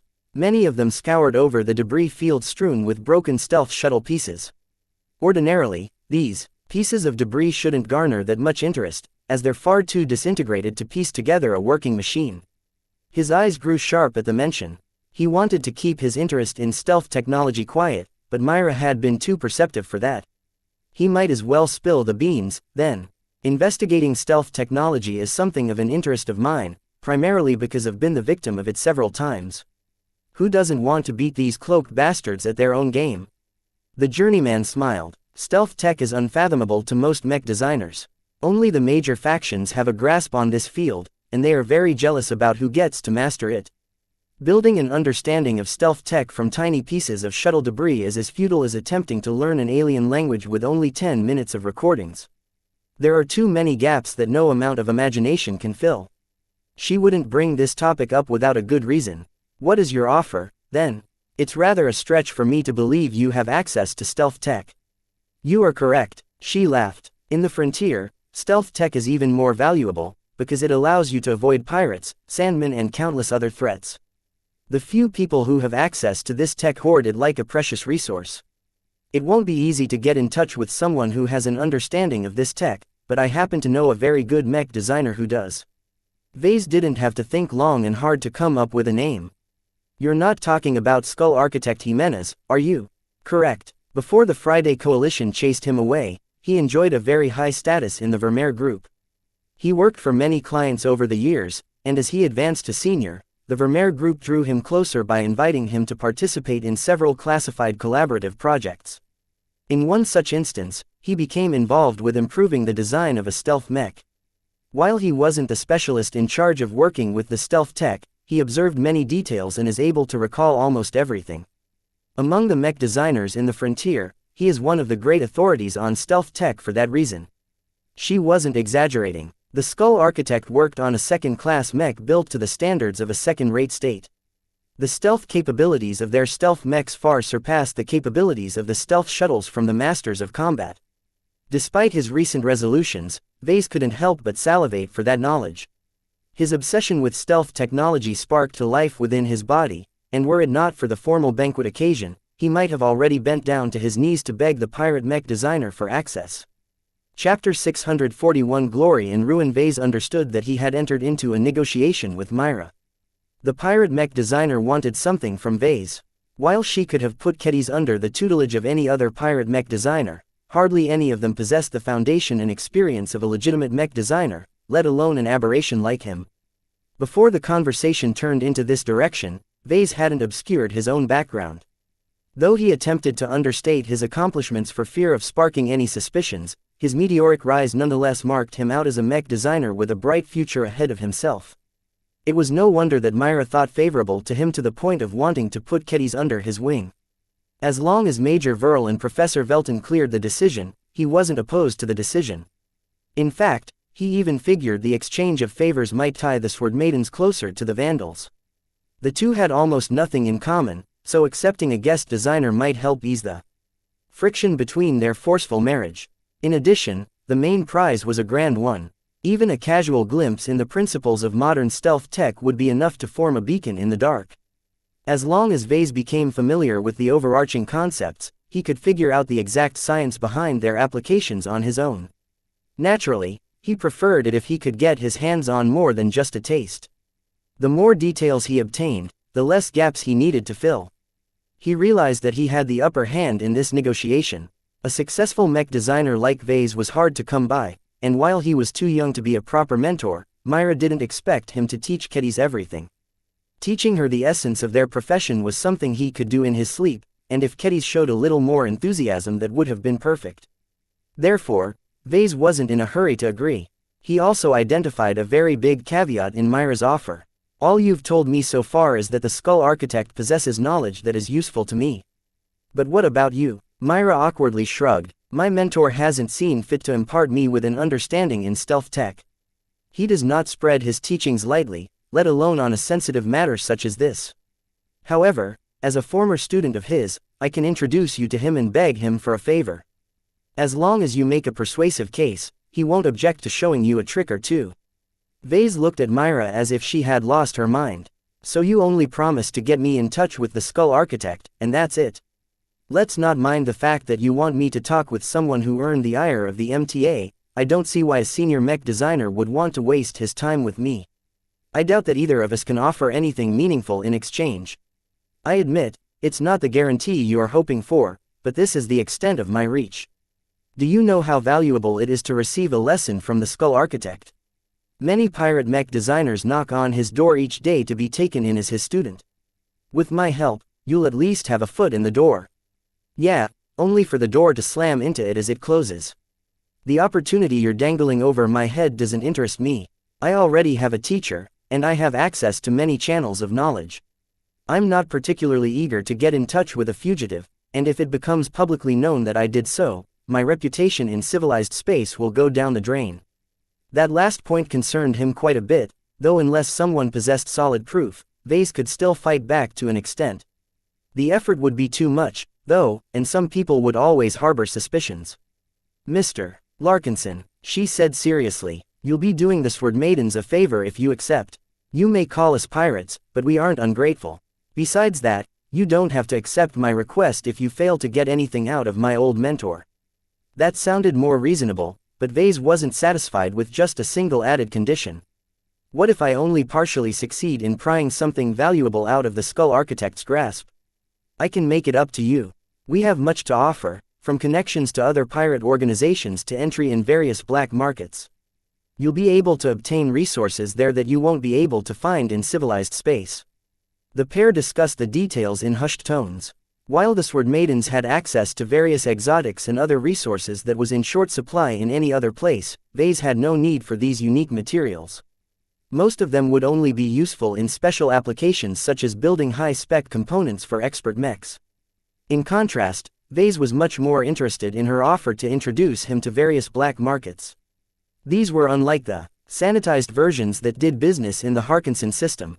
Gaining entry in these markets represented that Vase would be able to obtain much of the bounty from the Ferris Star region as long as he paid a sufficient price. The banquet ended before they could go in on this topic. Vase sighed and stood up along with the rest. While Major Verl led Commander Lydia and their inner circle to a confidential meeting, Vase shook Myra's hand. It's a pleasure meeting you. I'll think about your offer, he said, hardly straining at the journeyman's surprisingly powerful grip. Likewise, if there is an opportunity, I will explain the matter to Commander Lydia and your superiors. If they assent to my proposal, we shall proceed from there. Myra left the dining room along with half of the Sword Maiden. The junior sisters among them such as Ketty's had been left behind. A mech officer stepped up. Do you want to go get a drink? Have a spar or two? Or maybe both at the same time? Bring us to what passes for your sparring ring. A Sword Maiden spoke with a grin. Many of her sisters looked eager to test the mettle of the Vandals. She abruptly reached for her giant sword and unsheathed it from its floating scabbard. If you have weapons that can match our swords, then that's great. If not, I suppose we can spar like our children. The more macho fellows among the Vandals took offense at her boast.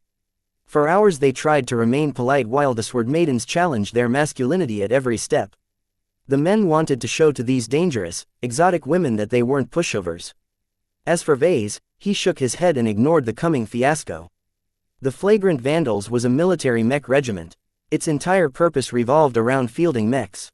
If the contest involved a spar between mechs, then Vase would put his money on the Vandals. Yet when it came to physical prowess, then he would put every credit on the Sword Maidens. Their genetic modification was no joke.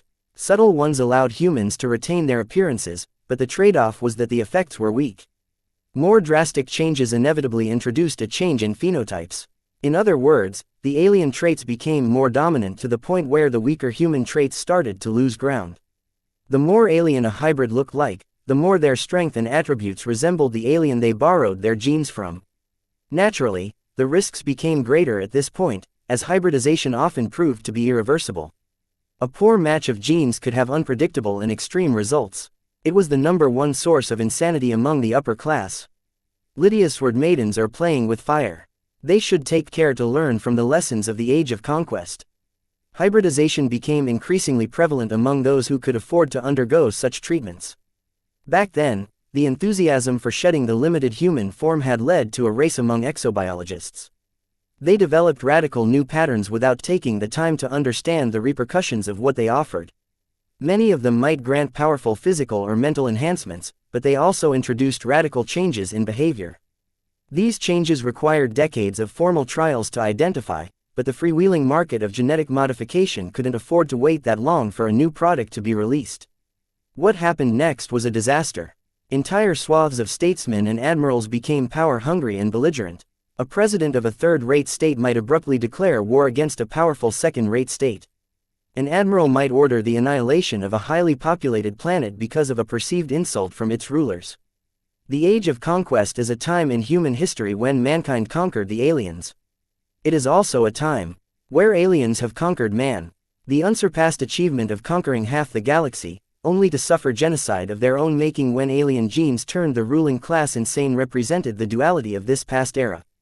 From the brink of success, to the brink of annihilation, many humans who live today often sighed about this complex time in history. What would have happened if regulators reigned in the exobiologists and geneticists? Would humanity end up as the only space-faring species in the galaxy if they hadn't turned their genocidal instincts inwards? As Vase exited the dining room and walked back to his office compartment, he wondered whether this proposal was a good idea in the first place. Associating with someone who's called the Skull Architect isn't exactly the most prudent career decision. He already had the system, the Clifford Society and Master Olson to assist him with mech design-related issues. Though it appeared he was spoiled for choice, all three channels came with caveats, and access to them could be taken away from him at any time. A crafty rabbit has at least 3 burrows. Anything could happen in the future.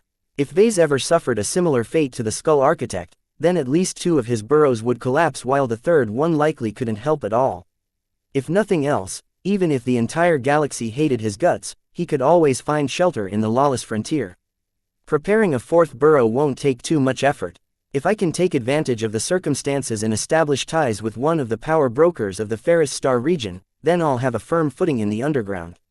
Vase received a lot of warnings about dealing with the underground when he studied mech design.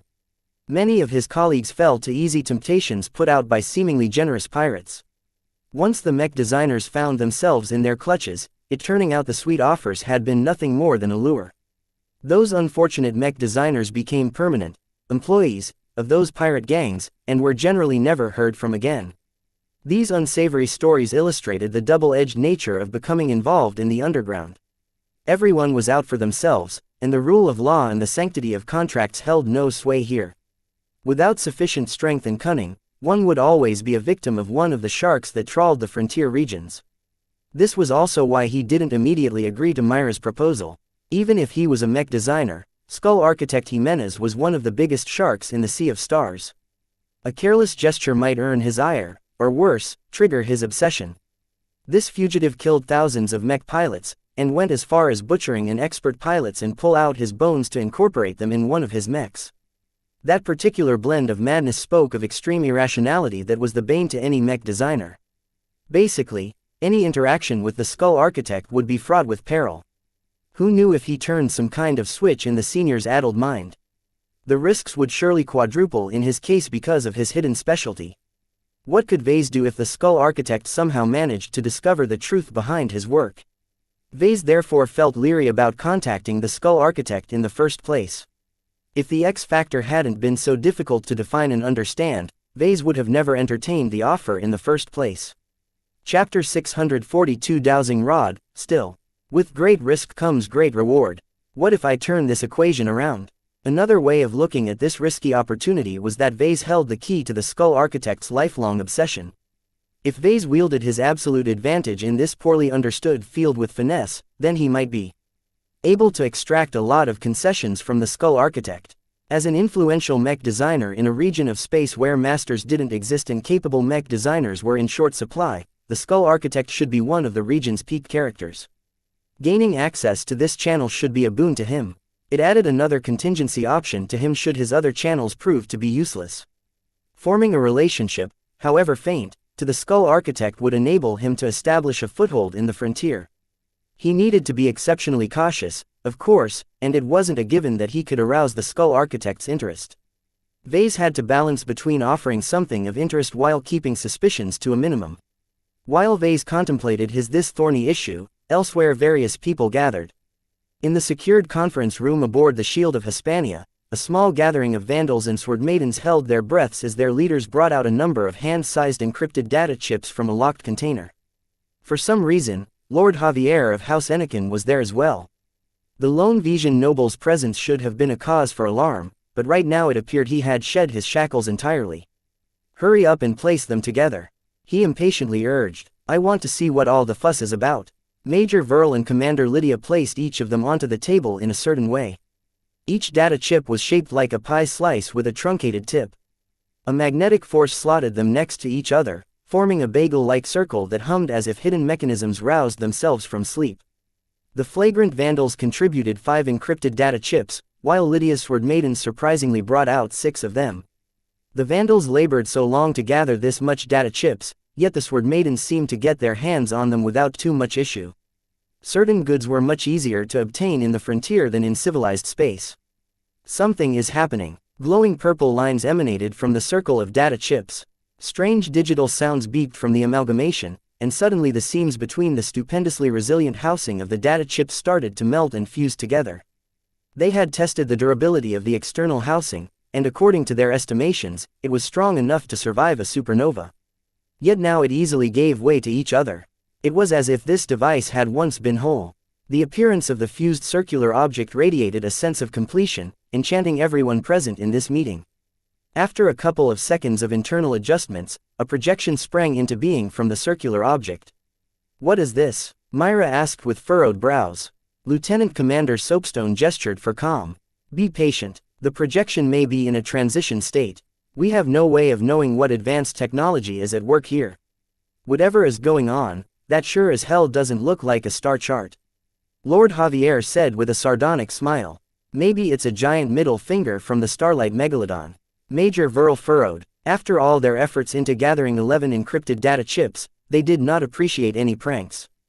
The projection cycled through incomprehensible geometric shapes. Perhaps they formed lines of codes, perhaps they could only be interpreted through math, but whatever the case, nobody present understood a single piece of what was being projected.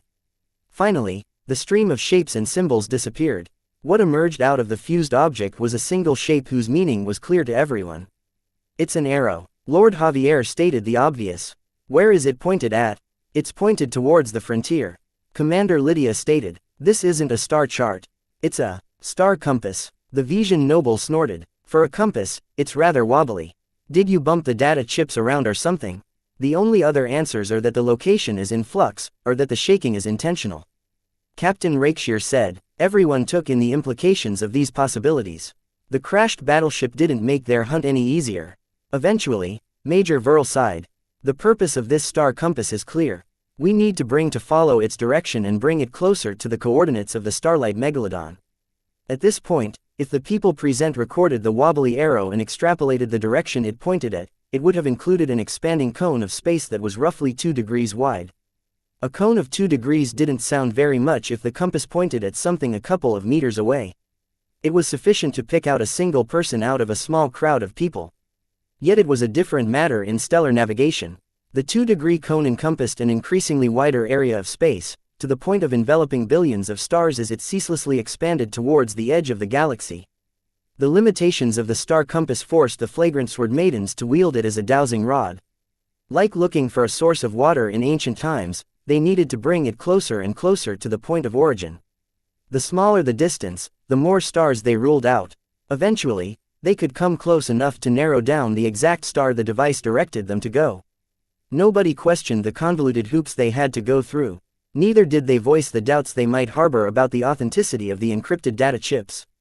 The Vandals and the Sword Maidens had no say in the matter. All they needed to do was to follow orders. Even if they thought they were chasing after a unicorn, they would do so wholeheartedly because that was what their bosses expected them to do.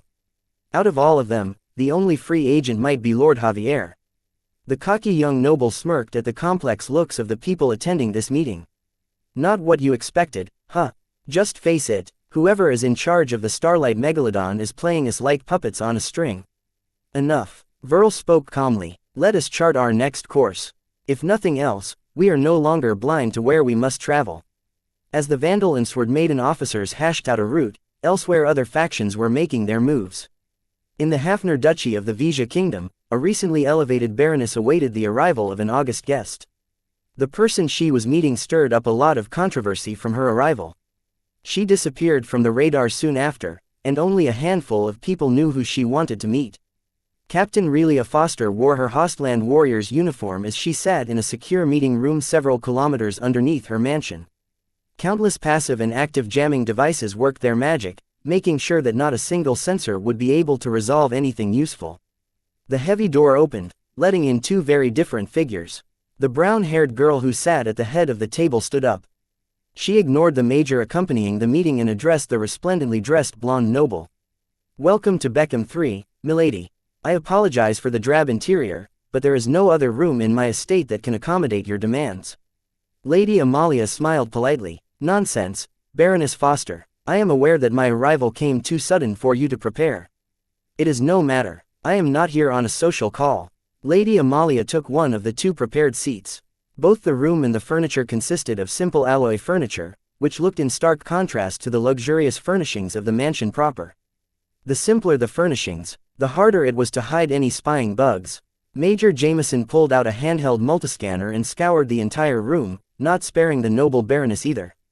The device tested the effectiveness of the jammers and sought out any anomalous signals. "This room is secure," he concluded after a few minutes, and shut down the device before standing behind his superior. "We may begin." "Very well," Lady Amalia said, "let us get down to business. My time is short and the Hafners are trying to track me down. It won't do either of us good if we are caught together, Baroness. May I call you that, or would you prefer to be called Venerable or Captain?" Relia Foster wrinkled her brow. "Please call me Captain Foster. I see myself as a mech pilot first and foremost. Not just any mech pilot. An expert pilot, and a young one at that. Everyone in Hafner believes your future is boundless." The expert pilot shook her head. "I lost. There is no glory to be found in my bone. There is no need for you to be so depressed. If it wasn't for the freak chance of those marauding vandals dropping into the Nova Megalitis system, then your debut battle as an expert would have been in a mech tailored to your ability. I believe the Hostland warriors have recently completed your custom mech, am I correct?" "My Belisarius has recently finished its trials," Captain Foster replied without qualms. "The mech designers require one more week of final adjustments before the Belisarius is declared safe to deploy in limited engagements. It will take months or years before my hybrid swordsman mech is able to match another expert mech." Due to Venerable Foster's ignoble defeat and ransoming at the hands of the vile Brighter hooligans, the Hafner Duchy made a big show out of publicizing the formation of her first custom mech. They invested a generous amount of funding, research and even allocated a team of 3 senior mech designers to head the project. The extravagant amount of resources and attention put into the design and fabrication of the Belisarius raised everyone's hopes about Venerable Foster's future performance. Her talent had been stymied due to piloting a generic training mech back on Nova Megalitis I. With the Belisarius at her disposal, she would never be limited by her equipment ever again. "I find it interesting that your custom mech is named the Belisarius." Lady Amalia prompted. "Does it refer to what you wish to attain? I'm afraid your hopes may never be fulfilled. The Hafner mech legions have never been deployed to war against the Bright Republic. The Reinald Republic is much closer at hand, and due to the recent instability in their territory, we must be more prudent than ever against those short-sighted profiteers. Lady Amalia, please be more succinct. As you have said, others are on the lookout for a direct descendant of the Duchess of Amadris. The sooner you leave my premises, the better off we shall be. I have no desire for my loyalty to Hafner to be put into doubt." "Very well." The Amadrisian noble held out her hand. Major Jameson retrieved a secure data pad from his uniform coat and handed it over to his superior. Lady Amalia passed the data pad over to her host. "I have a mission offer for you. The details are sparse, but the importance of this mission is paramount. Please take a look at its contents." Captain Foster quickly perused the contents of the data pad. It only contained a single encrypted document, and it amounted to only a couple of pages of mission parameters. She immediately spotted an alarming detail. "This mission is issued by the royal family. This matter goes beyond the interests of Amadris and Hafner." Lady Amalia smiled. "While we cannot reveal too much to you at this point, know that our perilous journey to the frontier will not be in vain. If nothing else, the odds of encountering your hated foe is very high. We are competing after the same objectives, after all. We have already confirmed that half of the 6th Flagrant Vandals of the 3rd Terry Mech Division of the Mech Corps is on their way towards the frontier. What's even more salient is that this Vandal task force has teamed up with a frontier pirate gang called Lydia's Sword Maidens." The instant Lady Amalia mentioned the magic word, Venerable Foster grew heated. She gritted her teeth and gripped the data pad in a crushing grip. "Pirates. We are forming our own task force. It will be comprised of elements of my 2nd Calico Dancer Bats and my 1st Meandering Monkeys Mech regiments. Due to prior commitments and obligations, we are unable to bring our expert pilots.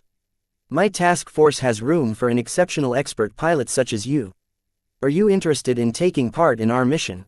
Venerable Foster offered a grim smile to the high-born lady. Do you even need to ask?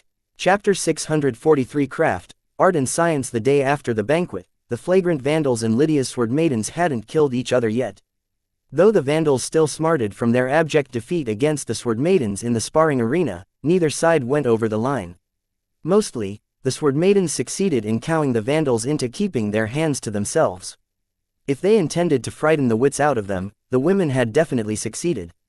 The top leaders of both forces held confidential talks up until the late night shift. Besides their inner circles, the rank and file remained wholly ignorant of the substance of their talks. The flagrant Vandals were already accustomed to secrecy, while the Sword Maidens generally let others do the thinking. In any case, both the leaders and their subordinates seemed to mesh adequately with each other. Though tensions would doubtlessly flare if they remained confined in a single room, there was no issue with remaining polite to each other. As long as neither side felt the urge to shook or chop the other side in half, then sufficient progress had been made. Neither Commander Lydia nor Major Verl expected their subordinates to become friends with each other. The differences in background, culture and goals prevented them from growing too close. They hadn't solved their problems concerning coordination either. The two adopted completely different command styles. While the Vandals expected orders to be carried out with a measure of interpretation, the Sword Maidens mostly didn't bother with complicated maneuvers at all. Instead, the Sword Maidens generally followed those they trusted.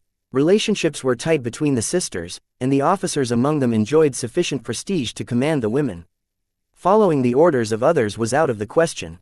Even if the flagrant Vandals knew what they were doing, the Sword Maidens never placed their trust in others. People from the frontier learned early on to never place their trust in others. When the Sword Maidens departed from the Shield of Hispania, they left a couple of liaisons behind. Myra somehow managed to convince his bosses to leave Kedis under his care. She promised to get in touch with the Skull Architect as soon as possible, but he was a difficult man to get a hold of, so arranging a meeting took some time. "What will I do with you?" he sighed as he greeted Kedis in the morning. Major Verl acted entirely too nonchalant about the liaisons. Besides preventing the Sword Maiden mech designer to get in touch with classified Vandal secrets, Vase received broad discretion over how he treated her. "Well, at least you're not the first guest designer that I've brought under my wings." He still missed the company of Iris. Jupiter. The Vision Rebel was smart and tactful to the point where Vase regarded her as his equal. Her insights into neural interface technology granted him a crucial inside look in a sensitive field among mech designers. The difference this time was that Kedis likely didn't know anything useful to him, at least in the area of mech design. As a recently graduated novice, she was at the stage where learned the basics but lacked practical experience. "Tell me about your studies," he began. "Myra explained to me that you've been tutored by her, right?" Kedis nodded. "I didn't go to any fancy school. They don't exist in the frontier. Myra made me go through virtual classes from the Galactic Net. According to her, I've passed enough classes that would make me graduate from respectable mech university." "I see." Vase did not put much stock in that achievement. The quality of virtual classes tend to approach the lowest common denomination. That wasn't to say that it was impossible to become a mech designer through these classes, but studies from the MTA had shown that people who depended entirely on virtual learning never advanced beyond the apprentice rank. Anyone could cram the basic fundamental sciences required to become a mech designer. However, without practical experience in the imparting of the more esoteric aspects of the profession, knowledge alone couldn't elevate a bookworm into a designer of mechs. It just made the recent graduate smart in some of the sciences. This was why there was such a drastic difference between the higher institutions. The Rittersberg University of Technology where Vase had graduated from was almost as worthless as the virtual classes that Kedis took. The key lay in the fact that mech design was a craft.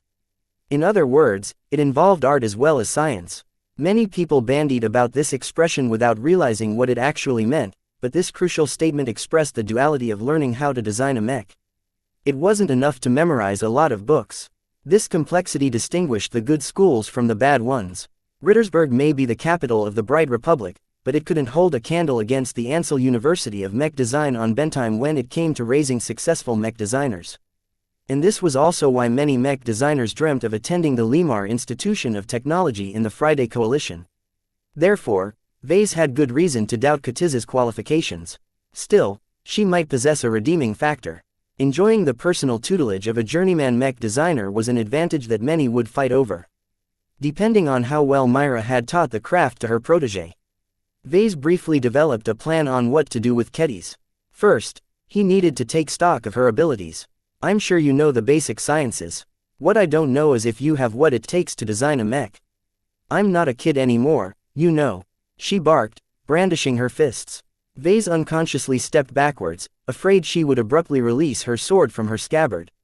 I've passed all my classes. I've serviced hundreds of mechs. I watched Myra design and tweak the Misty Slasher and her other designs for years. Let me do some real work for a change. Calm down. If you think you have what it takes, prove it then. Let me put you to the test. He guided her over to the empty desk in his office that used to be manned by Iris.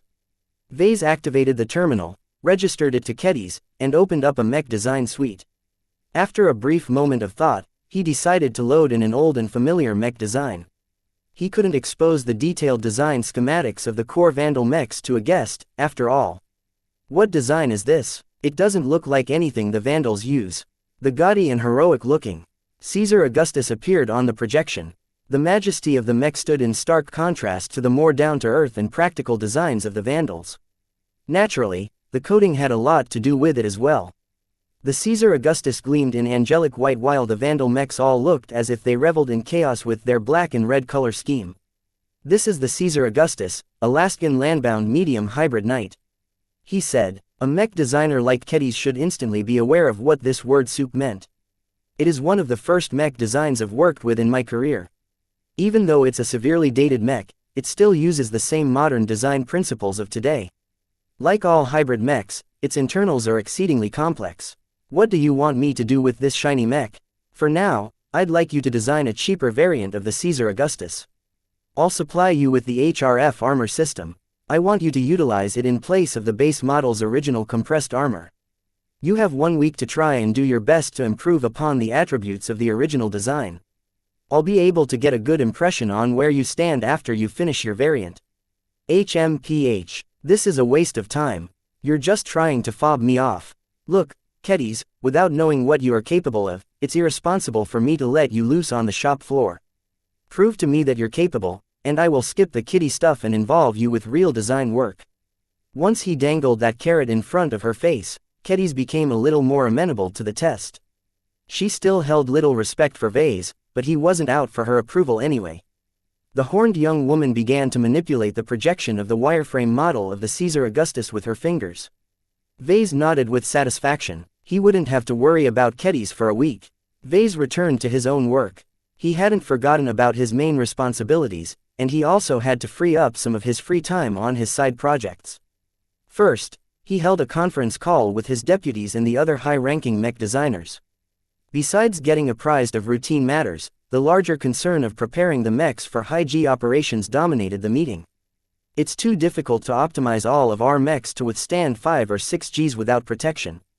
Mercator said, we all tried our best, but some of the mech models the Vandals have stolen from the Visions are simply just that bad.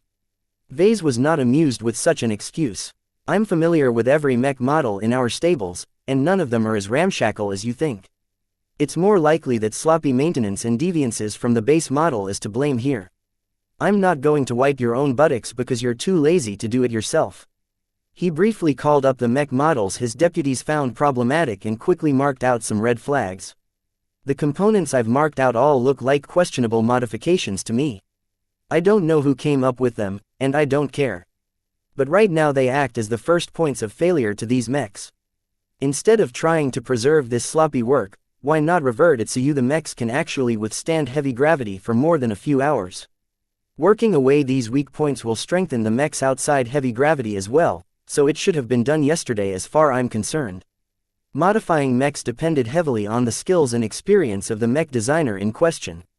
Just as in the case of designing a variant, modifications involved many trade-offs. The key was to pay as little as possible while gaining more in return. Not every mech designer was as adept at juggling this equation. Let me make myself clear to you. He emphasized, stability is more important than pushing the limits of the mech frames.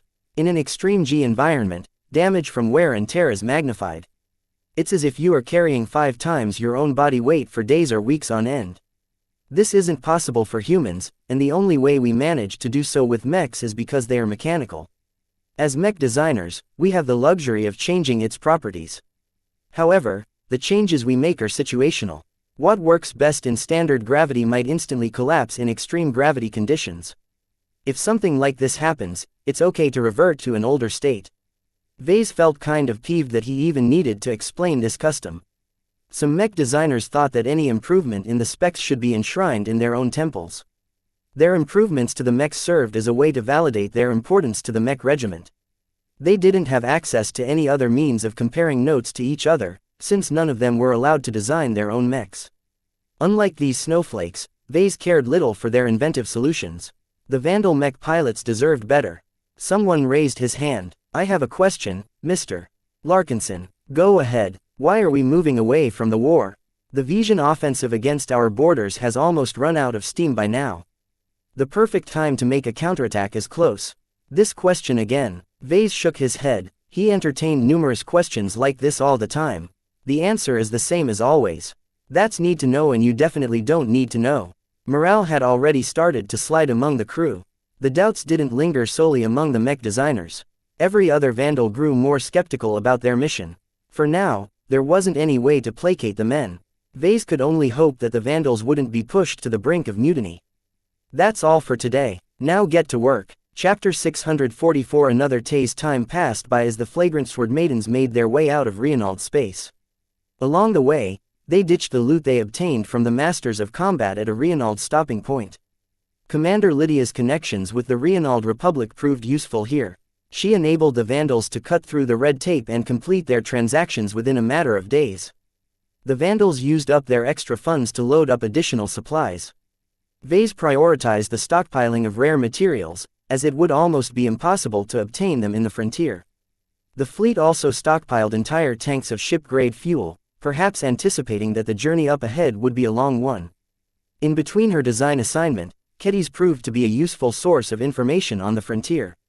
Fuel is one of the most precious resources in the Ferris Star region. There's no shortage of gas giants and planets where we can extract the ingredients to synthesize the fuels, but the problem is that we can't defend most of them. If pirates pass by the harvesting facilities for some reason, the Sandmen will come across them sooner or later. How do you get anything running in the frontier then? Every starship runs on fuel. Every shuttle requires fuel as well. Even mechs run on fuel, though not always directly. Direct energy cells are charged by reactors that run on fuel. So in short, how can anything be run if there's no fuel production? Kedis blinked a bit, as if Vase asked about something that was common sense. The major pirate factions all operate well-defended fuel refining operations. That said, most of our fuel is imported from civilized space. We pay at least 5 times as much as you do for fuel out there. The price of lower-grade fuel was never a big consideration in civilized space, but if Vase suddenly had to 5 times as much for the same amount of fuel, he'd go crazy. It initially sounded like a ripoff, but Vase knew that the forces of supply and demand was at work.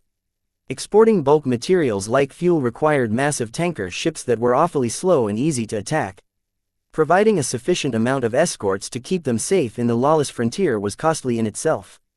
The massive distance involved also increased the risks of encountering a mishap. If anything went wrong, the nearest help would definitely be many light years away. So upon second thought, it wasn't such a big surprise that the price of fuel reached so high. The only issue that Vase couldn't wrap his head around was how the pirate gangs in the frontier managed to operate with that much upkeep. Since fuel is so expensive, how are you able to keep running? We pay favors. We make friends with the factions that own their own refineries.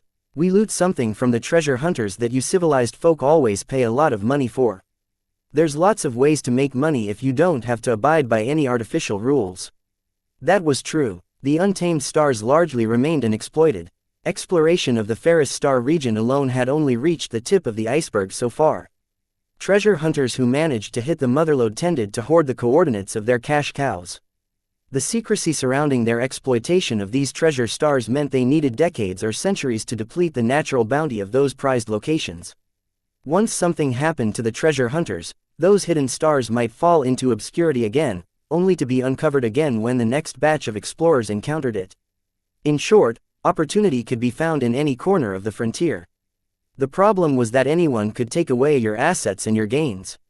Without the protective umbrella of a state, stealing became the norm rather than the exception. Weaker outfits constantly endured bullying from the bigger players. The only way to escape this fate was to befriend the major factions on your own initiative. When the Sword Maidens started off, Commander Lydia faced a lot of difficulties due to this. Kedis explained, it was worse for her because she insisted on recruiting women. So she tried to make friends, I gather. Receiving the backing of a major faction is the way to go. As long as you aren't too useless, you can earn their recognition, which allows us to wave their name around whenever we come across a rival. Does that recognition cost anything? A lot. We have to pay a lot of tribute and give them a hefty cut of our earnings. It's not even worth it as some of our enemies don't pay any heed to our backers. That's where our strength comes in. The best way to protect ourselves is to be scary enough on your own. We've become quite good at that over the years. This also explained their posturing at their first formal meeting. The dramatic show of strength and aggressive attitude served to deter others whenever they met a new outfit. Over decades of performing the same song and dance, it became an ingrained habit to them. The line between theater and reality became blurred. What is the end goal of the Sword Maidens? Vase asked, genuinely curious why the Sword Maidens risked their lives every day to make a living in the frontier. Kedis eyed him with a sour expression. That's none of your business. If you really want to know, then ask Myra or Commander Lydia. It's not for me to tell. That ended this particular line of questioning. While Vase expressed curiosity on the reason that drove the Sword Maidens to such devotion, he figured he would stumble upon it sooner or later. Later that day, Myra finally contacted him. The Sword Maiden mech designer called him up from Jaded Sword, the flagship of the Sword Maidens. The Jaded Sword was an angular combat carrier that specialized in quick orbital insertions through hostile territory. There's good news, Larkinson. Myra began as soon as they established a communications channel. I've managed to get in touch with the Skull Architect. What did he say? She sheepishly shrugged. Well, he's not pleased with me for attempting to introduce a random apprentice mech designer to him. He's a very busy man, and he's involved in the middle of a major project. He's not even willing to chat with an old student like me. His attitude can be impatient and prickly at the best of times. That doesn't sound like good news. He frowned. Oh, you should see him when he's mad or when he's immersed in an important project. He can shut himself off in his labs for months on end. No amount of pleading can drag him away from his preoccupation. I'm lucky that I caught him at a good time. So what is his response? Well, unfortunately, he's not willing to spend even a single minute of his time to talk to you. You have to realize that many novices and apprentices in the frontier dream of obtaining his favor. Even with my recommendation, he refuses to take the time to give you a chance to make an impression. Vase didn't expect the Skull Architect to be so abrasive, but perhaps that came with the territory of being one of the few prominent mech designers in the Ferris Star region. He wouldn't like it either if hundreds of novice mech designers knocked on his door every day to obtain some advice or begged to be taken in as his student. The higher one's position, the more people wanted to hug their thighs. However, you're in luck, she quickly said. My mentor put forth an alternative. Mech designers like us can communicate with words or with mech designs. It takes hours or days for us to explain the specifications of a design, but it only takes a couple of seconds for my mentor to interpret a design from its design schematics. Do you get it? I understand. Your mentor wants to judge from my work whether I'm worthy enough for him to take his time out for me. However, I'm not looking to be his student or anything. If he can just share some of his research on stealth tech, I'll be more than happy with my gains. Myra shook her purple head. I've already tried. Stealth tech is too sensitive for him to give away. Not even I'm worthy enough in his eyes to receive this knowledge, so it's nothing strange for him to withhold it from you. According to him, he'll draw many formidable enemies if he disseminates this knowledge too widely. The handful of people who are in possession of stealth tech like to keep it to themselves. So the only other option is to earn his recognition. He sighed. This is not what I expected. I wanted a way in. Instead, you brought me to the door and left me there to fend for myself. This exchange of favors really doesn't benefit me at all. Look, my recommendation at least got you a foot in the door. That has to account for something. That he has agreed to take a look at your design at all is a major concession on his part. Otherwise, he wouldn't waste his time on a junior of the profession. Even if the frontier is barren of talent, he attracts many mech designers that are even more impressive than you.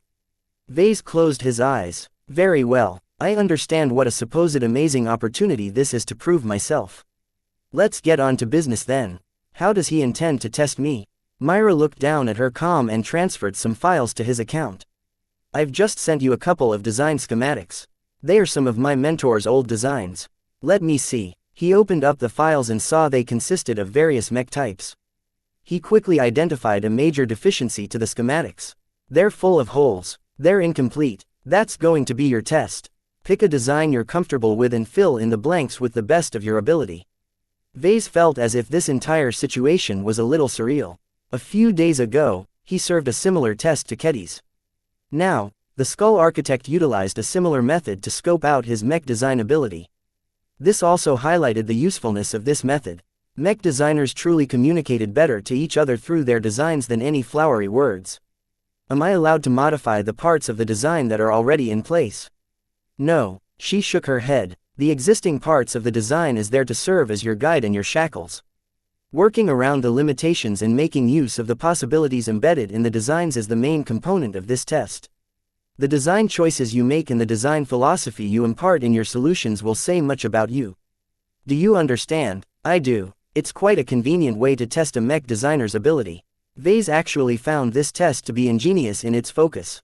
He should have subjected Keddy's to the same kind of test instead of dropping a random mech design on her lap. Not only did it take a lot of time to design a good variant, the total lack of structure and guidance meant that Keddy's might focus too much on areas that Vase didn't really care about. He would definitely steal this method and use it for his own ends. The two discussed some of the parameters of the test. The work he handed over needed to be a reflection of his own work. He wasn't allowed to involve anyone else. He'll know if you attempt to cheat. That was all she said about the matter, and Vase believed her. The truly skilled mech designers possessed an extremely high level of discernment. Is there a deadline? Not exactly. He hasn't mentioned anything about time limits, but he was probably too distracted or something. Taking too long will reflect badly on you, though, and you shouldn't forget about the communications blackout once our combined fleet crosses into the frontier. That meant Vase had less than 10 days to submit his attempt to impress the senior mech designer. According to the planning, Major Verl and Commander Lydia intended to stop by at Mancroft Independent Harbor for a day or two. Once they loaded up their final supplies, they would formally cross over into the frontier.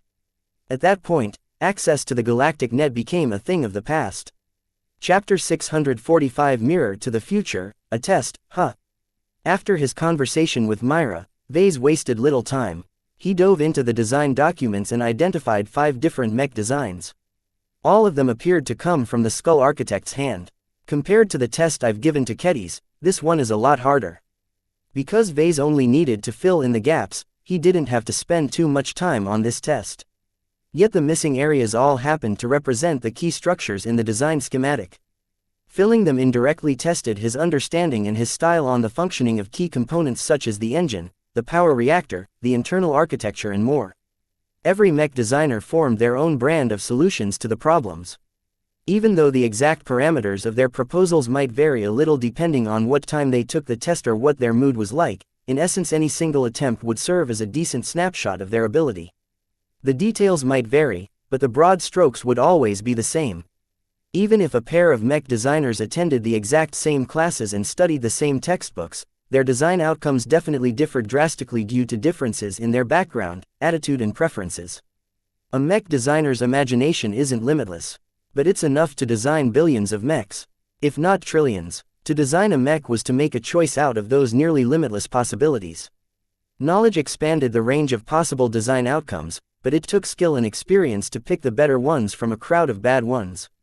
Before he tackled the test, he considered the nature of the test. Vase didn't forget about his primary objective. I need to impress the Skull Architect in order to gain his favor. I can't go too far, otherwise he'll develop an unhealthy interest in my specialty. However, if I want to pry off his research on stealth tech from his grasp, I have to stand out from the crowd. He grew a headache at the thought of balancing these opposing concerns. If he held too much back, then the skull architect wouldn't waste his time with Vase. If he revealed too much, then the next thing his brains might be cut from his body and be put in a jar for the skull architect to interrogate at his leisure. It sounded like hyperbole, but Vase knew that the skull architect was truly capable and willing to resort to such extremes. This is the problem with obsessive researchers. You can't predict when they'll tip over from obsession into madness. Vase regarded himself as a minor authority on this matter. Not only did he escape from Dr. Jutland's care, he also developed an early onset of obsessive behavior.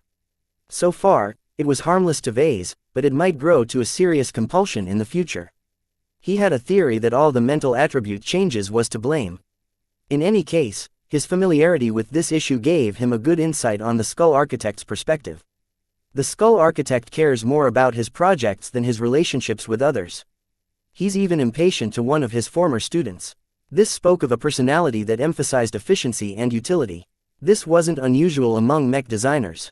They needed to be fast and meticulous in their work. Usually, balancing the two was impossible. One could either be fast but sloppy, or slow but meticulous. It took pure skill and dedication to elevate both at the same time. Someone who reached the rank of senior was definitely a hard worker. Still, it sounds like the skull architect is severely affected by this condition. He sounds much more unreasonable than some of the other seniors that I know of. Not that I met many of them, but the contrast is stark. Two senior mech designers stood out in his recent memory. The first one he had a conversation with was Horatio. The man should have enjoyed a lot of renown with his rank and ability, but for some reason he was content to play butler to Master Olson. Unlike the skull architect, Horatio always acted friendly and patient. The second senior he came into touch with was the old and faded Professor Velton.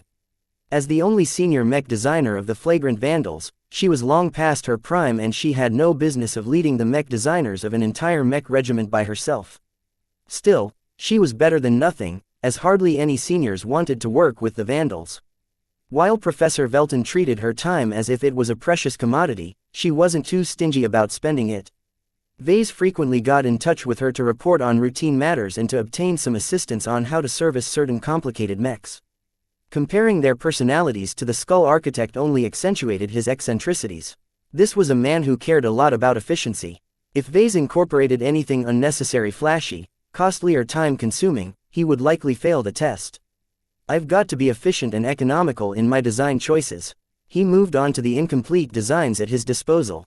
All of them seemed to be Laskin designs, and represented the skull architect's older works that have lost relevance in this day and age. Exposing them to those he wished to test wouldn't harm his current business activities. Nonetheless, back then he was still a senior, so the complexity and abstruse concepts that suffused the designs exceeded the upper bounds that Vase could cope. Strangely though, he didn't feel too pained when he studied the designs. It wasn't due to the gaps. These designs are derivatives of more sophisticated versions. They're dumbed down to journeyman level. The changes the skull architect made for these test designs shouldn't have been dramatic. It was hard to achieve perfection, but easy to mess it up. The deliberate disorder broke up the inexplicable harmony of the designs, causing them to fall within the range of understanding to apprentices and journeymen. This thoroughness spoke of the skull architect's dedication to detail. He already took every detail into account, and probably expected the same from those who wished to approach him. This wasn't anything radical, but it told Vase that it wasn't enough to make a good attempt. He had to do it right without falling flat. If I want to impress the skull architect, I shouldn't be messing about with things I don't understand. Before he became known as the skull architect, he was known as Reno Jimenez, a versatile mech designer with a broad range of mech designs in his catalog. His specialty lay in the field of energy transmission. What did this mean? It basically meant he cast his gaze on every aspect related to energy and how to convert it into actual power with as little waste as possible.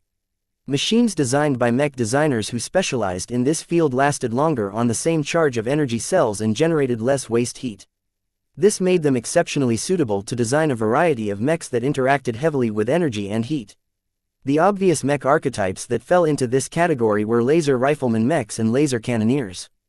However, a mech designer with a broad repertoire could easily put their strengths to use in other types of mechs. For example, aerial and spaceborne mechs drained a lot more energy and dealt with heat a lot more poorly than landbound mechs by virtue of their flight systems. A specialist in energy transmission had a dramatic impact on the energy efficiency and heat management of a mech that utilized a flight system. What impressed Vase the most about Reno Jimenez was that he wasn't afraid of expanding his range. His specialty afforded him the luxury of choice, but many of his colleagues opted to remain within their comfort zones.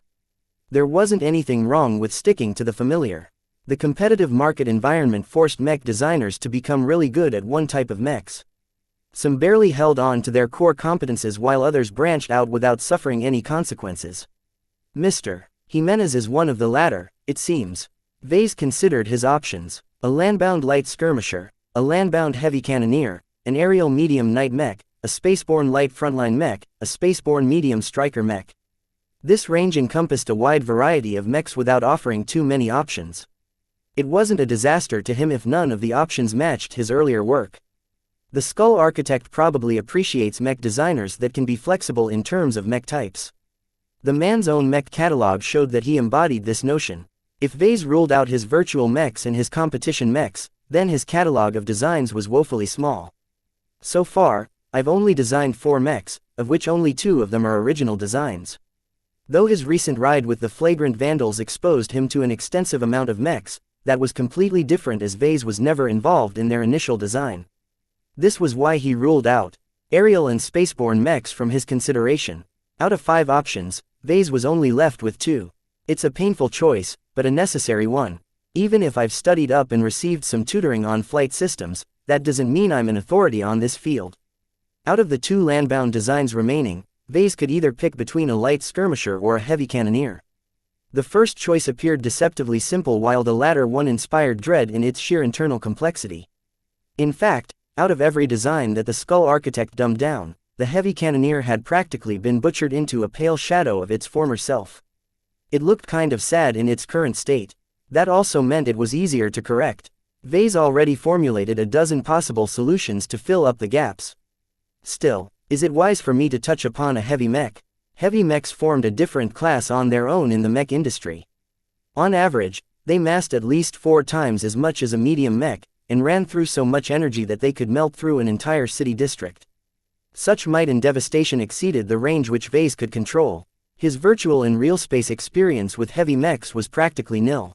Let's run with a landbound light skirmisher then. What are you called? The Liner Gray. Vase had never designed this exact mech type in reality before, but Vase could draw on many related experiences. From designing a virtual light skirmisher, to his extensive work on attempting to improve Inheritor spaceborne light skirmisher, to his broad range of experience in designing his original mechs, Vase could sample all of them and keep the ones that were relevant to this challenge. He closed his eyes, letting his memories and prior experiences flit past his mind at the speed of thought. Picking out the useful portions and piecing them together provided him with an overarching framework that could guide his design work. He happened to find the most similarities between Professor Velton's Inheritor design and the Liner Gray. Though they operated in very different environments, they both shared the same level of internal complexity. The Liner Gray's lack of flight system frees up a lot of internal space, but that is partially counterbalanced by the fact that its engine needs to be stronger.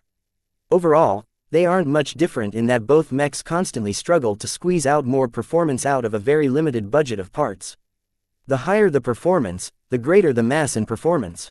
This rule applied to almost every aspect of mech design. The Liner Gray that was shaped from the hands of Reno Jimenez attempted to subvert this rule as much as possible. He was chasing after a paradox when he designed this light skirmisher. Jimenez wanted to have his cake and eat it too.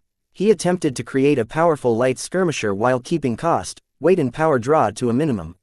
Naturally, the design never lived up to his hopes, but the partial failure performed well enough to be a good seller in the coalition market. The Skull Architect standards are absurdly high. If this is what he considers a partial failure, what does success look like in his eyes? The man demanded perfection to an unrealistic degree, and worked hard to achieve this dream.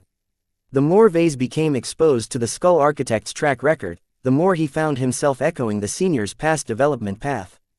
It was as if the Skull Architect was what Vase might turn into if he followed the same steps. A chill went down his spine. Was Vase destined to become a lunatic in the future as well? Chapter 646 Thin Line. Vase awkwardly laughed. That will never happen to me. Those who stepped on the road to lunacy often denied that they were doing something wrong. As long as Vase remained self-conscious of himself, he would always be able to halt before he went off into the deep end. Insanity and irrationality among mech designers occasionally popped up. Some say only a thin line stood between genius and madness. Those who advanced into senior and higher often exhibited signs along that nature. A couple of theories Vase had heard back in school state that mech designers attempted to perform the impossible. They wanted to break past the laws of physics and reality and pioneer new paths where none existed before. If a journeyman could be said to have finished his orientation and make his first steps on a chosen path, a senior attempted to tread outside the boundaries of an existing path. Each mech designer started off by studying existing knowledge. However, to continue their studies at this height only locked them into a well-trodden path. There was no novelty in imitation. One would only remain an inferior copy of a predecessor. Senior mech designers mostly preoccupied themselves with stepping out of the familiar and exploring the vast unknown that was shrouded in fog. Almost every direction led to peril or a dead end. Some seniors labored for 400 years and never managed to find their path to salvation. The fog buried their bones in half-completed goals. Only a small handful managed to explore the fog and successfully found a way out. They carved a brand new path for themselves that never existed before and lit a beacon so that others could follow. There was something metaphysical about this whole description that mystified almost every mech designer who stumbled upon it. Many of his peers regarded it as gobbledygook, but as Vase became more exposed to the higher applications of mech design, he couldn't help but think back on this story. It is said that each mech designer that has forged a new path is capable of doing more than any others that follow in their footsteps. What they can design is sometimes described as magic. Naturally, magic was simply a shorthand for scientific phenomena that humanity hadn't figured out yet. Over the years, researchers figured out the rules behind such feats and disseminated the newly discovered technology in the form of standardized theories. Nonetheless, a master gained a head start over everybody, and always continued to be the leading expert in their specialty. With all the myths and pseudo-science being bandied about by younger mech designers, it was hard for Vase to discern the facts from hyperbole. According to this metaphor, the conflict hidden within the liner gray design goes to the heart of the skull architect's struggle to find a way out of the fog. Just as the skull architect sought to take a measure of Vase by observing his test results, so was Vase able to interpret the dreaded senior's design philosophy. Best of all, the man did not obscure his research direction. In fact, he cut off the more abstruse and metaphysical parts of his design philosophy to make it easier to understand. This told him another facet about the skull architect. Awful reputation aside, he still possesses the heart of a scientist. Each senior was a scientist in a way. A scientist explored reality and advanced a scientific field. They created hypotheses, crafted a theoretical model and tested them through research. Fail or succeed, their results added to the collective body of knowledge of the human race. Of course, scientists were only human. The tendency to hoard their knowledge and keep their advantages to themselves was very strong. Vase was a typical example of this case. Even as he already trod new ground in a way by dipping his toes into the X factor and spirituality, he never thought about disseminating his discoveries to the wider universe, even if it would have earned him eternal recognition. For one thing, it'll paint a huge target on my back. For another, there's no reason why someone can't steal my work and take all the credit for themselves. Too many things could go wrong, and Vase hid too many secrets. In some way, he was the polar opposite to the skull architect on this matter. It relieved him a bit to recognize this difference. In any case, finding out that the skull architect hadn't lost his roots as a scientist informed him of another way of catching his attention. A scientist is impartial. He is highly interested in his own areas of interest, not the least because results from another source can help him beat back the fog that obscures the possible exits. Why did the skull architect become a criminal and a fugitive? It was because his inquisitive nature overruled his sense of propriety and his common sense. He formulated a hypothesis, one which stated that incorporating human remains into the frame of a mech would improve its performance, and acted upon this inquiry by performing experiments. The skull architect completely disregarded the gruesome nature of the experiment in pursuit of the ultimate goal, which was to find a way to thread an impossible needle and create another miracle. As for the human cost, that was the cost of progress. It's kind of scary to see how far one can go. I haven't even spoken to this infamous mech designer, and already I'm starting to have second thoughts about this venture. Still, as long as Vase paid attention to his work, he shouldn't run afoul of anything nasty. A mech designer knows his own designs the best. Any anomaly, however minute, will instantly be picked up by him. I have to be really subtle about the secrets at my disposal. His main concern on this matter was the X factor. Knowing that the Skull Architect willfully killed an expert pilot in order to test out an outlandish hypothesis related to this phenomenon, Vase shouldn't reveal too much. It's one thing if I enhance this quality in my own designs. It's unobservable to most people, so outsiders probably can't make out anything substantial. However, the moment I touch the Skull Architect's own design, not a single change will escape his notice. Vase concluded that he needed to weaken his natural tendency to imbue his imprint onto the designs he worked with. Ordinarily, he did anything to strengthen it, coming up with the convoluted triple division technique to focus his spirituality to create a multifaceted spiritual entity. Even if he didn't utilize this advanced technique, his singular concentration was sufficient to impart a simpler imprint upon his designs. Both methods are too strong. The complexity won't matter to the Skull Architect. It's the strength of the X factor that is the key. As long as it's strong enough for him to pick up its existence, it will instantly attract his full attention on me, which isn't good. He needed to shape a certain magnitude of X factor just below the point where it would be noticed by his target audience. As long as the truth remained in the shadows, Vase would succeed in rousing the Skull Architect's unconscious desires just enough to elicit a follow-up reaction. To put it simply, Vase needed to hit the Skull Architect's face with a gust of wind instead of a sledgehammer. Finding the right strength was a judgment call. Vase mentally went over to the spiritual strengths of his past designs. He recalled that the system registered both of his Mark Antony variants with at least C+ grade 10 factor strength. That was too much in his eyes. Even the first Caesar Augustus variant he developed after the system introduced this secret carried a C grade. That had already been sufficient to kick virtual mech pilots in the butt. It has to be weaker. Eventually, he decided to err on the side of caution and aim for a D or D grade. Anything lower transformed the X factor into a ghost. At that point, Vase might as well give up entirely. Now that I've decided upon that, let's get my hands dirty. He focused his attention on the incomplete liner gray and tried to keep his mind at a state of levity. He needed to avoid narrowing down his focus to prevent a spike in spirituality, but he also couldn't be too disordered either, or the X factor would turn into a muddy soup. The main defining features of the liner gray was that it attempted to be fast, strong and well armored for a light skirmisher. Even a beginner mech designer knew how impossible it was to achieve such a result. At best, most light skirmishers tend to prioritize speed above the other two major attributes. They could afford to sacrifice mechanical strength and armor in favor of being as fleet as wind. Light skirmishers are fast by necessity and because speed is all they need. Moving fast increases their evasion, allows them to outrun melee mechs and reduces the probability of getting hit by ranged mechs. As for strength, a skirmisher usually takes advantage of their superior mobility to hit mechs from their rear where the armor is weakest. If that doesn't work, they can always build up a lot of momentum and empower their charge with the weight of their entire mech behind their attack. The logic behind light skirmishers basically stated that an absolute superiority in speed allowed the mechs to leverage this advantage in overcoming its traditional weaknesses. When you come down to it, this sounds like a moderately acceptable excuse to cover up the fact that light skirmishers have big holes in their designs. A mech that was fast but was clad with paper-thin armor only needed to suffer one critical hit to take it out of the fight.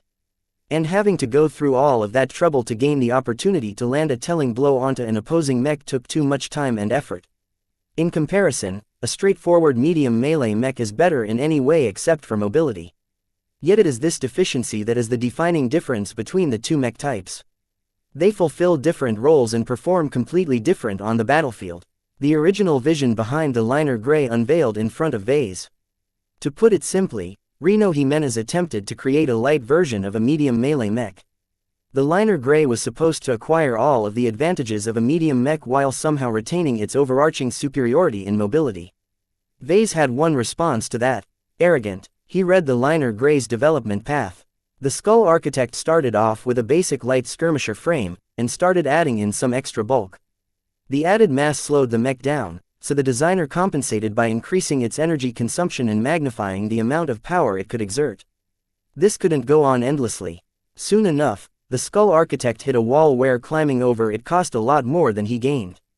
To gain 1% in power, he needed to bulk up his mech by at least 10% or more. That trade-off simply sucked. If Mr. Jimenez can make it so that a single percent boost in power will only weigh down his mech by 1%, then he has definitely advanced to master. Such an amazing light skirmisher design was an impossibility. Its existence was as absurd as stating that 1 + 1 = 2.01 or something like that. Yet Vase couldn't help but be impressed by the man's audacity. Almost everyone ruled out that a mech designer could reach this result, but the ambitious skull architect boldly forged ahead where none dared to tread. Seniors constantly attempt to turn lies into truth, fantasy into reality, the impossible into the possible. To many, it is a road that leads to madness, death, or a dead end. The danger stood in stark contrast with the prestige and renown these senior mech designers usually enjoyed. Any of them held high positions, and even the least of them could easily find teaching jobs at a prestigious university. Society valued them for their esteemed abilities, but they could never fathom the risks they took to make further progress. "What a scary mech design," he uttered as he mentally took a step back. "Just a single design is already able to tell me so much. This isn't such a simple test after all." Chapter 647 Chasing a Unicorn. Even if Vase hadn't even made a single move yet, he already saw through another layer of the test. It challenged his mental fortitude. By showing him a glimpse of the ambitious impossibility the skull architect attempted to reach, Vase should have been scared off or dismissed the senior as a nutjob. Is he, though? The liner gray incorporated many aspects that Vase couldn't help but consider pure genius. Certainly, the temptation to learn from them and copy the tricks for himself grew stronger the more he dove into the skull architect's work. His progress in increasing the efficiency of his mechs had reached a height that Vase had never seen in any other mech. "Damn, what am I thinking?" He shook his head. "This design is a temptation. If I didn't catch myself, I would have been converted to the skull architect's design philosophy." An authentic design from a senior usually put pressure on the minds of junior mech designers, warning them to go no further unless they willingly threw away their paths to follow someone else's. The high accessibility of the liner gray design somehow circumvented this defensive measure, causing those who become too eager to study this design to become full converts to the school of efficiency. It was a naked temptation, and Vase couldn't help but question the skull architect's motivation for disseminating this design. "If I give in to the temptation, I would get a quick boost in my mech design ability at the cost of losing all of my previous progress. If I resist, I will still be contaminated, but it should be in a controllable range." The latter sounded negative, but what really went on was that the skull architect passed on some lessons to Vase. It was simply up to himself to ensure he didn't get lost in the abundance of what he learned. He needed to remain clear-headed throughout his design work, but the problem with that would strengthen his concentration. If he muddled his head a bit, he could prevent the X factor from becoming stronger, but then the contamination gained the opportunity to spread. Vase faced an implacable dilemma at this junction. At this stage, I can't afford to harm my nascent design philosophy. It is the core of my being and something that is wholly unique to me. The best path for me is the one that I forged on my own. After some contemplation, he decided to maintain a slightly higher focus at the risk of leaving a stronger imprint on the test design. Vase encountered no more surprises as he worked on the liner gray. Perhaps it hid other secrets underneath its clean lines and dry specifications, but if there were any, Vase lacked the perception to pick up on them. The aspects he picked up already put enough concerns on his plate. Compared to the freeform test he issued to Keddies, the test with the liner gray narrowed down the problems into highly specific instances. The missing gaps in the design could only be filled in a limited amount of ways.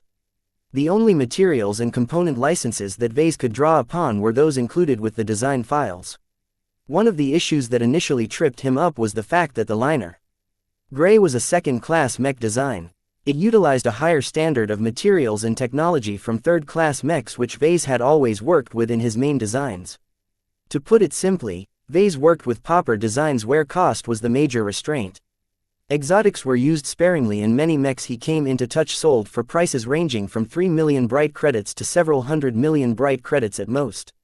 The liner gray, despite being a light skirmisher that didn't use up a lot of materials, already came with a floor cost of 1 billion credits.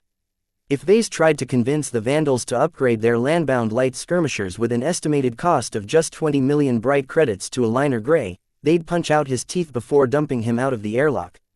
1 billion bright credits was an extravagant price for a mech that only performed a couple of times better than a third-class equivalent.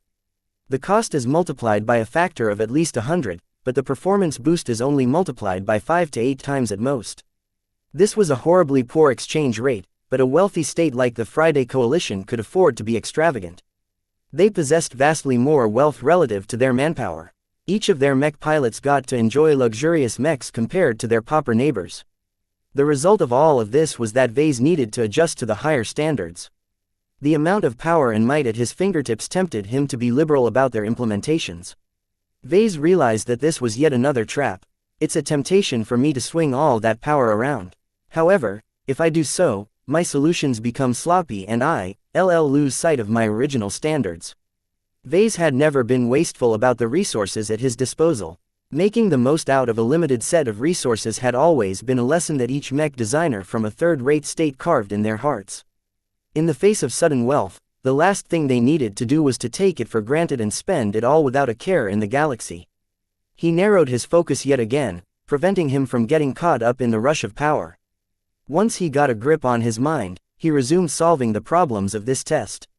Days passed by in quiet contemplation interspersed with continual insights.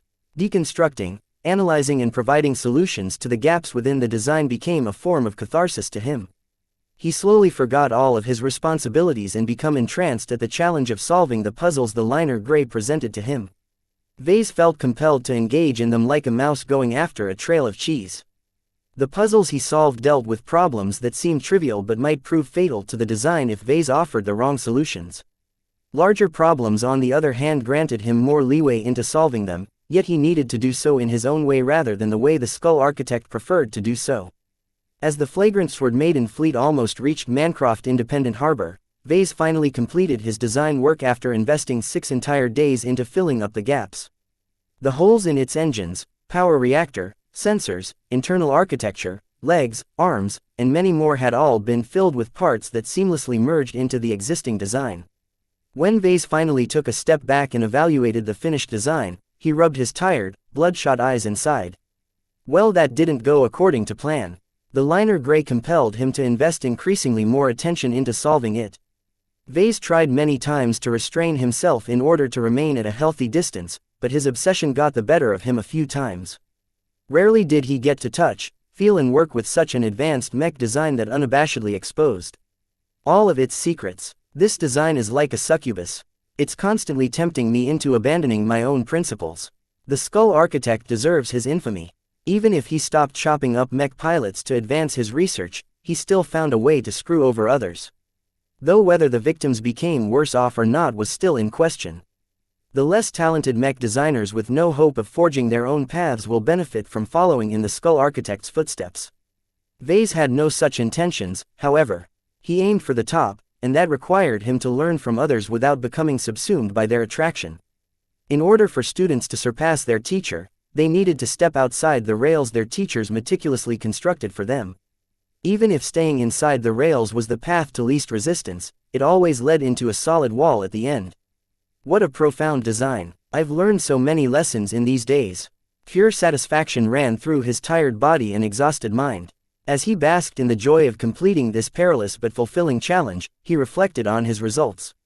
If Vase followed the original intentions of the liner gray, then he would have pushed its limits in terms of energy transmission and other factors. This allowed it to achieve a greater level of performance at the cost of eating away at its tolerances.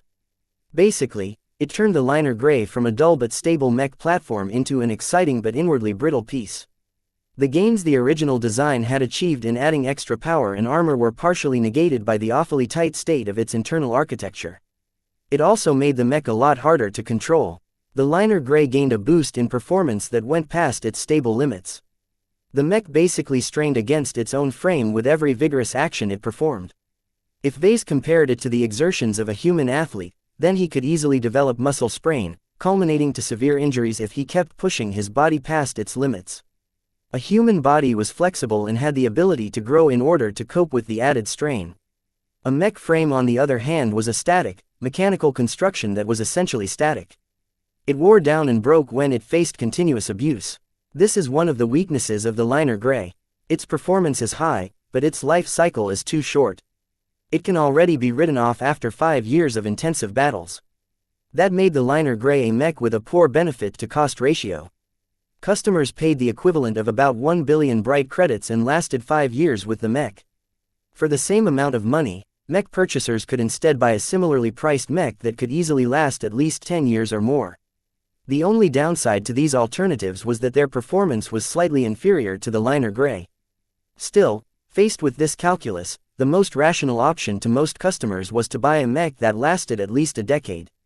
The only reason the liner gray isn't an outright failure is because there is a market demand for high-performing mechs. The mech markets of second-rate states was completely different from the lesser markets of the Bright Republic. People had more money to spend, and they didn't mind splurging lots of money for a momentary advantage. Acquiring a new mech was like changing a set of clothes. A poor benefit-to-cost ratio was no issue to these wealthy customers as long as the performance was high.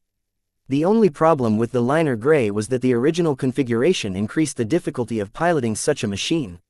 It was like manually driving an aircar that was perpetually moving at its top speed. The uncontrollable performance of the aircar could easily lead to a crash, if handled improperly for just an instant. The barrier to pilot the liner gray was so high that only advanced pilots with excellent training and above-average neural aptitude were qualified to pilot this beast. Even then, nobody liked to pilot this berserk mech. The strain on their control abilities made piloting this high-powered mech a chore at best, and torture at worst. It simply wasn't pleasant to pilot this mech model, and that proved to be its ultimate downfall. No wonder the Skull Architect pursued the X Factor. In order to accommodate the extremes he's willing to push his designs, he sought a way to compensate for this deficiency by trying to find a way for the mech to strain their mech pilots less. The liner gray design marked a point in time where Reno Jimenez was at the cusp of giving in to his darker urges. His designs all shared the same problems.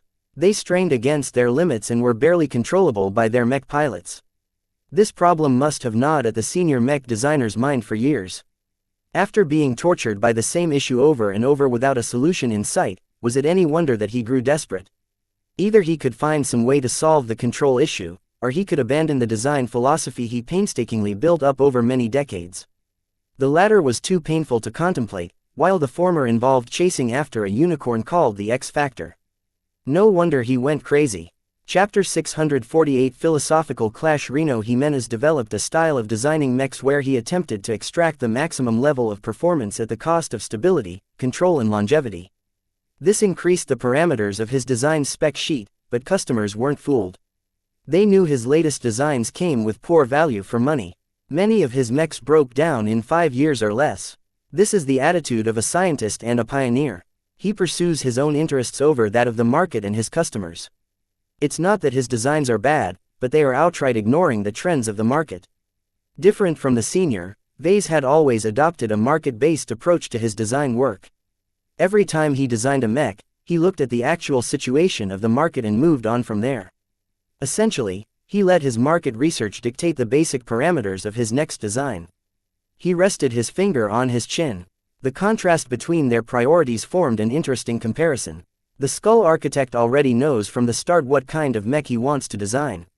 As for me, the exact shape and form doesn't matter to me. All I want is to design a mech that sells well. Everything is a means to an end. That didn't mean Vase cared nothing about his own advancements. His hoarding for knowledge and his experimentation with the X Factor all proved that he possessed an inquisitive mind. It was just that an apprentice mech designer operated under far less pressure than a senior mech designer. One was a youth in the mech design profession. They weren't expected to come up with anything radical. The other represented an elder in the craft. The mech industry and mech market expected more from their results. Their designs had to push against the envelope. If their newer designs didn't one-up their older designs by a fair margin, then they were considered stagnant. Mech designers that are stagnant don't have a bright future anymore. They've given up on blazing a trail and are instead content with ending their journey halfway. Vase pegged Professor Velton as a person who had already given up on her life and the opportunity to advance. Instead of working at some prestigious institution, she instead took up an upscore posting with the flagrant vandals. It's different with Jimenez. His designs are burning with ambition. I don't think getting exiled to the frontier is going to stop him from his research. Certainly, getting kicked off the membership rolls of the MTA and being exiled to the frontier hampered him a lot. After receiving the fear-inducing moniker of Skull Architect, the man probably wasn't in the best situation right now. His story served as a strong warning to Vase of what could happen if he breached ethical lines. At least my own spin on the liner gray won't lead me to that point. In contrast to the original design, the liner gray completed by Vase went into a completely different direction. While Vase valued performance just like any other mech designer, he really didn't wish to sacrifice stability for a small boost in power and other attributes. A mech is the steed and armor of the mech pilot.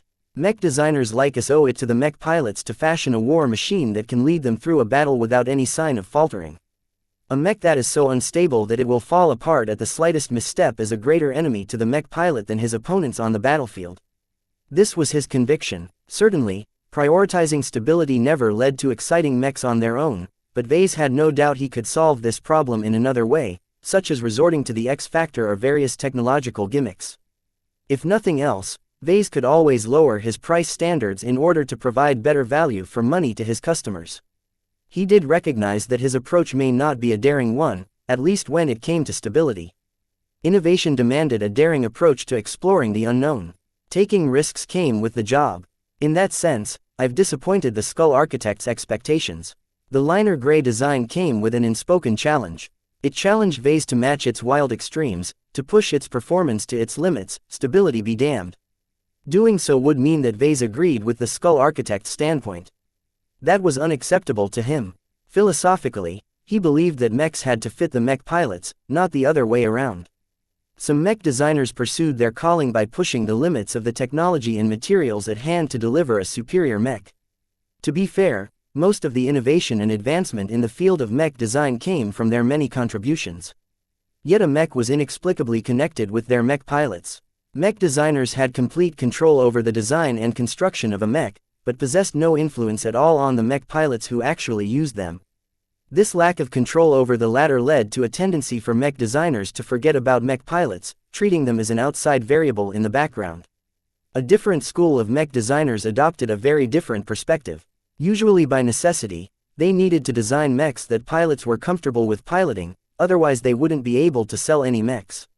Faced with a choice between higher performance and more comfort, many mech pilots actually chose the latter. It's not that they enjoy missing out on that extra margin of power, speed or defense, but if the mech becomes too difficult to pilot, those hardware gains are entirely wasted. A mech that performed 10% better but became twice as hard to control for a specific mech pilot might eventually perform 20% worse. So the net performance change was actually a reduction of 10%. Naturally, this consideration varied wildly depending on which mech pilot got to pilot the mech. A skilled mech pilot possessed a much larger tolerance for difficult mechs, while average mech pilots with more modest genetic aptitudes could only settle for simpler mechs. Some might scoff at lesser skilled mech pilots and dismiss them as ants.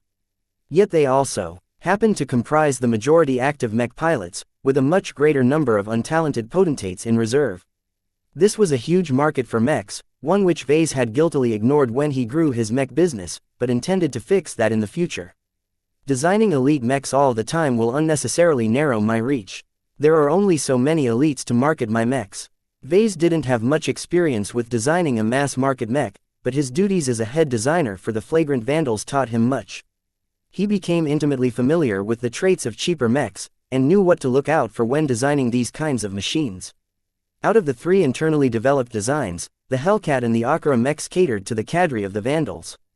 Powerful, expensive and difficult to master, they served as the mainstay of the Vandal mech roster. In this sense, his Blackbeak and Crystal Lord designs shared the same DNA. Elite mechs only came up to their full potential when matched with an experienced, talented mech pilot. It should be different for a light skirmisher like the Liner Grey or the Inheritor models. Though one operated on land and the other in space, they served the same role. They served as the scouts, flankers and ambushers of a mech force. They worked best in battle when deployed in packs or in greater numbers, so they should ideally be accessible to mech pilots. If there's one thing I've learned from toiling over the Inheritor mechs, it's that there's only so much performance you can squeeze out of a skinny mech frame. The lightweight class tended to be a poor platform for elite mechs. There simply wasn't enough room to stuff in enough goodies. Anything that mech designers wanted to add to the frame needed to be lighter and take up much less space than an equivalent component to a medium mech. This instantly magnified the costs and reduced the benefits of those expensive additions. So in short, it wasn't cost-effective to elevate a light mech to the performance standard of an elite. For better or worse, they felt most at home when they served as expendable mechs. Expendable mechs are easy to lose, so the mech pilots that bring them into battle shouldn't be too valuable. Limiting the skill range of a light skirmisher model to elites is a tone-deaf response to the demands of the market. That didn't mean a market didn't exist for premium light mechs. Many veterans and talented mech pilots grew up with light mechs and had come to favor this weight class over the others. These mech pilots needed light mechs that could keep up with their skills. In that sense, the difficult but promising Liner Gray fit their needs. This was where his take on the Liner Gray came in. If I have to describe my own work, I'd call it the Liner Gray Simplified Edition. Of course, he would never publish his design with this unflattering name, but it aptly described what he'd done to the puzzle presented by the Skull Architect. Though Vase was only limited to filling up the gaps in the design schematic, it provided him with enough leeway to steer it away from its original configuration as a powerful but barely controllable mech. He pretty much did so by dialing back the energy being provided to the different parts and to program hard limits on the amount of power they exerted. Perhaps one or two changes in this vein wouldn't affect the design by a drastic amount, but when Vase performed the same tweaks over and over again, it all added up. The changes he implemented throughout the design flattened the performance curve, smoothing out its peaks and valleys. This had the effect of tempering a wild, bucking horse into a calm and docile mount. Unfortunately, this also resulted in a comprehensive loss in performance. The Liner Gray turned from an exciting, high-performance mech into a boring but reliable workhorse. It still maintained some of the strengths of the original version, but became extremely accessible. Vase in fact slanted towards the other extreme when he put his own stamp on the mech. Comfort and pilot accommodation has always been a priority to me. A mech functions best when the mech pilot is at ease with his own machine. A key factor that helped him turn the Liner Gray into an accessible mech was that Vase borrowed the insights from his masteries.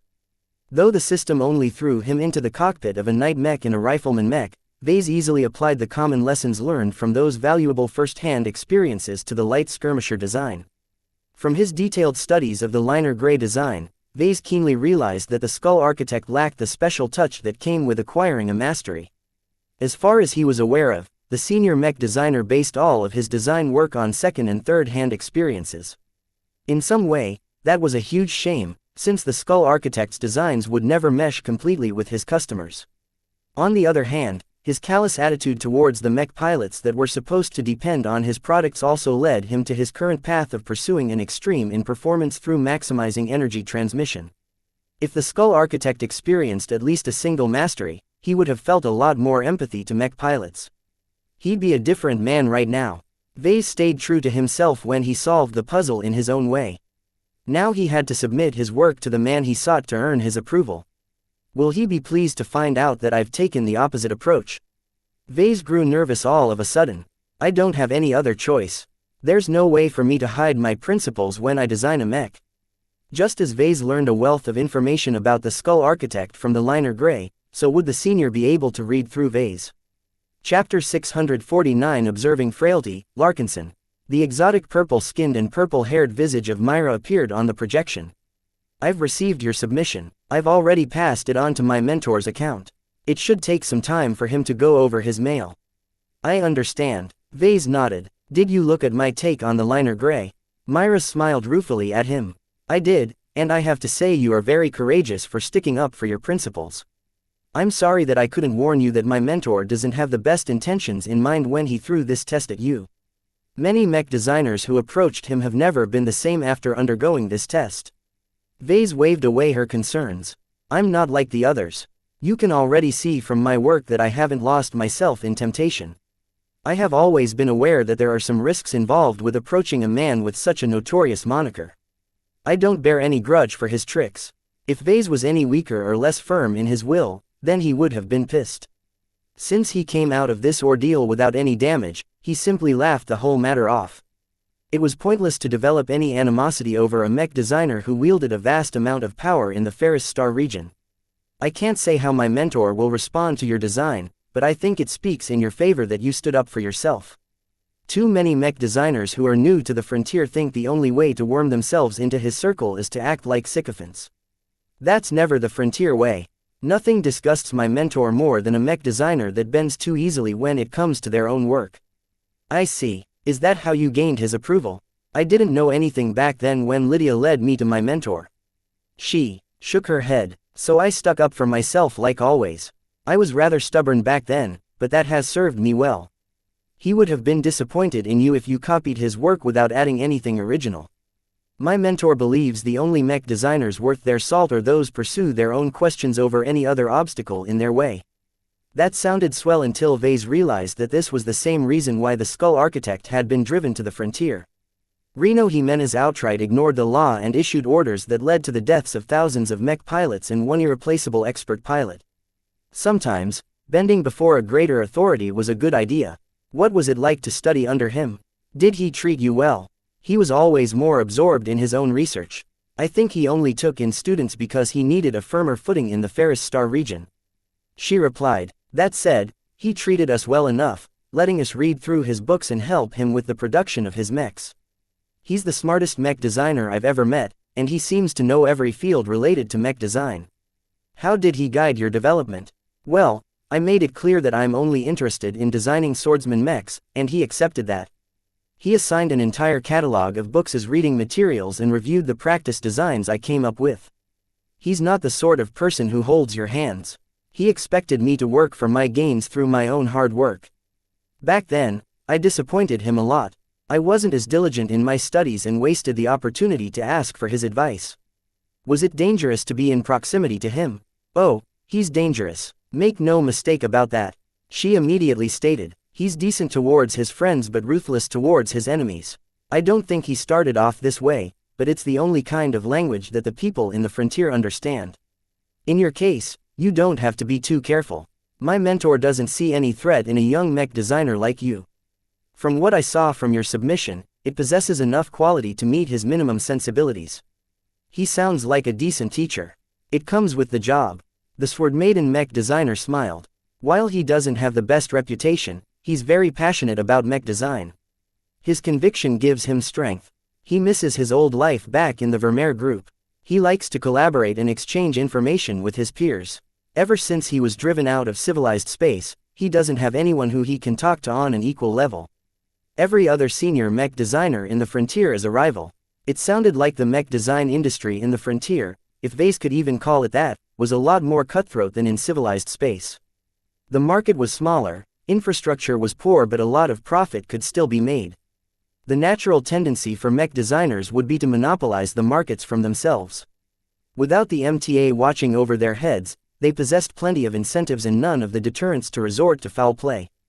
By the way, how is it going with Kedis? Has she been up to mischief yet? I'll have to get back to that.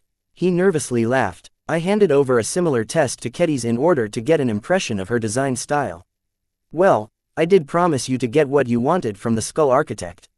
Myra scratched her purple cheek. But don't neglect her. Give her something to do. I would prefer it if you begin to educate her. Do you have a lesson plan in mind? As you said, it depends on what I get in return. If I'm satisfied with what I've received, I don't mind guiding Kedis more intensely. I'll have to see her work before I can say what she needs to work on, but from what you said she needs to firm up her fundamentals and adopt the right mentality. The former can be done through cramming and tutoring, but the latter is something that can't easily be changed. Having an excessively high opinion of yourself was one of the biggest mistakes a mech designer could ever make. Too many mech designers grew self-centered to the point of becoming a narcissist. Though Kedis may not have reached this point, Vase figured she was close to crossing the line. Don't be afraid to knock her on the head if she misbehaves. Myra said, closing that particular topic. The two discussed some routine business. Now that the flagrant vandals and Lydia's sword maidens moved together, they needed to coordinate their supply situation.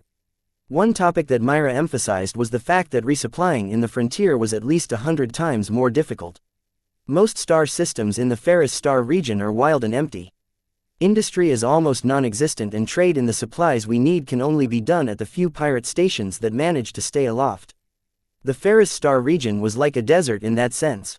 Vast stretches of empty sand hid some buried treasures underneath the surface. The pirates and treasure hunters that made the frontier their home usually passed through the few oases in the sands. Sometimes, Those stuck in the desert needed to travel for months before they could reach the nearest oasis. After Vase hung up with Myra, he turned his attention to other matters. He neglected his other duties during the time he worked on the liner Gray. Fortunately, nothing serious happened that required his intervention. By now, the system of delegation did its work.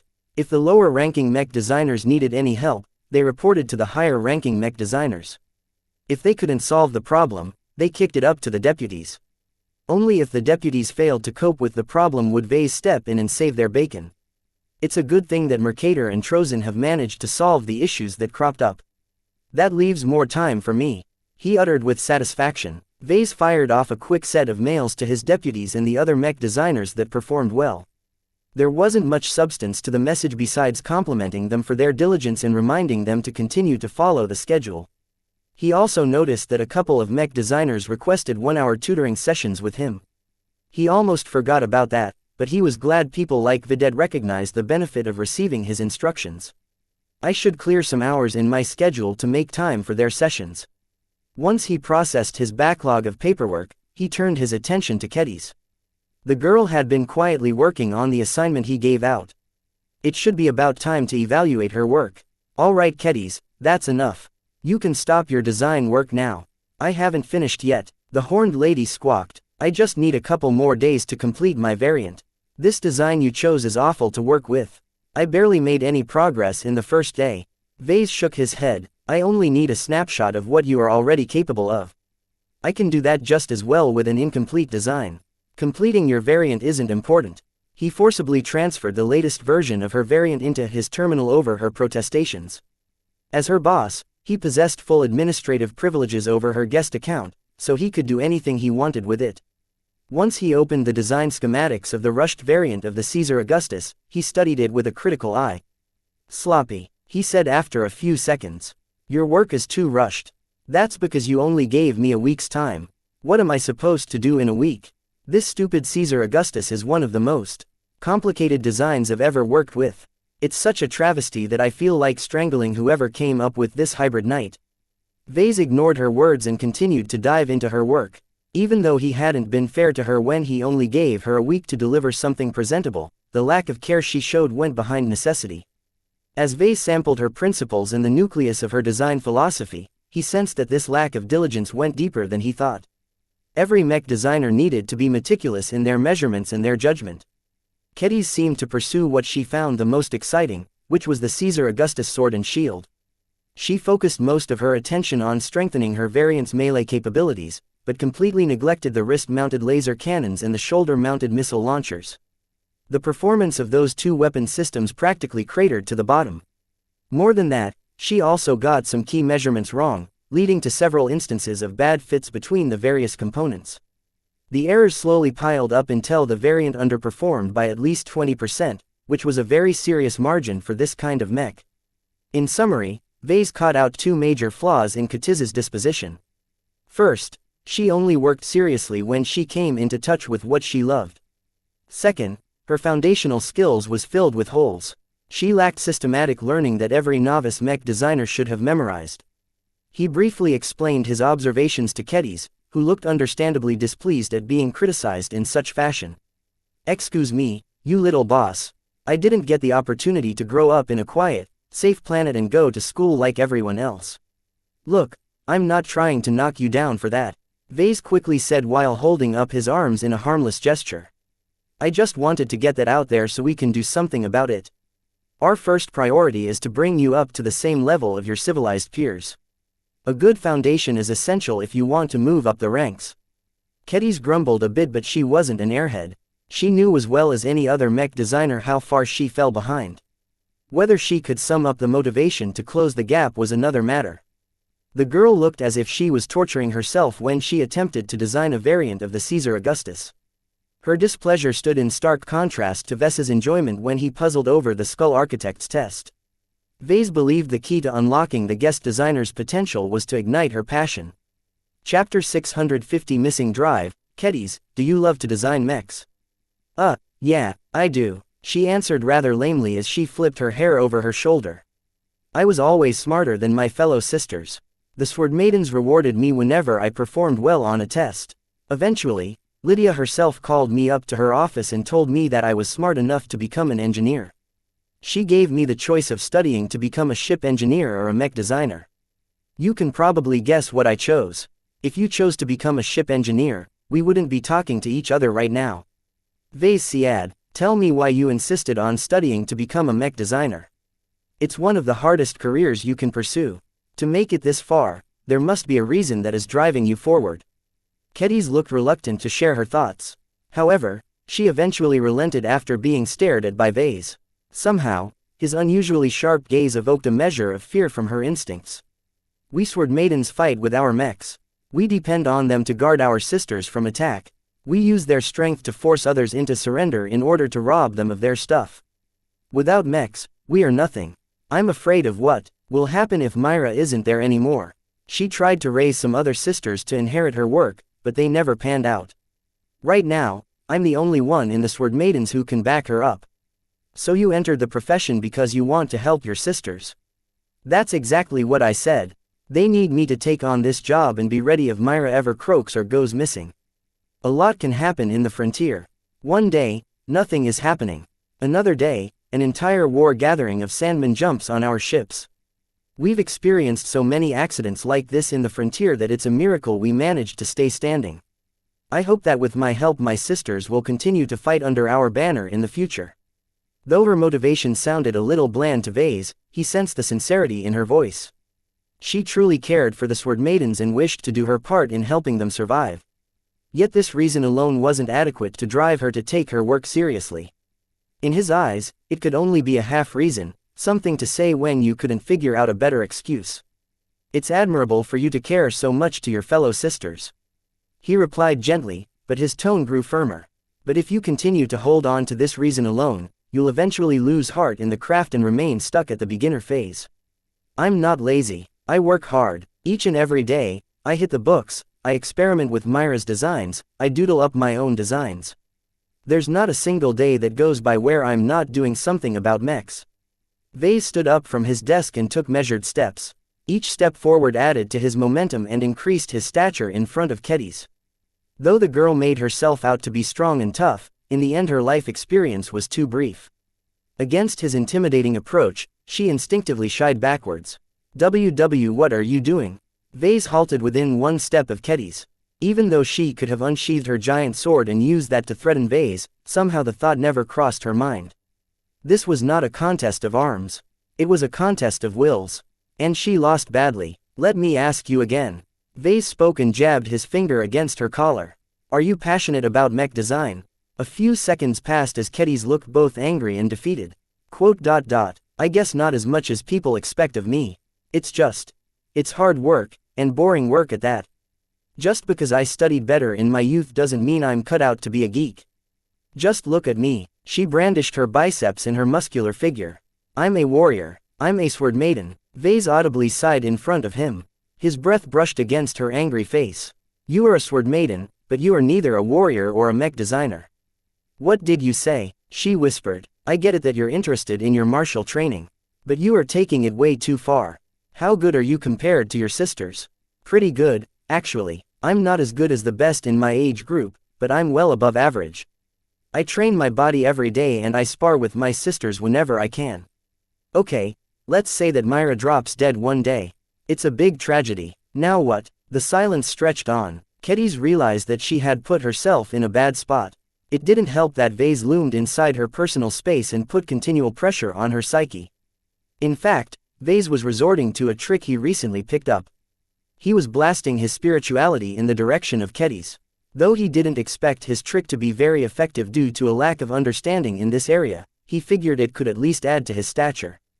Well, he prodded her again. Answer me. You talked about this exact same scenario a few minutes earlier. Shouldn't you be prepared for this eventuality? What will you do when Myra won't be available anymore? Kedis adopted a defeated expression. I can't be in charge of all of the mechs in the Sword Maidens. It's too much to me. I can't even design a successful variant of a single frigging hybrid knight. What business do I have with Myra's precious machines? I won't be able to give them the care they need. It's good you recognize your shortcomings. Vase said, stepping backwards and relenting on the pressure he put on the girl. You are not young anymore. The time for playing and frolicking with your fellow sisters is over. As an adult, you need to take your responsibilities seriously. Does spending half of your day on warrior training sound wise to you? Of course it didn't, yet Ketty stubbornly held on to the beliefs she acquired since she was young. It wouldn't be so easy to shake off her compulsion for warrior training. Still, as long as Vase pried open a gap in her armor, time would eventually do the rest. You're a jerk, you know that. She gritted her teeth at him as she couldn't think of an appropriate response. Vase patted her shoulder in a gentle fashion. Let's take a step back for now. Let me tell you about an observation I have made. I've encountered many mech designers. Some are masters, others are novices like you. They vary from their 20s to their 500s. Some designed hundreds of mechs, others haven't even completed a single original design. What are you getting at, mister? What I'm trying to convey is that I've encountered so many mech designers that I can tell what separates the good ones from the bad ones. And you know what strikes me as the one major element that every good mech designer possesses? Passion, love, ambition, desire. I count 4 words, not 1. Doesn't matter. Vase shook his head. They all convey similar meanings. The point is that the mech designers who have all achieved some success are driven individuals. They don't look at the present and find themselves content with their lot. They are always casting their gaze into the distance. They hope to reach a greater height in the future, but they know they won't get there by inertia alone. They have to work for it, fight for it, struggle for it. Good things don't come by themselves. Ketty was taken aback by his fervor. A fire lit in his eyes as he waved his arm as if he conjured up a magnificent vision. Don't you have dreams? Your vision has always been limited to the Sword Maidens. That shouldn't be endpoint of your ambition. Aim higher. Don't you wish your designs be piloted by more than a few hundred Sword Maidens? What about thousands, millions, billions? As long as you work hard for it, your designs may proliferate throughout the Ferris Star region one day. You'd be as famous as the Skull Architect. Think about it. Is that a dream come true to you? I don't know. A hunger definitely burned in her mind as she got caught up with the fantasy Vase spouted, but it didn't quite fit with her heart. I never thought about how my work will affect others besides the Sword Maidens. This is too big for me. I'm sorry, I never held such dreams before. It's not too late to start. Vase spoke and patted her shoulder yet again. Look, it's fine to stay attached to the Sword Maidens. It's just that you are wasting your talents and limiting how much you can help them if you keep on spending your time like always. Develop a goal, a real goal, one that doesn't involve the Sword Maidens. You don't have to separate from your sisters. In fact, it's best if the goal is complementary to the interests of your sorority. The key is that a mech designer can only truly better themselves if they design mechs for a wider audience. She blinked at him. Won't I be leaving the Sword Maidens behind? Not at all. The stronger you become, the more you can help the Sword Maidens get even stronger. Every good mech designer is a money-making machine, you know. Tell me, does Myra have any side businesses? She designs mechs for some of the smaller pirate gangs that we've acquainted with. She said as she stroked the floating scabbard that held her greatsword as if it was a purring cat. Many of them don't have their own journeyman mech designer, so Myra's help is very welcome to them. They exchange favors or valuable goods in favor of her expertise. You see, Myra is capitalizing on her advantages. Everything she gains in exchange is helping the Sword Maidens in obtaining new goods and securing new allies. What do you think will happen if Myra advances to become a senior like her former mentor? Ketty widened her eyes. She would become one of the hottest names in the Ferris Star region. She could lift us all up into a big influence. No one would dare to touch us then. Our enemies will be too scared of how many allies we can draw upon. Vase let the novice indulge in the fantasy of before making it all come crashing down. So let me repeat an earlier scenario, one that you brought up yourself I might add. What do you think will happen if the opposite occurs? Sometime in the immediate future, Myra turns up dead or missing. The only mech designer who can fill her shoes is you. What will happen to the Sword Maiden's strength and their relationships? Not good at all. Ketty finally became aware of the gravity of the situation. Those so-called allies of ours are all scumbags. If Myra is no longer with us, I'm not sure they're willing to back us up anymore. The only reason they're giving us the time of day is because we have a journeyman at our disposal. This is a disaster. Myra has helped build the Sword Maidens up, but she can easily tear you down as well. Your outfit is too dependent on a single talented mech designer. So long as this concentration of ability persists, your group will never be secure. The only way out of this precarious hole you've dug for yourselves is if you step up and treat your profession seriously. Let me ask you this, what is the meaning of a mech designer? Kedis had to scratch her head again. To design mechs. Correct. A mech designer designs mechs just as mech pilots pilot mechs. It sounds obvious, but look at it from another perspective. Does a mech designer need to be able to fight? Does a mech designer need to learn how to fight with a sword? Does a mech designer even need a strong body? The answer to all of those questions was no. Vase had been driving towards this conclusion all this time, but Kedis appeared to be unwilling to admit the truth. Vase landed the killer blow. He stepped closer and placed both of his arms on her muscular shoulders. Disregard your own ego for a moment and ask yourself this.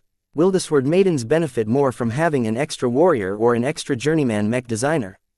But, she stammered, I'm not as talented as Myra. I'll never be able to advance to journeyman. Will you? Nothing is impossible. Myra managed to do it. You're her student, her protege. As long as you are motivated and possess the right work ethic, there's no reason you can't follow in her footsteps. Don't underestimate your own potential. A daughter of the frontier can be just as talented in designing mechs. It starts with a dream. Chapter 651. Lighting the torch. Vase let Kedis stew for a time after he set her straight about her lack of drive and ambition.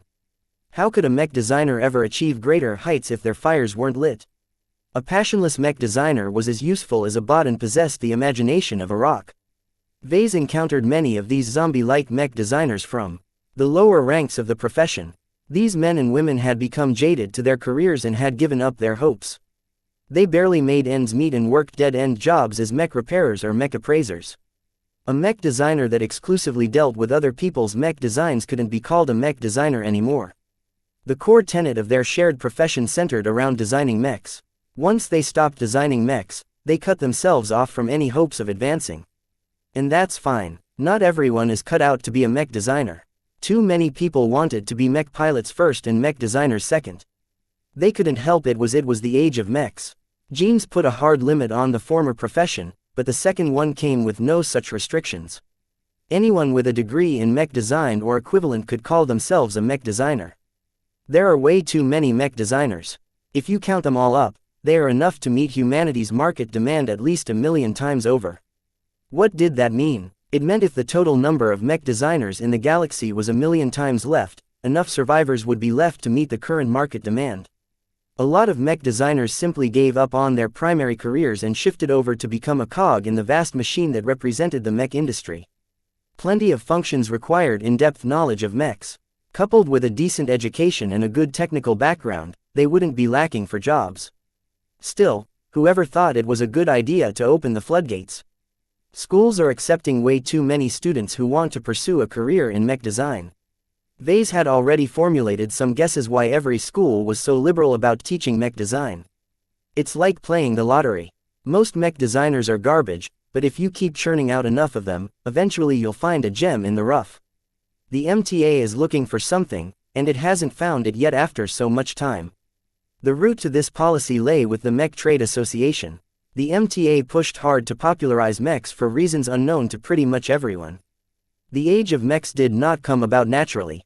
It was forced down the throats of humanity after they almost went extinct at the tail end of the Age of Conquest. In short, the MTA really liked mechs, and they wanted to spread the love. They wanted to raise a lot of mech designers quickly, so they initially subsidized mech design courses at many universities. After 400 years, these subsidies should have long turned into dust. Instead, the opposite happened. The MTA doubled down and increased their support for mech design classes. A standardized mech design degree quickly came about, which at its barebones required at least 4 years of study to achieve. Even with an enormous supply glut due to the abundance of mech designers, the MTA still thought there wasn't enough mech designers. As the secret cabal that's in charge of the MTA smoking stimulants all day. As a lowly apprentice mech designer, Vase understood little of what went on at the higher levels. They could have been senile brains in jars making incomprehensible decisions in their galactic ivory tower, but they were impregnable in that position. Even if trillions of people complained about how easy it was to become a mech designer, the MTA had never budged even once in over 400 years. Vase encountered the damage of such an outdated policy many times, most recently in Harkinson 3 where so many mech designers lacked opportunity and gave up their chance at advancement. Some mech designers had been born to this profession. Vase counted every master and senior among them. Someone like Myra also fell into this category because she managed to climb all the way up to journeyman from a poor, frontier background. Each of them overflowed with varying amounts of genius and passion. Though being naturally intelligent or talented in mech design helped out a lot, it was passion that formed the key. Every mech designer he knew who achieved greatness either loved to work with mechs or based their ambitions around them. Vase had never met a single high-ranking mech designer who hated their job. The Skull Architect is the most obvious example of this category of mech designer. Even if he faced many setbacks, he is still an indomitable mech designer who has made ends meet in the frontier. Intelligence combined with motivation often led to dramatic results, for good or ill. No matter how many deaths the Skull Architect was responsible for, Vase still respected him for his achievements and for his unwavering devotion to his design philosophy. Vase actually felt a lot of sympathy for the poor chap. Having worked on his liner gray intensively for almost a week, Vase never truly realized what a titanic struggle each senior had to go through. His inhuman drive nonetheless gave the ruined man a chance to pick himself up and return where he left off. Between the losers who have given up and the passionate mech designers without fear, there is a middle category as well. The naive and the normal people fell under this category. These people hadn't been ground down to dust by the mech industry yet. Some eked out a respectable living as a marginally successful small-time mech designer, or became a peripheral member of a larger design team. A lot of mech designers fell into this category, but Vase noticed that none of them ended up very far. Their ambition and passion are restrained. Even if they harbor dreams, they are shackled by their own limitations. Most will eventually slide into the loser category, while the rare few are lucky to find a star to guide them to the passionate crowd. Right now, Kedis fell under this category. She had actually been slowly sliding towards a darker future without being aware about it. What Vase had done was to pull open the veil and showed her the unvarnished reality of what would happen if she went in either direction. Vase hoped by making the case clear to her that she would pick the right direction to work towards. All I can do is give her a little nudge. True passion can only be ignited from within. He already formed a game plan to guide her into seeking out a greater goal. Myra must have figured that Kedis could start her soul searching when she was separated from the Sword Maidens. By bringing her out of her comfort zone, she encountered a lot of new stimuli and a different way of working with mechs. The contrast between the familiar and unfamiliar should lead to a lot of soul searching in the girl. This is why relying solely on apprenticeships and mentorships is a faulty, outdated education model. If mech designers are wizards, locking them up in a single tower and inundating them with only their teacher's perspective will lead to a warped student who doesn't know how to survive once they are kicked out of the tower. The task placed before Vase basically amounted to solving the issues that festered when Kedis studied mech design under a single person instead of attending a proper school. It had long been known that schools were the best environment to raise a proper, rounded mech designer. Even if Vase himself went to a rather crappy school for mech design, the many teachers at least brought him up with all the correct values, customs and principles. In the end, if you want to make it further in mech design, you have to work for it. The advantages of money and connections can only give you a head start and elevate you up to a point. Not a single journeyman mech designer got to their height by being lazy and entitled. This was also why the mech industry wasn't dominated by mech designers who were born with silver spoons in their mouths. A quality like passion couldn't be bought. It needed to be developed from within. It will be difficult to get Kedis up to the right standard. From what I saw from her unfinished variant, she's too far behind in many aspects. Still, he looked forward to this challenge. It allowed him to exercise his teaching abilities and gain some experience in that aspect. He enjoyed the act of teaching. His rare tutoring sessions became a pleasure to him. The perspective of his students provided him with fresh and unconventional perspectives on existing theory. Inwardly, he felt he himself studied too quickly. He absorbed way too much knowledge in a span of less than 3 years. Through the system and through abusing his transhuman intelligence attribute, Vase bulldozed through almost every barrier without sweating for it. He felt somewhat guilty at the ease in which he gained most of his knowledge. Maybe that's why I am so enthusiastic about knocking on the Skull Architect's door. He treats his knowledge with the reverence they deserve. Not just anyone can come and grab a copy of his knowledge base. Vase suddenly realized his motivation had some issues as well. Though he was definitely passionate about mech design, the rapid success he enjoyed so far had distorted his priorities. What is my dream? What is my goal? What is my aspiration? Just like how Kedis used her closeness with the Sword Maidens as a crutch, so did Vase use the various advantages such as the system as a substitute for a proper aspiration. So far, I have several goals. I want to grow powerful enough to help my father. I want to reach the pinnacle of mech design and design the best mech in the galaxy. I want to grow my company into a trans-galactic enterprise whose products are sold in every star sector. Yet these reasons sounded rather hollow to Vase. Certainly, they were decent goals to strive for, but where was the fire? Where was the passion? Just saying that he wanted to help people out, that he wanted to become the best in the galaxy, or that he wanted to be the richest human alive sounded like something a 6-year-old would say. It's just like with the river. I'm making too much light of the challenges in my way. I've grown a bit too conceited at my chances of achieving success. That wasn't good. The moment he grew too arrogant, he would stop struggling for something greater. He previously used the analogy of swimming against the current or floating downstream a river. If he grew too complacent about his development, then he would certainly lose the drive to swim upstream. I've got set a real goal. One that is located at the mouth of the river. It has to be a destination that I want to reach at all costs. What do I truly want? What shall be my lifelong dream as a mech designer? Thinking about the motivations that drove the likes of the Skull Architect, Myra and Kedis stimulated him in a way he had never felt before. Out of all of the goals he set throughout his journey, he realized he already formulated a dream he could work towards. His spirituality sang within his mind. It was as if his surroundings fell into darkness. Nothing else existed except for himself and his ultimate goal. This was not a selfish goal, nor a limited one. This was a goal set forth by himself, but upon achieving it would comprehensively strengthen humanity as a whole. Achieving this goal would earn him the recognition of his race and immortalize him forever among the greatest scientists and inventors mankind had ever produced. A torch lit up in his mind, dispelling the darkness around him and giving him an unprecedented amount of mental clarity. The dream that he wanted to achieve had always been with him from his early days. He wanted to make mechs come alive, truly alive, in a way that gave people no doubt that the lives of their mechs were worth as much as their own lives.